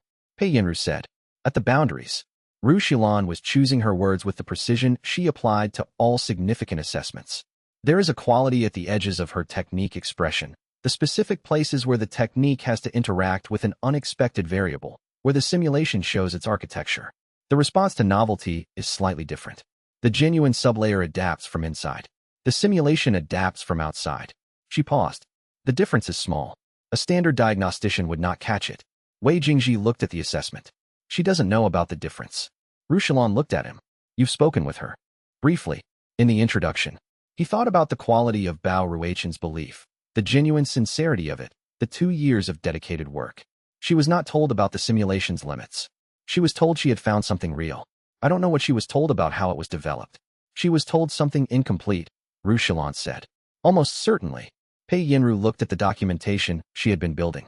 Yu Xiaofan's argument, if the simulation holds up under standard assessment, is that realm perfection can be manufactured. If it can be manufactured, it's not a fundamental gap in the framework, it's an advanced technique variant. The framework remains complete. Wei Jingji's case becomes an advanced technique expression rather than evidence that the ceiling doesn't exist where it's claimed to be. She paused. The argument is sophisticated. It's correct within its frame, Wei Jingji said. The simulation does produce the external signatures. The frame it's incorrect within is the one where the capability needs to actually function rather than just appear. He paused. The question is when and how that becomes visible. They were all quiet for a moment. She's going to find out eventually, Ru Xilan said. You know this? Yes. Before she finds out, what will Yu Xiaofan have done with her? He thought about this. The formal recognition ceremony for Bao Ruichen's discovery. The Institute publication establishing manufactured realm perfection as a documented category. Reframing my case as one data point in a technique variant rather than evidence of a framework gap. He paused. If the timeline moves fast enough, the narrative is established before the simulation shows its limits. Ru Xilan looked at him with the expression she had worn at their first meeting, the 40-year attention of someone who was cataloging something for the first time. What are you going to do? He had been working on this since the introduction. I'm going to talk to her, he said. Chapter 83. The institutional argument. Yu Xiaofan presented Bao Ruichen's research to the Grand Institute's Senior Academic Council on the 10th day of Bao's formal residence at the Institute, in a presentation that was precise, well-structured, and built on the 47 papers' external documentation with the skill of someone who had spent 20 years thinking about how to use this information. The argument. Bao Ruichen had independently developed an approach to advanced peak rank cultivation technique that produced external signatures consistent with the sublayer patterns described in realm perfection scholarship. This independent development was significant for the following reason. If the sublayer capabilities could be produced through intentional technique development at a subpeak rank, then the capabilities were learnable techniques rather than properties exclusive to practitioners born at peak rank. Realm perfection, rather than representing a challenge to the measurement framework's completeness, represented an advanced technique category that the framework could accommodate through additional calibration.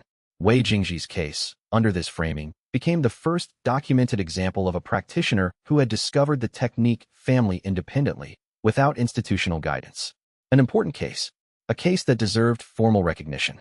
Not a case that required renegotiating the cultivation world's fundamental organizational structure. The Senior Academic Council received the argument with the response that carefully built institutional arguments received, serious attention, a few pointed questions, the beginning of committee formation. He watched from the observer's gallery. He had been watching Yu Xiaofan construct arguments since the reception at Clearwater Sect, and this was her best. It did what good institutional arguments always did. It didn't refute the evidence, it recontextualized it. The 47 papers were not evidence of a suppressed discovery. They were the Institute's documented research process for understanding an emerging technique family. Bao Ruichen was not a plant. She was the natural next step of that research process. Wei Jingji was not an anomaly the framework couldn't handle. He was the leading practitioner of an advanced technique category that the Institute was now prepared to document and teach. The argument had a weakness. The weakness was that the argument depended on the simulation holding, and the simulation would not hold indefinitely. He had felt its limits through still water. The limits were real. They would become visible under the right pressure, and they would become visible publicly if the right pressure occurred in a context where the senior academic council was watching. He did not want that to be the mechanism. A public collapse of Bao Ruichen's cultivation identity was not what he was working toward. She was not a problem. She was a practitioner who had been given incomplete information and had built something genuine from it, within the boundaries of what she knew, with complete sincerity. The collapse of that building was Yu Xiaofan's cost, not Bao Ruichen's. He needed to talk to her before the collapse happened on its own. He sent a message that afternoon requesting a meeting at her convenience. Chapter 84. The thing she could feel. Bao Ruichen came to the archive's secondary reading room at the end of the afternoon on the day after his message, which meant she had been thinking about whether to come and had decided to come rather than declining. He had expected it might take longer. She sat down across from the reading table with the composed quality of someone who had developed, in 2 years of intensive cultivation work, the ability to hold a still exterior over a very active interior. She was 22 years old and had been building her cultivation identity since she was 20, which was young to have built it so far. She did not open the conversation immediately. He let her take the time. When she finally spoke, she said, "You've been watching me since the introduction." "Yes." "Not the way the diagnosticians watch me." "No." She looked at the table between them. "What are you watching for?" He thought about the accurate answer, which was that he was watching for the boundary between what was real and what was built, and he had found it on the first day. The accurate answer was the wrong answer for this moment. Not because it was false, but because she was not in the position to receive it yet. He could feel this through pressure dark, the specific quality of a practitioner who was not yet ready to know the thing they were approaching. "I'm watching how you work," he said. It was accurate, if incomplete. "Your technique architecture is extraordinary for your rank." "But," she said. One word. She heard the incompleteness. He looked at her. She was very precise in her attention. 2 years of serious cultivation practice had produced a quality of awareness that was not sublayer awareness, but was also not ordinary. She had developed real things in developing the simulation. The precision, the layered attention, the ability to hold multiple technique expressions simultaneously. These were genuinely hers, even if the specific configuration she had been told they represented was not what they were. "The technique architecture you've developed is real," he said. "The capabilities it produces are real. What I'm uncertain about is whether what you are doing is the same thing I am doing." She looked at him. "You think it's different?" "I think it might be different in a specific way. In a way that matters." He met her eyes. "In a way that would matter at some point." She was quiet for a long moment. "I've been developing this for 2 years, she said. "Every day?" 2 years of work that, the director told me, I had found something extraordinary. That the cultivation world had been wrong about what was possible at my rank, and I had found a piece of what was actually possible." She paused. She said I had reached the sublayers. He listened to this. "When I'm in the technique layers," she continued, "it feels real. It feels like something I'm inhabiting, not performing." She looked at him. "Are you telling me it isn't?" "I'm telling you I'm not certain it's the same thing," he said carefully. "Which is a different statement." She looked at him with the expression of someone who is receiving information that might destroy something and is trying to determine whether they want to receive it fully. The expression was real, not performed composure, but actual conflict, the genuine difficulty of a practitioner at a turning point. She did not say anything else. She stood and left. He sat in the reading room after she left and recognized the problem at its clearest. She had heard, in his careful attempt to be accurate without being destructive, a practitioner whose natural superiority was expressing itself as withholding. He had not said she was wrong. He had said he was uncertain. In the context of a practitioner who had been told for 2 years that she had found something extraordinary, uncertainty expressed by someone who actually inhabited that something was not a gentle ambiguity. It was a door closing. He had tried to translate, and the translation had failed. Pei Yinru came in an hour later and found him sitting with the archive documents untouched. "How did it go?" she said. "She heard what I didn't say," he said. Pei sat down. She did not offer comfort or analysis. She looked at him with the specific quality of someone who understood what the failure cost and was not going to pretend otherwise. "The unlit room," he said, because the sublayer had been pressing at the edge of his practice for a week and had yielded that morning in the silence after the failed conversation. Yielded quietly, the way things yielded when there was nothing left to manage and the only available thing was to go deeper. He had entered it without intention, sitting in the practice room before coming to the archive. Pei Yinru looked at him. She knew what the unlit room was from the synthesis document, the sixth sublayer, the one that altered the foundational constants of a combat space. What does it feel like? Like the previous 5 sublayers were describing the world, he said. And this one is describing the rules the world runs on. He sat with this for a moment. Then he went back to work. Chapter 85. The highest cost. He tried 3 more conversations over the following 10 days. The first was in the practice area, where he attempted to demonstrate the difference between the simulation and the real sublayer through side-by-side technique expression. He performed a still water technique, and she performed her version of the equivalent. He tried to describe what was different. She listened carefully. She heard the description as the comparison of someone who had more to a practitioner who had less. Not incorrect. The more/less frame was accurate in one direction, but it missed the categorical difference that mattered, and missing it felt, from her position, like being condescended to by someone who had more. The second was a conversation he initiated specifically to avoid the comparison. He described the sublayers without comparing them to her technique, simply describing his experience directly, the quality of each layer from inside it. She asked questions. Her questions were intelligent. The answers he gave were accurate. She received each one with the focused attention of a practitioner who was trying to understand and who was, underneath the focus, afraid of what understanding would mean. The fear did not surface. She held it under the composed exterior she had developed over 2 years. He could feel it through pressure dark. The specific momentum of a practitioner who knows the ground under them might not be what they thought and is not yet ready to look. The third conversation ended before it started. He met her in the corridor near the archive and said her name, and she looked at him with the expression he had been seeing develop over 10 days. The specific defense posture of someone who has identified a threat to their foundation and is maintaining distance from the threat, and said she was needed elsewhere. She left. Mao Chenxi found him that evening in the practice area. You've tried to explain it to her, Mao said. Not a question. 3 times. And each time she hears something you're not saying. Each time she hears a practitioner who is better at the thing she's been told she's good at, using precision to diminish rather than to help. He had been sitting with this assessment for 3 days. It was accurate and it was not, simultaneously. He had not intended dismissal, but intention did not determine reception. She's not wrong to hear it that way. My explanations are imprecise. Imprecision about something this personal reads as condescension. He paused. I can't explain the difference clearly enough for her to understand it without first understanding what she'd be losing. What would she be losing? 2 years of cultivation identity built on a foundation that is, he stopped.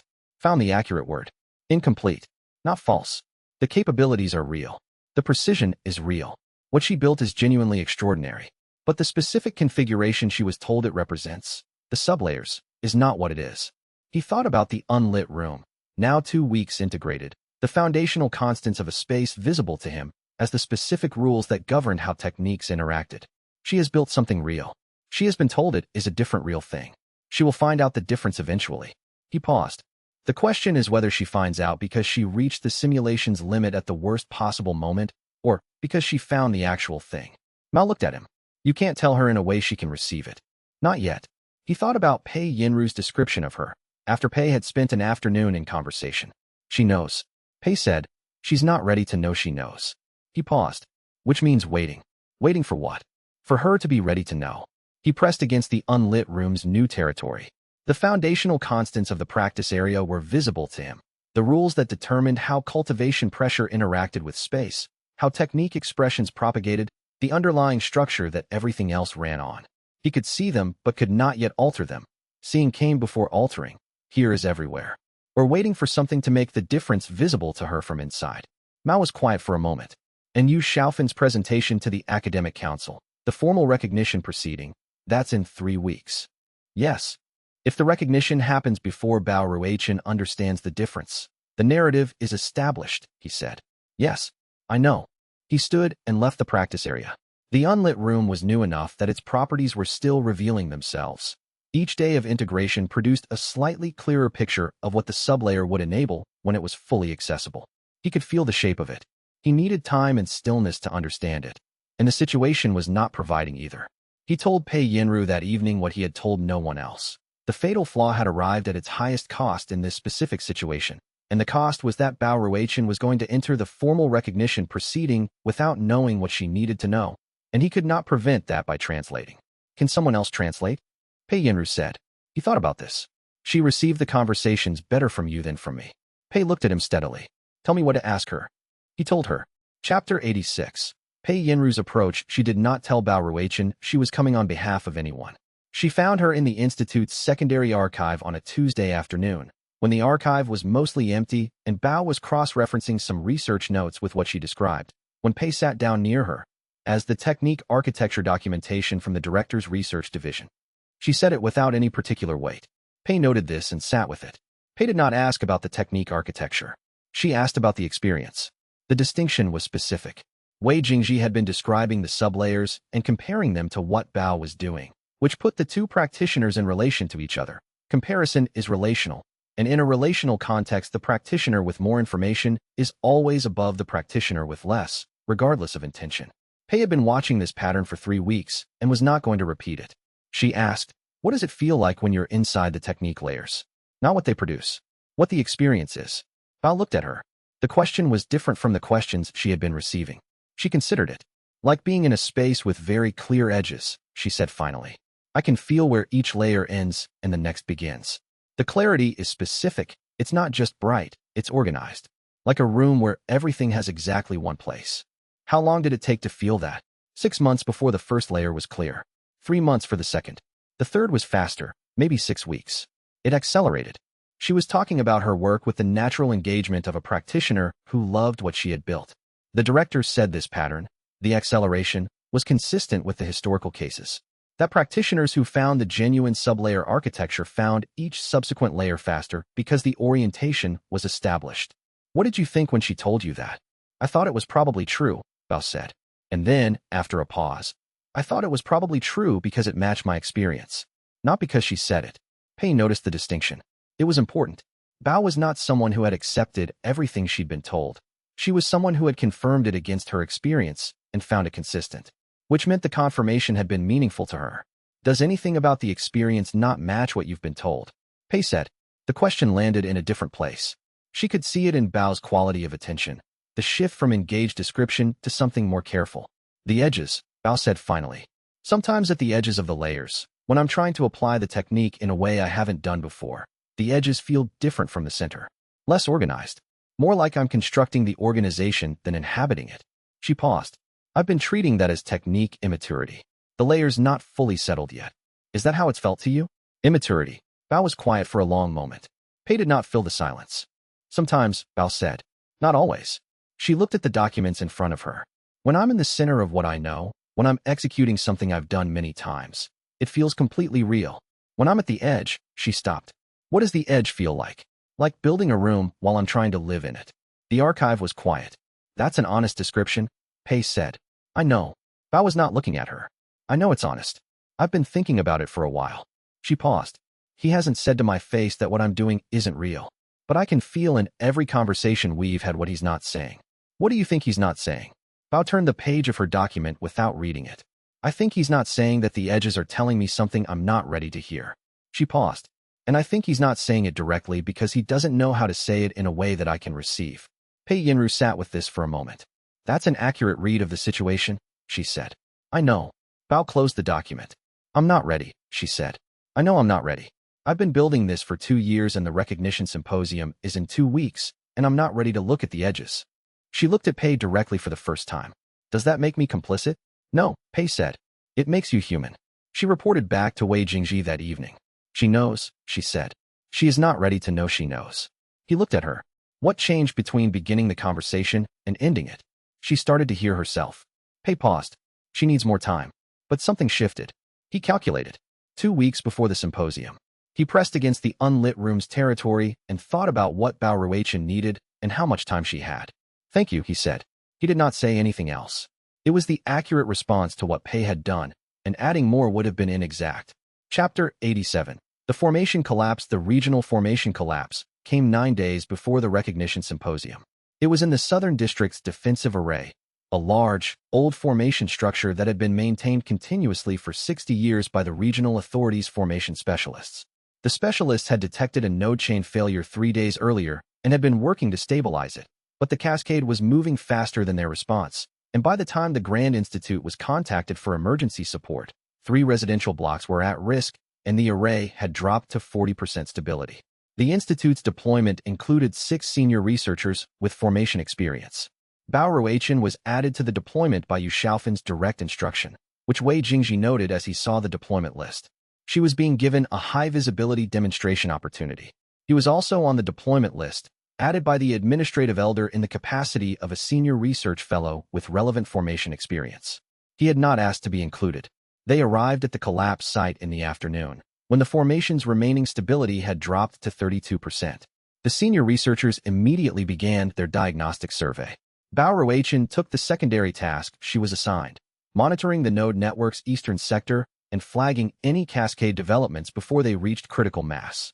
Wei Jingji positioned himself near the formation's primary stabilization point and read the node network through still water. The cascade structure was complex. It was not one failure but 7, distributed across the array's lower third, each reinforcing the others in a way that made individual node repair insufficient. What was needed was a simultaneous stabilization of 3 specific nodes in a precise sequence while the 4th was held in suspension, a timing problem that required both the spatial sense to perceive all 3 nodes simultaneously and the precision to execute the 3-part sequence in under 4 seconds. The senior researchers were working on it. Their approach was methodical and correct. It would work in approximately 20 minutes. In 20 minutes, the cascade would reach the residential blocks. He watched the formation's momentum through pressure dark, the vector of the cascade's development, already pointing toward the specific collapse sequence. He felt through void floor the gap between each node's current state and its failure state. The space between where things were and where they were going, still negotiable. He executed the stabilization in 7 seconds, working from the gap space the void floor gave him, timing the 3-node sequence with the precision that the gap space made possible. The cascade stopped. The senior researchers noted that the array had stabilized and spent 4 minutes determining what had happened. Bao Ruichen, in the eastern sector, had been working on a secondary cascade in her assigned zone. The secondary cascade was smaller, 2 nodes rather than 7, but it required a similar simultaneous execution. She had been building the technique approach for 3 minutes. Wei Jingji felt, through still water, the moment when her technique architecture reached its edge. The cascade in her sector required the spatial sense to perceive both nodes simultaneously at a distance of approximately 40 meters. Her technique layers could simulate the required precision under conditions they had been calibrated for. This condition was novel, a specific spatial geometry she had not practiced against. The novelty exposed the edge Pei Yenru had described, the boundary between what had been built and what was inhabited. She could build the technique response. She could not execute it in the available window. He crossed to her sector and executed the 2-node stabilization in 3 seconds. He did not announce what had happened. He did not look at her. He returned to the primary stabilization point and continued the monitoring work. The senior researchers recorded the deployment's results. Their documentation noted that the primary cascade had been resolved by Wei Jingji's technique work and the secondary cascade by the same. Bao Ruichen's sector work was documented as diagnostic support. The researchers who had been watching both practitioners in the field had seen both attempts. They had seen the technique approach Bao had been constructing and the point where it stopped. They had seen Wei Jingji cross the sector and complete the task in under 3 seconds. No one said anything at the site. Bao Ruichen said nothing on the return journey. She sat with the specific stillness of someone who had encountered the edge Pei Yenru had described, in the worst possible context, and was sitting with what she had felt. Chapter 88. Working on the wrong problem, she did not come to him the next day, or the day after. He knew she was training through the practice area's formation sensor network. The Institute's ambient measurement field registered her practice sessions, and the sessions were longer than they had been before the deployment. For hours, then 5. The same technique sequences, pushed further in the specific direction where the edge had failed. She was solving the wrong problem. The problem she was solving was the 40-meter simultaneous node perception gap, practicing the specific spatial geometry that had failed. The edge she had encountered would yield to this practice eventually. The simulation's architecture was extensible within certain limits, and this specific limit was within those limits. She would close the gap. The sequence would work at 40 meters next time. But closing this gap would not close the gap between what she was doing and what the genuine sublayers were.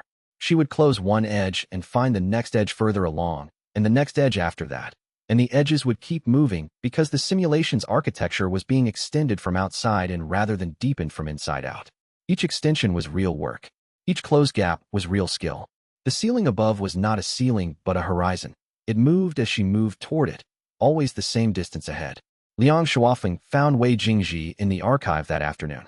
He had developed, in 4 months at the institute, the habit of finding him in the archive when something was stuck. She's been in the practice area all morning, Liang said. I know. Working on the same sequence. Yes. Liang sat down. He was quiet for a moment. Can you show her instead of telling her? Wei Jingji looked at him. He had been thinking about this question for 3 weeks. It requires her to be willing to see, he said. What a demonstration shows her depends entirely on what she's ready to receive from it. He paused. At the formation deployment, she felt the edge. She's been feeling it. She's not choosing to avoid it consciously. She's extending the simulation because that's the tool she has and she believes in the tool. He paused. Showing her the difference in a demonstration produces the same dynamic as telling her, I'm the person with more, she's the person with less, and precision from someone with more reads as condescension no matter how carefully it's framed. What if I did the demonstration? Wei Jingji looked at him. I'm at Gold Core rank, Liang said. Not peak. Not threatening. I've been working toward the still water boundary for months, and I can almost feel the edge of it now. He paused. What if she watched me work toward it? Not a practitioner who's already there, but a practitioner who's looking. He thought about this.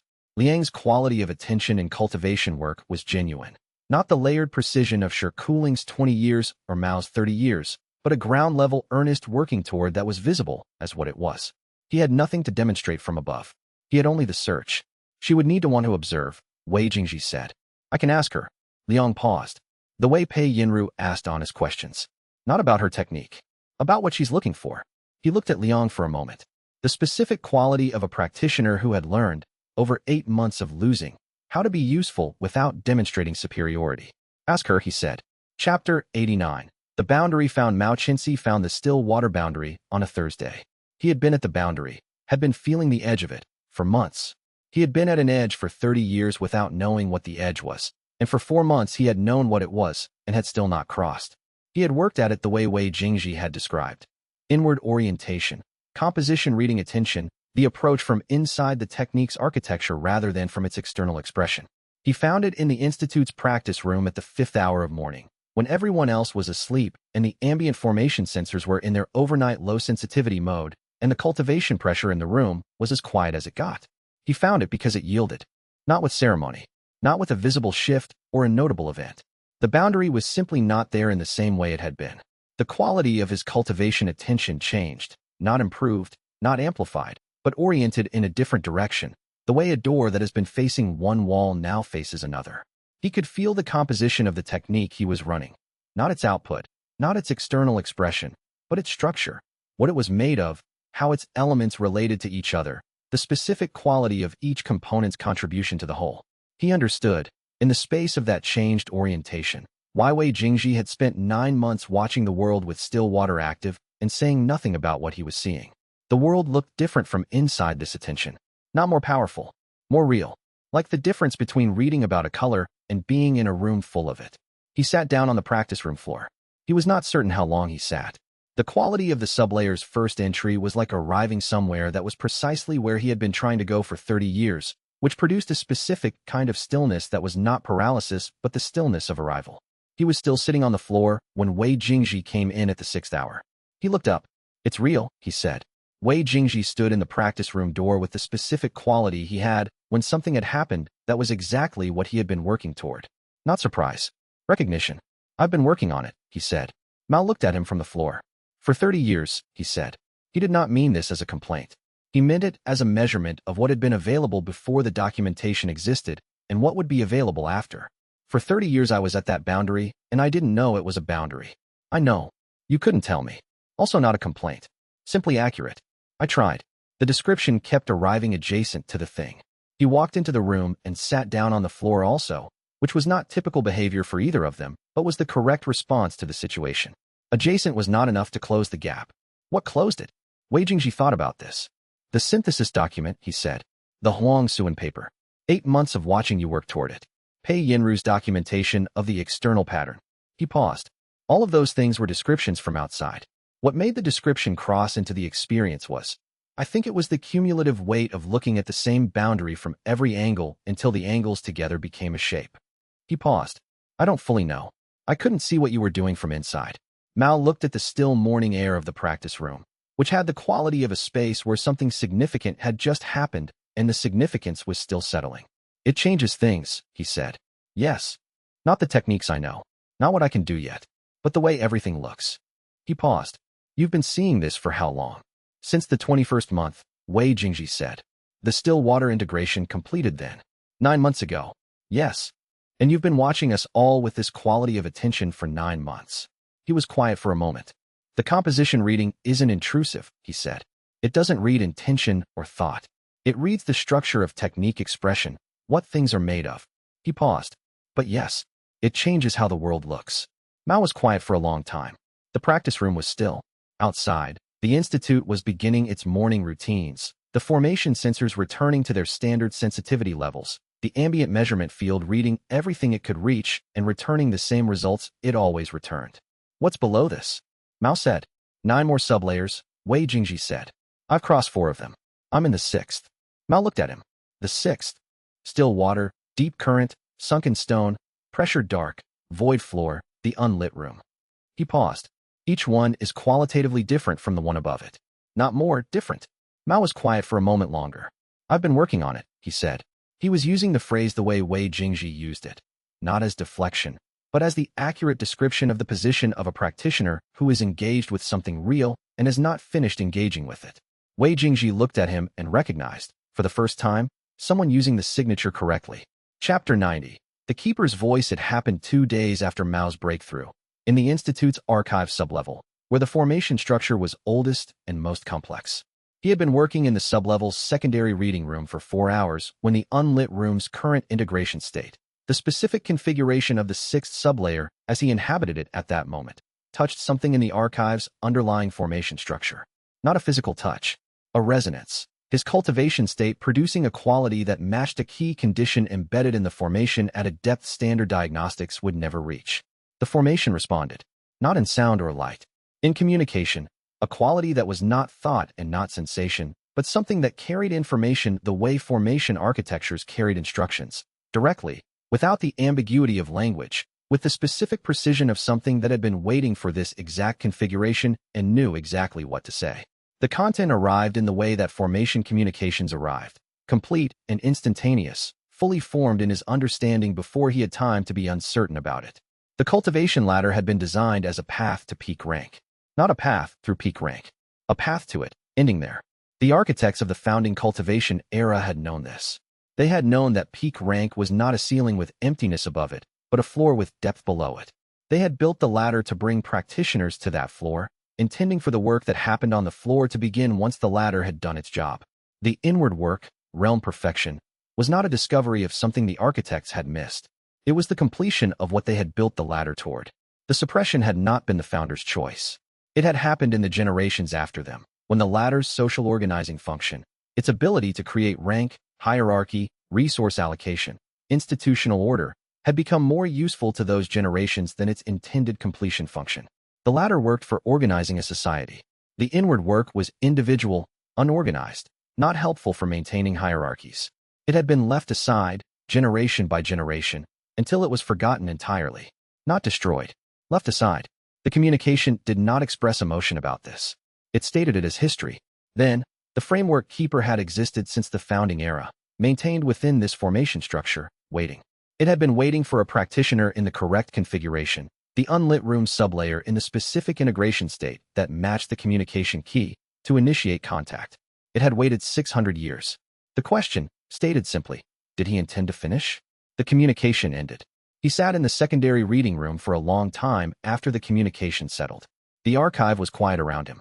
The formation's underlying structure, now that the communication had passed, returned to its standard ambient state, present, old, the specific quality of something that had been very carefully maintained for a very long time.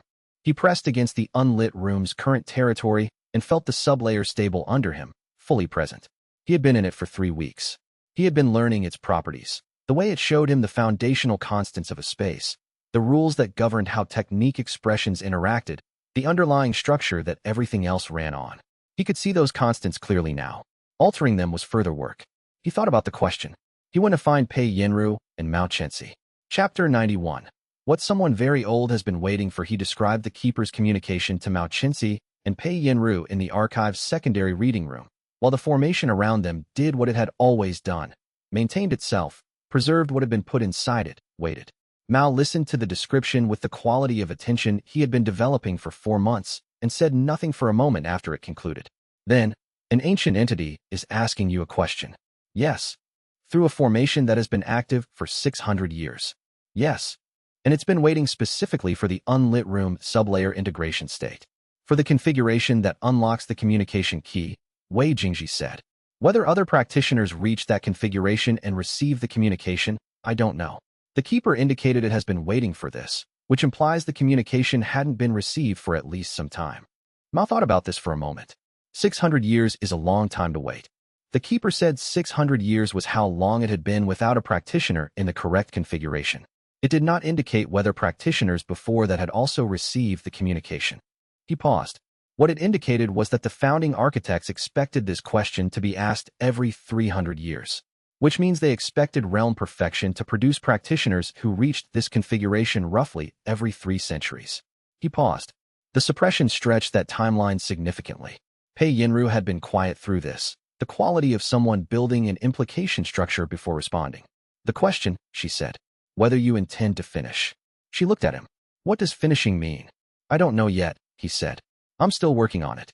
Mao looked at him with the expression that had developed over 11 months. The expression of someone who had learned that this specific answer was not deflection. It changed the stakes. Yes.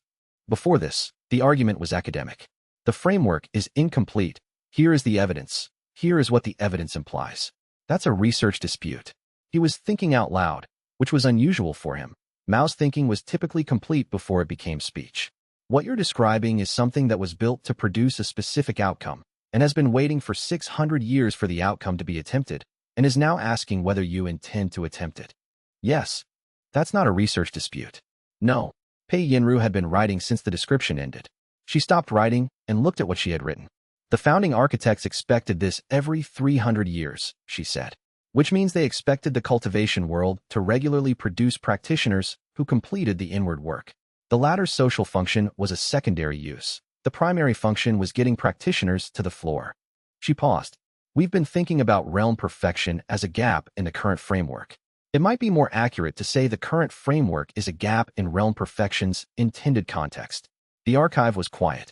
The formation around them maintained its steady ambient quality. The specific quality, he now understood, of something that was not merely preserving old documents, but maintaining the conditions under which a much older purpose could eventually complete. What are you going to say? Mao said. To the keeper? Yes. He thought about the question. Did he intend to finish? He had been working toward the completion of what he could find for 11 months. He had not started with a sense of the destination. He had started by pressing against boundaries and finding what was on the other side. But the direction had been consistent. He had never wanted to go up. He had always wanted to go deeper. I need to understand what finishing means before I can answer, he said. I don't have enough information about the space before, the weight, the unnamed, and the definition to know what completing them would require or produce. He paused. I'll answer when I know what I'm answering yes to. Mao looked at him. Is that the answer you'll give the keeper? It's the accurate answer. He thought about the keeper's communication, its neutral, old tone, the specific precision of something that had waited centuries and knew exactly what it was waiting for. I think it will understand that. He stood and gathered his archive materials. The recognition symposium for Bao Ruichen was in 12 days. He had 2 things to do first. Chapter 92. The architecture of the symposium. Yu Xiaofan announced the symposium's details through the Institute's formal academic communication channel, which meant it was the most official announcement possible. A Grand Institute research symposium, open to all senior fellows and invited academic guests, at which Bao Ruichen would demonstrate advanced peak rank cultivation technique and be formally designated as the documented practitioner of advanced perfection cultivation, the first official recognition of the sublayer methodology as a learnable and teachable cultivation system.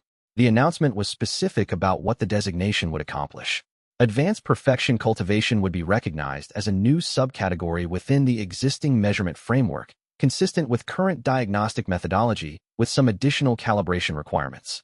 A research program would be established within the Institute's division to document and develop the technique family. Practitioners interested in the methodology would have access to research support. It was a complete and elegant reframing.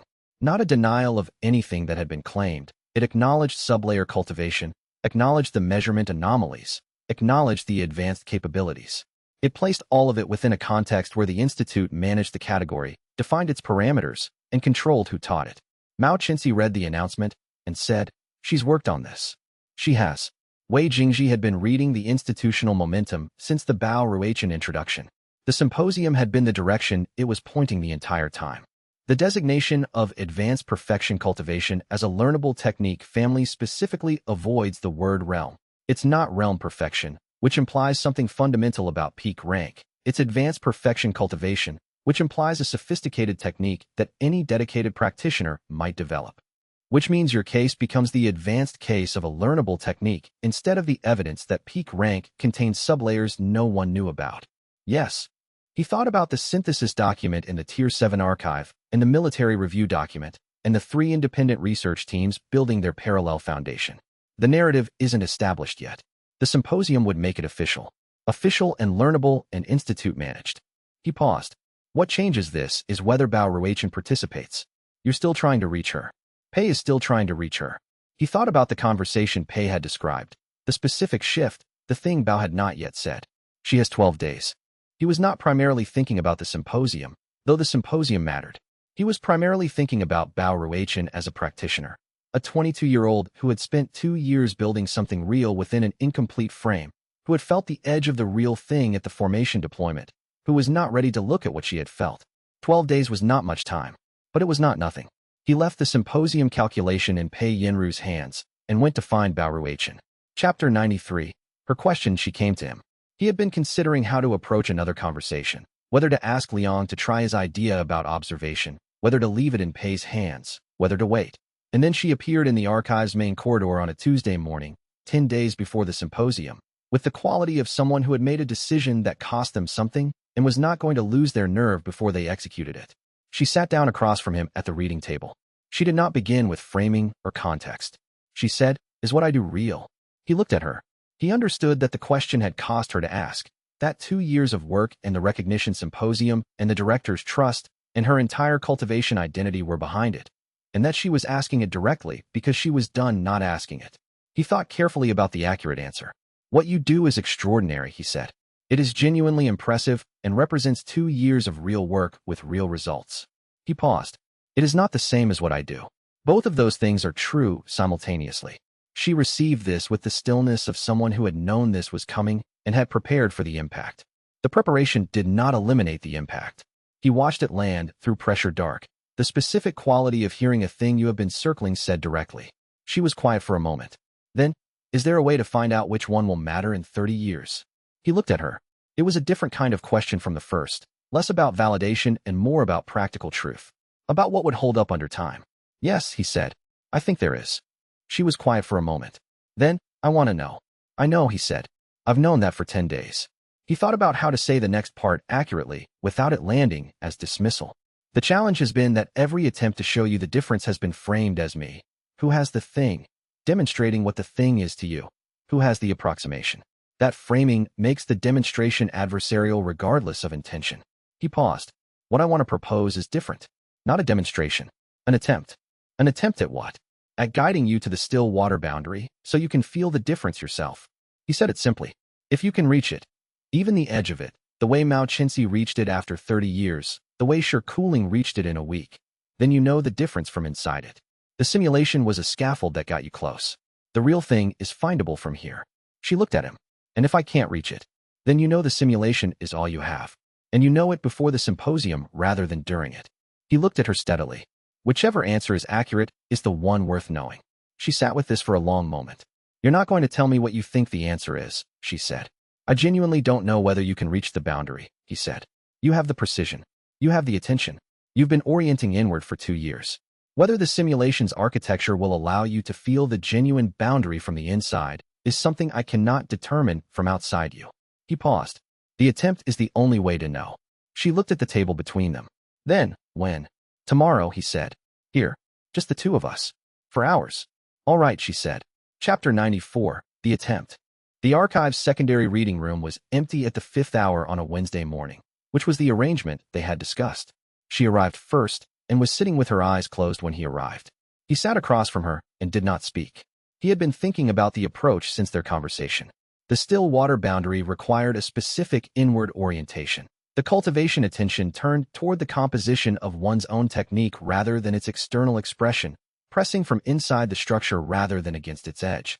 He had described this to Liang and to Shikuling and had watched the description arrive adjacent to the experience in Liang's case and directly in Shikuling's case. Shikuling had found the boundary in a week. Her precision was extraordinary. Her 20 years had given her a quality of cultivation attention that was, in itself, close to what the boundary required. She needed only the orientation shift, not the underlying precision. Bao Ruichen's 2 years had given her something different. The simulation's architecture was externally precise, built from outside in, calibrated to produce specific outputs. But the attention that had produced it had been directed outward, constructing the appearance of the sublayers rather than inhabiting them. The reorientation he needed to produce was larger than what Shikuling had needed. He described the orientation for the first hour, using every approach he had found across 4 months of trying. The inward direction, the composition reading quality, the specific texture of attention that felt like examining the interior of a technique rather than its surface. He described it from 6 different angles. She listened with the quality of attention he had come to recognize as her specific gift, completely present, not performing reception but actually receiving. In the second hour, she tried. The tries were precise. She had the discipline to execute exactly the orientation she had been described.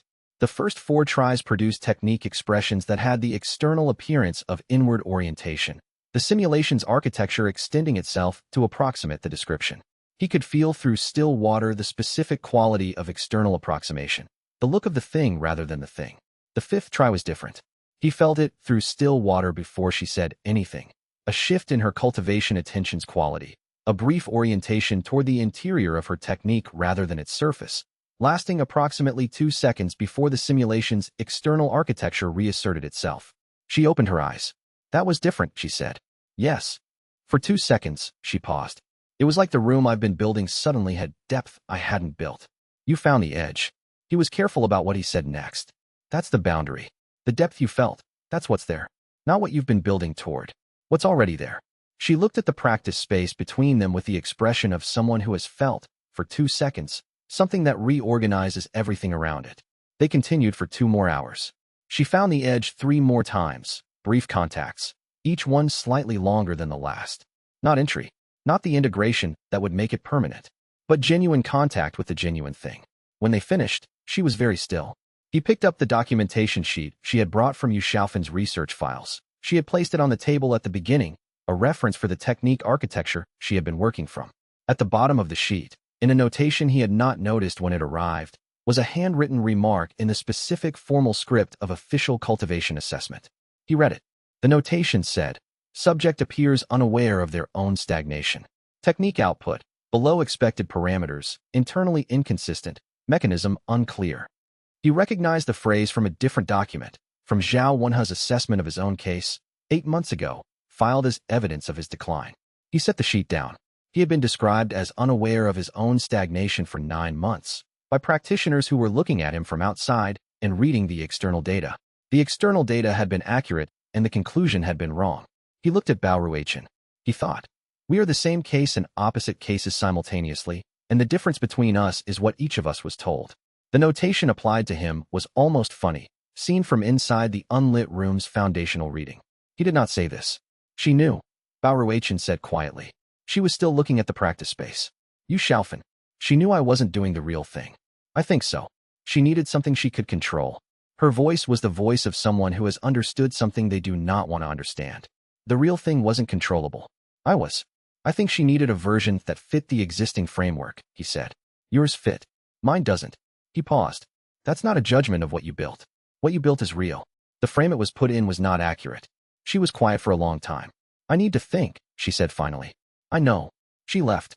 He sat in the secondary reading room and felt, against the unlit room's foundational reading, the specific shape of the sublayer he was now thoroughly inhabiting, the rules that governed how techniques interacted, the underlying constants of a space that everything else ran on. He was not yet altering them. He could see them completely. Below the unlit room, the space before was present the way pressure dark had been present before entry, a room visible from the threshold. He stepped back from it. He did not press further that day. Chapter 95. What becomes clear: the space before's threshold was present for 3 days before he crossed it. He waited not from uncertainty, but from the specific patience that each sublayer's approach required. The quality of knowing the threshold was there and reading its shape before entering, so that entry was from comprehension rather than from impulse.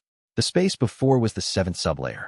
Its quality, visible from the threshold, was different from anything below it, where the unlit room showed him the foundational constants of a space, the rules that ran the space. The space before showed him something that required a different description. Not the rules. The space before the rules. The condition that made the rules possible. He crossed the threshold on the fourth day and inhabited the space before for the first time. It was quiet in the specific way that spaces are quiet when they contain something that does not need sound to be fully present. He sat in the secondary reading room, and the sublayers settled around him, and the cultivation world was legible to him in a way that added another layer of resolution to everything below it. The same view, in finer detail, at a level of structure that made the rules of the unlit room look the way still water looked from 10 meters above. He noted it without ceremony and returned to the question in front of him.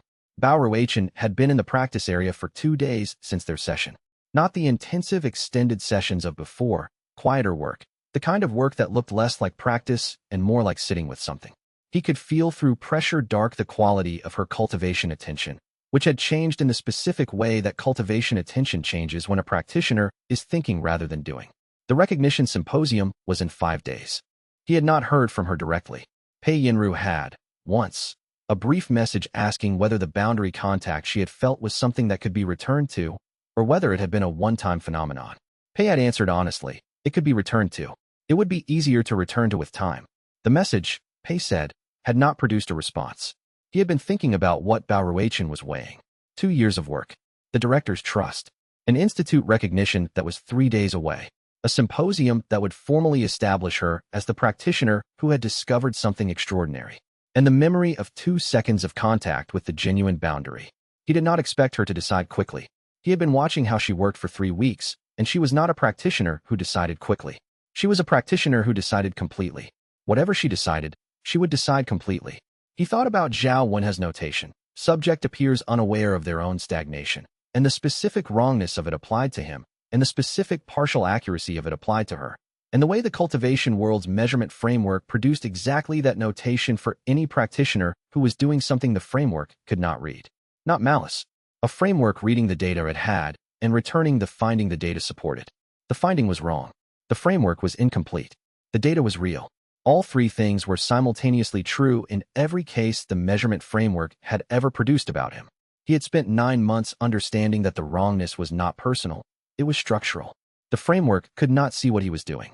It was reading accurately and arriving at the wrong conclusion. Bao Ruichin was a different case. The framework could read what she was doing. The simulation was legible to the instruments. What the instruments could not distinguish was whether the legible external signatures represented the real architecture or the simulation. In 5 days, the symposium would present her to the cultivation world as the answer to the measurement framework's incompleteness. Unless something changed. He pressed against the space before's territory and felt the sublayer's properties beginning to reveal themselves. Not the rules of a space, but the condition that made rules possible. The specific logic that preceded logic. He was still working on what that meant. He filed it alongside everything else and kept working. Chapter 96. Bao Ruichin's decision. The withdrawal notice came through the Institute's formal academic communication system on the morning 3 days before the symposium, submitted through the process for researcher unavailability at designated events, with a brief statement in the explanation field, personal cultivation developments requiring private time and attention. The notice did not name Wei Jingji. It did not name Yu Xiaofan. It did not describe the session in the secondary reading room or the boundary contact or the 2 years of work she had been reconsidering for 4 days. It said personal cultivation developments, and it cited the standard process, and it was complete and correct in its formal requirements. He read it and recognized what it had cost. Pei Yinru received it an hour after he did. She came to the archive with the notice in hand and sat down across the reading table and looked at it for a moment. She didn't expose anything. Pei said, "No." He had been reading this quality in Bao Ruichin's decision since she left the secondary reading room. The specific shape of a decision made by someone who is unwilling to destroy another person even when that person's construction has been built on an incomplete foundation. She withdrew from the mechanism without dismantling the mechanism publicly. Yu Xiaofan still has the symposium framework, without Bao Ruichin at the center of it. He thought about what the symposium would look like without its primary demonstrator. A theoretical presentation with documentation support. The senior researcher's assessment records. The synthesis documents external descriptions. Nothing that could not be contested on methodological grounds. She'll present a theoretical case. The academic response will be significantly cooler. Could she find another practitioner? Not in 3 days. He paused. And the specific claim that the sublayer capabilities can be produced through intentional technique development requires a practitioner who can demonstrate it. The demonstration was Bao Ruichen. He pressed against the space before's territory and felt the sublayer stable and present. She'll have to proceed with what she has. The symposium was held on the scheduled day. He attended as a senior research fellow. He sat in the middle of the assembly room, not the front, not the back, with Mao Chenxi to his left and Elder Tao, the anomalous case researcher, to his right. He watched Yu Xiaofan present. She presented with the precision and authority of someone who had been building arguments in front of academic audiences for 20 years. The case for advanced perfection cultivation as a learnable technique category was coherent, well-documented, and sophisticated. The assessment records were real. The synthesis documents' external descriptions were cited accurately. The theoretical argument held together without internal contradiction. The academic response was, as he had anticipated, significantly cooler than it would have been with a live demonstration. 3 of the 7 senior researchers who had seen Bao Ruichen's technique work asked where she was. Yu Xiaofan said she was unavailable due to personal cultivation requirements. The 3 researchers nodded and made notes, and said nothing further. Elder Tao made a longer note. At the end of the presentation, the Academic Council's chair asked for the practitioner documentation that would support the designation, specifically, the assessment records from a confirmed practitioner of advanced perfection cultivation sufficient to establish the designation as applied to a current case rather than a theoretical construct. The documentation was incomplete without Bao Ruichen's formal participation. The designation was tabled pending additional documentation. He walked out of the symposium hall into the Institute's main corridor, where the late afternoon light came through the high windows at the angle that made the dust in the air visible, and felt, through the pressure dark field, the specific quality of a mechanism that had been designed carefully and had not achieved its intended function, not destroyed, not permanently blocked, but paused in a specific way that was not recovery. Mao Chenxi walked beside him. She didn't show up, Mao said. No. And you're not going to say anything about it. No. He thought about Bao Ruichen's withdrawal notice, the careful language, the standard process, the complete and correct formal requirements. She made her decision through legitimate channels. That's worth honoring. Mao was quiet for a moment. Where is she? I don't know. He pressed against the space before. Somewhere she can work. Chapter 97. The institutional lever. Yu Xiaofan's response to the symposium's pause came within 4 days, which meant she had anticipated the possibility and had the next mechanism ready. The formal notice arrived through the Institute's governance office, a Grand Institute review of the academic and ethical standards applicable to the publication of the Huang Suan classified paper. The review would assess whether Ru Xilan's access to and publication of a classified institute archive holding violated the terms of her research authorization credentials, and whether the publication's framing, as historically significant cultivation research, was consistent with the Institute's standards for research communication. The review mechanism was real. Ru Xilan had accessed a Tier 7 classified document using credentials that had been extended as part of Wei Jingji's conditions for institute residency. The conditions agreement had not specifically addressed publication of accessed materials. The gap in the conditions language was real, and Yu Xiaofan had found it. If the review found against Ru Xilan, the finding would not suppress the paper. It was already published, already circulating, already cited in 3 independent research programs. But a formal institute finding that the publication was an ethical violation would damage Ru Xilan's research standing, would give Yu Xiaofan grounds to argue that the paper's distribution should be treated as a procedural irregularity, and would provide a mechanism for the institute to formally distance itself from the paper's claims without engaging with its content. It was, again, institutional rather than substantive. She was attacking the messenger's credentials rather than the message. He described this to Mao Chenxi and Pei Yinru the evening the review notice arrived. Ru Xilan's defense will be procedural, Mao said. The conditions agreement extended access. The access was used within the parameters described. The conditions agreement didn't exclude publication. Standard research practice when archive access doesn't specify restrictions. The conditions agreement didn't specify publication rights, Pei said. She had been reading the notice carefully. She'll argue the default is no publication of classified materials. She looked up.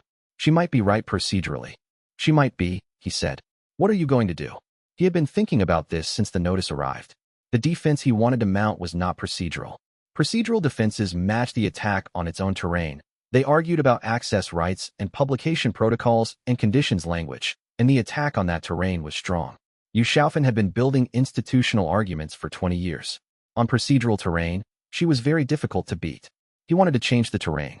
I'm going to submit a document to the review as evidence, he said. On behalf of the research project the paper supports. He paused. A document that exists only as an institute record, not a publication, which doesn't raise the publication question, and which provides the review board with the substantive context for why the paper's claims are accurate, and why that accuracy is materially relevant to the review. Pei looked at him. You're going to give the review board the synthesis document. The full version, he said. Not the military channel version. The original, with the full sublayer documentation from my own experience, and Mao's still water contact, and the 47 papers' external descriptions synthesized together, and a section I haven't written yet on the void floor, and the unlit room, and the space before. He paused. The most complete documentation of realm perfection that exists, submitted to the Grand Institute's governance review as evidence in a procedural hearing. Mao understood immediately. Once it's submitted to an institute governance proceeding, it's an institute record, regardless of the review's outcome. He looked at them both. She can suppress a publication. She cannot suppress a document that is in her own institution's governance records. Pei was quiet for a moment. You're giving it to her. I'm giving it to the record. He pressed against the space before's territory. The sublayer was still new. 3 days in, the properties still revealing themselves. The condition that made rules possible. The structure beneath structure. She'll have to decide what to do with a document she can neither publish nor suppress in an institution she runs. That decision will tell me more about what she knows and what she's protecting. It might also change what she does with Ru Shilan's review, Mao said. Yes. He thought about this. If the review board has the full synthesis document as context, the question of whether Ru Shilan's publication was an ethical violation looks different. The paper's claims are documented as accurate in the evidence submitted to the review. A finding against publication of accurate research that had been suppressed for institutional reasons. That's a finding the board has to make with full awareness of what it's finding. He paused. She's very good at making arguments. She's less comfortable with making arguments whose full implications are visible. He wrote through the night. Chapter 98. The complete document. The document he submitted to the Grand Institute's governance review was 47 pages. He had been building toward it since the synthesis document. The 47-paper compilation had been the external map, built from what researchers could see from outside the sublayers. This document added the inside. The first section, the synthesis document itself, complete, with all 47 papers cited. The second section, his experiential account of the sublayers from still water through the space before. Not the external descriptions, those were in the first section. The internal quality of each sublayer, what it felt like from inside, what it changed about perception, what specific capabilities it produced, and how those capabilities worked from the practitioner's perspective. He had been thinking about how to write this for months, how to describe from inside without sounding mystical, without losing precision, without the description arriving adjacent to the experience. He wrote it with the care of someone who understood that this document was the only thing that might prevent future practitioners from spending 30 years at a boundary they could not recognize. The third section, Elder Mao Chenxi's account of approaching and contacting the still water boundary over 30 years, and then deliberately over 4 months with the synthesis document as a guide. Written by Mao himself, which Wei Jingji had asked him to do the previous week, and which Mao had spent 3 days on. The account was precise and honest in the way Mao was precise and honest about everything. The fourth section, a research note on the framework keeper's communication, described as an ancient formation activation consistent with the architectural records in the classified archive, providing historical context for the cultivation framework's intended use. He submitted it to the governance review's evidence record at the 5th hour of the morning. By the 9th hour, he knew Yu Xiaofan had read it, because the pressure dark field registered, from the direction of her administrative suite, the specific directional quality of a practitioner who has received information that changes a very large number of calculations simultaneously. He had given her, as evidence in her own institutional proceeding, the most complete documentation of the thing she had been trying to contain for 2 months and had been aware of for 20 years. He did not contact her. He waited. Pei Yinru read the complete document that afternoon. When she finished, she was quiet for a long time. The experiential account, she said. The inside description. Yes. It's different from the synthesis document. It has to be. The synthesis document is what researchers could see from outside. The inside account is what the outside account was pointing at. He thought about Liang, who could not reach still water from the synthesis document alone. About Sure Cooling, who could. Someone will be able to use it. Probably more than one someone. Is that what you wanted to accomplish? He thought about the keeper's question, whether he intended to finish. About what Huang Xuan had written. I believe it is the most important thing in the cultivation world, and I believe this belief will get me censured. She had been right about the censure. I wanted the documentation to exist where it could be found, he said. Whatever Yu Xiaofan decides to do with it, the document is an institute governance record. It cannot be unrecorded. Pei looked at him. You've been patient. I've been working on it, he said. Chapter 99. The second communication, the keeper's second message came on the third day of the governance review's deliberation period. He was in the secondary reading room again, the same room where the first message had arrived, where the formation's underlying structure held the communication architecture at the depth that standard instruments could not reach. The second message arrived the same way, the resonance of his current sublayer configuration meeting the formation's embedded key, and then communication, complete and immediate. This message was addressed by name, not by rank or position or the neutral description of the first communication. By name, Wei Jingji. The keeper had not used names in the first message. The use of his name in the second indicated something the first had not. This was not the activation of a general communication protocol. This was a response to his work. The message, the framework keeper had existed since the first cultivation era, not as a preserved person, but as a distributed intelligence maintained within the formation structures of the oldest cultivation sites, the same infrastructure that had been laid down when the cultivation ladder was built. Its function had been to maintain the conditions under which ascent was possible. The formation structures, the ambient cultivation pressure at specific geographic locations, the underlying organizational logic that made the ladder work. It was not designed to maintain realm perfection specifically. It was designed to maintain the system. Realm perfection was the intended endpoint of the system. The keeper did not have opinions about the suppression. It had maintained the conditions regardless, because its function was structural rather than editorial. What it was uncertain about was completion. The keeper had no documentation of what happened when a practitioner reached the definition, the 10th sublayer, the final one. The founding architects had described what each sublayer was and what it produced. They had not described what completion looked like at the system level because none of them had completed it. They had built the system toward an endpoint they understood theoretically but had not personally reached. The keeper had been waiting for a practitioner who would complete it because completion was the only way to know what completion meant at the system level. It was prepared for this to take time. It wanted to discuss this. A location, a site that did not appear on any current map, accessible through the spatial geometry available at the void floor sublayer or above. A formation structure in a mountainous region south of the central hub, identifiable by the specific ambient cultivation pressure signature that void floor spatial perception could detect. The communication ended. He sat in the secondary reading room and felt, through the space before, the condition that made the rules of a space possible, the underlying logic that the rules ran on. He thought about the weight and the unnamed in the definition, which were names without descriptions in the synthesis document because Huang Xuan had not known what they were. He was at the space before, the 7th sublayer. 3 more between here and the final. He had not answered the first question. Did he intend to finish? He answered it now, to the empty room, because the answer was what it had always been, and he had simply been waiting to understand what he was saying yes to. Yes. Chapter 100. What had been built the governance review found in Ru Shalon's favor on a narrow procedural ground. The conditions agreement's silence on publication restrictions was interpreted under standard research practice as permitting publication, and the classified status of the Huang Xuan paper had been reduced by the access extension in a way that complicated the argument that publication was an ethical violation. The finding was narrow. It was also final. Yu Xiaofan's office issued a response acknowledging the finding and noting that the Institute would seek clarification on the conditions language in future archive access agreements.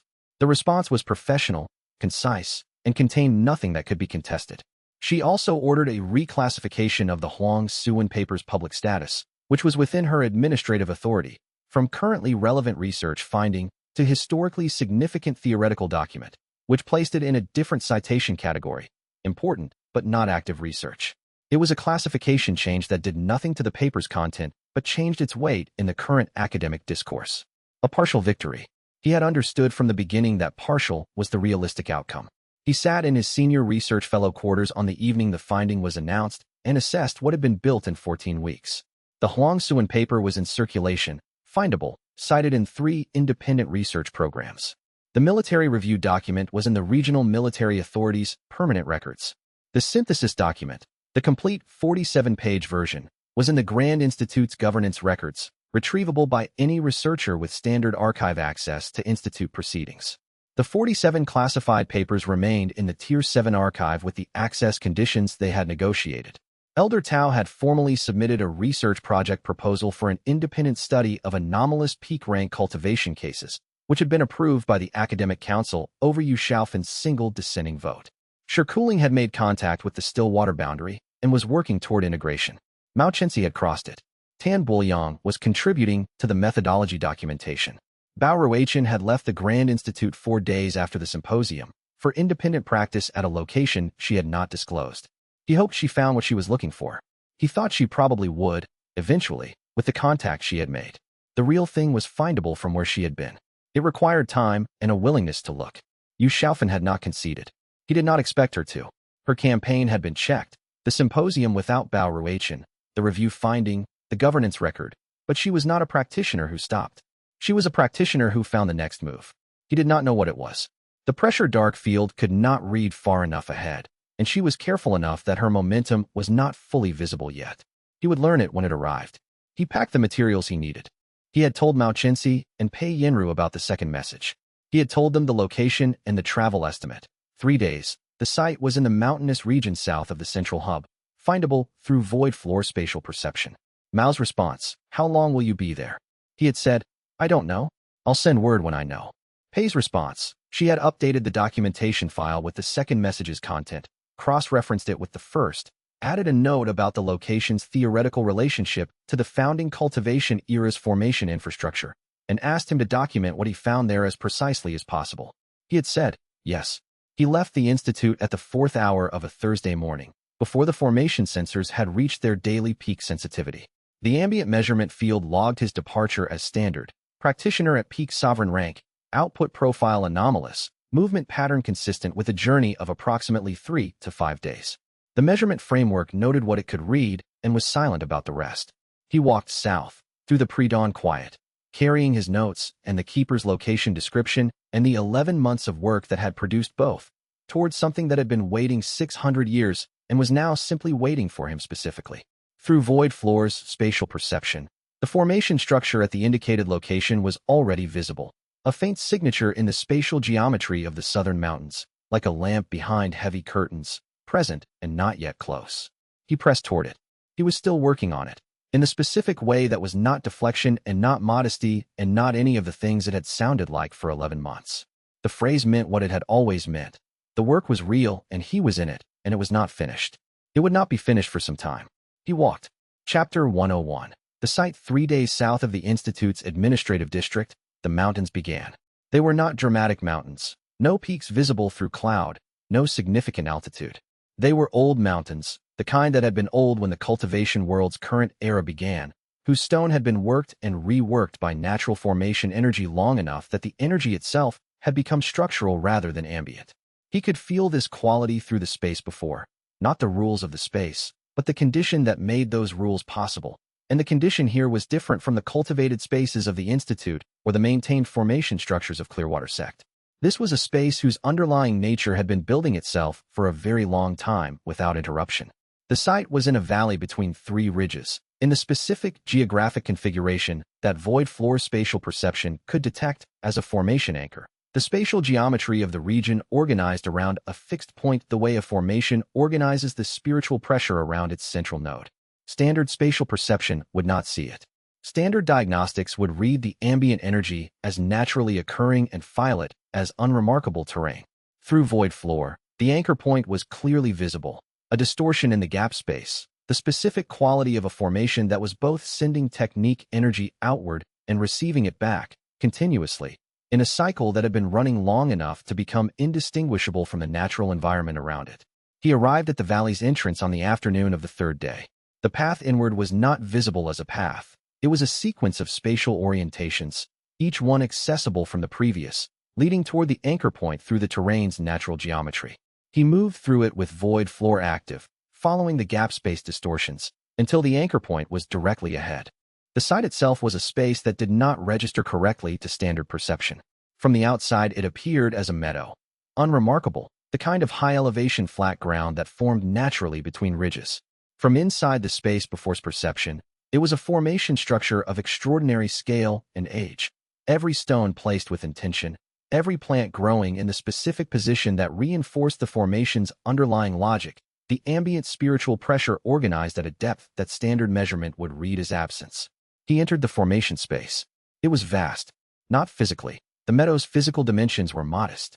But the formation extended in directions that physical measurement did not capture, and inside those extensions the space was very large and very still. He had the immediate sensation of being somewhere that had been waiting. Not a hostile waiting. Not eager waiting. The specific quality of a space that has been performing its function for a very long time, and continues to perform it, and is now simply registering that the expected event has occurred. He stood in the center of the meadow and waited. The communication came not from a direction, but from the formation itself, from the structure around him rather than from any point within it. Multiple voices that were not voices, the quality of many overlapping sources producing a single coherent meaning, the way harmonics produce a single tone. You came, it said. Yes, he said. Chapter 102. The question stated directly, he spent the first hour simply listening. The keeper did not begin with the question. It began with history. Not the history he had read in the 47 papers, or the Huangsuan paper, or the synthesis document he had written, but the history of the site itself, which was older than any of those texts. The founding era had not built one place. It had built many, connected by the formation infrastructure that the keeper maintained. The structures that organized the ambient cultivation pressure at specific geographic locations that made the ladder's ascent possible, that had been running since before any current practitioner's lineage began. He listened with the space before his attention, the condition that made the rules possible, and understood, as the history arrived, that what he was in was not simply a location. It was a node of the original system. The cultivation world's entire infrastructure ran, at its deepest level, through nodes like this one. And the nodes had been maintained, through all the centuries of accumulated institutional history and suppression and social organization, by an intelligence that had not been consulted on any of it. We maintained the system, the keeper said. We did not maintain the suppression. The suppression was a choice made by practitioners who found the ladder's function useful and found the ladder's completion inconvenient. We had no mechanism to intervene. Our function is structural. You couldn't stop it, he said. We maintain the structure. The structure can produce ascent without the inward work. It was designed to do both. Using only the ascent function is a choice. We have no authority over choices. He thought about this. The system had been designed for a completion that had not been attempted in 600 years. The system continued to function. The ladder worked. Ascent worked. The ambient cultivation pressure remained calibrated, because the keeper maintained the structure regardless of whether the completion function was in use. What happens to the system when completion occurs? He asked. The keeper was quiet for a moment. The formation's ambient pressure continued its steady cycle. That, the keeper said, is the question we have been waiting to ask. He looked at the meadow around him, the specific quality of a space that had been organized for a very long time toward a purpose that had not yet occurred. You don't know, he said. The founding architects designed the system toward completion.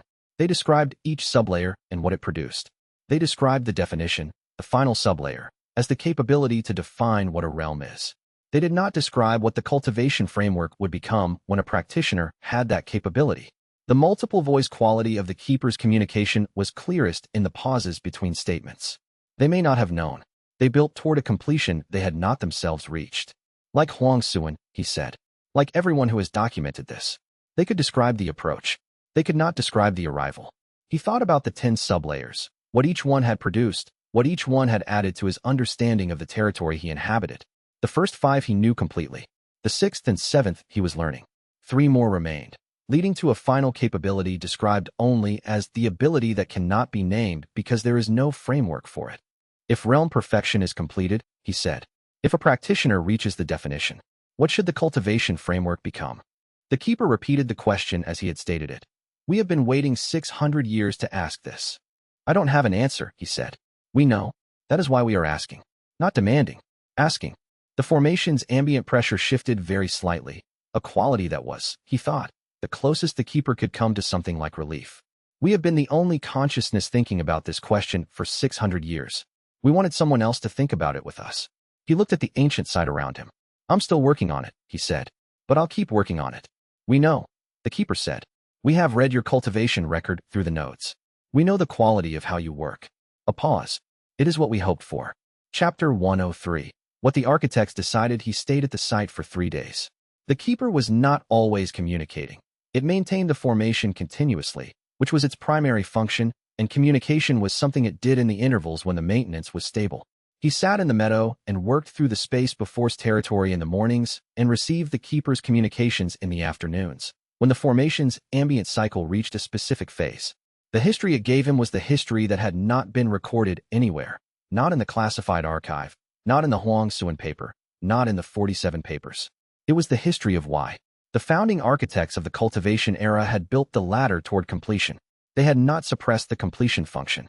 They had simply not made it the central teaching. They had built the ladder and documented the rungs and trusted that practitioners who reached peak rank would find the sublayers, the way practitioners who reached each rung had found the next one above. They had been wrong about this.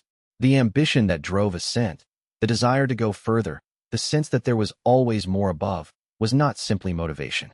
It was orientation. A practitioner whose entire cultivation life was organized around going upward had an orientation that was not naturally reversible at peak rank.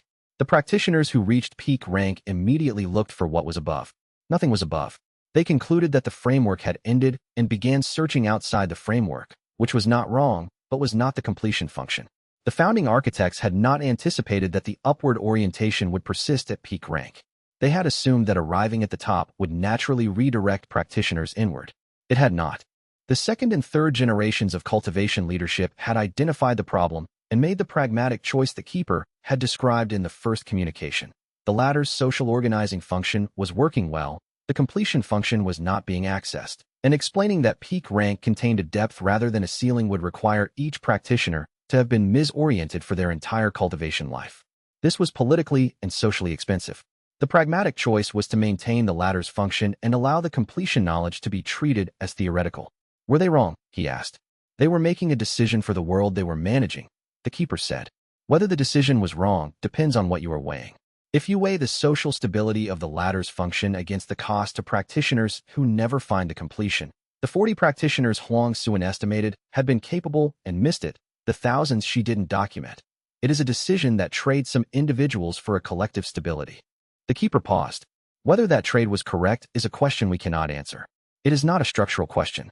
It is an ethical one. He sat with this.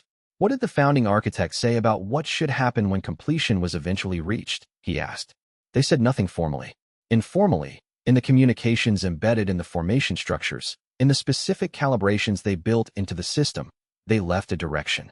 The keeper's ambient quality shifted to the specific register it used when quoting something older than itself. The direction is, do not rebuild the ladder. Teach the floor. He understood this immediately. Not, destroy the advancement framework and replace it with a completion framework. Not, announce that the ladder was wrong and practitioners should have been doing something different. Teach the floor. Document the sublayers. Make the inward work accessible to practitioners who had already reached the top. Allow the ladder's function to continue for practitioners who had not yet reached it. Add the floor's depth to what was available at peak rank. That's what Pei Yinru's documentation is for, he said. Yes, the keeper said. We believe that is why you have been doing what you have been doing. He looked at the ancient meadow. The formation ran its steady cycle. The mountains held the valley in the specific configuration that had been functioning since before his lineage began. I have been, he said. Chapter 104. What they each said. He returned to the Grand Institute on the 7th day, 2 days later than the estimate he had given Mao Chinsi, because the 3rd day of keeper communication had extended into a 4th. He found Mao, Pei Yinru, Liang Shuofeng, and Elder Tao in the senior fellows' common room. Elder Tao was there because Pei Yinru had invited her, with Wei Jingji's permission, to the debrief conversation. Elder Tao had spent 40 years studying anomalous cultivation cases and was the closest thing the Institute had to a disinterested expert in what he was doing. He described the keeper. He described the site. He described the communications. Then he described the keeper's question. If realm perfection is completed, what should the cultivation framework become? He asked what they thought. Mao Chinsi went first, because Mao always had a view and was not diplomatic about sharing it when directness was more useful than diplomacy. The cultivation world will not accept a completion model without decades of preparation, he said. The latter is not just a measurement system. It is the organizational structure of every sect hierarchy, every resource allocation, every institutional ranking. Announce that peak rank contains depth rather than a ceiling, and you've told every practitioner below peak rank that their entire cultivation trajectory has been pointing at the wrong thing. He paused. That's not a conversation. That's a structural crisis. You cannot have it before the ground has been prepared. He paused again. Release it now, and you get chaos. Pei Yinru's answer was different, as it always was from Mao's. The suppression has caused 40 documented practitioners in historical record to miss what they were capable of, she said. Huang Xuan's count of 40 is conservative. It is only the cases she could verify. The actual number of practitioners at peak rank who have missed the sublayers over 600 years is orders of magnitude larger. She looked at the documentation she had been building for 11 months. That is also a cost. Mao is right that releasing it now produces disruption. I am right that suppressing it produces a different disruption, a slower, quieter one, paid by individual practitioners one at a time, invisibly. She paused. Both costs are real. Elder Tao, who had been listening with the quality of 40 years' specific professional attention, said, the question implies a binary that might not be accurate. What should the cultivation framework become assumes the current framework is replaced. Teach the floor is different. It is additive rather than replacement. The latter continues to function for practitioners who need to climb it. The sublayers are available at peak rank for practitioners who are there. She looked at Wei Jingji. The disruption is significantly smaller if the question is not, was the ladder wrong? But there is something at the top of the ladder that no one told you about. Liang Shuofeng said, what does Wei Jingji want? He looked at all four of them. He thought about the keeper's 600 years. He thought about Huang Xuan's censure and the 47 classified papers and the practitioners who had been at the boundary without knowing it was a boundary. He thought about Mao, 30 years. About Bao Ruichen, who had found the edge of the real thing from a scaffold that had been built for her from incorrect information. I want to finish, he said. I want to understand what the definition produces and what completion means at the system level. That is what the keeper's question is actually asking. Not whether to announce it, but whether I will complete it so that the question can be answered from inside. He paused. And I want someone after me to know it is possible. Not the whole cultivation world, not now, but someone. The documentation needs to exist where the right practitioner can find it. The governance record, Pei Yinru said. Yes, and whatever documentation comes after. He thought about the complete document sitting in the Institute's governance archive. I have been doing this one piece at a time. The synthesis document, the Huang Xuan paper in circulation, Mao's account, the military review. I have been teaching the floor one room at a time. How many rooms are left? Elder Tao said. He thought about the weight, the unnamed, the definition, the 3 sublayers below the space before that he had not yet entered. I'm still working on it, he said. Chapter 105. The Economy of Ascent. He was reading in the secondary archive sublevel on a Tuesday when Yu Xiaofan came to find him. She came alone, which was the most direct signal she had given him in 15 weeks. She had always operated through mechanisms, committees, correspondence, formal proceedings, institutional channels. Coming to the archive herself was the move of a practitioner who had concluded that the mechanisms had not been sufficient. She sat down across from him at the reading table. He noted that she looked the way she had looked at the reception at Clearwater Sect in the months now behind them, with the precision of total attention, reading the situation rather than the person. I've read the complete document, she said. I know. All of it. The experiential account. She paused. It's accurate. Yes. She looked at the table between them. I have spent 20 years building an institution whose authority rests on the reliability of the advancement framework, she said. The Grand Institute's research programs are calibrated to advancement. Our assessment standards are calibrated to advancement.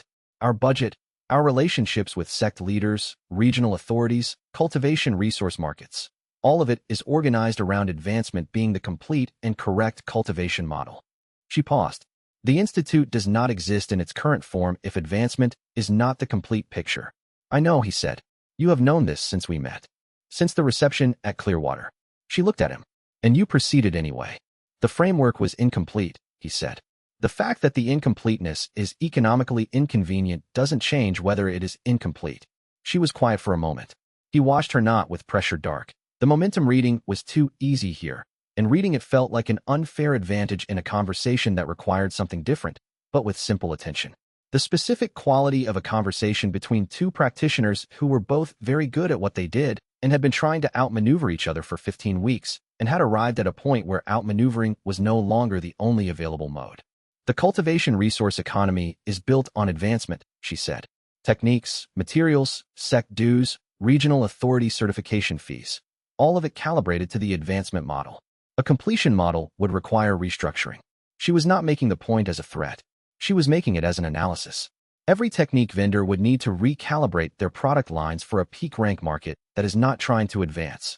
Every sect would need to rethink what cultivation guidance means for their peak rank members. The regional authorities would need to redesign their certification processes. She paused. This is years of economic and institutional transition.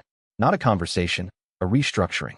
I know, he said, for the third time, each repetition meaning something slightly different. Does that matter to you? He thought about this. He thought about what the keeper had said. Teach the floor, not rebuild the ladder.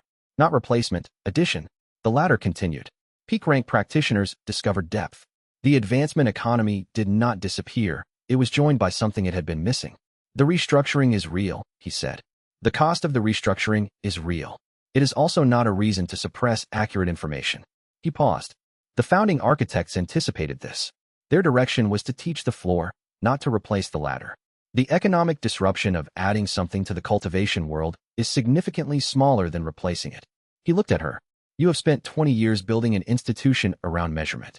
If the measurement framework is made more accurate, if what peak rank contains is correctly documented, the institute's function becomes more relevant, not less. She looked at him. You're describing a version where the Grand Institute leads the research on realm perfection rather than suppressing it. Yes. He paused. That version requires you to make a different decision than you've been making. She was quiet for a long time. He did not press. He had been learning, over 15 weeks, that Yu Xiaofan's decisions were not made quickly but were made completely, and that the time between her arriving at a question and answering it was not empty, but was the decision being built. He waited. I need to think, she said finally. She stood, looked at him directly. What you are doing, she said, not a question. What you are actually doing. The keeper's site, the complete documentation, the teaching you've been doing with Mao Chenxi and sure cooling. She paused. You've been doing this regardless of what I've been doing. Yes. That's not going to stop. No. She nodded once, with the specific quality of someone receiving a confirmed accurate assessment. Then she left. He sat in the secondary archive sublevel and felt, through the space before his perception, the condition that made the rules possible, the specific logic that the rules ran on, and pressed, gently, toward the weight's threshold. He had been working on it since before he knew what he was working on. He was still working on it. The threshold yielded, slightly, and the next layer opened the way they always opened. Not with ceremony, not with drama, but with the specific quality of a door that had always been there and was now standing open. He stepped forward. Chapter 106. What Ho Qingshan refused. The message from General Ho Qingshan arrived at Wei Jingji's senior research fellow quarters at the second hour of a Friday morning, marked with the military correspondence flag that meant the sender considered it urgent. He read it and dressed, and was in the general's secured correspondence room by the third hour. Ho Qingshan was already there, with the quality of someone who had been awake since the previous evening. He sat across the table and said, Yu Xiaofan came to me with a proposal yesterday. What proposal? She wants to classify your cultivation capability as a strategic military asset under the Sovereign Protection Framework. He said it with the flat voice of someone reporting a fact they find professionally objectionable. Sovereign protection is a military classification for capabilities that are too sensitive to exist in civilian institutional contexts. It would place all documentation of your sublayer architecture under military secrecy classifications. The synthesis document, the governance record, the Huangsuan papers, contemporary documentation, all of it. Sealed. Available only to authorized military research, which she would propose to co-direct with her office. He paused. She framed it as protecting you from the political complications of the current situation. Wei Jingji looked at him. I declined, Ho said. I want you to know I declined. What did you tell her? I told her I agreed to protect you. He paused. Not to put you in a different institution's cage. Those are different things, and I am not confused about which one I agreed to. He looked across the table. She did not accept the distinction gracefully, but she accepted it. Wei Jingji sat with this for a moment.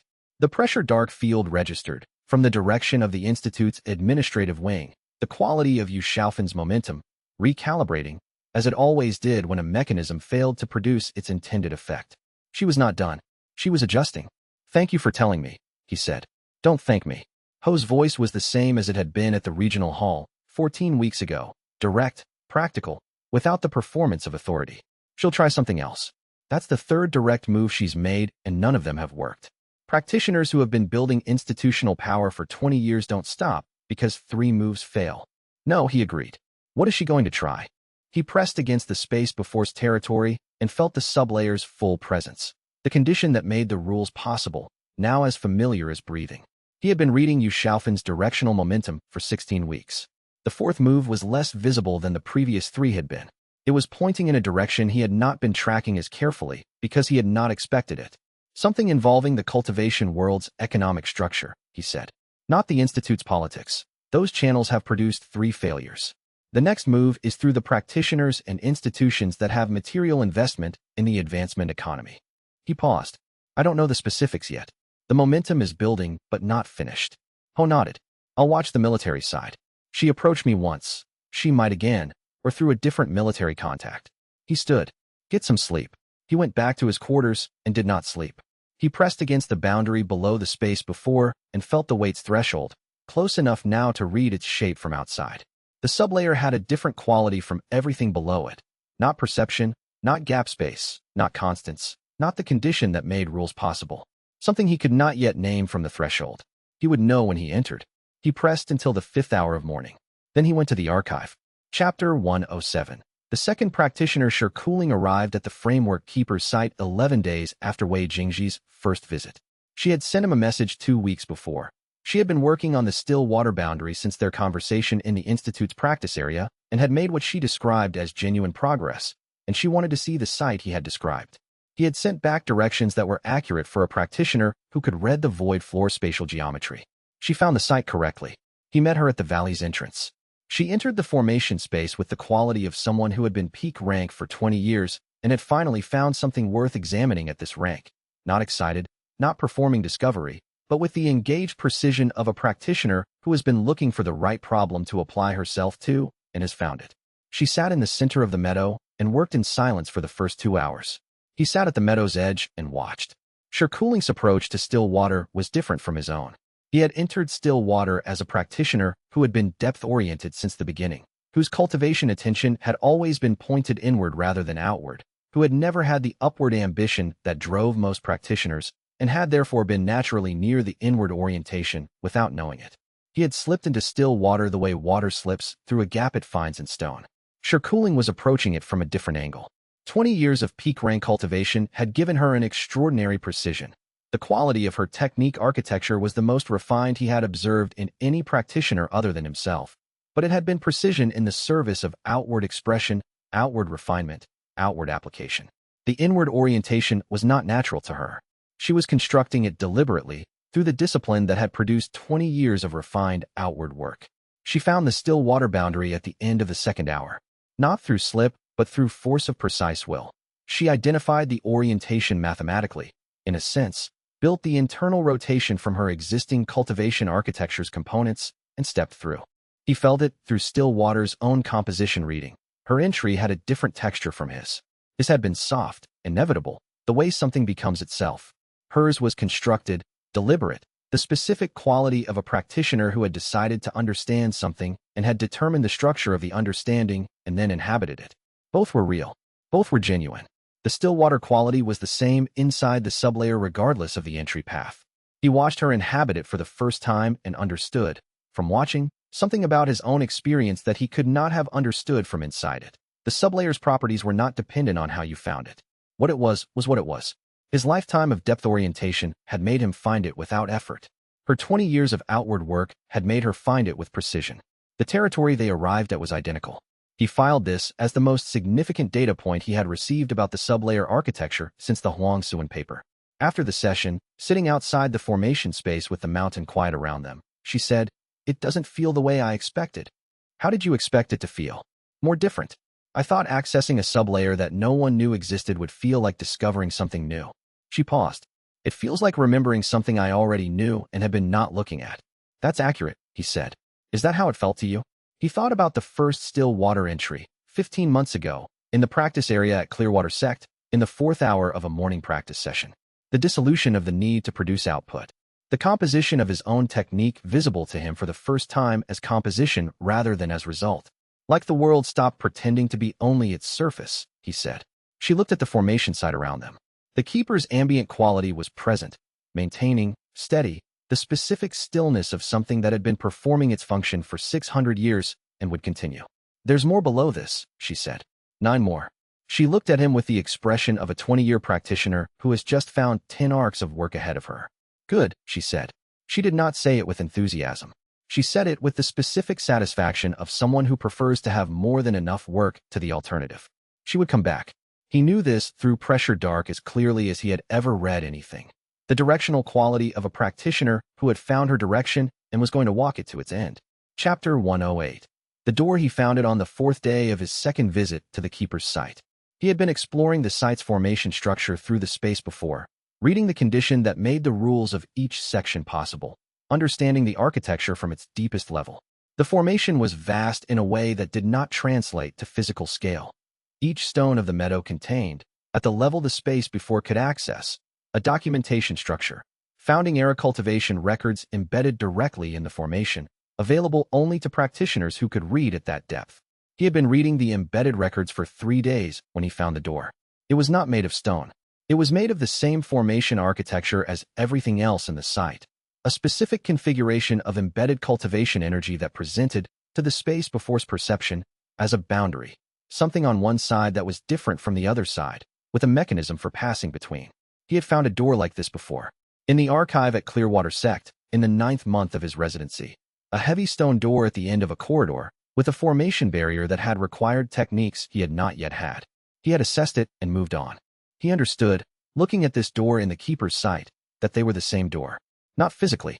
The door at Clearwater was a specific physical object in a specific physical location. But they were the same in a more fundamental sense, both built by the same architects, both using the same configuration, both keyed to a practitioner with the specific cultivation state that could open them. He was past that cultivation state now. He had been past it since the space before. He opened the door. The opening was not dramatic. The formation boundary dissolved at his approach, as if it had been waiting for a hand that could reach far enough into the underlying structure to lift the latch. He pressed through. On the other side, a documentation space. Not a physical room. A formation archive, built into the site's deepest level, containing records at the depth that the space before could now read, and every cultivation technique below it could not. The records were the original, not the Huang Suan paper, which had documented observed cases from the outside. Not the 47 classified papers, which had been building toward the concept without completing it. Not the synthesis document he had written, which combined external observation with internal experience. The founding architect's design document. It was complete. The cultivation ladder's intended function, the sublayer architecture as the architects had designed it, the specific properties of each sublayer, and the expected timeline for practitioners to work through them, the transition mechanism the architects had designed for when the first completion occurred. All of it, in the founder's own formal documentation, preserved in the formation structure's deepest level for 600 years against the day someone could read it. He read it for 4 hours. The architects had known everything he had discovered. They had known it from the beginning because they had built it. The still water sublayer's composition reading, the deep current nullification, the sunken stone space compression, the pressure dark momentum perception, the void floor gap space, the unlit room's foundational constants, the space before's condition making, all documented, all described from inside, in the founder's own experiential account of the architecture they had built. They had built it by walking it themselves before building the ladder above it. The ladder was not the primary structure. The inward sublayers were the primary structure. The ladder had been built to bring practitioners to the floor. He read the final section, which was the design document for the public demonstration, the specific mechanism the architects had built into the system for the transition moment, when the first practitioner to complete the definition would show the cultivation world what existed at the top of the ladder. He sat in the documentation space for a long time after finishing. The keeper's communication arrived not through the formation nodes, but directly. He was inside the formation at a depth where direct contact was possible. You found it, the keeper said. Yes. We have been maintaining this for 600 years. We were uncertain anyone would reach the reading depth. A pause. We are glad. He felt the space before's full integration settling around him as he read. The sublayer no longer something he was working toward, but something he inhabited, the condition that makes rules possible, the permanent background quality of his perception. Below it, the weight's threshold was present, open. He pressed through. Chapter 109. The weight sublayer announced itself not in what he perceived, but in what other practitioners perceived near him. He entered it during his practice session at the keeper's site on the morning of the 5th day, in the specific way that integration always happened. the sublayer ceasing to be something he was approaching and becoming simply what he was. He sat in the meadow and felt the 8th sublayer settle around him and felt, through it, something qualitatively different from everything below. Everything below the weight had been forms of his perception being refined, reading deeper, operating in gap spaces, reading foundational constants, reading the condition that makes rules possible. The weight was different. It was a field that existed around him, not the directional momentum sensing of pressure dark, which had been a passive ambient reading. This was active in a different sense. His presence in a space, while inhabiting the weight, made the structural logic of cultivation techniques more visible to every practitioner in the space. Not their momentum, not their composition, their architecture, the bones of what they were doing. He became aware of this when Shirkuling walked into the meadow at midday and stopped. She stopped in the specific way of someone who has walked into a space where something has changed.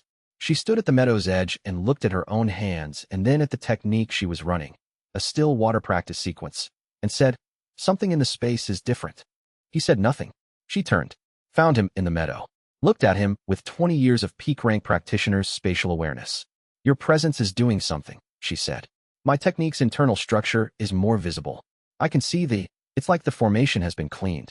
The bones are visible." "Yes," he said. "How long has this been happening?" "This morning." She came and sat down across from him. "Can you control it?" He had been working on this question since he realized what was happening. The previous visible sublayer, pressure dark's field effect, the clarity effect that had caused Elder Shu's technique improvement 2 arcs ago, had required radius management, sustained attention, constant background effort to limit its reach. He had learned to control it to 2 meters. The weight's field was different. It did not seem to have the same kind of radius. It was not about distance from him, but about his presence in the space. While he inhabited the sublayer, the effect was present. While he stepped out of it, returning to a shallower integration state, the effect disappeared. "I can step in and out of the sublayer," he said. "The field effect is present when I inhabit it. So you can turn it off." "Yes. But operating without the weight active means stepping back to a previous integration state while I'm working with this one." He thought about this. "I'm still learning the range of what stepping back costs."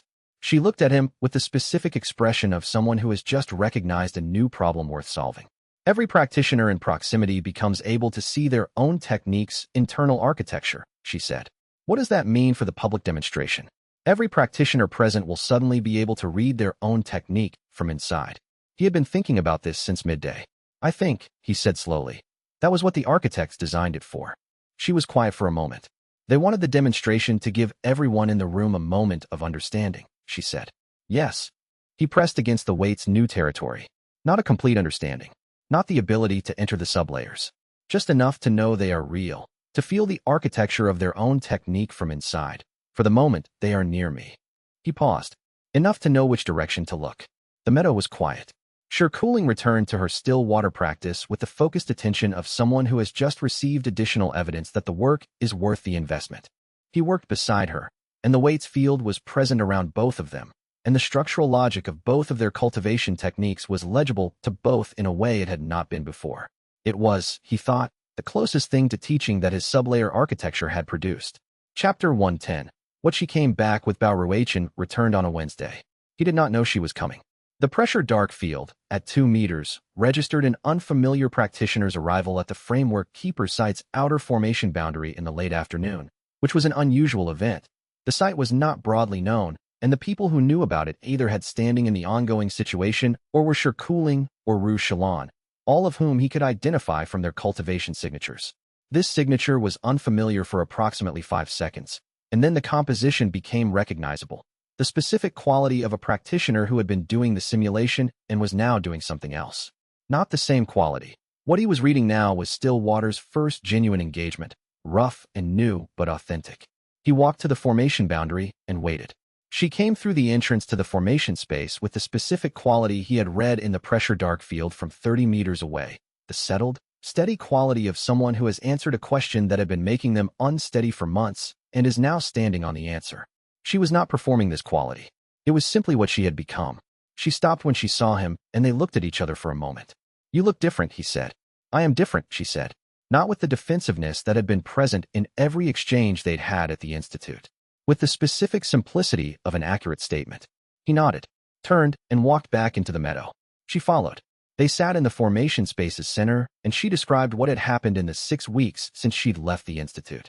She had gone to a small mountain cultivation community 3 days south, not the keeper's site, a different mountain, and had spent 6 weeks working on nothing but the Stillwater boundary. Alone, using the synthesis document and the complete governance record document as her only guides. She had found it in the 4th week.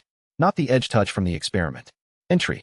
Full entry. The sublayer ceasing to be something she was approaching and becoming something she inhabited. The composition reading quality of Stillwater, a permanent background presence from the day she crossed the threshold. She was at Stillwater. 6 weeks. Genuinely. He read her cultivation signature through Stillwater's own composition reading and confirmed what Pressure Dark had told him from the boundary. The quality was real, new, still raw in the way that genuine entries always were before the integration deepened, but authentic in a way the simulation had never been. She looked at him. What's next? She asked. He thought about what was next.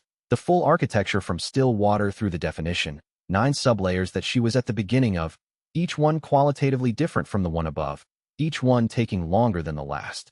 He described deep current, the nullification sublayer, the ability to dissolve technique expression without countering it, the specific quality of moving below the surface of a technique rather than meeting it at the surface. She listened with the quality of attention she had brought to the experiment in the secondary reading room. Completely present, not performing reception. How long did it take you? She said. 2 months from Stillwater to first entry. Integration another month. She thought about this. And from deep current to sunken stone. Similar. He paused. Each sublayer is different. The timing is. I know, she said. I'm not asking because I'm impatient. I'm asking because I want to know what I'm in. She looked at the keeper's meadow around her. What is this place? The site the founding architects built for this work, he said. It's been maintained since the beginning. He thought about the design document. The architects expected practitioners to come here. They expected the work to happen here. Is this where you're doing the rest of it? Yes. She looked at the meadow with the expression of someone assessing a workspace they intend to occupy. Can I work here? She said. Yes, he said. She settled into the formation space's ambient energy and began. He watched her work with Stillwater's composition reading and felt, for the first time since the fatal flaw had appeared as a real cost in the sparring session at Clearwater Sect 14 months ago, something that was close to the specific satisfaction of a thing being given correctly. Not through explanation, not through translation, through documentation that had been accurate enough and a practitioner willing enough to look. He pressed against the weight's territory and kept working. Chapter 111. What the design document said. He brought the architect's design document back from the formation archive in the only way it could be brought, in transcription, which took 2 evenings. The document was not physically extractable. It was embedded in the formation structure at a depth that only the formation itself could maintain. He wrote out what it said in the formation space's outer area, where his notes existed as physical objects rather than formation records, with Pei Yinru beside him taking the second copy and asking questions when the founding era terminology required interpretation. The document's most significant section was the transition mechanism. The architects had anticipated the practical problem that the keeper had described. You cannot introduce a completion model to a civilization organized around advancement by announcement. You cannot tell practitioners who have spent their entire cultivation lives measuring progress in terms of rank that rank is not the whole picture. The announcement would be met with disbelief, denial, and, from practitioners whose social position depended on the rank system's authority, active suppression. The architects had built a mechanism instead. The mechanism required a practitioner who had completed the definition, reached the 10th and final sublayer, to demonstrate the full sublayer architecture publicly, in front of the cultivation world's institutional representatives, not through argument, but through presence.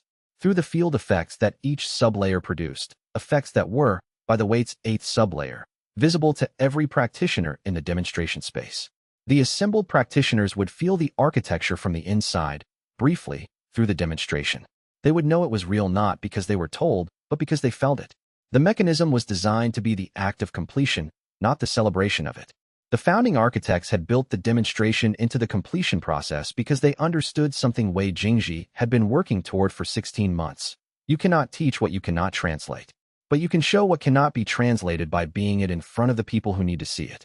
They built the public demonstration into the completion itself, Pei Yinru said, reading her copy of the transcription. Yes. Which means completing the definition requires the demonstration. She paused. Not afterward. During. The act of showing it to the cultivation world is how it is finished, he said. He had read this section 4 times in the formation archive. The completion is not a private achievement. He searched for the word. An opening. An act of making the territory visible to everyone who is present for the duration of the demonstration. Pei Yinru was quiet for a moment. That changes the planning. Yes. He had been thinking about the planning since he read the section. The demonstration was not something he could prepare for in the standard sense. He had to reach the definition, and reaching the definition happened the way all sublayer entries happened, through work that could not be scheduled. The timing of the demonstration was the timing of the completion, and the completion's timing was determined by the work. The keeper said the institutional situation has been waiting 600 years, he said. It can wait for the completion. What if the institutional situation forces a resolution before the completion? Pei Yinru asked. He pressed against the wait's territory and felt the sublayer fully present. Then we use what's available. That's not reassuring. It's accurate. She looked at him with the expression she had been developing for 16 months. The expression of someone who had learned that the accurate answer and the reassuring answer were occasionally the same and more often were not, and who had developed a preference for accuracy over reassurance. I'm still working on it, he said. I know, she said. I'll start building the demonstration logistics. Chapter 112. The Keeper and the Timeline. He told the Keeper directly, on the morning of his 5th day at the site. I don't know how long the final sublayers will take. The Keeper's communication was, as it always was, through the formation structure rather than from a point. Tell us what you know. I am at the wait. I have entered it, but am early in the integration. Below it are the unnamed and the definition. He paused. I have been working inward for 16 months. Each sublayer has taken longer than the one before, not because the work gets harder, but because each sublayer is larger than the one above it. What I find below is always more territory than what I found above. He paused. I don't know if the same pattern holds for the unnamed and the definition. I don't know the timeline. What concerns you about the timeline? The institutional situation is moving, he said. The Keeper has been waiting 600 years. That is not the pressure point. The pressure is that the institutional coalitions are forming and dissolving, and each formation changes the context, and I am not certain the conditions for the demonstration will remain stable indefinitely. He paused. If the opportunity for the demonstration passes, if the institutional landscape changes in ways that make a public demonstration in the necessary format impossible, then the mechanism fails. The Keeper was quiet for a moment. The formation's ambient cycle continued its steady rhythm. The founding architects anticipated this concern, the Keeper said finally. The design document's transition mechanism was built to be robust to institutional disruption because the architects had already experienced institutional disruption. The mechanism does not require a specific institutional context. It requires the assembled practitioners and the completing practitioner. Any sufficient gathering will produce the demonstration effect. A pause. The institutional situation is not the constraint, you are making it. He sat with this. Who controls who is assembled, he asked. You do, the Keeper said. Or the people who are helping you. Any gathering of sufficient practitioners who are told what they are gathering for. The mechanism works for anyone who comes to see it. It does not require a formal Grand Institute event. It does not require sect leaders. It requires practitioners with peak rank who are present when the definition is reached. He thought about Shikuling, who would come. Bao Ruichen, who was already here. Mao Chenxi, Pei Yinru, Ru Xilan, Liang Shuofeng, Elder Tao. Small gathering, he said.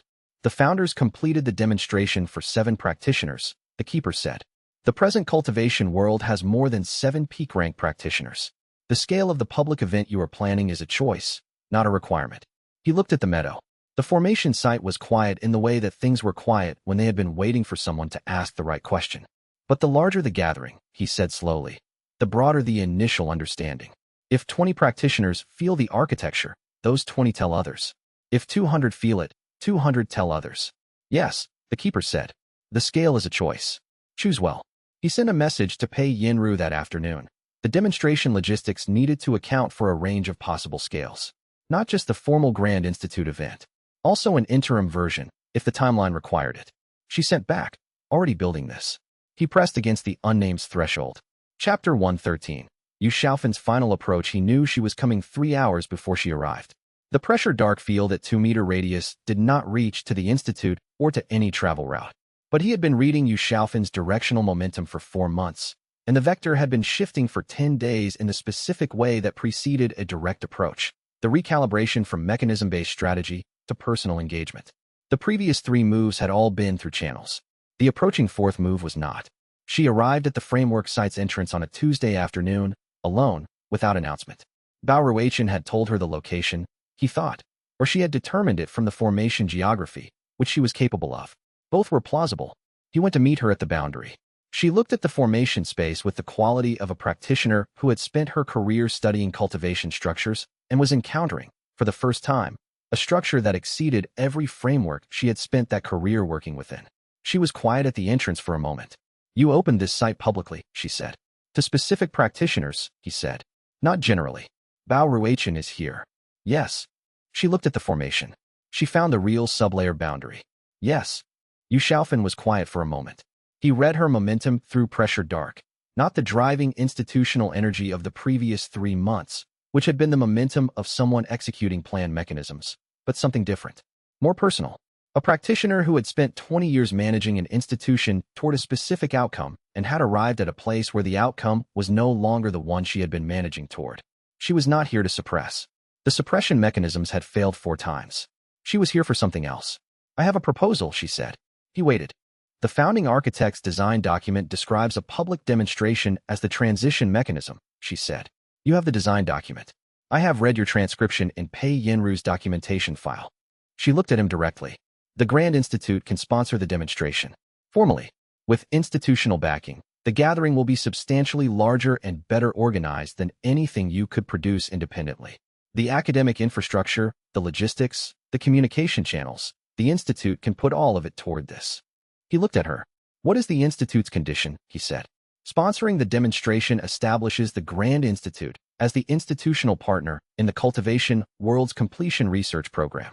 The contemporary documentation, the synthesis document, the Huang Suan Papers republication with institutional backing, the research program going forward, is managed as an Institute academic program." She paused. "The Institute survives the transition. In a different role than it currently occupies, but with continued institutional authority in the completion research space." He understood the proposal completely. It was not suppression. It was not acquisition. It was negotiation. She was offering to give him the demonstration she had been blocking, in exchange for a role in what came after. The role was not unreasonable. "Interesting," he said, and he meant it. "What changed?" She looked at the formation site. "The complete document in the governance record," she said. "The founding architect's mechanism embedded in the design document." She paused. "The keeper's maintenance for 600 years. She looked at him. "I spent 20 years managing an institution that was inadvertently maintaining an incomplete picture of cultivation. I did not do that maliciously. I did it because it was what the available information suggested." She paused. "The available information has changed." He thought about Zhao Wenha, who had said the same thing, not in those words, but in the same structure. Working correctly within an incomplete framework, arriving at accurate conclusions that were wrong. "There's a condition," he said. "Tell me." The founding architect's design document is made publicly available as context for the demonstration, including the history of the suppression. He looked at her steadily. "The demonstration is not framed as the Grand Institute's discovery. It is framed as the completion of what the founding architects built, and what Huang Suan documented, and what 47 research teams worked toward without knowing they were connected. The Institute's role in the contemporary documentation is credited accurately, which includes accurately crediting the Institute's role in the suppression." She was quiet. "Both things," he said. "Accurately." She looked at him for a long moment. "The Institute's reputation will be damaged." "Yes," he said, "but you'll have managed the damage rather than had it arrive without warning. Which is better?" He paused. "And you'll be the director who had the institutional character to acknowledge it and move forward. Which is not nothing." She sat with this for what he estimated as 90 seconds. "Agreed," she said. The negotiation was complete. He had read its direction from the moment she arrived at the boundary. Chapter 114. The terms written down. Pei Yenru spent the following day writing the formal agreement. She was thorough in the way she was thorough about everything. The terms were specific and verifiable, the language chosen to prevent the creative reinterpretation of agreed conditions that institutional agreements often experienced over time. Wei Jingji read each section and noted what he would have missed, and Pei revised 3 phrases that she agreed could be tightened. The agreement's central terms, as written.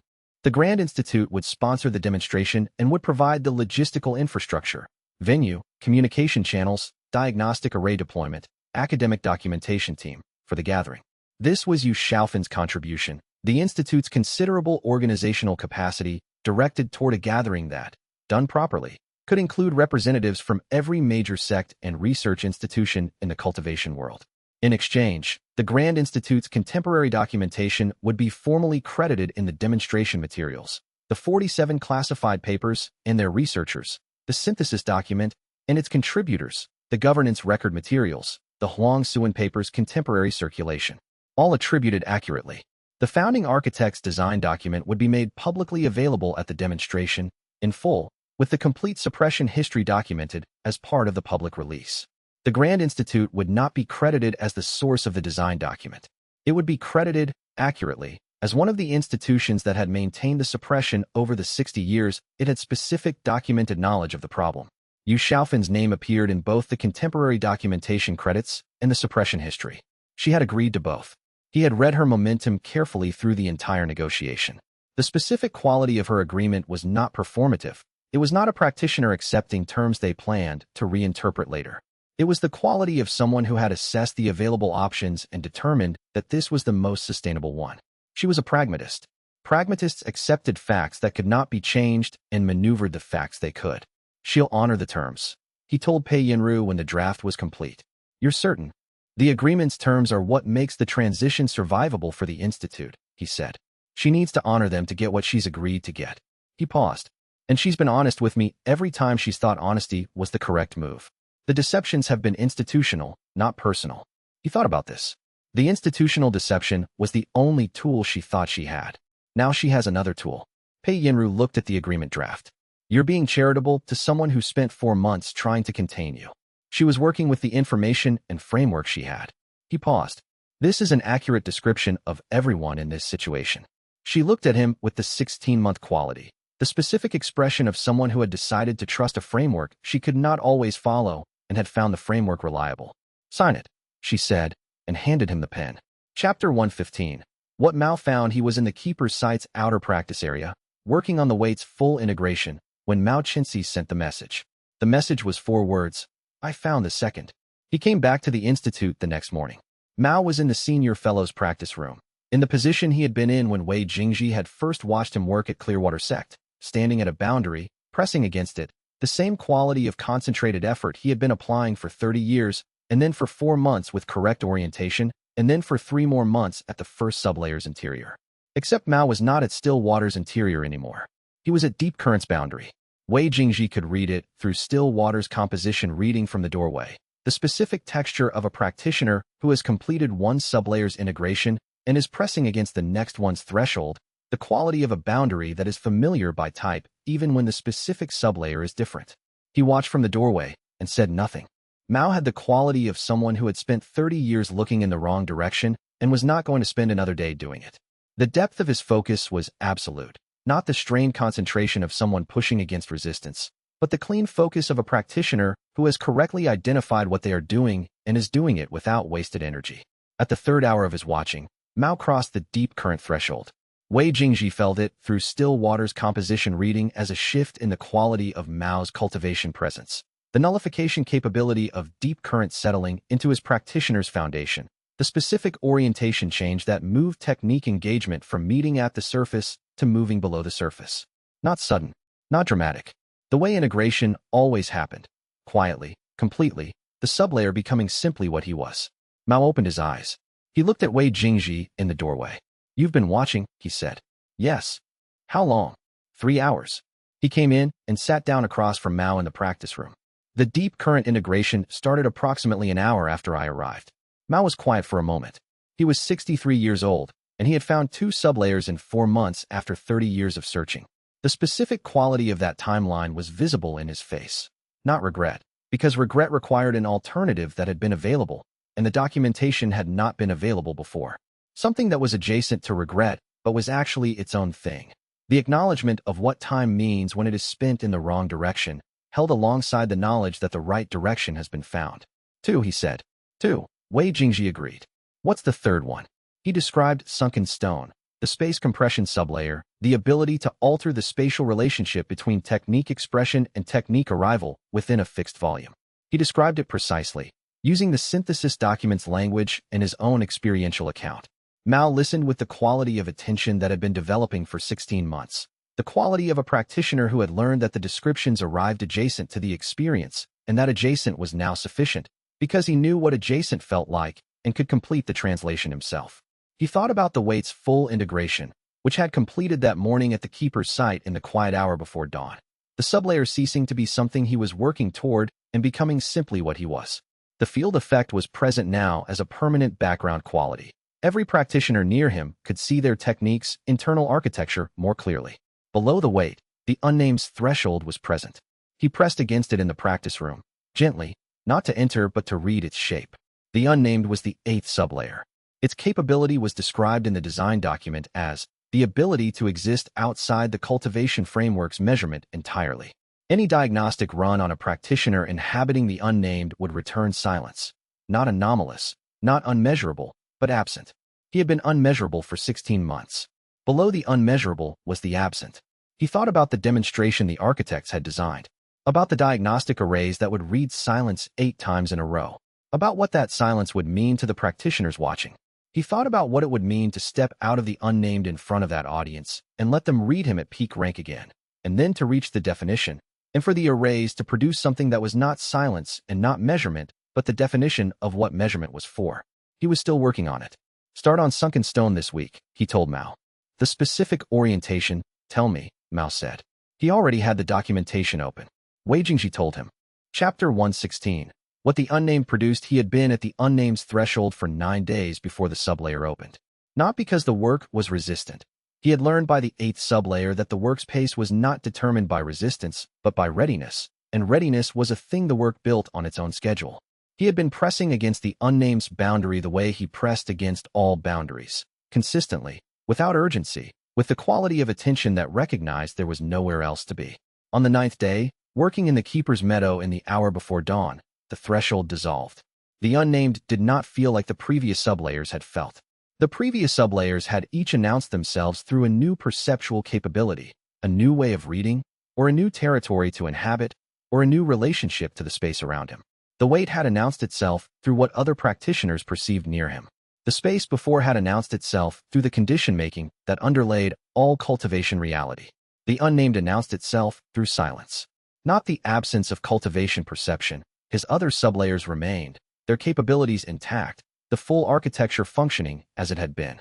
But the specific layer of cultivation presence that registers to diagnostics, the part of a practitioner's cultivation state that measurement tools can read, that assessment techniques can identify, that diagnostic formations can locate, that layer went quiet. It did not become anomalous. It did not produce error readings. It became simply absent, the way a practitioner who has not yet begun cultivation is absent from diagnostic results. He understood this completely and found it accurate to the design document's description, the ability to exist outside the cultivation framework's measurement entirely. He ran the formation's own diagnostic through the space before's perception, the condition that made the diagnostics rules possible, and confirmed what he already knew from the silence. The diagnostic returned nothing. Not nothing anomalous. Nothing. He was not measurable. He had not been measurable, in the sense of full diagnostic transparency, since the 14th month of his inward work. But there was a difference between unmeasurable and absent. Unmeasurable produced uncertainty. A practitioner who registered as anomalous, who produced diagnostics that could not classify. Absent produced certainty of a different kind. The diagnostic found nothing because there was nothing to find at that measurement depth. The practitioner had moved below the framework's floor. He sat in the meadow and considered this for a long time. The demonstration's mechanics had a new dimension now. The design document's description of the definition's demonstration effect. The completing practitioner showing the full sublayer architecture publicly, allowing the gathered practitioners to feel the architecture through presence, would include a moment when diagnostics ran on a practitioner the diagnostic couldn't find. The cultivators would experience this directly. Their tools would report silence while their perception read something present. The gap between measurement and reality, made visible in a single demonstration. He thought about the practitioners who had spent their cultivation lives trusting the diagnostic's accuracy, who had made decisions about advancement, about training approaches, about what was possible, on the basis of what diagnostics could and could not read. The diagnostic was not wrong. It read what it was built to read. It had simply never been built to read this deep. The keeper's ambient communication arrived in the meadow's quiet. You have found the 9th sublayer. Yes. One remains. Yes. He pressed against the foundation of the unnamed, reading it from inside. How long did the founding architects say the definition took? The keeper was quiet for a moment. The founding architects did not document a timeline for the definition. They documented what it was. They did not document how long they worked before finding it. He understood why. By the time a practitioner reached the definition's threshold, the concept of timeline had changed its nature. Each sublayer was larger than the one above it. Each one contained more territory than the previous. The definition was described as containing everything. The ability to define what a realm was, which meant being able to hold the complete architecture as a single comprehensible object. He could not know how long that would take until he had begun. "I'm still working on it," he said. "We know," the keeper said. "We are glad." Chapter 117. The logistics. The demonstration's logistics required 5 weeks to organize. Pei Yinru had been building the framework since the evening. Wei Jingji described the design document's mechanism in Chapter 111 of the Formation Archive's outer area, and she had accelerated the build when the Grand Institute formally signed the agreement. What she had now was not a plan. It was a working structure, with specific people and specific roles, with timeline branches built for the range of possible completion dates, with contingencies for the institutional complications that she had learned over 17 months were the cost of doing this correctly. He reviewed the logistics document with her over 2 evenings. The gathering. Yu Xiaofan had committed the Grand Institute's communication channels, which meant invitations could go to the sect representatives, regional authority figures, and independent research institutions that comprised the cultivation world's institutional structure. The invitation framed the event as a demonstration of the cultivation framework's foundational architecture, accurate without being premature. The design document's mechanism required practitioners who were present when the definition was reached. The invitation got the practitioners present. The venue, the keeper's site itself, which was both logistically correct and architecturally necessary. The demonstration mechanism required the completing practitioner to be in the site's formation space, where the founding architect's embedded architecture could support the field effects of the definition's completion. The keeper had confirmed this when he asked. The mechanism worked in the site because the site was the mechanism's infrastructure. The grand demonstration the Institute had imagined, a formal hall, a stage, institutional banners, was not wrong about the scale. It was wrong about the location. You had accepted this without objection, which surprised him slightly until he considered it. She had read the design document's technical specifications. The site's necessity was legible to anyone who understood the mechanism. Diagnostic arrays. 12 standard cultivation assessment formations would be deployed at measured intervals through the meadow. Their function in the demonstration was precisely their limitation. The arrays would run continuous readings during the event, visible to every practitioner present, and the readings would tell the story without narration. They would return silence during the unnamed's presence. They would return the architecture's definition when the definition was reached. The arrays had been Pei Yinru's idea. He had looked at the logistics document and felt the 16-month quality of her thinking, the understanding that the most powerful evidence was never the claim, but the observable fact. His role in the logistics was simple: reach the definition. The timeline was his to determine. The demonstration had no fixed date. It had a trigger. When the definition was near, he would tell Pei Yinru, and she would activate the structure she had built, and the gathering would begin arriving. The contingency for a 3-week timeline was built.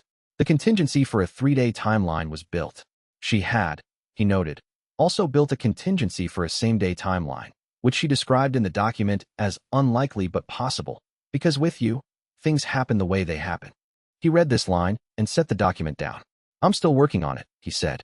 She looked at him from across the reading table with the expression she had been refining for 17 months. "I know," she said. "That's why I built the same-day contingency."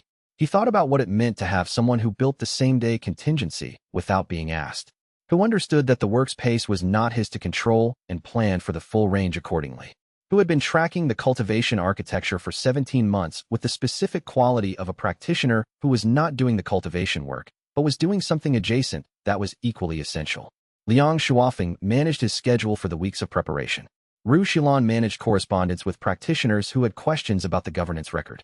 Mao Chenxi worked at Deep Current's interior, progressing at the specific pace of a 63-year-old practitioner who had found 30 years of work suddenly available to him and was approaching it with the discipline of someone who had no time to waste.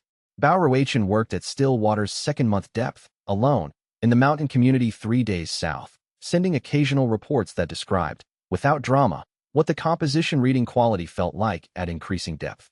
Sure Cooling was at Sunken Stone's threshold, the third sublayer, moving with the deliberate precision that had produced 20 years of the most refined peak-rank technique work in the cultivation world. The pieces were in position. He pressed against the unnamed's interior and worked. Chapter 118. The night before she came to find him in the meadow the evening after he told her the definition was close. Close was not the same as arrived. He had been at the unnamed's interior for 3 weeks now, working the integration the way he worked all integrations, steadily, without urgency, allowing the sublayer to become what it was rather than pushing it into what he wanted it to be. The unnamed had become simply what he was in the way all the sublayers became what he was. Quietly, completely, as if it had always been there and had simply been waiting for him to stop being elsewhere. Below the unnamed, the definition's threshold was present. Not distant.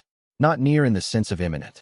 Present in the way a territory that has been observed long enough becomes familiar from outside. How close, Pei Yinru said. Closer than anything below it has been, from outside. He sat in the meadow. She sat across from him. The keeper's ambient cycle continued. I know the shape of it from here the way I knew still water's shape before I entered it. It doesn't feel like the space before did from its threshold. It doesn't feel like the weight. It feels like he paused. Like the question I've been working toward for 18 months is about to become legible. She looked at him with the expression she had been developing since the first month.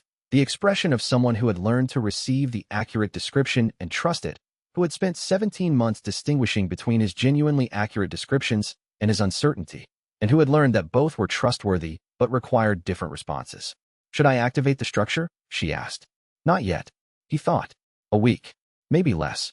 The same day contingency. You can have it ready, but don't activate it yet. Okay. He thought about what it meant that the definition was a week away. That the architecture the founding architects had built 600 years ago was, within a week, going to be completed by the first practitioner in 6 centuries to reach it.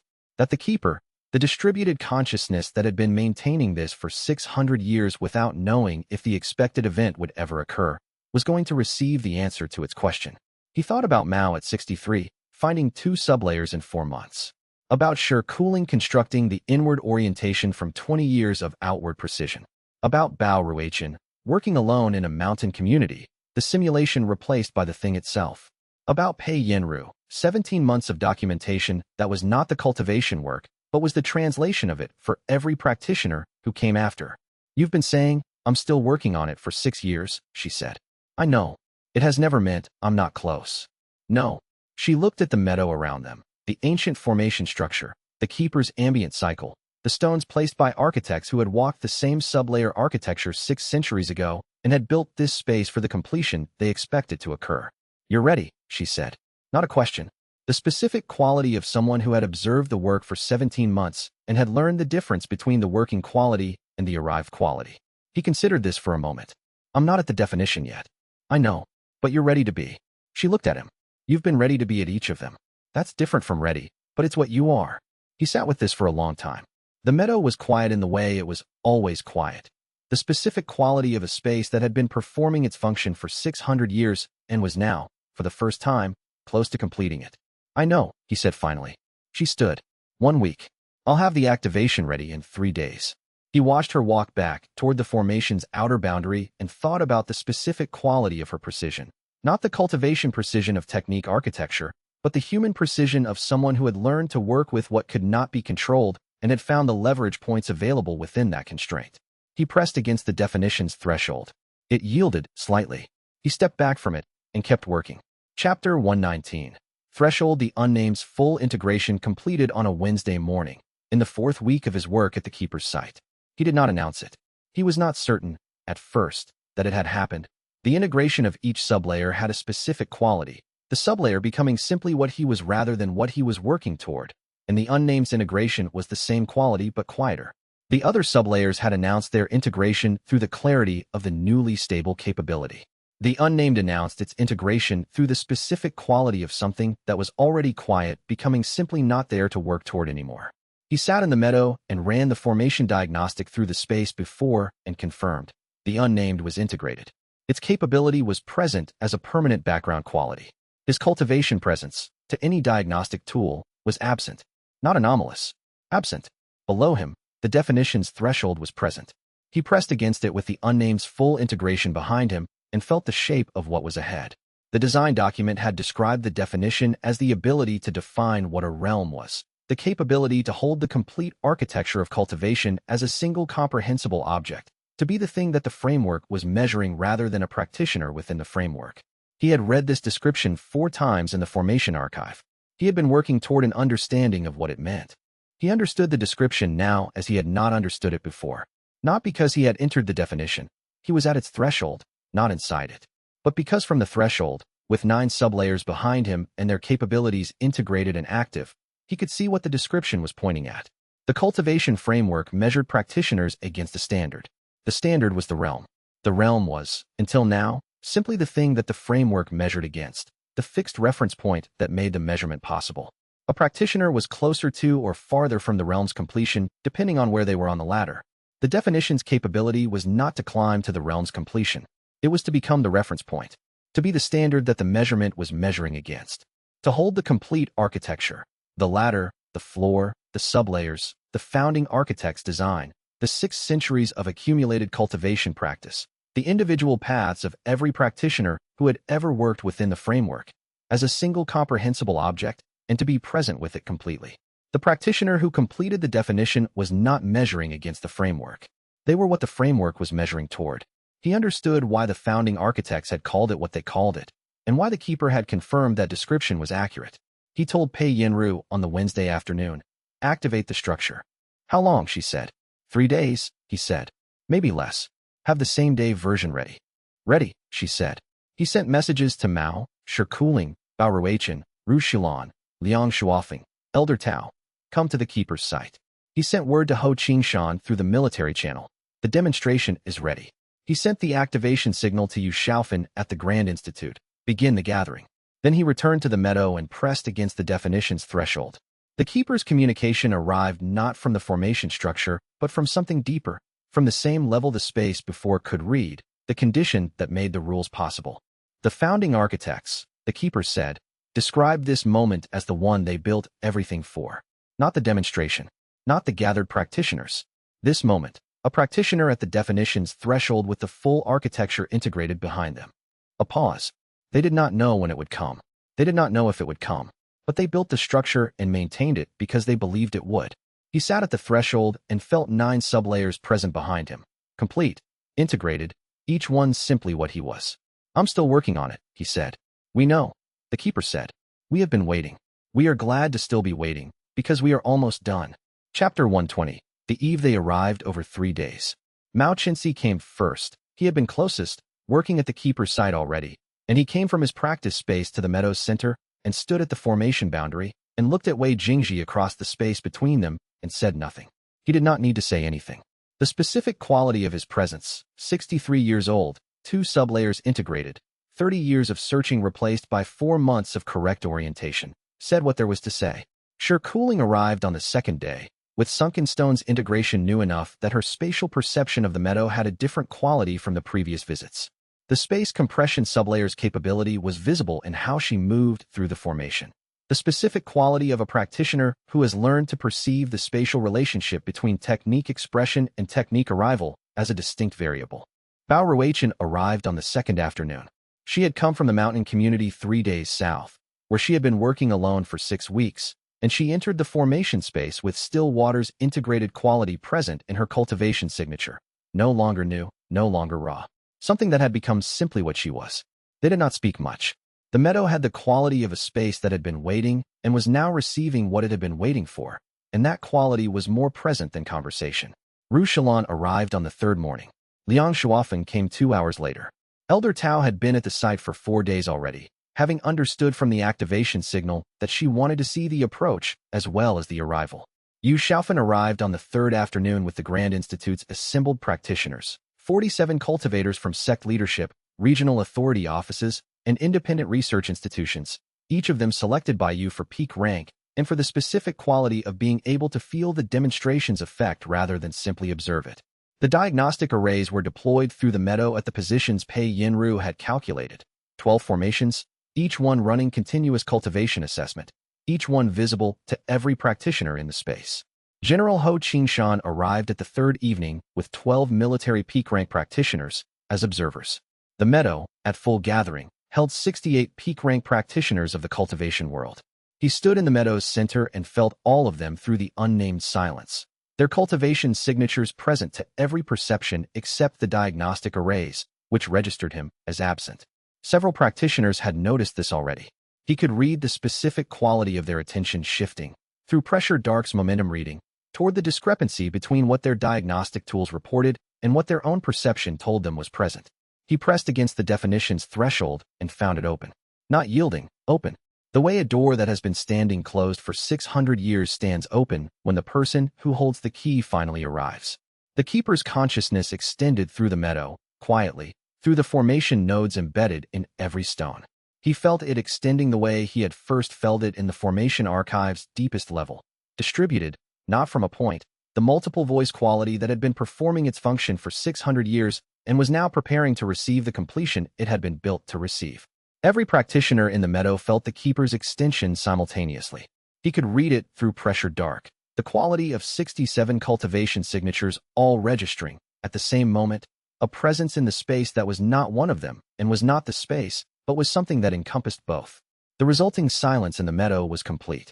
He stood at the threshold of the definition, with 9 integrated sublayers behind him and the cultivation world's assembled practitioners in the space around him, and the founding architect's design document active in the formation structure, and the keeper's 600-year attention present and waiting.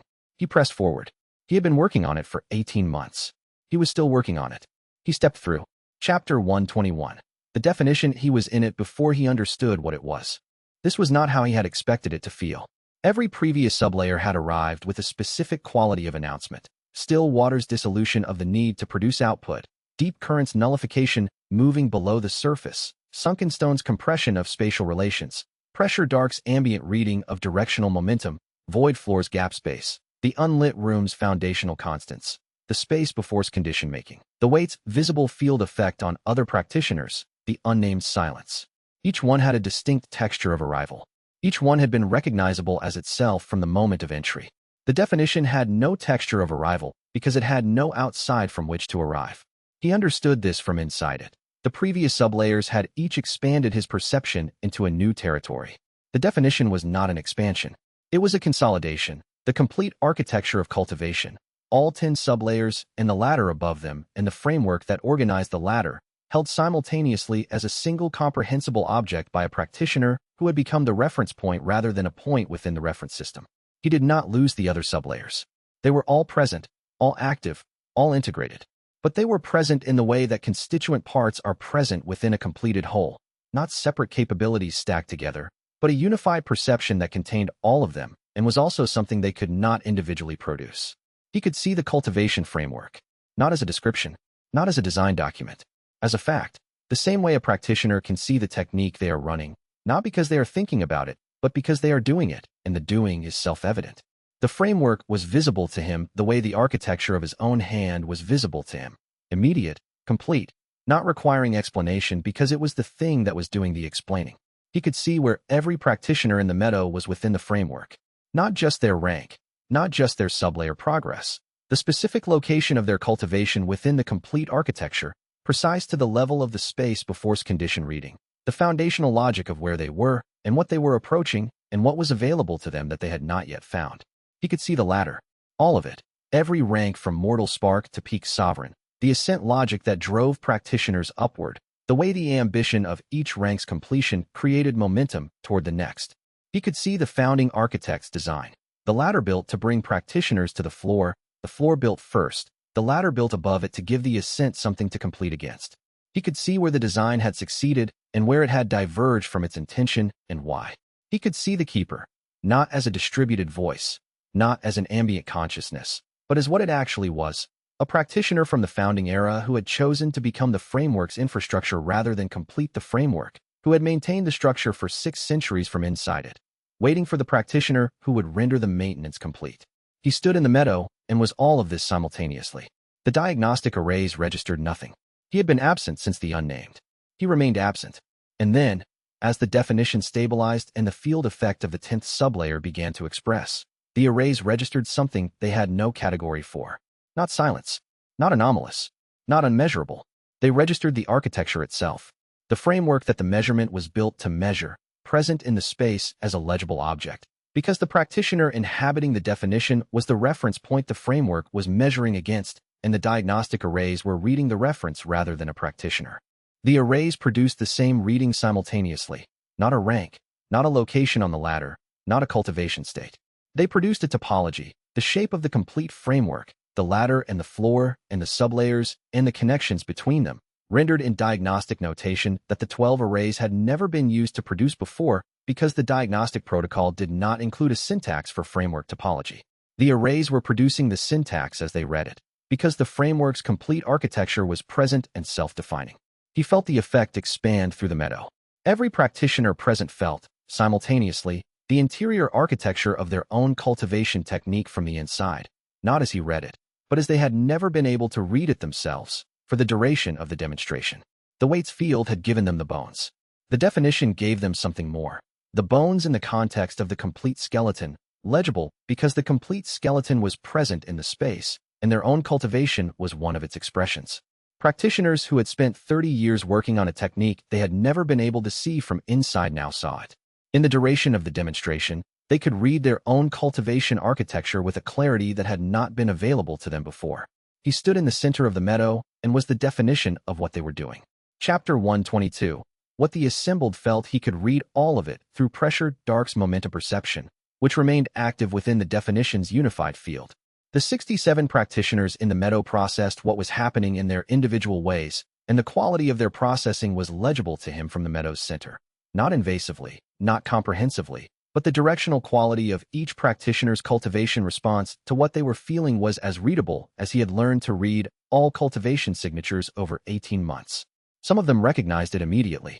The practitioners who had been approaching their own sublayer work, sure cooling at sunken stone's interior, xianxia at deep current's depth, Bauerweichen in still water's second month, recognized the quality of what was in the meadow because they had been working in the territory, and the territory was now comprehensively legible to them. They felt their own sublayer work's complete architecture and felt, for the first time, where it was pointing. Mao's response was the one he read most clearly, not because it was the strongest, but because he knew its texture.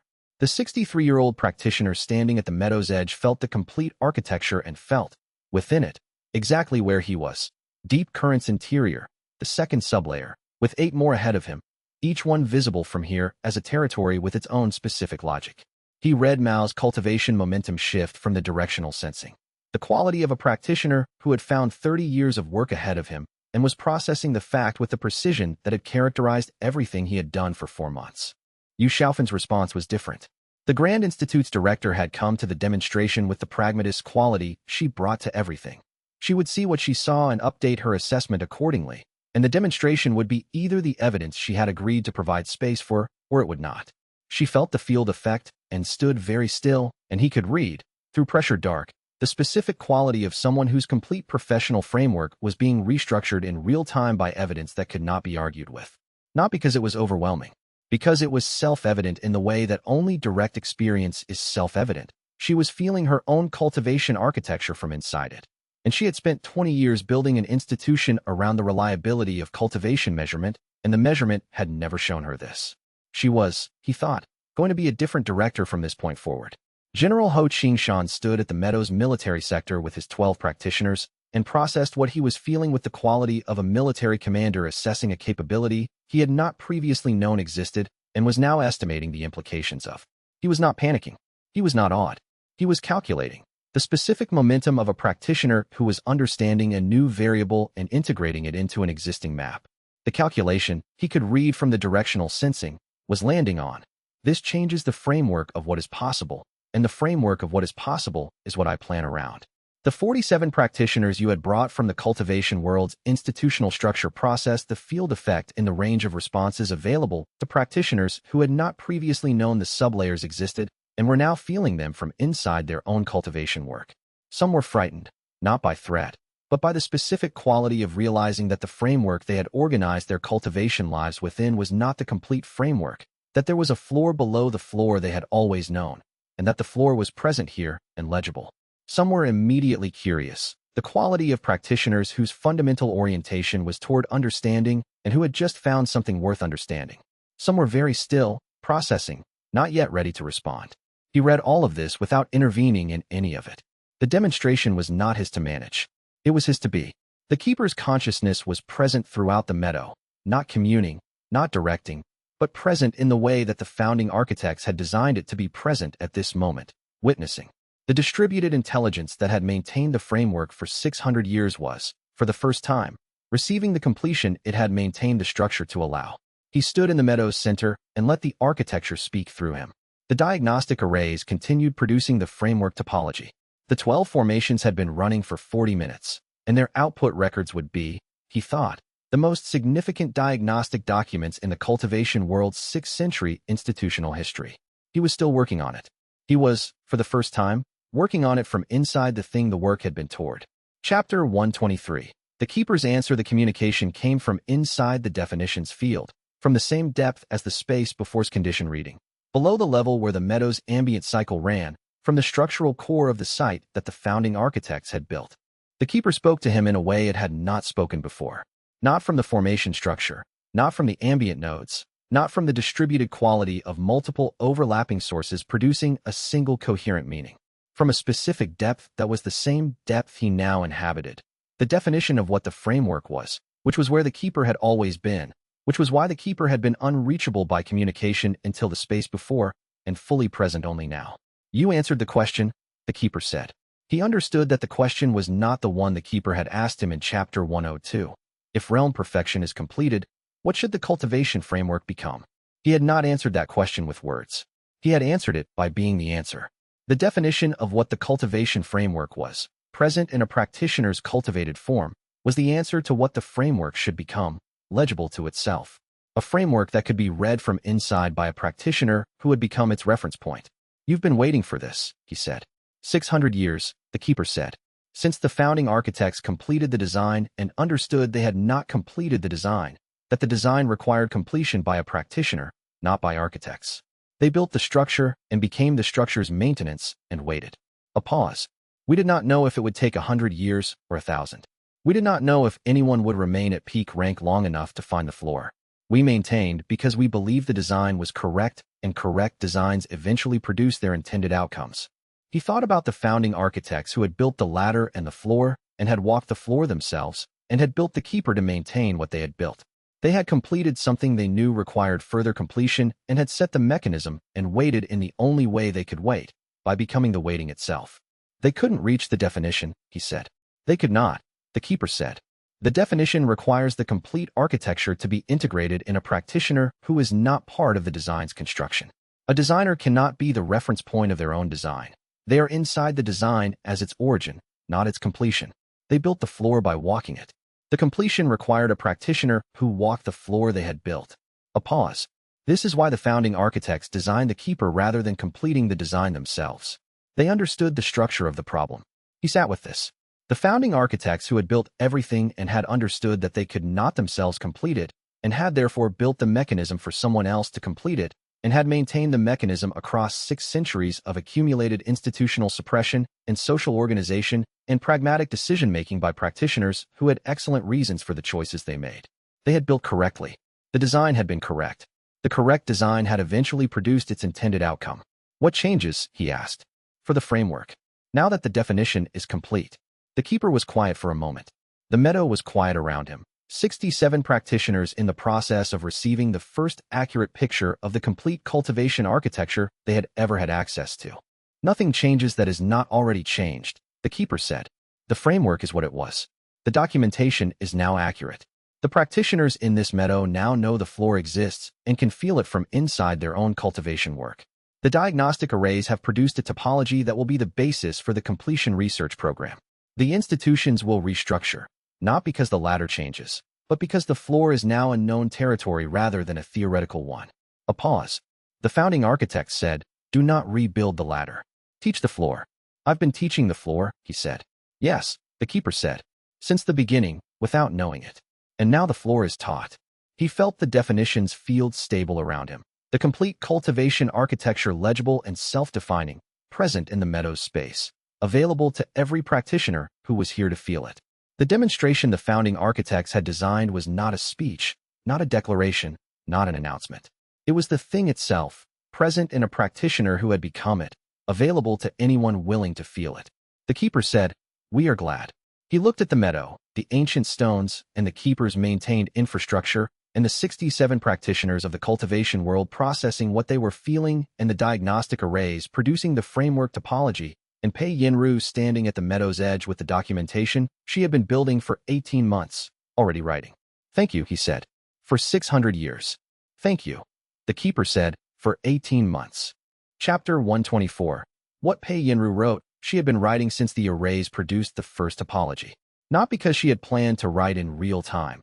She had planned to document afterward, to interview the assembled practitioners and compile their accounts, and build the comprehensive record from accumulated testimony. But the field effect of the definitions demonstration had arrived in the meadow, and she had looked up from her documentation template and had understood, immediately and completely, that the thing she was watching was not something she could document from memory afterward. She had started writing. Her documentation of the demonstration was 53 pages by the time the field effect stabilized, not because she was writing slowly, but because the thing she was documenting was large, and she was writing at the pace the thing required. She documented what she observed, the practitioner's responses as she could read them from the meadow's edge, the diagnostic array's output at measured intervals, the specific sequence of the field effect's development from the initial entry to the stable demonstration state. She documented what she felt, her own cultivation architecture legible to her in the way it had not been legible before, the complete framework present in the space around her as a self-evident fact rather than a description. She wrote this with the precision she brought to everything, not as testimony, but as primary data, the documented experience of a practitioner who was present in the demonstration space and who had, for the duration of the demonstration, been able to read her own cultivation from inside it for the first time. She documented the diagnostic arrays in full, all 12 formations output, time-stamped at 2-minute intervals from the moment the definition was entered to the stable state. The topology they produced was the core of the document. She would spend the following 3 weeks expanding the topology into a readable format with Ru Shalon, who had been a diagnostician for 40 years, and who was the only other practitioner present with the technical vocabulary to translate the diagnostic notation into prose that a practitioner without diagnostic training could read. She documented Mao Chenxi's response, with his permission, requested immediately after the demonstration stabilization period. Mao described what he had felt in the meadow with the specific directness he brought to all descriptions. "I could see where I was. Not where I was on the ladder, where I was in the architecture. Deep Current's second interior month, with 8 sublayers ahead of me, each of them with a specific shape that was now legible. I could see them." He paused. "I am 63 years old.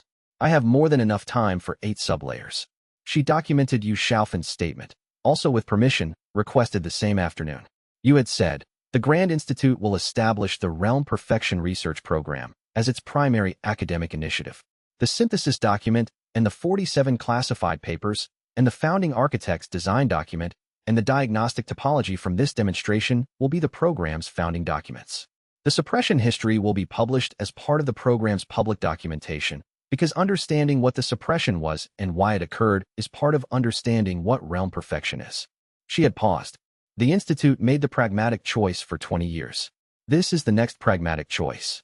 She documented General Ho Qingshan's single-sentence response to the demonstration.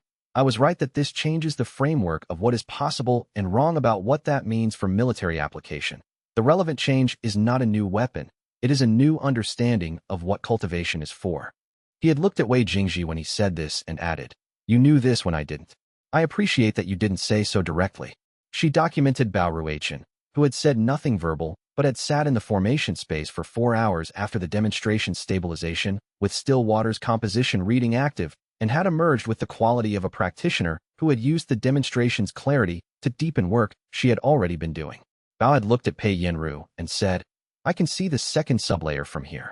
Then she had gone back to working. She documented Shi Cooling, who had said, "I thought I was approaching Sunken Stone's full integration. I now know I am. The architecture of the approach was legible in the demonstration, and I can read it from here without ambiguity." She had paused. This is what teaching looks like when the teacher is the thing they are teaching. She documented the keeper, as much as was documentable, the distributed presence that had extended through the meadow during the demonstration, that had been the infrastructure of the founding architect's mechanism, that had maintained the structure for 6 centuries against the completion that had occurred this afternoon. The keeper's documentation was the hardest section to write because the primary data was experiential and the experience was not fully translatable into documentation format. She wrote what she had felt and noted that it was incomplete and that the incompleteness was accurate. She wrote the introduction last. The introduction to the Realm Perfection Complete Documentation said, "This document, is the translation of something that cannot be fully translated. What follows is as accurate as documentation can be by a practitioner who was present. For the practitioner who reads this and has not been present, the documentation will be adjacent to the experience, close enough to identify the direction, not close enough to be the experience itself. Reach the floor and read from inside it. That is the instruction the founding architects left. It remains the instruction. She wrote this and showed it to Wei Jingji. He read it twice. Accurate, he said. She signed it and dated it and added it to the document. Chapter 125. What he told Mao. The gathering dispersed over 3 days. The practitioners who had come from the Grand Institute's affiliated institutions returned with the topology documentation and their own accounts. The sect representatives returned to their sections. Ho Qingshan returned to his military office and began, he told Wei Jingji before leaving, the process of updating the military cultivation assessment framework to reflect the new topology. Yu Xiaofan returned to the Grand Institute and began, she told Pei Yinru, the process of establishing the research program. The people who remained were the ones who were working. Mao Chenxi remained because he was at Deep Current's second interior month and the keeper site was the best available workspace for the inward practice. Cooling remained because she was 3 weeks from Sunken Stone's integration and was not going to stop 3 weeks before the integration. Bao Ruichen remained because she was working and the work required staying. Pei Yinru remained because the documentation was not finished. The 53-page demonstration account was complete, but the comprehensive realm perfection documentation required the synthesis of everything that had been built over 18 months, organized for practitioners who would come after. She was building the version that would be accessible not just to peak rank practitioners who were already oriented correctly, but to peak rank practitioners who had just discovered the floor existed and were encountering this knowledge for the first time. Wei Jingji remained because he was still working, not on the definition. The definition was what it was, integrated in the way all the sublayers had integrated, present as a permanent background quality of his perception. The complete framework was legible to him at all times now. That was not the work. The work was what it had always been, pressing against what he found and learning its shape from inside.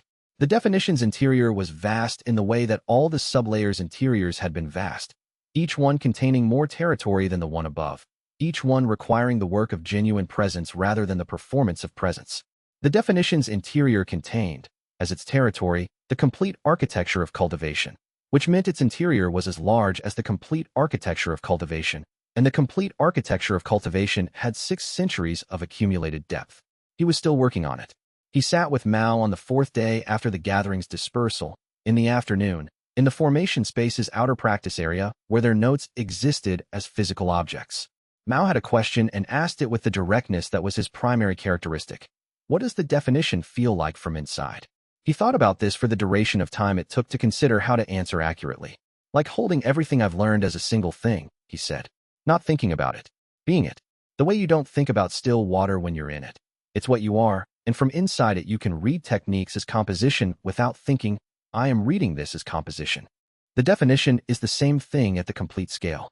The entire framework is what I am, and I can read it from inside it without effort. Mao was quiet for a moment. Is it better? Then what was below it? He thought about this question. Better was not accurate. Each sublayer was not better than the previous one. It was different, a qualitatively distinct territory that contained the previous territories as smaller parts of itself. But Mao was not asking whether it was superior. He was asking whether it was worth the work. It is complete, he said. The previous sublayers were each their own kind of clarity. This is the clarity that contains all of them. He paused. It is the thing the work was toward. Whether it is better depends on what you think the work was for. Mao sat with this. He was 63 years old and had 2 sublayers integrated and 8 ahead of him, and he was not. Wei Jingji could read through pressure dark, asking the question from doubt. He was asking from the specific curiosity of a practitioner who has found his direction and wants to know what is ahead. What was the work for? Mao said. Wei Jingji thought about 18 months. The practice sessions at Clearwater Sect, the still water dissolution of the need to produce output, the 9 sublayers entered and integrated and used and found to contain more than they appeared to contain.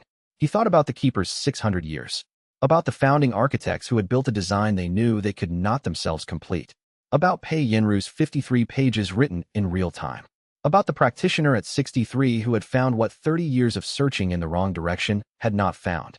To understand what it is, he said. From inside. Mao nodded. The nod of a practitioner who has received the accurate description and recognizes it as accurate. Start on Sunken Stone when you're ready. Wei Jingji said. The specific orientation, tell me, Mao said.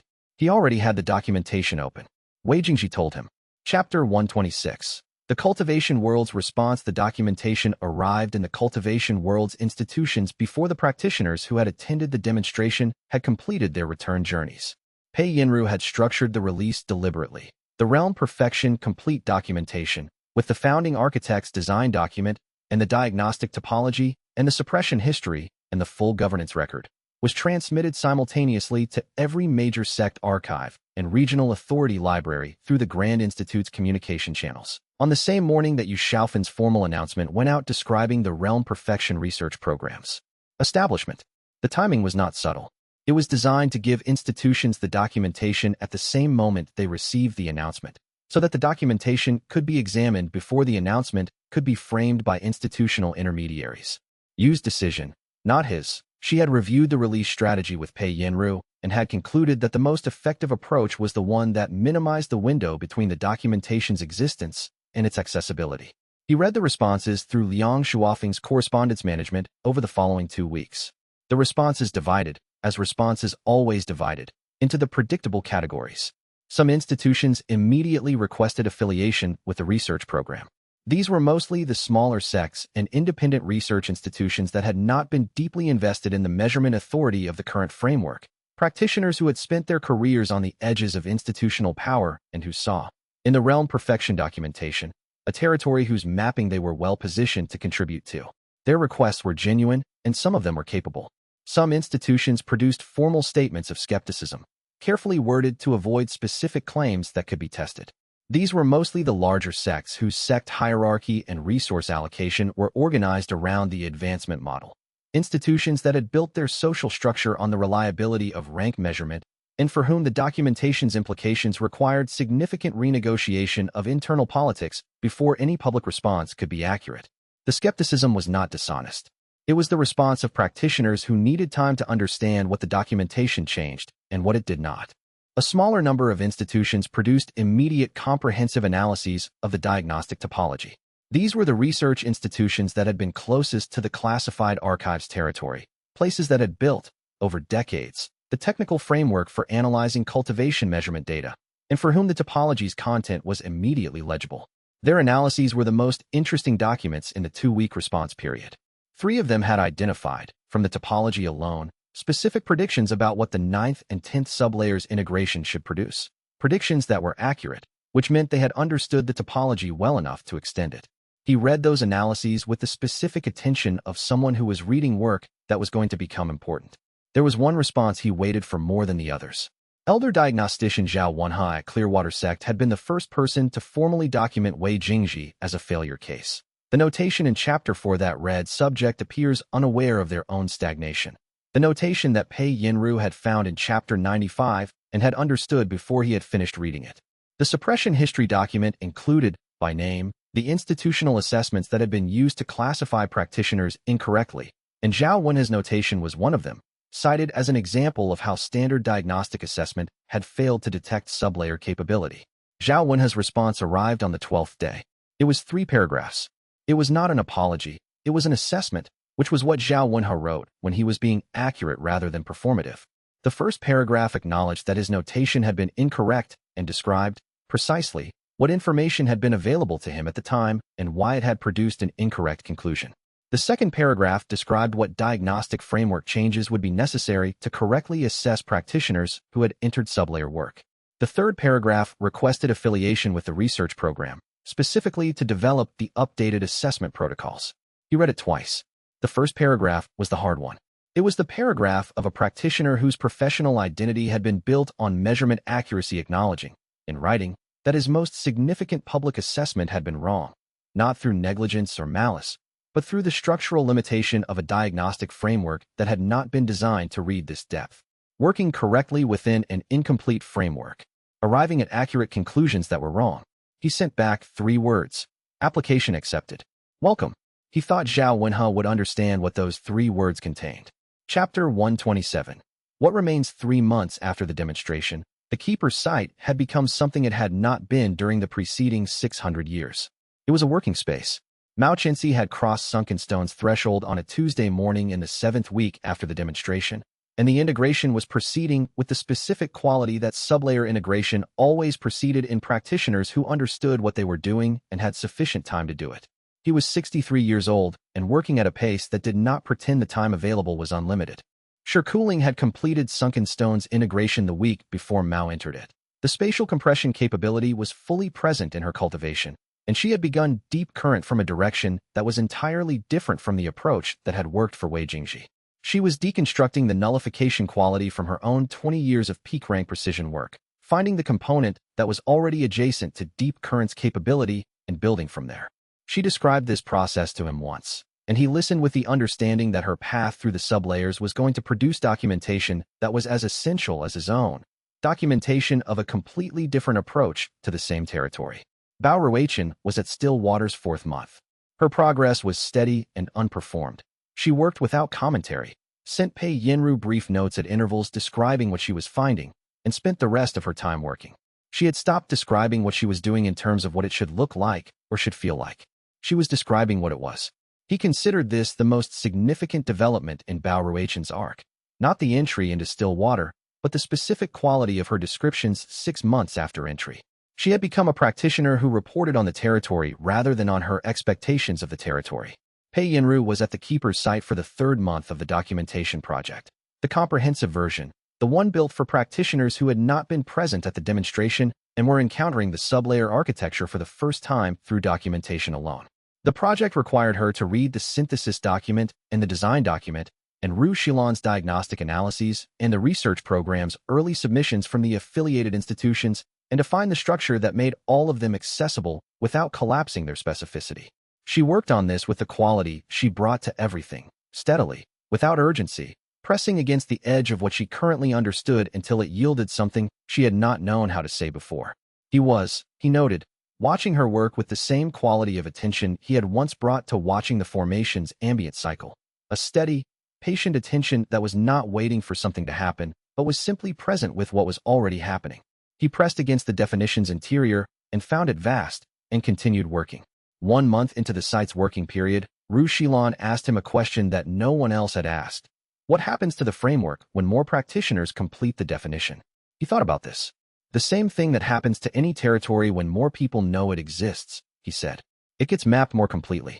The first documentation of a territory is always the least accurate version, not because it is wrong, but because the practitioner who produces the first documentation is working alone from their own specific approach. More practitioners produce more accounts. More accounts produce more accurate maps. And the framework's measurement system, she said.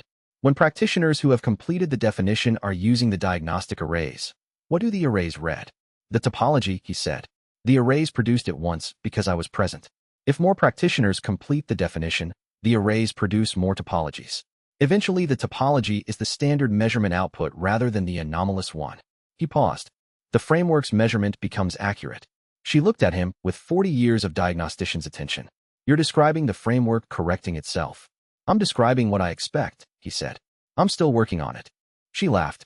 It was the specific laugh of a practitioner who had spent 40 years looking for what he was and had found it and was now watching it build the conditions for its own wider existence. Chapter 128. The fatal flaw's last accounting, he did not discover that it had resolved until Liang Shuofeng pointed it out. Liang had been managing his administrative correspondence for 3 months. The practical work of the Realm Perfection Research Program's establishment, which generated a significant volume of correspondence that Liang had taken on with the practical efficiency he brought to everything he did. Liang was not a practitioner of the sublayers. His cultivation was at Sky Fracture rank, 2 below peak, and the sublayers were not available to him. But he was the person who had been present in every significant situation for 18 months, and his understanding of the cultivation world's practical mechanics was specific and reliable. He had come to the site to deliver the week's correspondence summary and had stayed for a working session review, which was the pattern they had developed. At the end of the review, he said, "You've been explaining things differently." Wei Jingji looked at him.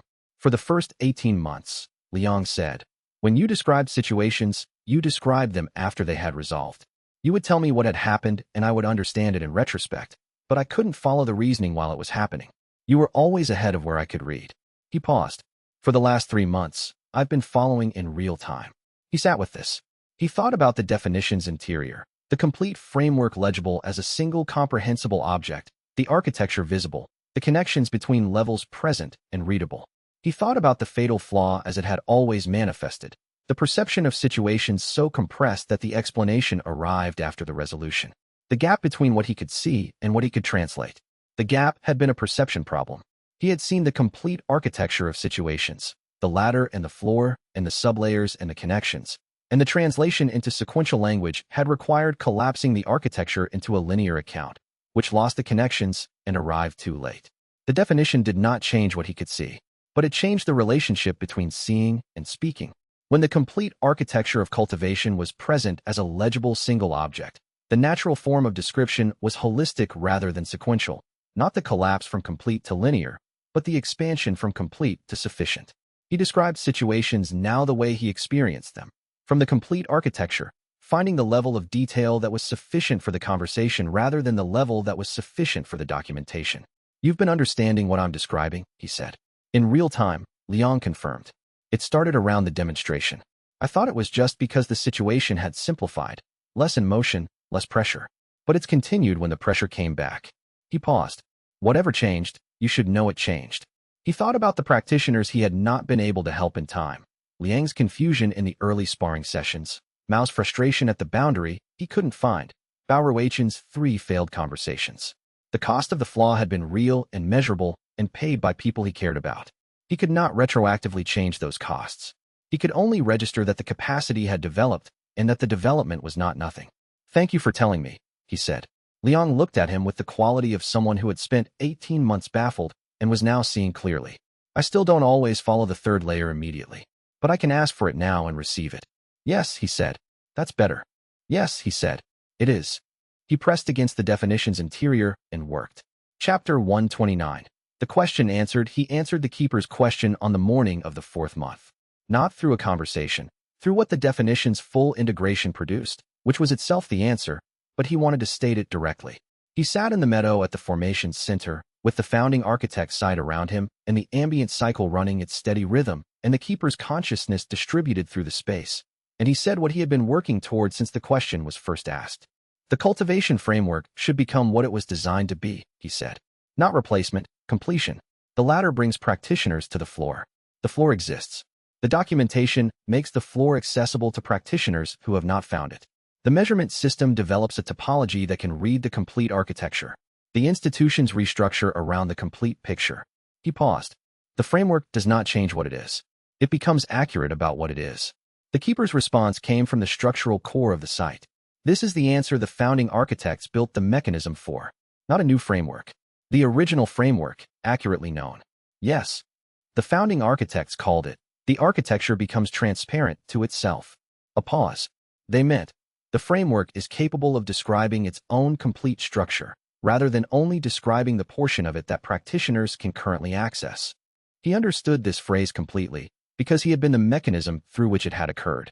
The practitioner who completed the definition was not outside the framework. They were the point within the framework at which the framework could see itself completely. The reference point that the measurement was measuring toward had been reached, and from that point the measurement system could be corrected. And from the corrected measurement system, the complete architecture became documentable.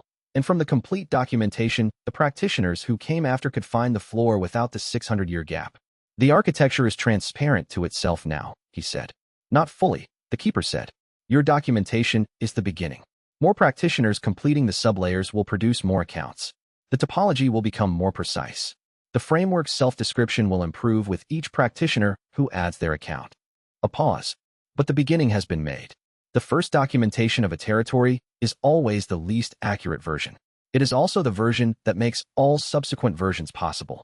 He thought about Pei Yinru's introduction to the complete documentation. This document is the translation of something that cannot be fully translated. What follows is as accurate as documentation can be. It is enough to point the direction, he said.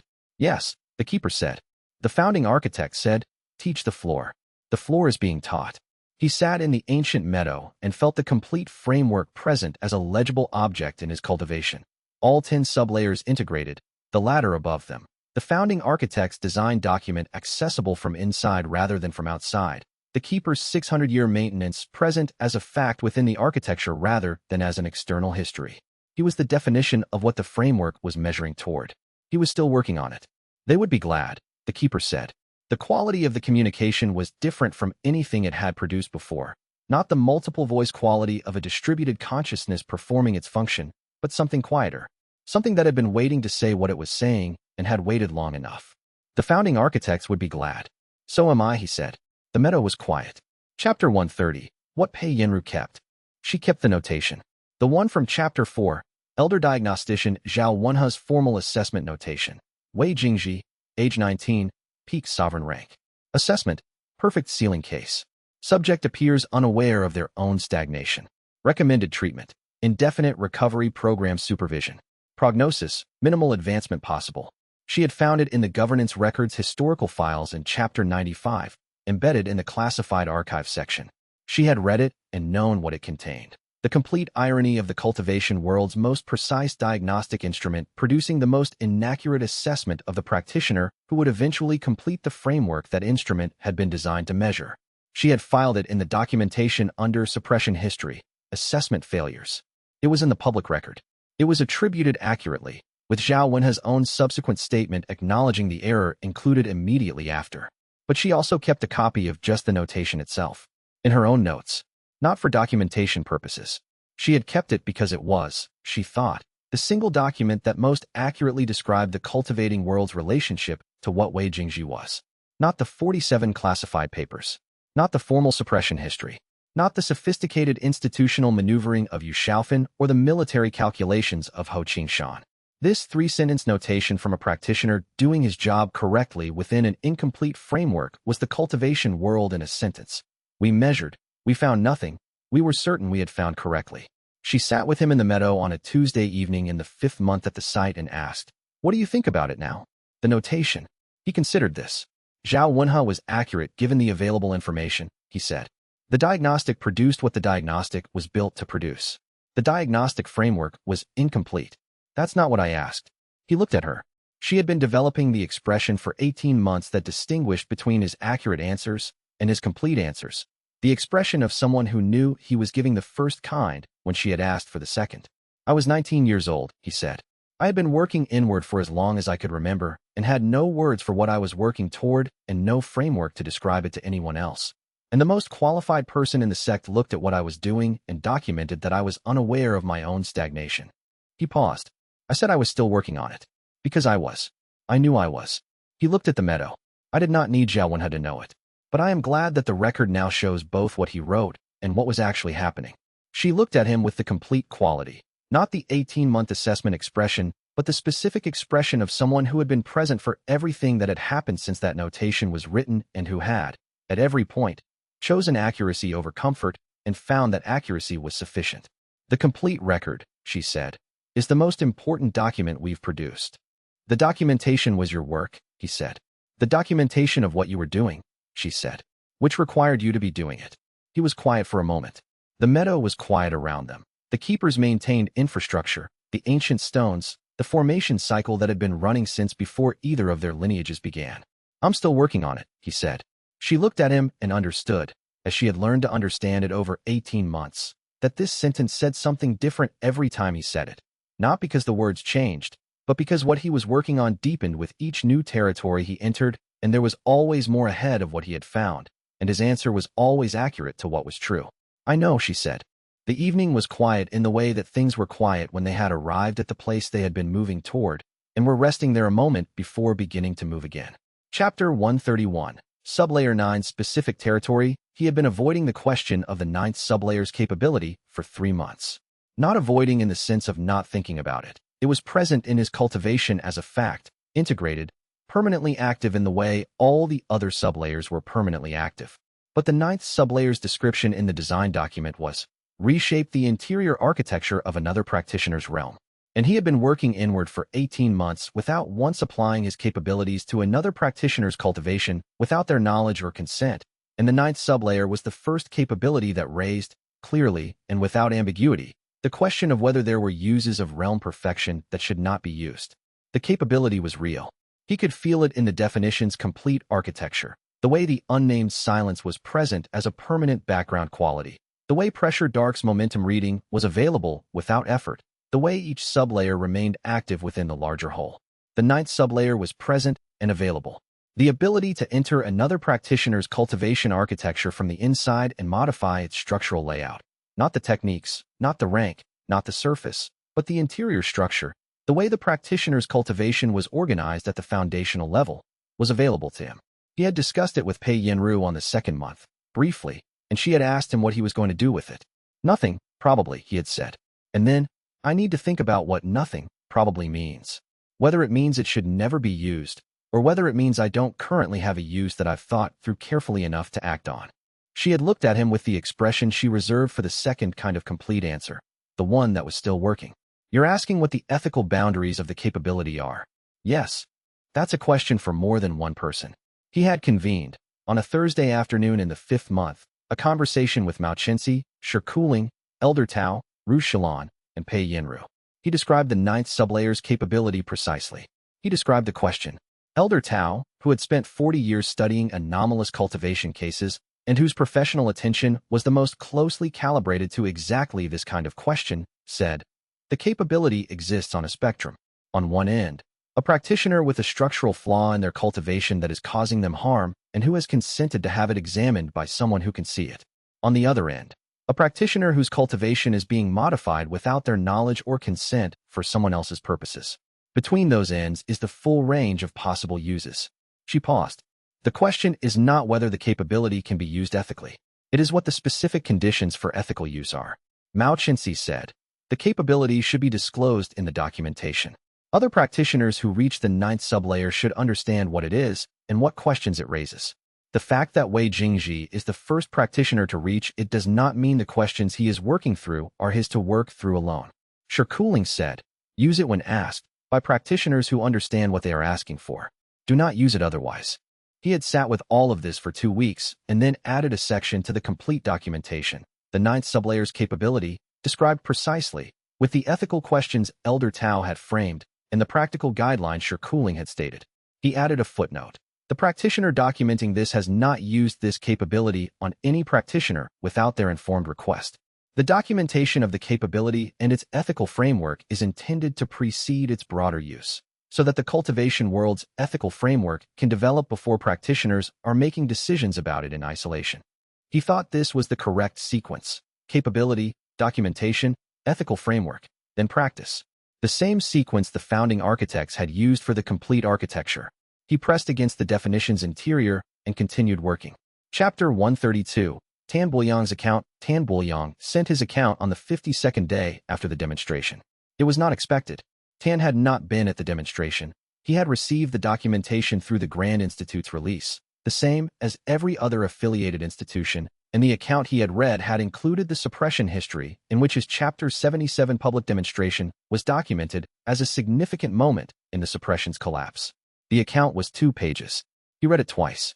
The first page described, in the specific language of a practitioner who had built his career on institutional politics and who was capable of the same precision in documentation, what Tan had understood about his own role in the 18 months preceding the demonstration. He did not frame it as an apology. He framed it as an analysis. He had operated within a framework that his institutional position had made available to him, using the mechanisms that framework provided, against a practitioner he had correctly assessed as a threat to that framework's stability. The assessment had been accurate. The framework had been incomplete. Accurate reasoning applied to an incomplete framework produced outcomes that were incorrect in the same way Zhao Wenhe's notation had been incorrect, not through error, but through limitation. The second page described what Tan intended to do going forward. He was applying for affiliation with the Realm Perfection Research Program, with a specific request to contribute documentation of how the suppression had functioned from the perspective of a practitioner who had actively participated in it, not through malice, but through institutional logic. He wanted to document the mechanism by which a framework social organization could produce suppression without any participant intending suppression. He read this second page 3 times. He sent the account to Pei Yinru with a note. This belongs in the research program's documentation. His perspective on the suppression mechanism is one we don't have and should. Pei Yinru read it and sent back. Application accepted? Yes, he said. His analysis of how the suppression worked is precise. The research program needs that. You're being charitable again, she said. I'm being accurate, he said. He thought about Tan Buliang in the public demonstration that Chapter 77 had arranged, standing in front of the assembled practitioners and using the technique he had claimed to have mastered and finding, under the observation of everyone who mattered, that the technique's actual expression did not match the claim. He arrived at the accurate conclusion that the framework was more than he had known. That is all anyone does when they find this. She looked at him for a moment. You've been extending this to everyone. Everyone has been working within the framework they had available, he said. That's true. You don't resent any of it. He thought about this. Resentment required a belief that the alternative had been available. The alternative, a cultivation world that had known what realm perfection was, that had the documentation and the framework and the correct assessment, had not been available. It had to be built. He had been building it. Everyone who had been an obstacle had been an obstacle the way a locked door was an obstacle. Not because they were trying to harm him, but because the mechanism of suppression was built into the framework and they were part of the framework. Zhao Wenhe is developing the updated diagnostic protocols, he said. Tan Buliang is documenting the suppression mechanism from inside. Yu Xiaofan is running the research program. Ho Qingshan is updating the military cultivation framework. He paused. The people who were most invested in the incomplete framework are the people with the most specific knowledge of how the incomplete framework worked. That knowledge is useful. She was quiet for a moment. And Bao Ruichin, he said, is at Stillwater's 5th month, working alone at the site, sending accurate reports at regular intervals. He pressed against the definition's interior. She is doing the work. That is the best possible outcome. Yes, Pei Yanru said. It is. Chapter 133. What Liang Shuofeng found, he was in the meadow's outer practice area, working on a technique expression sequence that engaged all 10 sublayers simultaneously. Not a demonstration, not a performance, but the specific work of understanding what the complete integration produced when every level was operating together rather than sequentially. When Liang Shuofeng came to find him with the quality of a practitioner who has just encountered something unexpected. Something happened, Liang said.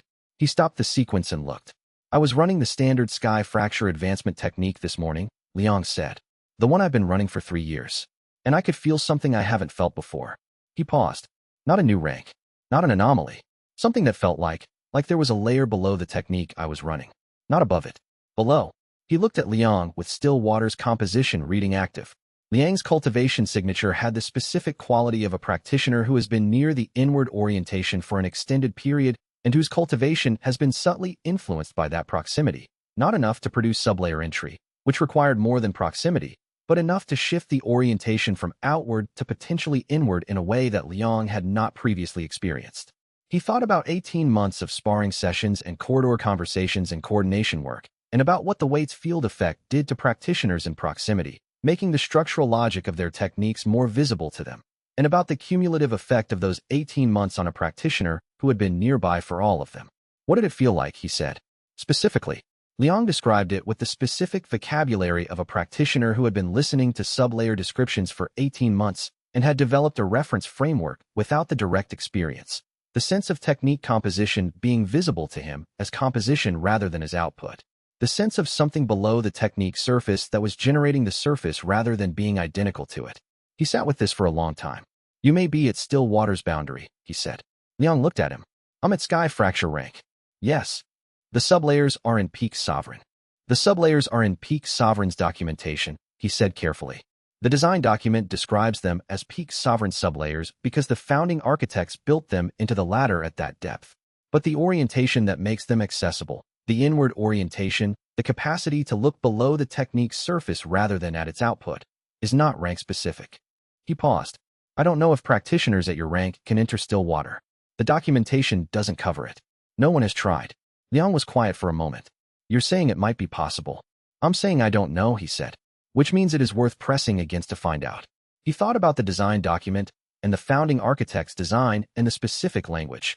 The latter was built to bring practitioners to the floor. The floor may be accessible from more than one height on the ladder. I have only walked it from the top. He thought about this for the rest of the day. That evening, he added a note to the research program documentation. Whether sublayer access is available to practitioners below Peak Sovereign rank is an open question. The inward orientation may be cultivable at lower ranks. Investigation is recommended. He thought about what it would mean if Stillwater was accessible at Sky Fracture. about what it would mean if the floor was not at the top of the ladder but was always there, below whatever rank the practitioner occupied, waiting for a practitioner who stopped looking upward and looked inward instead. He pressed against the definition's interior and considered the possibility. He was still working on it. Chapter 134. The research program's first year. At the end of the first year of the Realm Perfection Research Program's formal operation, Pei Yinru compiled a summary. 46 affiliated institutions. 237 peak rank practitioners who had formally declared their intent to work on sublayer discovery. 12 practitioners who had provided documented evidence of still water boundary contact, of whom 8 had made confirmed entry. For practitioners who had progressed from still water into deep current, all of them over 50 years old, all of them practitioners who had spent decades at peak rank without the framework for the inward work. Mao Qianxi at 64 had completed Sunken Stone's integration and was at Pressure Dark's threshold. Sure Cooling had integrated Pressure Dark and was working at Void Floor's boundary. Bao Ruichen was at Deep Current's interior, her reports increasingly specific about the nullification quality and how it expressed differently in her technique architecture than in the synthesis document's description. 3 practitioners who had attended the demonstration had discovered, on returning to their home sects, that other practitioners at their sects were capable of still water boundary contact and had simply not known what they were feeling. The inward orientation, once documented and described, was identifiable in practitioners who had been at its edge without vocabulary to recognize it. Zhao Wen's updated diagnostic protocol had been distributed to 52 institutions. The new protocol included a sublayer topology diagnostic, not as comprehensive as the 12-array demonstration had produced, but sufficient to detect still water boundary contact and entry. The first practitioner identified by the new diagnostic who had not previously known they were at the boundary had been an 87-year-old sect archivist who had been at peak rank for 60 years and had described, after the sublayer boundary was identified, a sense I have had for decades that my techniques have something below them I have never been able to reach. He read the archivist's account 3 times. Pei Yinru's summary noted. The documentation suggests that the inward orientation is more common than previously understood, and that practitioners who have it often develop individual frameworks for understanding what they are experiencing without the vocabulary to identify it correctly. The research program's most significant contribution in year 1 may be providing that vocabulary. He agreed with this assessment. The cultivation world had changed in the specific way that things changed when accurate information became available, not through replacement of what had existed, but through addition. The latter remained. Advancement remained. The framework's measurement system was being updated incrementally. The floor had been added to what was known, and practitioners were finding that some of them had been adjacent to it for years without knowing what it was. The founding architects had said, "Do not rebuild the ladder. Teach the floor." The floor was being taught. He sat in the keeper's meadow and felt the complete architecture present as a legible fact and worked on understanding it more precisely, because the definition's interior was vast, and he had only been in it for 5 months, and there was a great deal of territory ahead. He was still working on it. Chapter 135. The door that always been there. He took Liang Shuofeng to the stone door in Clearwater Sect's restricted archive on the first anniversary of the demonstration. They traveled back to the sect together, not because Liang needed guidance, but because the door was what it was, a physical object that required the specific cultivation depth of someone who could reach its latch from the underlying structure. And the door had been there since before Wei Jingji's enrollment at 19, and it was time to document it properly. The archive corridor was the same. The door at its end was the same. Heavy stone, unremarkable from the outside, with the formation barrier that required depth the standard cultivation framework did not include. He stood at the corridor's end and looked at the door and felt the specific quality of an encounter with something he had passed many times over 18 months and had not returned to because the work had always been elsewhere. He opened it. The same, the founding era text on the other side, the description of realm perfection as the intended final state of cultivation. The same text that was now the center section of the research program's documentation library, translated and cross-referenced and available to every affiliated institution. Liang stood beside him and looked at the document. "This is what was here," Liang said. "Yes. When you were 19. I didn't understand it at 19, he said. I could feel that it described something real. I could not read it at the depth that would let me understand what it was describing." He looked at the text. "I closed the door again because I had no vocabulary for what I had found." Liang was quiet for a moment. "You came back." "I came back when I had the depth to read it from inside," he said. Chapter 108. He thought about the formation archive at the keeper's site and the founding architect's complete design document and the 4 hours he had spent reading it. The founding architects put the same text in both places. Here, accessible to any practitioner who could open the door. At the keeper's site, accessible only to a practitioner with the space before depth. He paused. He photographed the text with the documentation team's format, the complete record of the physical object, its location, its contents, its relationship to the keeper's site copy. He would add it to the research program's documentation as the physical archive evidence. The founding-era text that had been accessible for 6 centuries to any practitioner who had the depth to open the door and the understanding to recognize what they found. He locked the door again when they left. Liang asked why. The depth to open it is its own requirement, he said. A practitioner who can reach the latch is a practitioner who is ready to read what is on the other side.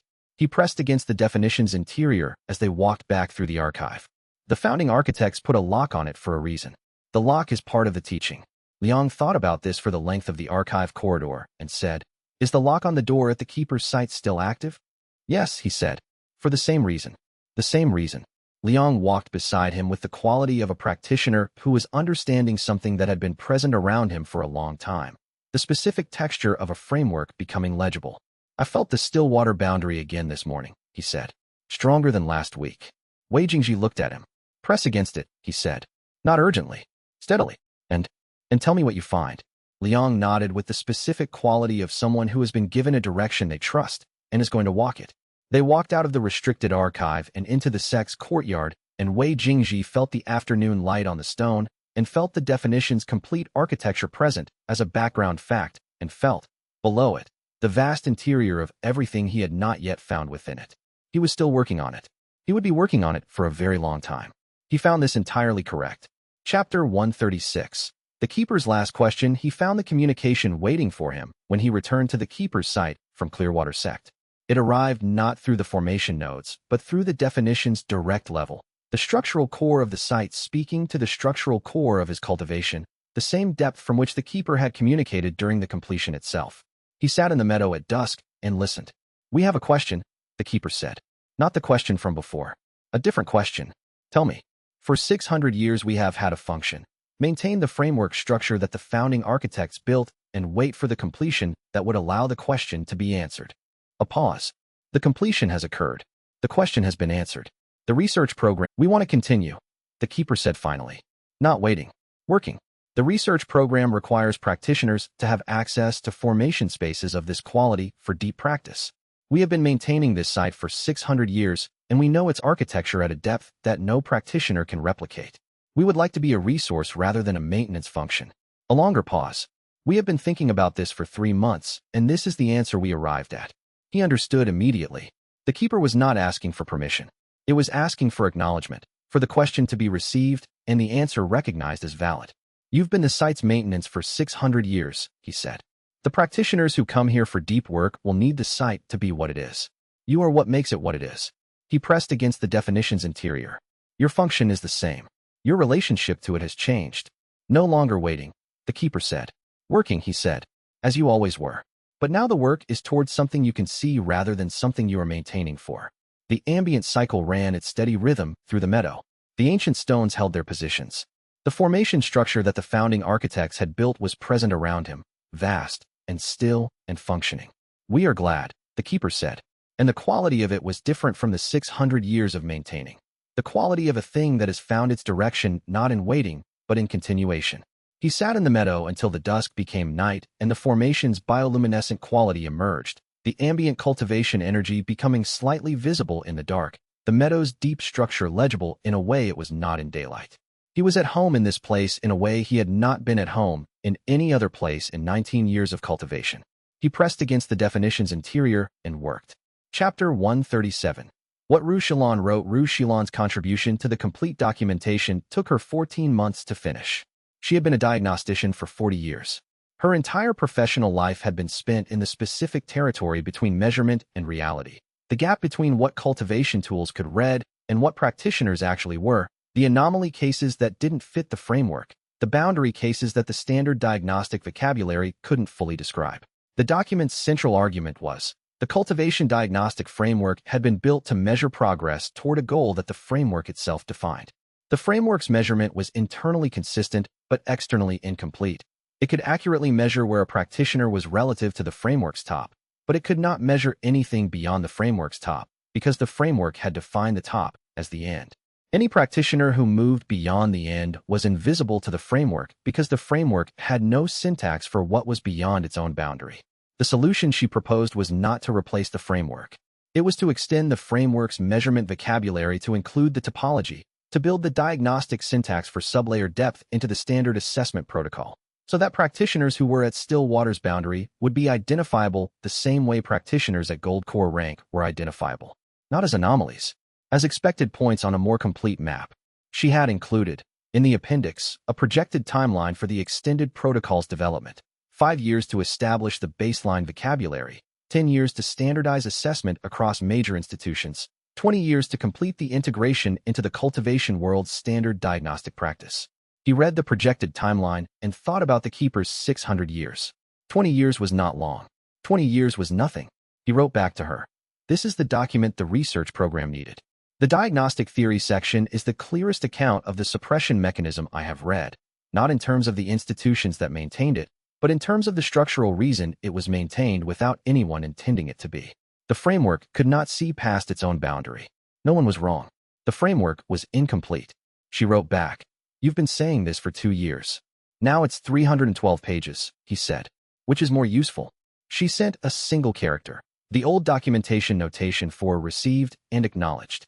He filed the document as the research program's primary theoretical text. Chapter 138. Mao Chenxi at 64. He watched Mao enter Pressure Dark on a Thursday morning in the 8th month after the demonstration. The entry had a different quality from his own, not the quiet settling of a sublayer becoming simply what he was, but the entry of a practitioner who had been pressing against the boundary for 3 weeks and who crossed it with the specific quality of someone who has found exactly the thing they have been looking for and recognized it the moment they found it. Mao opened his eyes from the practice position and said, "I can feel you reading me." "Yes," he said. "From the momentum." "Yes." He was at Pressure Dark's integration himself. The ambient sensing of directional momentum, a background quality that had been present since Chapter 63.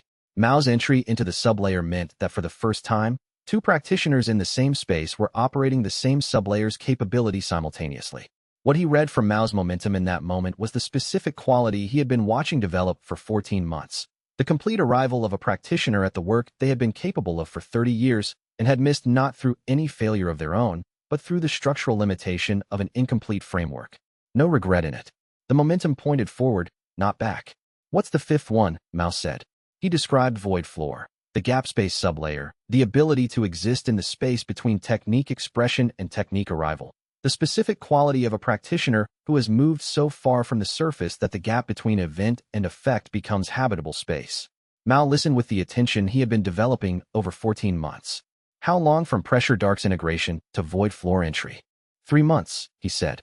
"For me, the timeline is individual," Mao said. "I know." He looked at the practice space around them, the keeper's meadow, the ancient formation structure, the ambient cycle that had been running since before either of their lineages. "I have enough time," he said. He had said this before. He said it differently now, not as a justification or a calculation, but as a simple assessment of the fact. He had enough time. He was going to use it. "Good. Wei Jingji said." Mao returned to the practice position and began Pressure Dark's integration. He watched for a moment and then turned back to his own work. The definition's interior, the vast territory of the complete cultivation architecture's deepest level, the specific depth he had been exploring for 7 months, and which continued to yield new texture every time he pressed against what he had found. He thought about the specific quality of this moment. 2 practitioners in the same practice space, each working at their own depth, each finding their own territory in the complete architecture, neither of them needing to explain to the other what they were doing because the same documentation gave them the same vocabulary. The founding architects had designed for this. The floor, accessible to multiple practitioners simultaneously. The work done in parallel rather than alone. He was still working on it. So was Mao. The meadow was quiet in the specific way it was always quiet, waiting for nothing, accommodating everything. Chapter 139. The new notation. Zhao Wenhe sent him a document in the 12th month. It was not the updated diagnostic protocol, which had been circulated to the affiliated institutions 6 months earlier and was already in use at 43 of them. It was something different, a personal document, not a professional one, written in the specific style of a practitioner who had spent decades writing formal assessments and was, for the first time, writing something for which there was no formal protocol. The document was a new notation, not for Wei Jingji. The original notation had been corrected in the public record, formally, with the full suppression history context. This was a notation for himself, a formal self-assessment, using the updated diagnostic framework's vocabulary, documenting where Zhao Wenhe currently was in his cultivation and where he was working toward. The notation read, Zhao Wenhe, age 67, peak sovereign rank. Diagnostic assessment. Still water boundary contact confirmed at third week of targeted inward practice. Boundary quality, genuine. Sublayer entry, in progress. Current work. Pressing against the still water boundary using the inward orientation described in the synthesis documents Chapter 4 methodology. Prognosis, entry possible. Timeline, unknown. He read it twice. Then he read the last line. This notation is the opposite of the one I wrote 19 years ago about the practitioner who is now the framework reference. Both notations are accurate to the information available at the time they were written. The difference is the information. He sat with this for a long time. The cultivation world's most precise diagnostic authority, 67 years old, formally notating his own still water boundary contact with the same standard documentation format he had used for 40 years of practitioner assessments.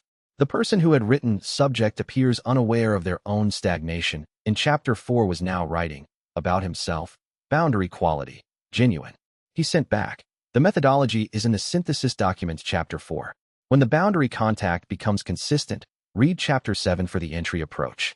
Come to the site when you are ready for the practice space. 3 days later he received, understood. Practicing Chapter 4. Will contact when Chapter 7 is relevant. He thought about what it meant to receive this communication. Not satisfaction. Not the satisfaction of an antagonist converted or a position vindicated. Something more specific.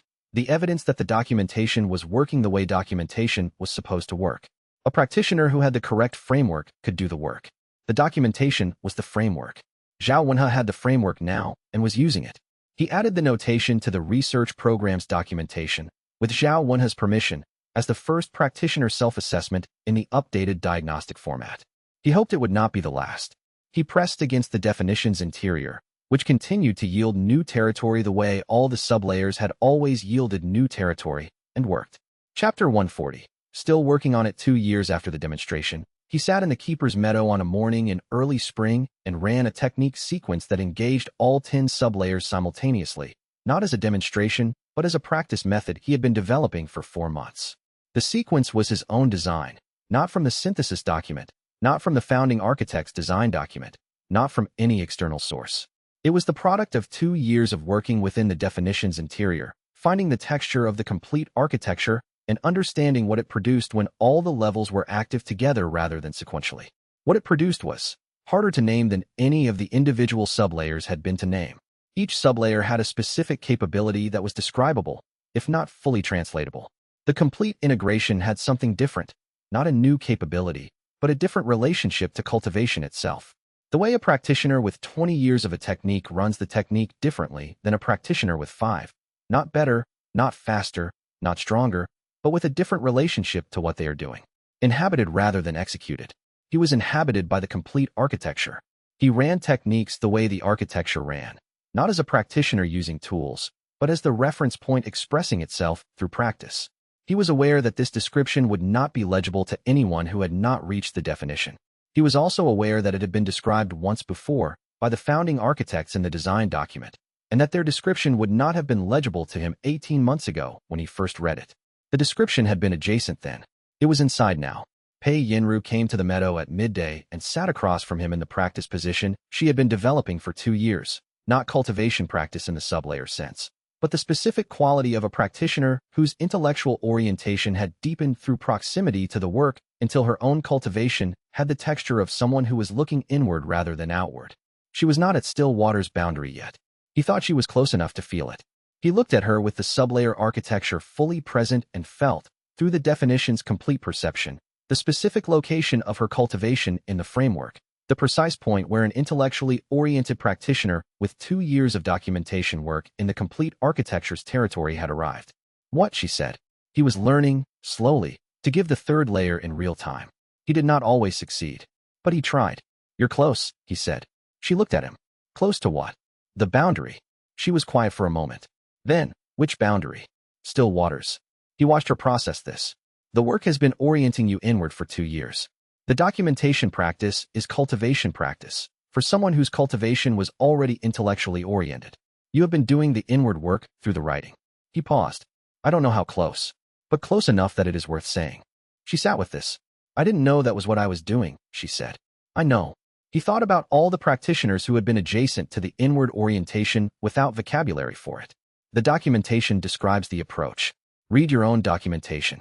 She looked at him with the 18-month quality expression, the one that had been developing since the beginning of this, and that had, over 2 years, become something else. Not the expression of someone who had learned to trust a framework she could not always follow. The expression of someone who had been part of the framework long enough that she could begin to read it from inside. I'm still working on it, she said.